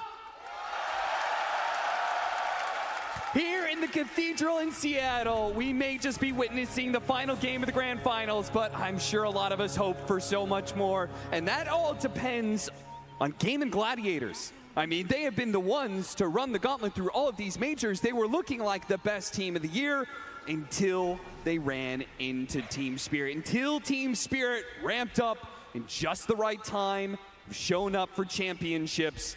And they have only lost 2 games in this entire tournament, Avery. They're 43-7 in their last 50. This team is looking unstoppable. Is there anything Gaming Gladiators can do to halt this momentum, even just a little bit? You have to play Dota. There's no way around it. You have to meet this team on their plane and give them a taste of their own medicine, because you came in with a plan, but everybody has a plan until Team Spirit punches you in the face. And right now, you're laying on the ground trying to figure out what the hell just happened in the first 2 games. Your plan did not work. Whatever you thought it was going to happen in the games 1 and 2, it fell flat. So right now, Team Spirit are in control of this draft meta. They're in control of the series, and they're dictating the pace in these games. They're dictating the team fight. So you have to meet them there and beat them. You have to outplay them. You have to start winning these team fights, scaling into the late game. You are not going to run this team over, which means you got to find some more momentum going past that 30 or 40 minute mark. It's not been Gaiman's MO this entire lower bracket run, but hey, you're in a dire situation at Grand Final. You don't have another chance here. You are at the total limit So figure it out fast, make the adjustments, and get cranking. This is a draft that is heading in that direction, right? A lot more team fight, a lot more scaling presence. Spectre AA here designed to put Yatoro in a tough position. We've seen the AA be a counter to CK for a lot of this tournament in terms of limiting the lifesteal interactions. Of course, it can also have a huge impact versus the Dazzle as this game progresses into the late game. So I think these are much more even lineups in terms of what happens past the 40 or 50 minute mark. There's not some crazy inevitable scale outside of maybe Dazzle Spirit Breaker doing crazy Dazzle Spirit Breaker things, and Celery in trouble in the bottom lane, and that is going to be your first blood. Collapse will claim it with a bash. Of course, a little luck goes a long way. A classic Team Spirit strategy going back to their first TI victory in a career boot. Courier pickoff as well. Look at that, Duraggio even like taking himself outside the lane to block the hard camp, because this lane is already going a little bit awkward for them. The mid lane's not looking much better. We're 12-4 on Laurel over this melee. Range versus melee matchup, it's not a fun one. You should expect the Dazzle to win, but Laurel is already taking commanding lead. And then we've got your Toro, 11-2. Now the Brewmaster is keeping pace, but he's certainly not slowing down the carry of Team Spirit. So Gaming Gladiators got to be able to halt this momentum a little bit further here. Bit of damage onto Ace. They're turning it back around, but Tofu's here to be able to help him out. Nice shot to get the extra bit of damage on two heroes. Yeah, double proc, win the war of attrition. I think these silence can go fine for gaming over the course of the lanes. They don't look too terrifying to me. I think the Brew can fight back with the help of Morta. Just a very tough hero to trade into. That mid lane is what I'm worried about though, right? It's Dazzle versus melee. I mean, Pango has some escape mechanisms, but if you get some roam going through with the poison adding up, it can be deadly. Every single time Celery wants to be able to stop that hard camp opportunity, he does risk getting gone on by Mira and Collapse. This time around, he's fine. The shard inadvertently kind of helps him out as he's pushed underneath his tower. Just try and get as many pulls off as you can in this lane. Boost the XP up for both heroes as they both really want and need it here. You're not going to be able to shut Collapse down, which, I mean, that's a worrying factor, right? A Spirit Breaker with absolute free form, it's going to have a fast Midas, is what Collapse is going to have here. He's going to have his choice. And it'll be quite powerful going into that mid game. So you got to be able to strike back in these small skirmishes, get the ults up, particularly the Brewmaster Primal Split, the Rolling Thunder here, very powerful spells if you can get them fast. And of course, A Blast coming in on top of it with Vortex amping up all this magic damage and put that mini haunt to use on the step. Real quickly, want to give a shout out to our observers, our hardworking observers who have been keeping us through this entire tournament. Ace, maybe in some trouble here. Maposhka, he's trying to dodge all of these ghosts. He doesn't want to lead the calling. He'll take that extra bit of damage to try and risk it, but he does end up falling as a result. And now Ace, he'll have some helping in from Tofu. Beautiful dead shot to push him back in, and Gaming Gladiators, a very clutch fight there for them. Tofu and Ace get a big win in their off lane. That's the strength of the Morta dual lane that they're looking for. This is why this hero's been a first pick for them for a lot of these series. They're very confident in what Tofu can do on it in the early game. And now he has some roam options. I don't think you can leave Ace in the 1-on-2, but if you can get some breathing room like this and look towards mid, maybe you can get some damage poke, help skew this lane back in Quinn's favor. Because he is still getting known. 31-10 on Laurel, almost doubling Quinn up here. He got the Courier as well. Quinn with a slight misstep will hurt his regen fairing. That just means more pressure going to build up between Laurel and his melee foe. Just not much you can do against the poison touch here. Yeah, this is looking like Quinn kind of needs one of his supports to die just to refill that bottle, and Celery may grant him that wish. He's going to get a double blood grenade before he goes, so this may be a fair trade-off if Duraggio can claim his life, and he does manage to get it. It puts an early level into that Desolate, and it's just the added damage they need. Honestly, I think Celery's okay with that. Solo XP for Duraggio on a Spectre. He gets to collect all these creeps under the tower without any pressure. Pretty happy about that exchange with a very defensive-oriented lane where, what are you doing aggressively with AA Spectre? It's all about getting farm and XP down here. And there's that TP rotation to fill out Quinn's bottle. And try and help with the 6-minute rune. Let's see if he's able to do so. But Team Spirit not going to worry about the runes here. Instead, they try and win this offlane situation where Ace and Tofu were doing pretty well for themselves. They bring 3 heroes to the matter to bring down Ace if they can get him. Slowed down by the blood grenade. They only need a couple more hits. They've got more blood where that came from, apparently. Gives them over that Lotus, and that's enough. Evasion with the haze, enough for Ace to just walk off here. I lied. They do care about that power rune because they brought Collapse to secure it. Not just that, but also the kill on Quinn. That's just going to secure the double check for Laurel. He's going to walk all the way top and get himself a shield rune. putting this matchup to good use, giving Quinn a taste of his own medicine here with the roam. Maybe not expected out of the offlaner, but that is a hell of a rotation from Collapse and gets a lot of momentum going into this Dazzle right now. And this is a pressure point you're going to have to respond to. And this is a hero that scales very hard in Dota right now. Pretty strong early game for Team Spirit. They're going to look to try and fight back, but Quinn with a nice rotation, just eyeing Yatoro up here all alone. Will get the hit back. If you're just going to keep dying in your lane, you might as well rotate out of it, even if it means you're doing it pre-level 6. So as you can see, anybody who shows up in the mid lane is going to be run over by the Dazzle, especially if you get the extra vision of like a Toss Snowball or the Spirit Breaker charge. You just can't get away from this Poison Touch hit. So no, especially with these wards behind the tower already. Deep observer for Team Spirit behind Game in Tier 1. Collapse having a chuckle about that. Yeah, that was all because Quinn tipped him before the charge even completed. Quinn knew what was coming. He could do nothing to stop it. Well, could have picked the real hero. It's always an option. Just saying. 4-4, 7.5 minutes in. Did we trade off Wisdom Runes? Yeah. Yes, that was the one upside of them going on mid. You guarantee the Wisdom Rune trade, which Celery's definitely happy about. Yeah. I mean, you're saying he's like happy to soak up XP here, but it is a weird position for an AA who'd rather just be pulling if nothing else is happening. So leaving Dyrachyo alone in the bottom lane, but a really good use of the dagger will get him over that little cliff area, and Tofu can get some damage back in return. No threat of anybody dying, but a decent punish, and will allow Dyrachyo to clean up some CS. But he is being pushed out of lane. Mira's not giving up on it just yet. And Leposhka even rotating down here, potentially throwing that Inkswell into the Breaker. I mean, this is a combination we also saw when Breaker was hot that last patch. The Team Spirit were very comfortable playing. The Inkswell Breaker across the map, giving you the guaranteed setup. This is what the CK is designed to help facilitate. Push the lanes in with CK illusions, be a ghost on the map, and all of a sudden you get one pickoff and your map just collapses, right? Well, on the flip side, Gaming trying to do something similar. If you can set anything up with a Primal Split or the Rolling Thunder, then suddenly Dyrachyo can come in and clean house. And this is a smoke designed to find Yatoro, but nobody's home. Yatoro. They juke him out with a Phantasm. He sent it back instead. Quinn and Ace will bite down on that, but it doesn't matter too much, that bait. They still get some pretty good damage onto the tower. One thing to note about that Inkswell combination with the Spirit Breaker. Oh, thought they were going to go on to Mira, but Mira's going through the portal. They don't have a stun to stop him. He gets the other side. Dyrachyo pursues. Dagger does hit him. Yeah, he's pretty damn slow, and he's going to hit him with another dagger. Mira, he needs the help from the Spirit Breaker. He has a snowball to buy a moment. Collapse, pops his ultimate, immediately goes for the kill onto Tofu. See if they can trade things out here for the shard and the calling. That actually protects him there. Collapse doesn't want to trade 2 for 1, so he's going to go ahead and give up on that. They cannot afford to give any more kills to this Dyrachyo Spectre. Gonna rotate Laurel bottom. They really want to punish Dyrachyo. There it is. Coming back. The Inkswell charge in, chaining the stuns and adding up on the damage.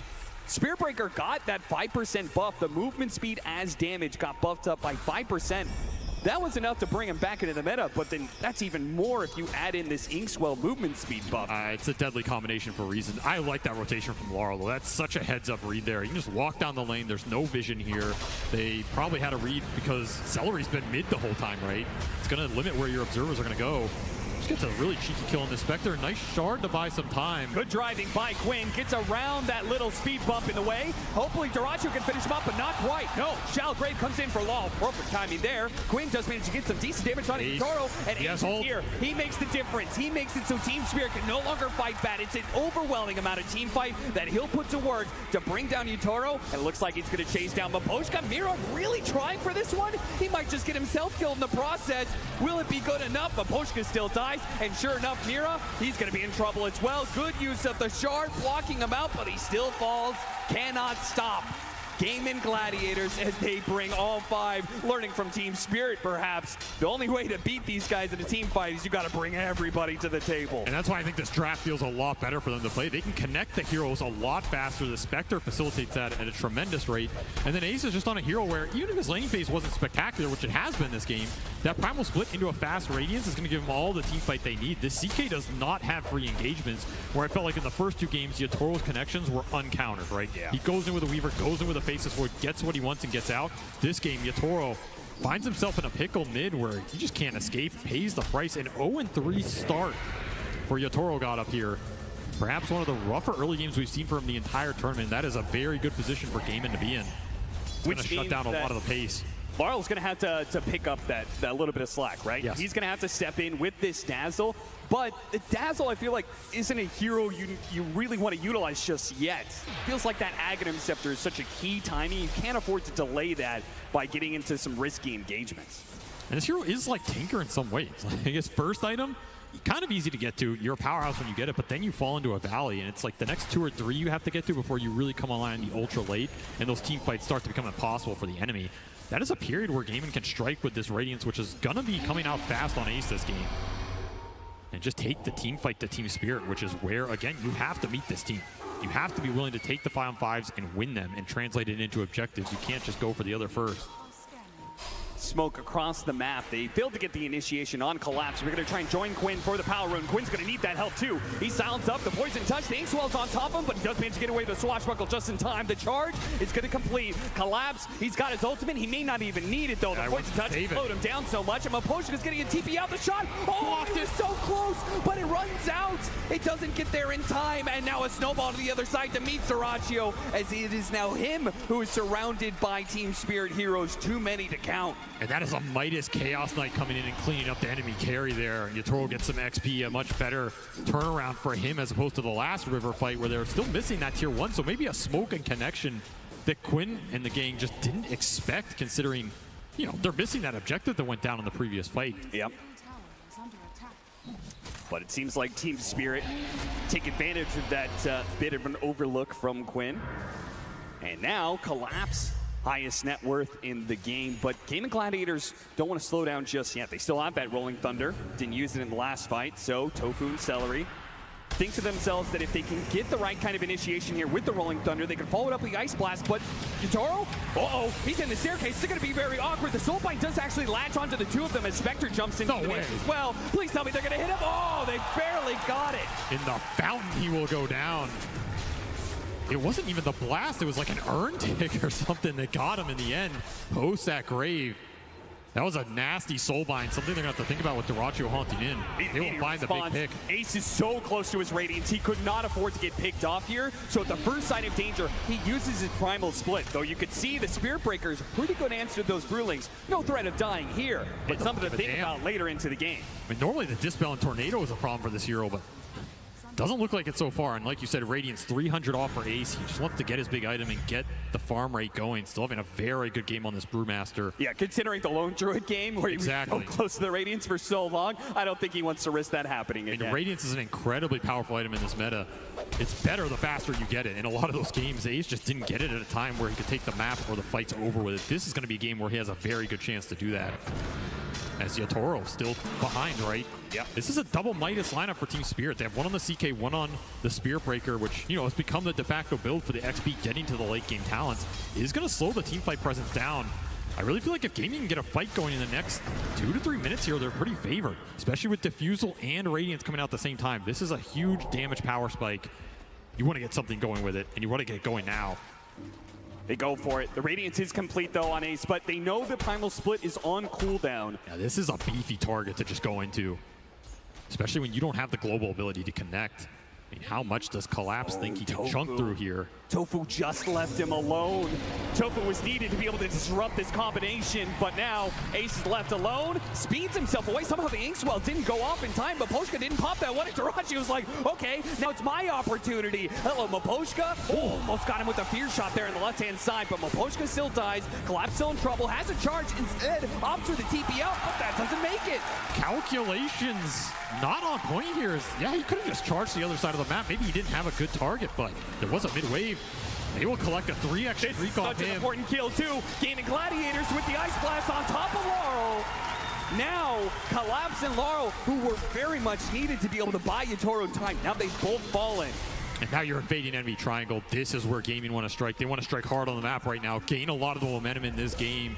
They have the supports to follow up on the core initiations. They have a crap ton of damage in the tank as long as they can see heroes. And with Dyrachyo able to join any of these goes, suddenly this map has collapsed pretty fast for Team Spirit. And Ags on the Dazzle try and stem some of this bleeding, but right now this crowd They want to see a game 4. They want to see Game and strike back in this game 3, and they are delivering. Yeah, I'm not even convinced those are all Game and Gladiators fans. They might just be Dota fans who want to be able to see more from a grand finals between these two teams, but it's still a long road ahead for Game and Gladiators because they're only 2K net worth up. They've hit some timings, yes, but they still have to worry about the double hand of Midas. They have to play this clean. They need to be able to get good executions, but they can't afford to use any pickoffs. Good roll in from Quinn. From behind, though, trapping Team Spirit. Shot goes out, looking for more. The Dazzle was shown there. Quinn getting in front of him, blocks him out with a swashbuckle, slows him down with the inhibit from the diffuser plate, allows Dyrachyo to do the damage. He pops a shallow grave. Laurel, he really wants to finish off Quinn. Will he get that kill? But Poison Touch, he's got a regen. A Lotus given over to him as well. Good plays from Game and Gladiators, give him the extra bit of regen he needs, and now he can pop the regeneration in his bottle for a full heal. Max efficiency right now. All Team Spirit can do is cut some waves with their double Midas heroes and go late. Because right now it is all gaming on the momentum chart, and a full Vessel was completed very fast here from Tofu. That even gives you more damage. Vessel plus A Blast is nasty in these team fights when you're throwing the vortexes down, particularly versus Dazu, who wants to just heal through with the inverse waves and get that going. Yeah, you've got Dazzle, you've got the Inkswell heal that, would have been a factor if it wasn't for all the anti-heal they have. And then also the Chaos Strike, that lifesteal that the Chaos Knight is so dependent on. And there is no downtime for this lineup. Look at him, burned out of mana. They try and give him over a little bit, see if he can charge his way out of there, but he's silenced up on calling trapped in the corner. And then they use that Storm Panda to be able to catch more. Laurel's gonna die as well. The Dazzle getting no footing in this game. Ace making his presence felt, and this was with a second item, Boots of Travel. So this isn't even some early Dora item. Poshka looks like he didn't have a way back to the base, so he tried to skirt on through Game and Gladiator side of the map, but he was spotted, and he will be brought down. This Brew Spectre combination working wonders right now. Ace is 5-0 and 10. Completely unstoppable. And you can't bring the CK in to really help you here. The Brew is just great versus the hero with the Radiance Burn, the AoE miss. He has the evasion that Yatoro can't pierce. And not to mention his ult, you can go in, start messing up these CK illusions. Yeah, with Radiance and the Dispel, this Chaos Knight's gonna be... So, what are your options? I mean, you have to just wait until Yatoro's ready to fight, I think. You have to split the map with the Breaker, and this is where Gaiman can continue to try and pick you off, put the Vessel to use, put the Radiance to use. And of course, Dyrachyo, he's on a hero that doesn't have to, farm up some crazy stacks, doesn't have to go in the fight first. He can just farm the defensive parts of the map. If nothing happens, he's still happy. I mean, you still got a Spectre. Drum for Tofu, just to buff up the team fight even more here. Sporta is doing work, also having a perfect game so far. And the calling is not a spell that these Team Spirit heroes want to fight into. It's annoying for Mira going in with the snowball. It's annoying for Laurel trying to run in and grave people with low-level grave. This team fight is very obnoxious right now, and it's going to collect a free Tier 2. So, with Tier 2 at 19 minutes for Game and Gladiators, they can actually take away that outpost. They've got a pretty good chokehold on the map. What they desperately need now is just not to slip up anywhere, not allow Team Spirit an opening. As they're building up this net worth lead, it may become insurmountable as long as Team Spirit doesn't pull anything sneaky here. The smoke up, it slips right past Team Spirit. They get the high ground ward, immediately spots him at Poshka, and Dyrachyo recognizes that that is the hero he wants to get first, at the dead shot, bounces over to Yatoro, and hit by the Rolling Thunder. He's trapped, caught, and there's nowhere to go from there. Too many disables on the side of Game and Gladiators, and they have way too much damage. They need the BKBs on the side of Team Spirit, but they're not going to get them anytime soon. He had it. Oh, he had it. Yeah, it was a BKB. He disassembled in body. He just didn't want to pop it. He didn't have Phantasm. There's no turnaround there. Yeah. He will choose to save it for another day. That is the 5th death for Yatoro here, who is yet to make a single kill in this game. Hey, there's the Dazzle play, though. 20 minutes on the dot. They're going to use the Couriers to use the Aghanim Shadow Wave. He could solo up that. That's the better shard I think they were hoping for. Oh, yeah. Inkswell shard from Aposhka going to be pretty damn nice here. Try and dispel these melee heroes when they go in. Still, I feel like if you're Team Spirit, you're trying to rat this game out right now. And that is a big paradigm shift from games 1 and 2. Yeah, how do you rat, though, against a Spectre and, well, you got this Quinn. He is Argent running one. around with a Pangolier. You're not going to be able to solo in a lane for very long. It only takes a few seconds for Gaming Gladiators to spot the opportunity and jump onto you. An Ice Blast not even needed. Tofu has the damage necessary to kill the support by himself. And the really nice thing about what's happening right now for Gaimin is this Spectre is doing an amazing job protecting their wards. One of the biggest things you have to combat when you play against Team Spirit is the vision advantage. They had it a lot in Game 1 with that Treant Protector. They abused it pretty damn well in Game 2. Here, it's Miposhka trying to get vision for the team to de-ward these aggressive obs that are doing work for Gaming because they know they're there. They're getting taunted on. Yeah. But the cooldown's just so damn low by the time you're back up, by the time you run there to try and gain anything. They're ready to jump on you again, and yeah, I mean, there's always a little Spectre bias in the win probability, and I think that's fair to say, but this is the best Gaimin has looked in this series by a large degree. They're continuing to build the momentum. And he can continue to build the single target items since Ace is built the Radiance, so he could just focus on being able to take out a support in a second. He's going to build into an Orchid up next, so now if you're spotted anywhere on the map, Dyrachyo can guarantee that the Grimshoke dies, or the Tusk dies, or maybe even some of the cores. He's going to pop it here, looking for Mira. They just get the vision on him. They'll spot him now, and there it is. They jump immediately. Snowball tried to put to work, but it just means he's going to be dragged back in. He does manage to get a shard, but unfortunately, Dyrachyo doesn't care about your blocks there. The Ice Shards does nothing when he has free pathing.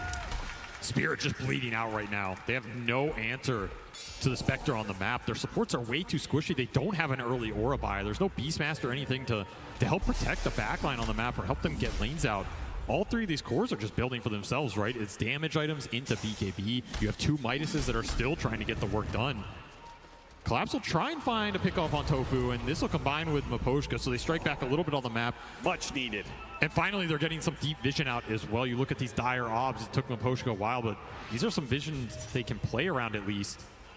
Though, of course, the second you get spotted... What? Miposhka somehow doesn't get spotted by Quinn there. And they have to charge back in. Are they really going to try this a second time? He's got an armor room. It's so much shield he's got. Miposhka's just going to stay hidden here. The charge canceled by the Spirit Breaker. Rolling Thunder very far away. He's just going to initiate from 3,000. Yeah, because at any point in time, the Spectre can join him as soon as he gets that initiation, but they don't quite catch him. The Ice Blast is going to be stretched out. Yutaro may see an opportunity to turn this around. Yeah, he's going to go for Dyrachyo here with the Snowball. There's so many heroes. They dispel out the Phantasm, but Yutaro himself, he will bring down. He will use his own hand to take down the enemy carry. Now looks to finish up these Brewlings if possible. Gaming Gladiators trying so hard. The last one is going to die. Double kill for Yutaro, and they turn back for Celery. A blink away from Quinn. He cannot afford to get caught here, but he doesn't have a TP. If he gets spotted... They scanned him. They know. On the scan. Uh-oh. Quinn's going to be in for a rude awakening in a second here. He just needs his blink up, and he gets hit by the Dimjo. Swashbuckler from the side, but they have the silence on him. The Ghost remains with Quinn. He tries to go for a roll-up play, but he's got nowhere to roll away to.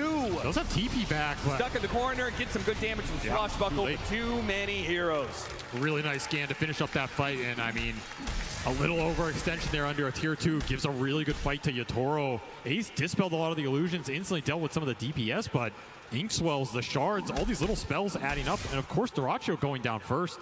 That's a lot of the damage that's been working for you. Downside of this Orchid build, right? The pickoff game is where it's strong. The 5-on-5, this Orchid's not doing anything for you into the early BKBs here. Team Spirit strike back, and just like that, somehow Yutaro is top of the board with from 0-5 to highest net worth. This Midas and the Illusions are doing work on the map right now. And remember, this was double Midas lineup plus a Dazzle, the hidden Tinker. This lineup is going to start ramping up pretty damn quickly if you give them the space to work with. And right now, they've got 3 cores farming in 3 different parts of the map after a successful team fight. Gaming Gladiators, they cannot afford any more slip-ups. They've got Roshan still to be taken here at 25 minutes in. It's also time for Miposhka to de-ward. One of the problems they were facing earlier in this game, suddenly he can run around with his courier, place a bunch of sentries, make sure there's not the deep vision that Gaming were playing off of earlier. So now it shifts the onus back on to Gaming in terms of you got to make an aggressive smoke, get vision back on the map, and keep setting up these pickoff plays for Dyrachyo, who's the one maybe getting picked off here. Yutaro just walks in blind. Get a 3-second stun, pull him back in, but the silence is doing a lot of work. Quinn tries to roll up, but collapsing. The Ice Blast does manage to grab 2 of those cores, roll up the Snowball on onto Durachi, they can chase after Yatoro. Yatoro's in big time trouble. They give him the Shallow Grave. Laurel what a shard. BKB, but a beautiful shard plucking out some of these heroes. It's not enough. Yatoro still falls, and now with the toss up in the air, Laurel will come down to a hard reality. Crash down, he does have the BKB, and look at that heal. That Aghanim Scepter with so many units around him, it's so much heal. He is not going to die so easily. Gaming Gladiators thought they had an easy target, but he will fight to the bitter end. He'll bring down Duraccio before he finally falls. Collapse stuck though in the silence. The buyback required from Gaming Gladiators because Laurel was too tough of a nut to crack. That looked way closer than it should have been. These inverse heals are doing mad work at the end of the fight. Have to respect the burst that can come out from this Dazzle when that A blast has been used earlier on, but still great team fight from Gaming. Started out with Yatoro just walking blind into their triangle, and they were ready for him. Shadowblade did not help him out in that type of fight, and that Ice Blast, it was a beauty from Celery. Landed on pretty much everybody, forces the disengage, and the calling silenced Mira on this jump, right? This is the problematic aspect of this support matchup. When you go in with the Tuskar, this AoE silence clips you, your team fight's just a nightmare. Beautiful shards on the flip to block off the Pandas from Laurel. Another really heads-up play, but damn, the damage is already done at this point, and now it's just a matter of cleaning up, which sounds easier than it actually looked like, right? All of those illusions and Brewlings play against Gaming Gladiators in the worst way. And in the end, Laurel Living does get Duraccio killed, so. Have to think about clumping up on top of this Dazzle in the later portions of these fights, but I mean, luckily, that's all the Primal split, right? The second Ace comes out, he's still full. He's still got Manta Radiance. He's ready to party. He's going to slap some extra kills down for the full team wipe here. Just when this game was slipping up a little bit of momentum, Gaming strike back, get themselves a full 5-man wipe into the Roshan. We'll put an Aegis out on Quinn here, who's slowly getting towards that Ags. That team fight definitely helps. Still 500 off here, but that's going to be a large damage ramp as the Shadow Step comes out. Look, Duraccio is trying to do this solo. It's a bit dangerous. Collapse, they're going to try and turn back around. They do have the Ice Blast that'll finish off here pretty easily. And Collapse, he's got to be careful of his damage by Yatoro. He comes in, swipes down Duraccio. But the rest of the team is now here from Gaming Gladiators looking for the catch, but Collapse has already rolled away. Ball taking out. Oh, the hook shot. It's not quite enough. They have no stuns. Collapse breaks free. Straight through the man's heart. He did not care. He just walks it off. Can't really get much closer than that. And once more, Yatoro, he finds an angle in the fight, cleans up the Racho, and gets the hell out. That is a full Silver Edge reveal done. And now the Aegis is going to be taken away from Quinn. The pickoff game is shifting, right? Yes, it is. They're not respecting these Shadow Blades, not respecting the aggression, but a Eul's Scepter stalls him up. Collapse. Yatoro actually has BKB. They do catch the Ancient Apparition. He's going to die pretty damn quickly there. Roll up. The Brewling's going to work, though. They need to stalling out Yatoro. Now that his BKB is on cooldown, now their magic damage can really go to work, and they can slice and dice through that carry pretty damn quickly. But Poshka, obviously, he doesn't have much hope of living through this. So the fight does turn against them. Not the worst, though, for Team Spirit, I would say, just purely the fact that they're continuing to keep things a little even. And their other two cores are farming the map. Yes. And they've got to be happy with, like, you know, the next 10 minutes here. This is when the Dazzle and the Breaker are going to come online. They've recovered some of the lost net worth differential here. These heroes get very spooky around the 3rd to 4th item, and they're going to get them damn fast as Collapse is just farming up the map. But Yatoro's aggression used against him here. They'll get the return carry kill. That was a cocky move going up that hill and just taking the fight with his BKB. He can BKB TP there. Just opted. Blood for blood. Why not? We're in the arena. I love that Duraccio still not slowing down. He may die every once in a while, but he says, you know, ultimately the end game is okay with me. We're still getting some good trade-offs in fights. I'm still going to try and limit your split push by going on you whatever you can. Doesn't want to let it get away with a tier 2 for free. BKB, they stick on top of him with the silence and the stuns. It's enough. Quinn is stunned up for so long. And now Tofu's going to be in some trouble as well. He pops his ultimate. That just kind of delays things a little bit, but there's no one coming to save him. If you're getting multiple Ink Souls off in these fights, it's probably going to win you the engagement. And right now, you're just getting outnumbered at a tier 2. You overextended on. Courier will die as well. No Brewmaster ultimate for that type of fight.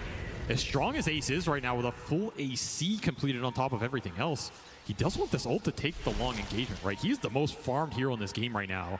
If you're gaming, you have to play around what he wants to do, where he wants to take the fights, and what he can commit to. Otherwise, you're just creating an opening for Spirit to come in and pick you off. Yatoro once more looking for the initiation with 2 heroes dead.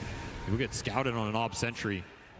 This is something that started to happen in that game too, where they managed to get, like, it was that one pick off on Celery, right? Where it's like they used the Chronosphere, picked off Celery, and it was like, okay, Chrono for a 5 position, but then they kept that going. You're like, okay, it's 4 versus 5. Then they found another pickoff and another pickoff, and it just so quickly snowballed against them. Gaming Gladiators, you gotta beware. Team Spirit will keep this aggression on point if they think they have the advantage. And another Tormentor swiftly dealt with from Laurel and the Courier brothers over here. That'll just mean his Chaos Bolt is all the more deadly for some of these supports. And we can see how Yatoro wants to take these fights, right? Create confusion with his ult going through on lanes, show up with a Silver Edge, get a pick off, maybe reset. He doesn't have to commit into the full 5-on-5 into the Brew and Pango, which could control him in that type of situation. Oh, he got stuck! Oh no!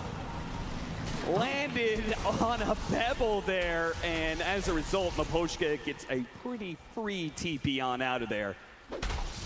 The smoke that's ruined, a Rolling Thunder that's used for nothing. Interesting little tree. Tree's just powerful. One of the primal forces in Dota. First cliffs, then trees. Quinn's having a... Yeah, Quinn's having a tough time with the terrain He's today. fighting Team Spirit. He's fighting the map, yeah. Happens to the best of us. Another pickoff that they will miss, which is time for the Midases to go to work, right? Yep. They have been cranking this whole time and climbing the charts. This game is a 1K net worth lead now at 32 minutes. Dead even. And everything depends on these team fights. Collapse just They're charging. getting the right kind of initiation here. A charge that hits both supports. Quinn on the run here. They immediately jump after him. Laurel chasing after him with that charge to be able to slow him down. Yeah.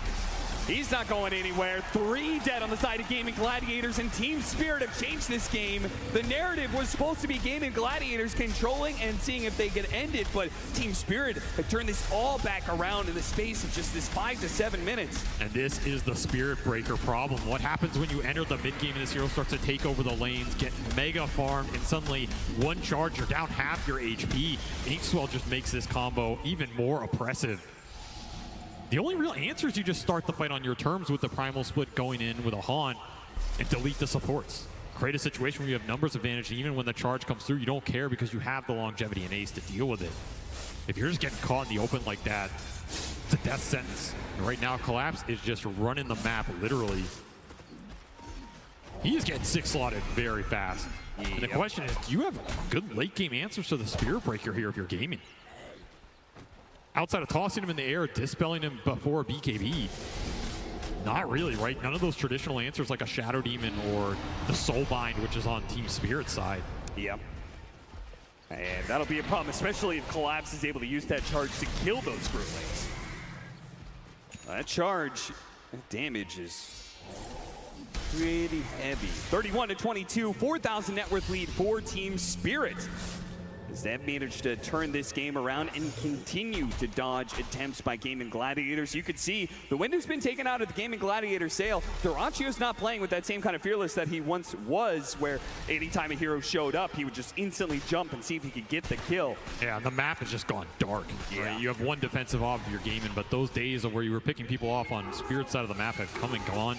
You're now entering their portion of the game. You kind of have to get around this. You can go late here. Spectre plus the Brewmaster, especially with how much farm Ace is found in this game, are going to continue to scale pretty damn hard. And of course, you always have this option of like tossing the Dazzle in the fight with the Wind Panda and taking the fight that way. Yep. It's a pretty damn good option, a pretty good way to deal with Dazzle in a lot of the historic matchups between these two heroes.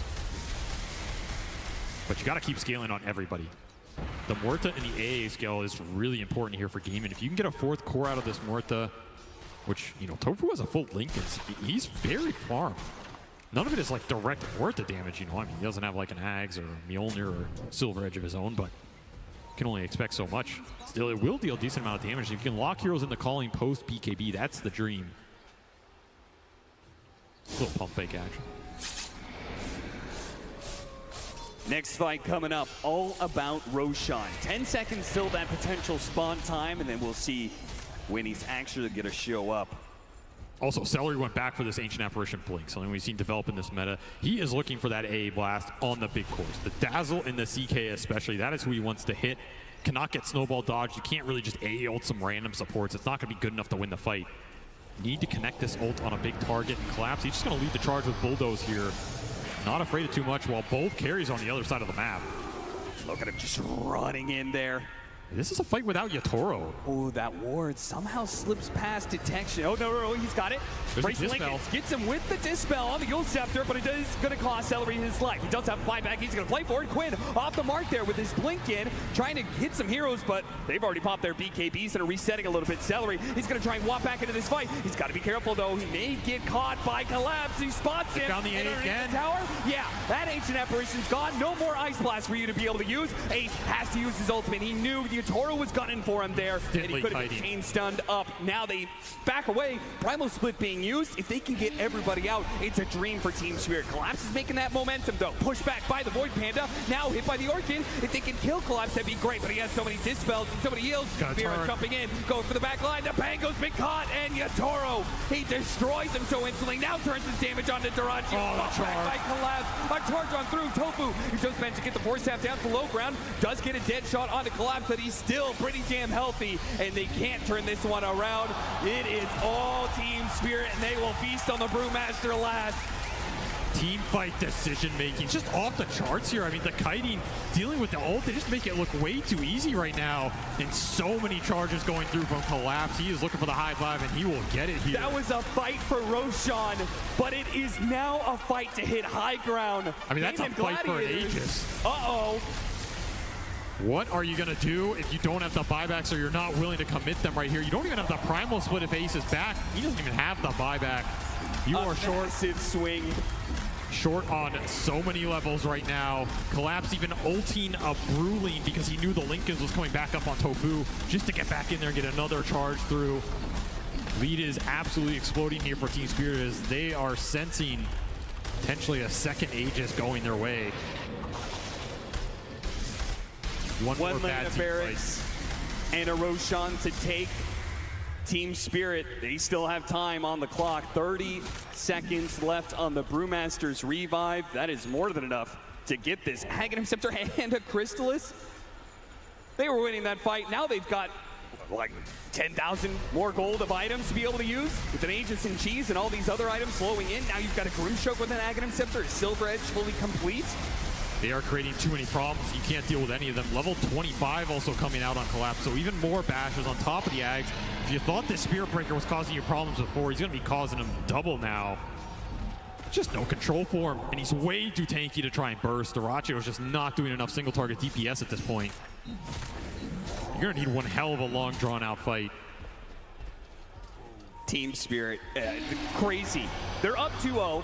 In this series. They're down in this game 3. They have a 5% chance to make it back in. Sure, they could just give it up, say, well, guys, it's a best of 5. We can give them one. But they claw their way back into this game, are now in a commanding position to potentially 3-0 the challengers in Gaming Gladiators. That is what makes this team absolutely terrifying at this point in tournaments. And we saw everybody from all these teams talk about it, right? If you get ahead of this team, what does it mean? It just means when they might beat you, it feels even worse. Right now, this game has turned itself on the head, as you said. Over 20k lead. Aegis up for 4 minutes. So it'll be up to Yatoro in terms of whether he wants to push the high ground during this interval and try and end this game. He feels like he needs even more. There's still a lot of room to grow here. They did finish up an Ags on Maposhka as well, so now you can start to get some Dark Portraits in the mix. Just add even more chaos and confusion to the fight. More damage sources. Yatoro. Quinn, blink it away. No fear. Can't get caught. Otherwise, that is welcoming Team Spirit into your base. Charge complete, half his health. Yule Scepter is going to be used. Nicely breaking with that Lincoln's, but he didn't use that Bulldoze towards the end there. And these are just free. They have the ways to get Collapse out every time. There's a Lincoln's, there's a Swell, there's Four Staffs, Grave. Yatoro's going to take his chance to Big burst down. Oh, man. Before you can even complete the sentence, he's already gone. They do have an Ice Blast, though, that's pretty well positioned. Duracio's already cleaned up the Grimstroke. It's not too bad, but Duracio, he needs to get out of there. Oh, my God, that's so much. Buyback from the Spectre. Too much damage. Spectre has to win this now, but he has to be careful of that Dazzle. They have to be able to take away this Aegis at the bare minimum. Surely they have to go for more. They have to risk it. Collapse going to charge on through to make sure you can't set up on Yutoro. Now Yutoro will turn back around on you. He's ready for that fight. He pulls back into Duraggio. This could be it for Gaming Gladiators unless they find a way out of it. Quinn's dead next. Now Duraggio, a dive back for him. He falls. Tofu's pulled back in. He is pulled to his death, down into his grave. Quinn, last man standing for Gaming Gladiators. It will be a one-man stand against what is looking like the best team in the world right now. Absolutely, as they take a commanding team fight victory inside Gaiman's base. No buyback on the Brewmaster there. They just delete the highest net worth hero for Gaiman straight off the bat. No turnaround potential, and you are running out of lives. You are running out of games to play here as Team Spirit. They don't want to just be the best team in the world. They want to prove that they are one of the best teams ever to grace this stage right now. And they are showing why. They're going to go for the Megas, play it safe. And Ags finished on Mira. He's about to kick this team straight out of the tournament if he has his way. And they're going to go right for the throne. Quick reactions from Quinn. Has to blink away. Just one little opening is all it takes with Mira lurking from behind. Ace back up. We'll see what he can do to stall this out. Gonna need one hell of a primal split here. Yutoro starts pushing forward. Mira doesn't quite get it there, and they actually stop the Spirit Breaker right in front of their base, but they're locked in by the shards. Quinn's able to hop around it, but now it holds him in place. He can't do anything against that, but at least the Brewmaster can. Gets off the split, but the throne is exploded, and now he's been pulled back. Welcome to hell. Oh no! It is too much for Gaming Gladiators to be able to handle. They are not going to be able to get through this. They have to pray to get out, but the Cathedral is merciless. It is Team Spirit who are unstoppable. They will take it. The best team in the whole goddamn world, without a doubt. Silence every other team. 3-0. Absolutely an incredible performance in the Grand Finals against the best team in the season, an undefeated Grand Final team in Gaming Gladiators, a team that has defeated an entire lower bracket to get here. They take 3-0 in record time, kick them out of this event, claim a second Aegis for the crew, the first one for Laurel, who has fit in immaculately with this roster. This is a team everybody had on their radar, but they have slowly built it up over the course of the year, are hitting in prime form right now, and it shows. This team has multi-generational players, and now they are absolutely cementing themselves as one of the best teams ever to play the game of Dota 2. How do you stop these guys? You can't beat them early. You can't beat them late. Even when you have the full advantage, you have full control of the game, they'll beat you on the comeback too. Team Spirit did it every way possible. Nothing is left for them but the handshakes in the end for Gaming Gladiators, who had an admirable run through the lower bracket. I mean, it was the stuff of great stories, but it comes to an end here with Team Spirit just being too damn good. Yotoro boss. This man walks out, he shaves his head, he sends a mental message before the round even starts. This is a long due victory for them over the course of this year. They built up to it. And for 2 times, the second time in the Dota's history, Team Spirit will claim the Aegis. Team Spirit win the International.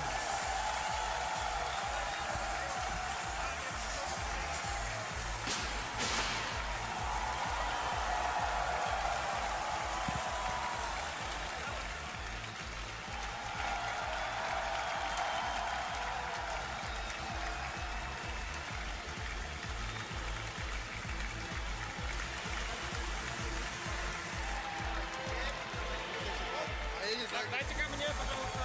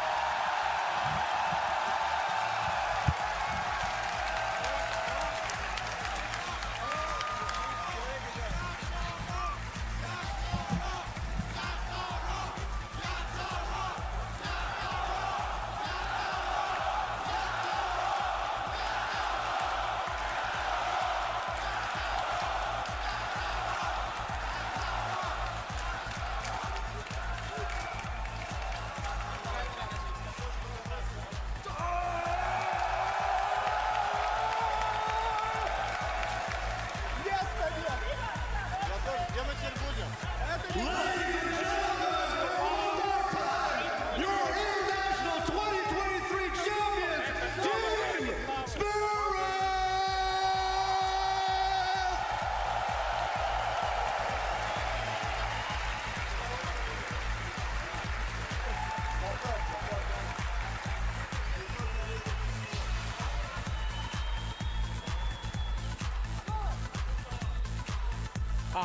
All right. Sorry, gentlemen, just a moment of your time. Congratulations, Laurel, from last place to first, baby. How are you feeling right now? You have joined the club. You have won the International.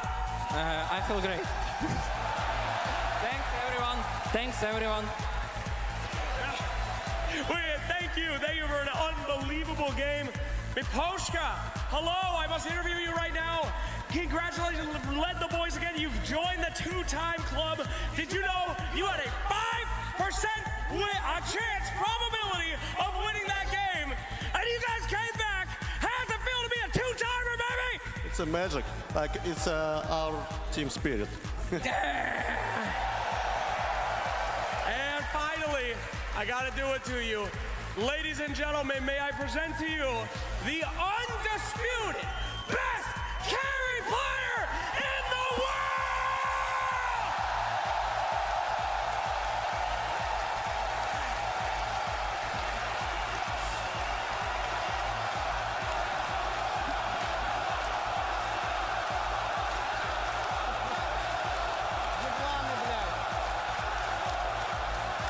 Thanks. What do you have to say to everybody who has supported you this entire time, all your fans around the world? Any last words for the world of Dota coming from you, my man, at Team Spirit? Thanks for our support. Let's go. Thank you so much and congratulations to Team Spirit. Well done. And there you have it, ladies and gentlemen. Give it up one more time for your TI champions, Team Spirit!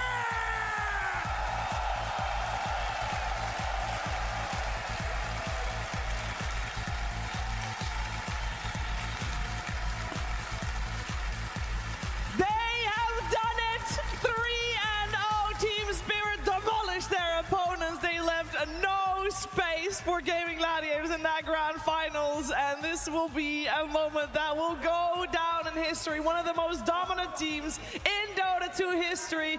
Gaming Gladiators came close, but Team Spirit, the ultimate raid boss selfies need to be taken. That Aegis will be pictured a lot tonight. I'm joined here by Lacoste, Effie, and T-Gov, and we're here to talk to you about everything that we missed. If we missed anything, I don't even think we missed anything. I think Team Spirit, Lacoste, they are amazing.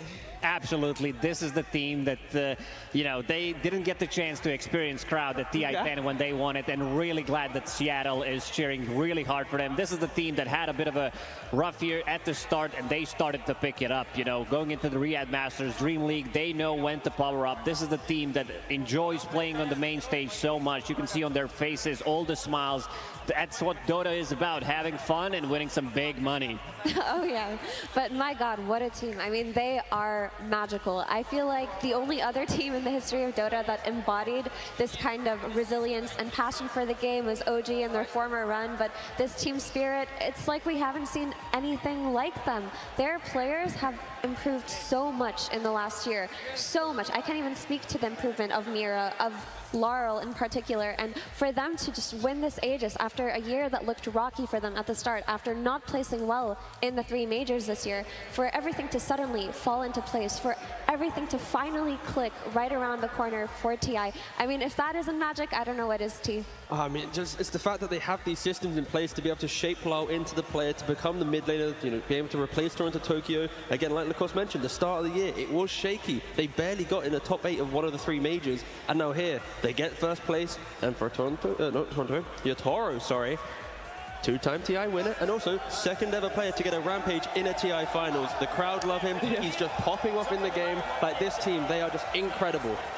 I mean, Dota has not seen a player like Yatoro for a very long time. I mean, he was in contention for people saying he's the best carry in the world, the GOAT, but he has proved that here today at TI. And even earlier this year, during the Riyadh Masters, he carried his team to victory. He fought tooth and nail when they looked like they were going to lose, when it looked like there was no hope in their games. He was the one to just push them forward. And here at TI, they all connected, they all came together, and it was just a beautiful team victory here. It was a great victory, great support coming out of the Climate Pledge Arena as well. And for everybody in the arena, I also want to make sure that you guys are aware that you are allowed to stay here for the late game show as well, so you can witness that. You can witness team spirit in the late game show with Perry and Flax and Jenkins. So just so you're aware, you don't go anywhere. There's a lot more to come. Team Spirit's run has been fantastic. We got 4 new TI, double TI champions, and I must bring it back to Laurel because his story has just been fantastic. You heard Slack say it on the main stage. He came dead last last year, and it was a rocky start, but there was support from all his teammates, support from the organization. We heard on the main stage, Yatoro said, at Riyadh Masters, I really want to win this championship because I want Laurel to experience what it's like. And that he did, and then he went to take on the International with the same squad, and I can't believe they did it here as well. And they just did it in such style as well. Like, they've played so many different types of games as well. Like, they're not just doing one thing the entire time. They are, every single time they approach a game, it's a new way Spirit approaches to beat their opponents. And I don't know, it's just the most commendable way to win it. And sure, it was a 3-0. But it was a 3-0 in style, and yeah, Team Spirit, it just, like they believed in Laurel when, you know, getting that last place at TI, and also some big shoes to fill. This guy, he's nuts. Every single game that he played, you could see that he's powering up. So throughout the tournaments, you could see that he can be toe-to-toe against some of the best mid laners in the world, and now he is the best mid laner in the world, crowned, immortalized. Absolutely, what a story. And I mean, for Laurel to play in this team, like Lacoste mentioned, the shoes were big, the nerves were there, and every time Team Spirit performed badly, he was blamed. There was mass criticism from the fans, mass criticism of Laurel from the community. People were begging to have this player replaced, but the other members of Team Spirit refused. They believed in him. They said that they think he has the potential. They said that they trust him and they know that he's their mid laner. And here we are at TI, he's won it. Yeah, immortalized on his dazzle at that. I just want to take a small moment to just iterate the wallpaper every time as the heroes that won TI. We have Chaos Knight, Dazzle, and Spirit Breaker as our boards on that wallpaper. I think, Tigo, that is the perfect embodiment here. Oh, that's so beautiful. You know, just Spirit Breaker, you know, just next year, we're going to have to remember this beautiful cow, just in the good times. The good times will be remembered for a very long time to come. I also know that the average age of players here, this might be a random point, the average age of players playing at TI is around 23 years old. Yatoro is 20 years old. He won his first international at 17. Now his second international at 20. Lacoste, I mean, It's not to think about. Can continue going. He pretty much played for only one team, Yellow Submarine, which kind of turned into Team Spirit. The other members of the team, Laurel, who started to play professional Dota in 2021, collapsed. He only played for 3 teams. Mira, only 2 teams, one of them also being, you know, just predecessor to Yellow Submarine, and the veteran Miposhka leading the team. You know, so you have this mix of a new blood and also some veteran player that's going to lead them to the victory. I mean, the key thing here is the future of Dota is bright, right? Like, when you think about the players here, they're 20 years old, 22 years old, and they've only been playing competitive Dota for, what, nearly 4 or 5 years, some of them. Like, these are the ones lifting the ages time and time again, and it's like, yeah, it's just so good to see. And also, I just want to highlight the support duo of Team Spirit. I mean, we've talked about Laurel, we've talked about Collapse, we've talked about Yatoro, and these are incredible players, but Miposhka and Mira are the heart of this team. They are the backbone of this team.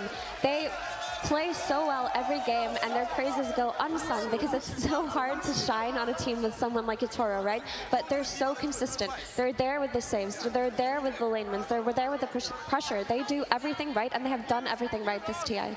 Yeah, and for Miposhka especially, we know that his first recorded professional results were in 2015, but he's been around for a very long time, Lacoste.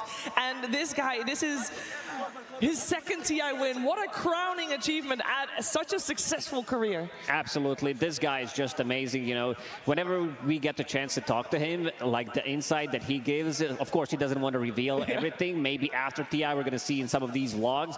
This guy is just a rock of the team. Like, you can rely on him. He's going to be carrying the game on some of his signature heroes when it's necessary. This guy is just a menace to play against.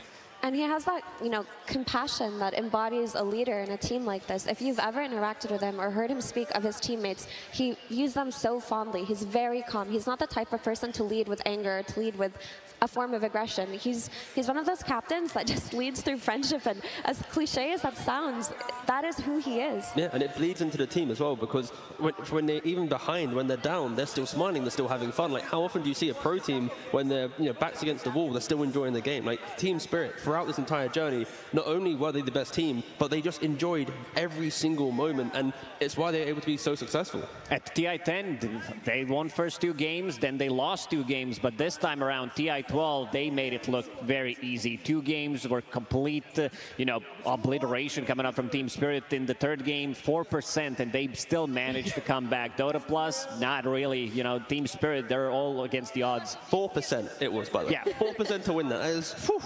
Yeah, that's fantastic. I mean, the game was very close. It just shows a lot of character that they were able to beat back, Effie. Exactly. I mean, this is the spirit of this team. This is what they embody. Yes. They are determined. Even when they're playing with a net worth deficit, they never play like they are. They play like they're always in the lead. They play like there's always a means into the game. And you've heard from the teams who have lost to Spirit or won against Spirit, they always say, regardless of winning against this team, they exhaust you. They make you tired. They fight for the entirety of the game, for every inch of the map. And I mean, that's why they're here. That's why they lifted the ages.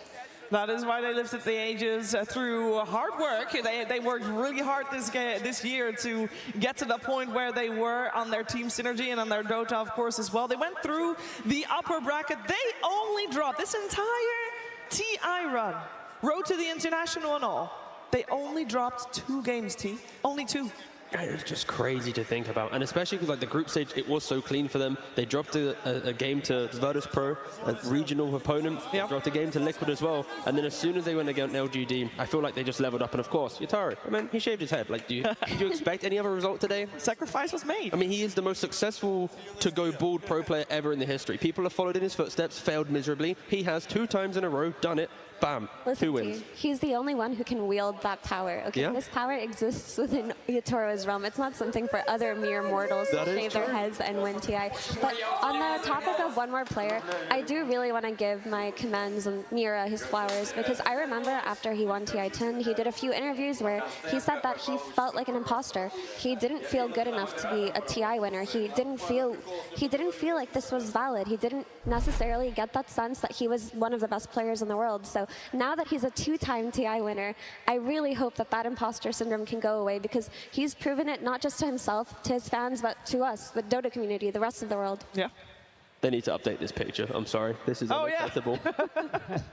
They do. I mean, to be honest, I don't think... Well, we've seen other pros attempt to shave their head to embody a Toro's power, but let's be real, that power is his own.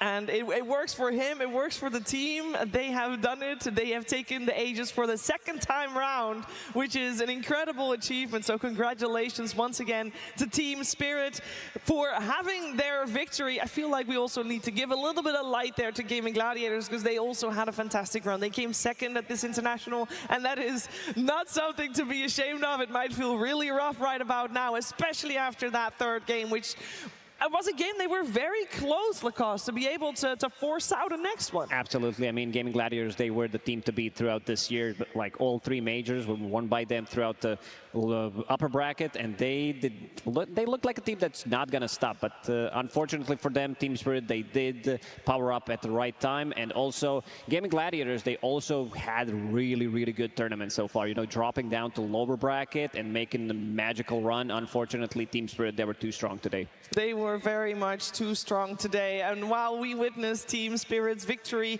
a lot of people around the world were able to cheer them on and revel in their victory. This is Moscow. We have so many pop stops happening around the world. I also want to say once again, late game is coming right after this, so you don't even have to leave. I know a lot of people were having their time slot booked out for a full best of 5. We might not have gotten that, but there is still more content coming on this very channel and in the Climate Pledge Arena as well. Oh, so much love coming from around the world here for Dota 2 and its World Championship. The International was taken by Team Spirit, but truly the real winners are all the fans. And I know that there are so many people already that can't wait for 2024 when there's a new hero in the mix. I also think that we learned a lot at this International that we can all incorporate in our own games. And I'm not talking about Dental Middle, though I think we might see that as well. Shave your head before queuing up some pubs. Oh no, there's new ways to take the Tormentor down. That's something that I learned. You can do it with Bristleback. With this Aghanim Sentry, you just turn your back. You can do it with Dazzle if you just have couriers around and you heal the couriers and get the armor low and everything. I just realized as well, technically Yatoro, he also won the Aegis, but he also won the most deaths to Tormentor this TI. So congratulations! Yay! Yay! I mean, Another one. Another win. Wait, if that's true, then that proves that the Tormentor is the ultimate villain. It's the hardest thing in Dota to beat because it beat Yatoro. There it is. The only thing that could beat him. The Tormentor. Yeah, Tormi is too strong. Nerf Tormentor. OP. OP. Now, I know I've said it a couple times, but I'll say it again. There is a late game show, and it will feature all of Team Spirit. You can watch it at home if you want to. That's fine.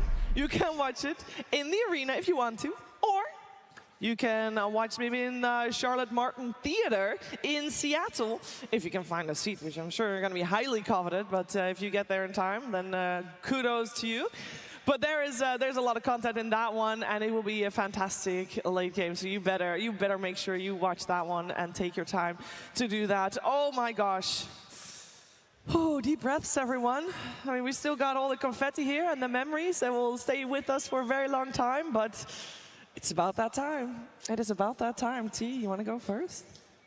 Dota's a beautiful game, connects the world, and yeah, thank you everyone for doing it. Without the fans, we wouldn't have all this, so yeah, good job, thank you. Dota is a part of me. Dota is part of my life for a good 20 years now, and I just want to say thank you to each one of you who attended. Thank you, Seattle. Thank you for each and every player, each and every person who managed to, stay up to 2, 3 a.m. to do the work, every single person behind the scenes to make this possible, because it's the most beautiful event, especially this one we've ever had. Yeah. And nothing can match the prestige of the International. We've seen it today. It was special watching the audience, special seeing everybody unite, coming from all over is special. And yeah, Dota is a magical game. I'm forever grateful to be part of this community. I'm grateful for the game, for introducing me to all of my new friends, and meeting everyone in the audience has been incredible. People have been so kind and so passionate, and what an experience.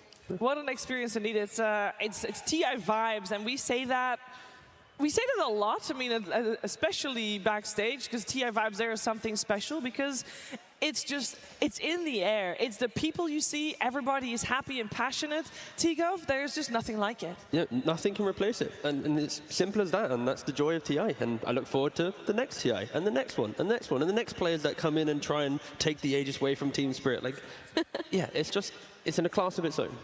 It's in a class of its own, and I just want to give a massive shout out to everyone that's tuning in from around the world. I know, I mean, it's very special to be in Seattle. I mean, I also think back in Seattle, whew, that in itself is amazing. But so many people tuning in from around the world, and as Lacoste said, time zones.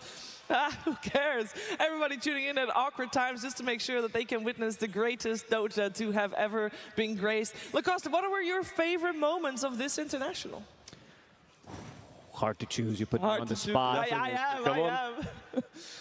I don't know. It feels like, we just had so many things that, made this tournament special. Like there's like the shift in meta where we see like shifting each day pretty much, especially during the main event. It's what makes this game so beautiful. You'll think you know what it is, then someone shows you like a couple of hours later that you don't know what you're actually playing. Even these like top tier teams, they lose in 20 minutes because the other team is just better. Like they prepare, they don't sleep, and they show you how it's done. Yeah, it's also just really fun to watch the players come out on stage and really feel the energy, and you can see them just basking in their, own enthusiasm and their love for the game. You see them clapping and smiling, and they feel like they're on top of the world there, and you can see that, and that is a special thing to see. But I guess my favorite moment would have to be VP versus Buttboom, that really long 75-minute game where Kira TPs to the racks and dies there, and whew, that was one of the good ones. A wild one for sure. The fall of Western European Dota. Finally, we get a bit of China love. We get a bit of, what else we got? We got Eastern Europe, and then also this Orc guy the entire time. He's been pretty good. There we go. Very much a lot of dedication coming out from. There we go.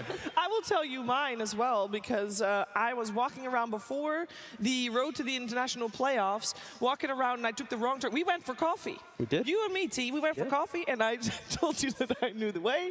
I did not know the way. We went exactly the wrong way. But that did mean we were right in front of Benaroya Hall when we found out that we were in the wrong place. And Benaroya Hall, the place of TI2 and TI3, a lot of special memories. So for me, that was very special. And then I must, if you're talking about Dota, the best Dota 2, I mean, the finals were fantastic, but I must highlight Team Spirit versus LGD Game 1 yesterday, upper bracket finals. That was intense, insane. I loved every second of that, and that was I think my favorite moment. I got to watch the last minutes also in the arena because we thought it was over, obviously, 20 minutes ago.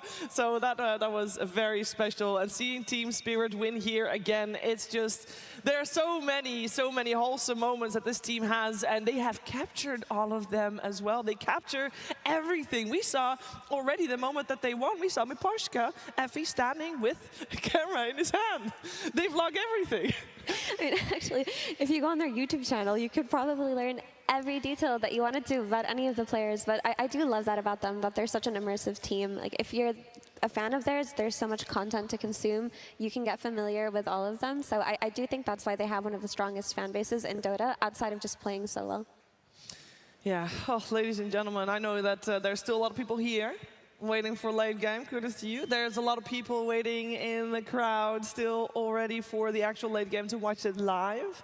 There's a lot of people still watching here because they're waiting for late game to watch it from their homes or from the comfort of pub stomps. But we're just getting ready with late game. We want to make sure that the moment we tune out, you're entertained with late game. So we're holding the fort down here as, well, this entire tournament. We talk about regions a little bit there, T-Gov. I feel like we have to continue talking a little bit more, mostly in regards to the Chinese region, because I felt like, compared to last year they came top fourth with Aster, and that was the only team that really did incredibly well. We had LGD still doing okay as well, but of course that was a different LGD. I felt like this was a resurgence of the region. No, for sure. And I think it was refreshing throughout the entire year at the majors and stuff. We had this like kind of just Western European dominance the entire time. It's why I was happy, that they maybe didn't do so well this time around, because I think once TI sets a statement to what region to look at, then the Western European fans and the kind of Western audience need to look elsewhere to absorb their Dota content. So I think for China specifically, LGD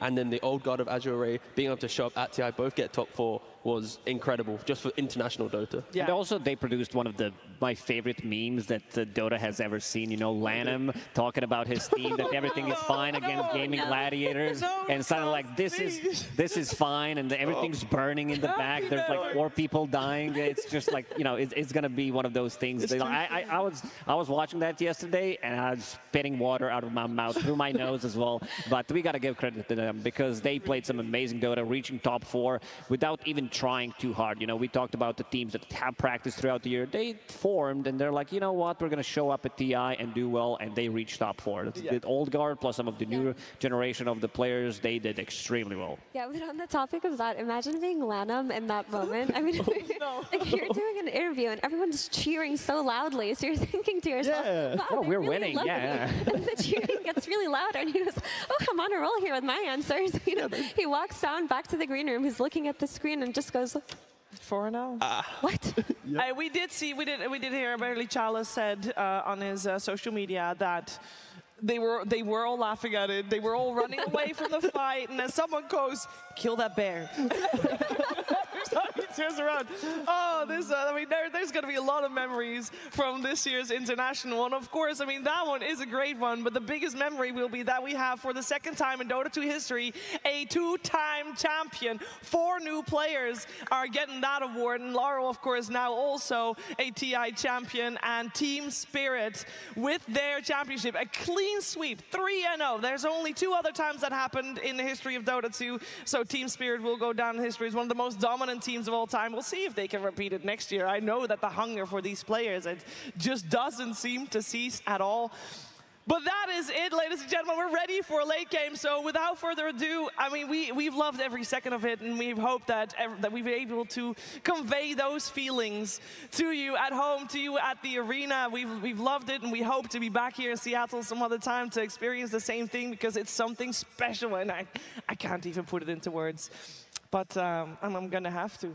So thank you so much from everybody in front of the camera, everybody behind the camera. I know everybody cares a whole lot. And it is amazing to feel the love from everyone in the arena and online. So thank you so much for that on behalf of everyone involved. And ladies and gentlemen, your TI Championship 2023 Team Spirit, congratulations. And we'll see you for the next one. All eyes on the prize.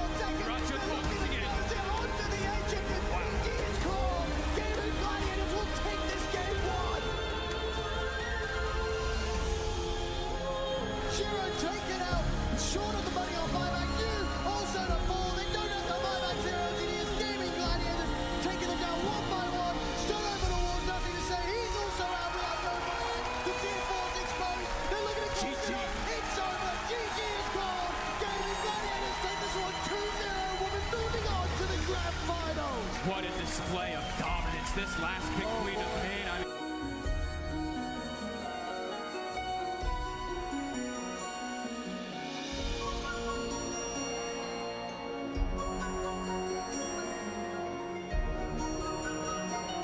There are many Earths, but only one Earth Shaker.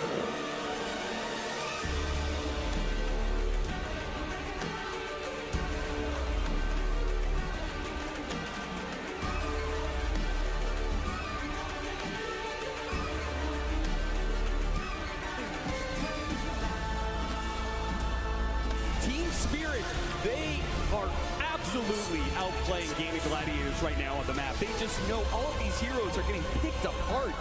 There just seems to be no response whatsoever from these Gladiators. BKB turns around. Oh man, that damage is just building up so quickly. Quinn's got it in instant, so is the Bear. Duraggio battling up against Laurel, but the big bad boss of the fight is definitely Toro. And once he turns his eye on a hero, disappears. Game over for this one. The Team Spirit making absolutely no qualms about shutting Gaming Gladiators out in their own style. 33 minutes and it's done. Gaming Gladiators, they are all going to fall. They're going to throw their damage around. The Chiefs actually getting popped as Collapse got a little bit low, but into the foul, Laurel goes.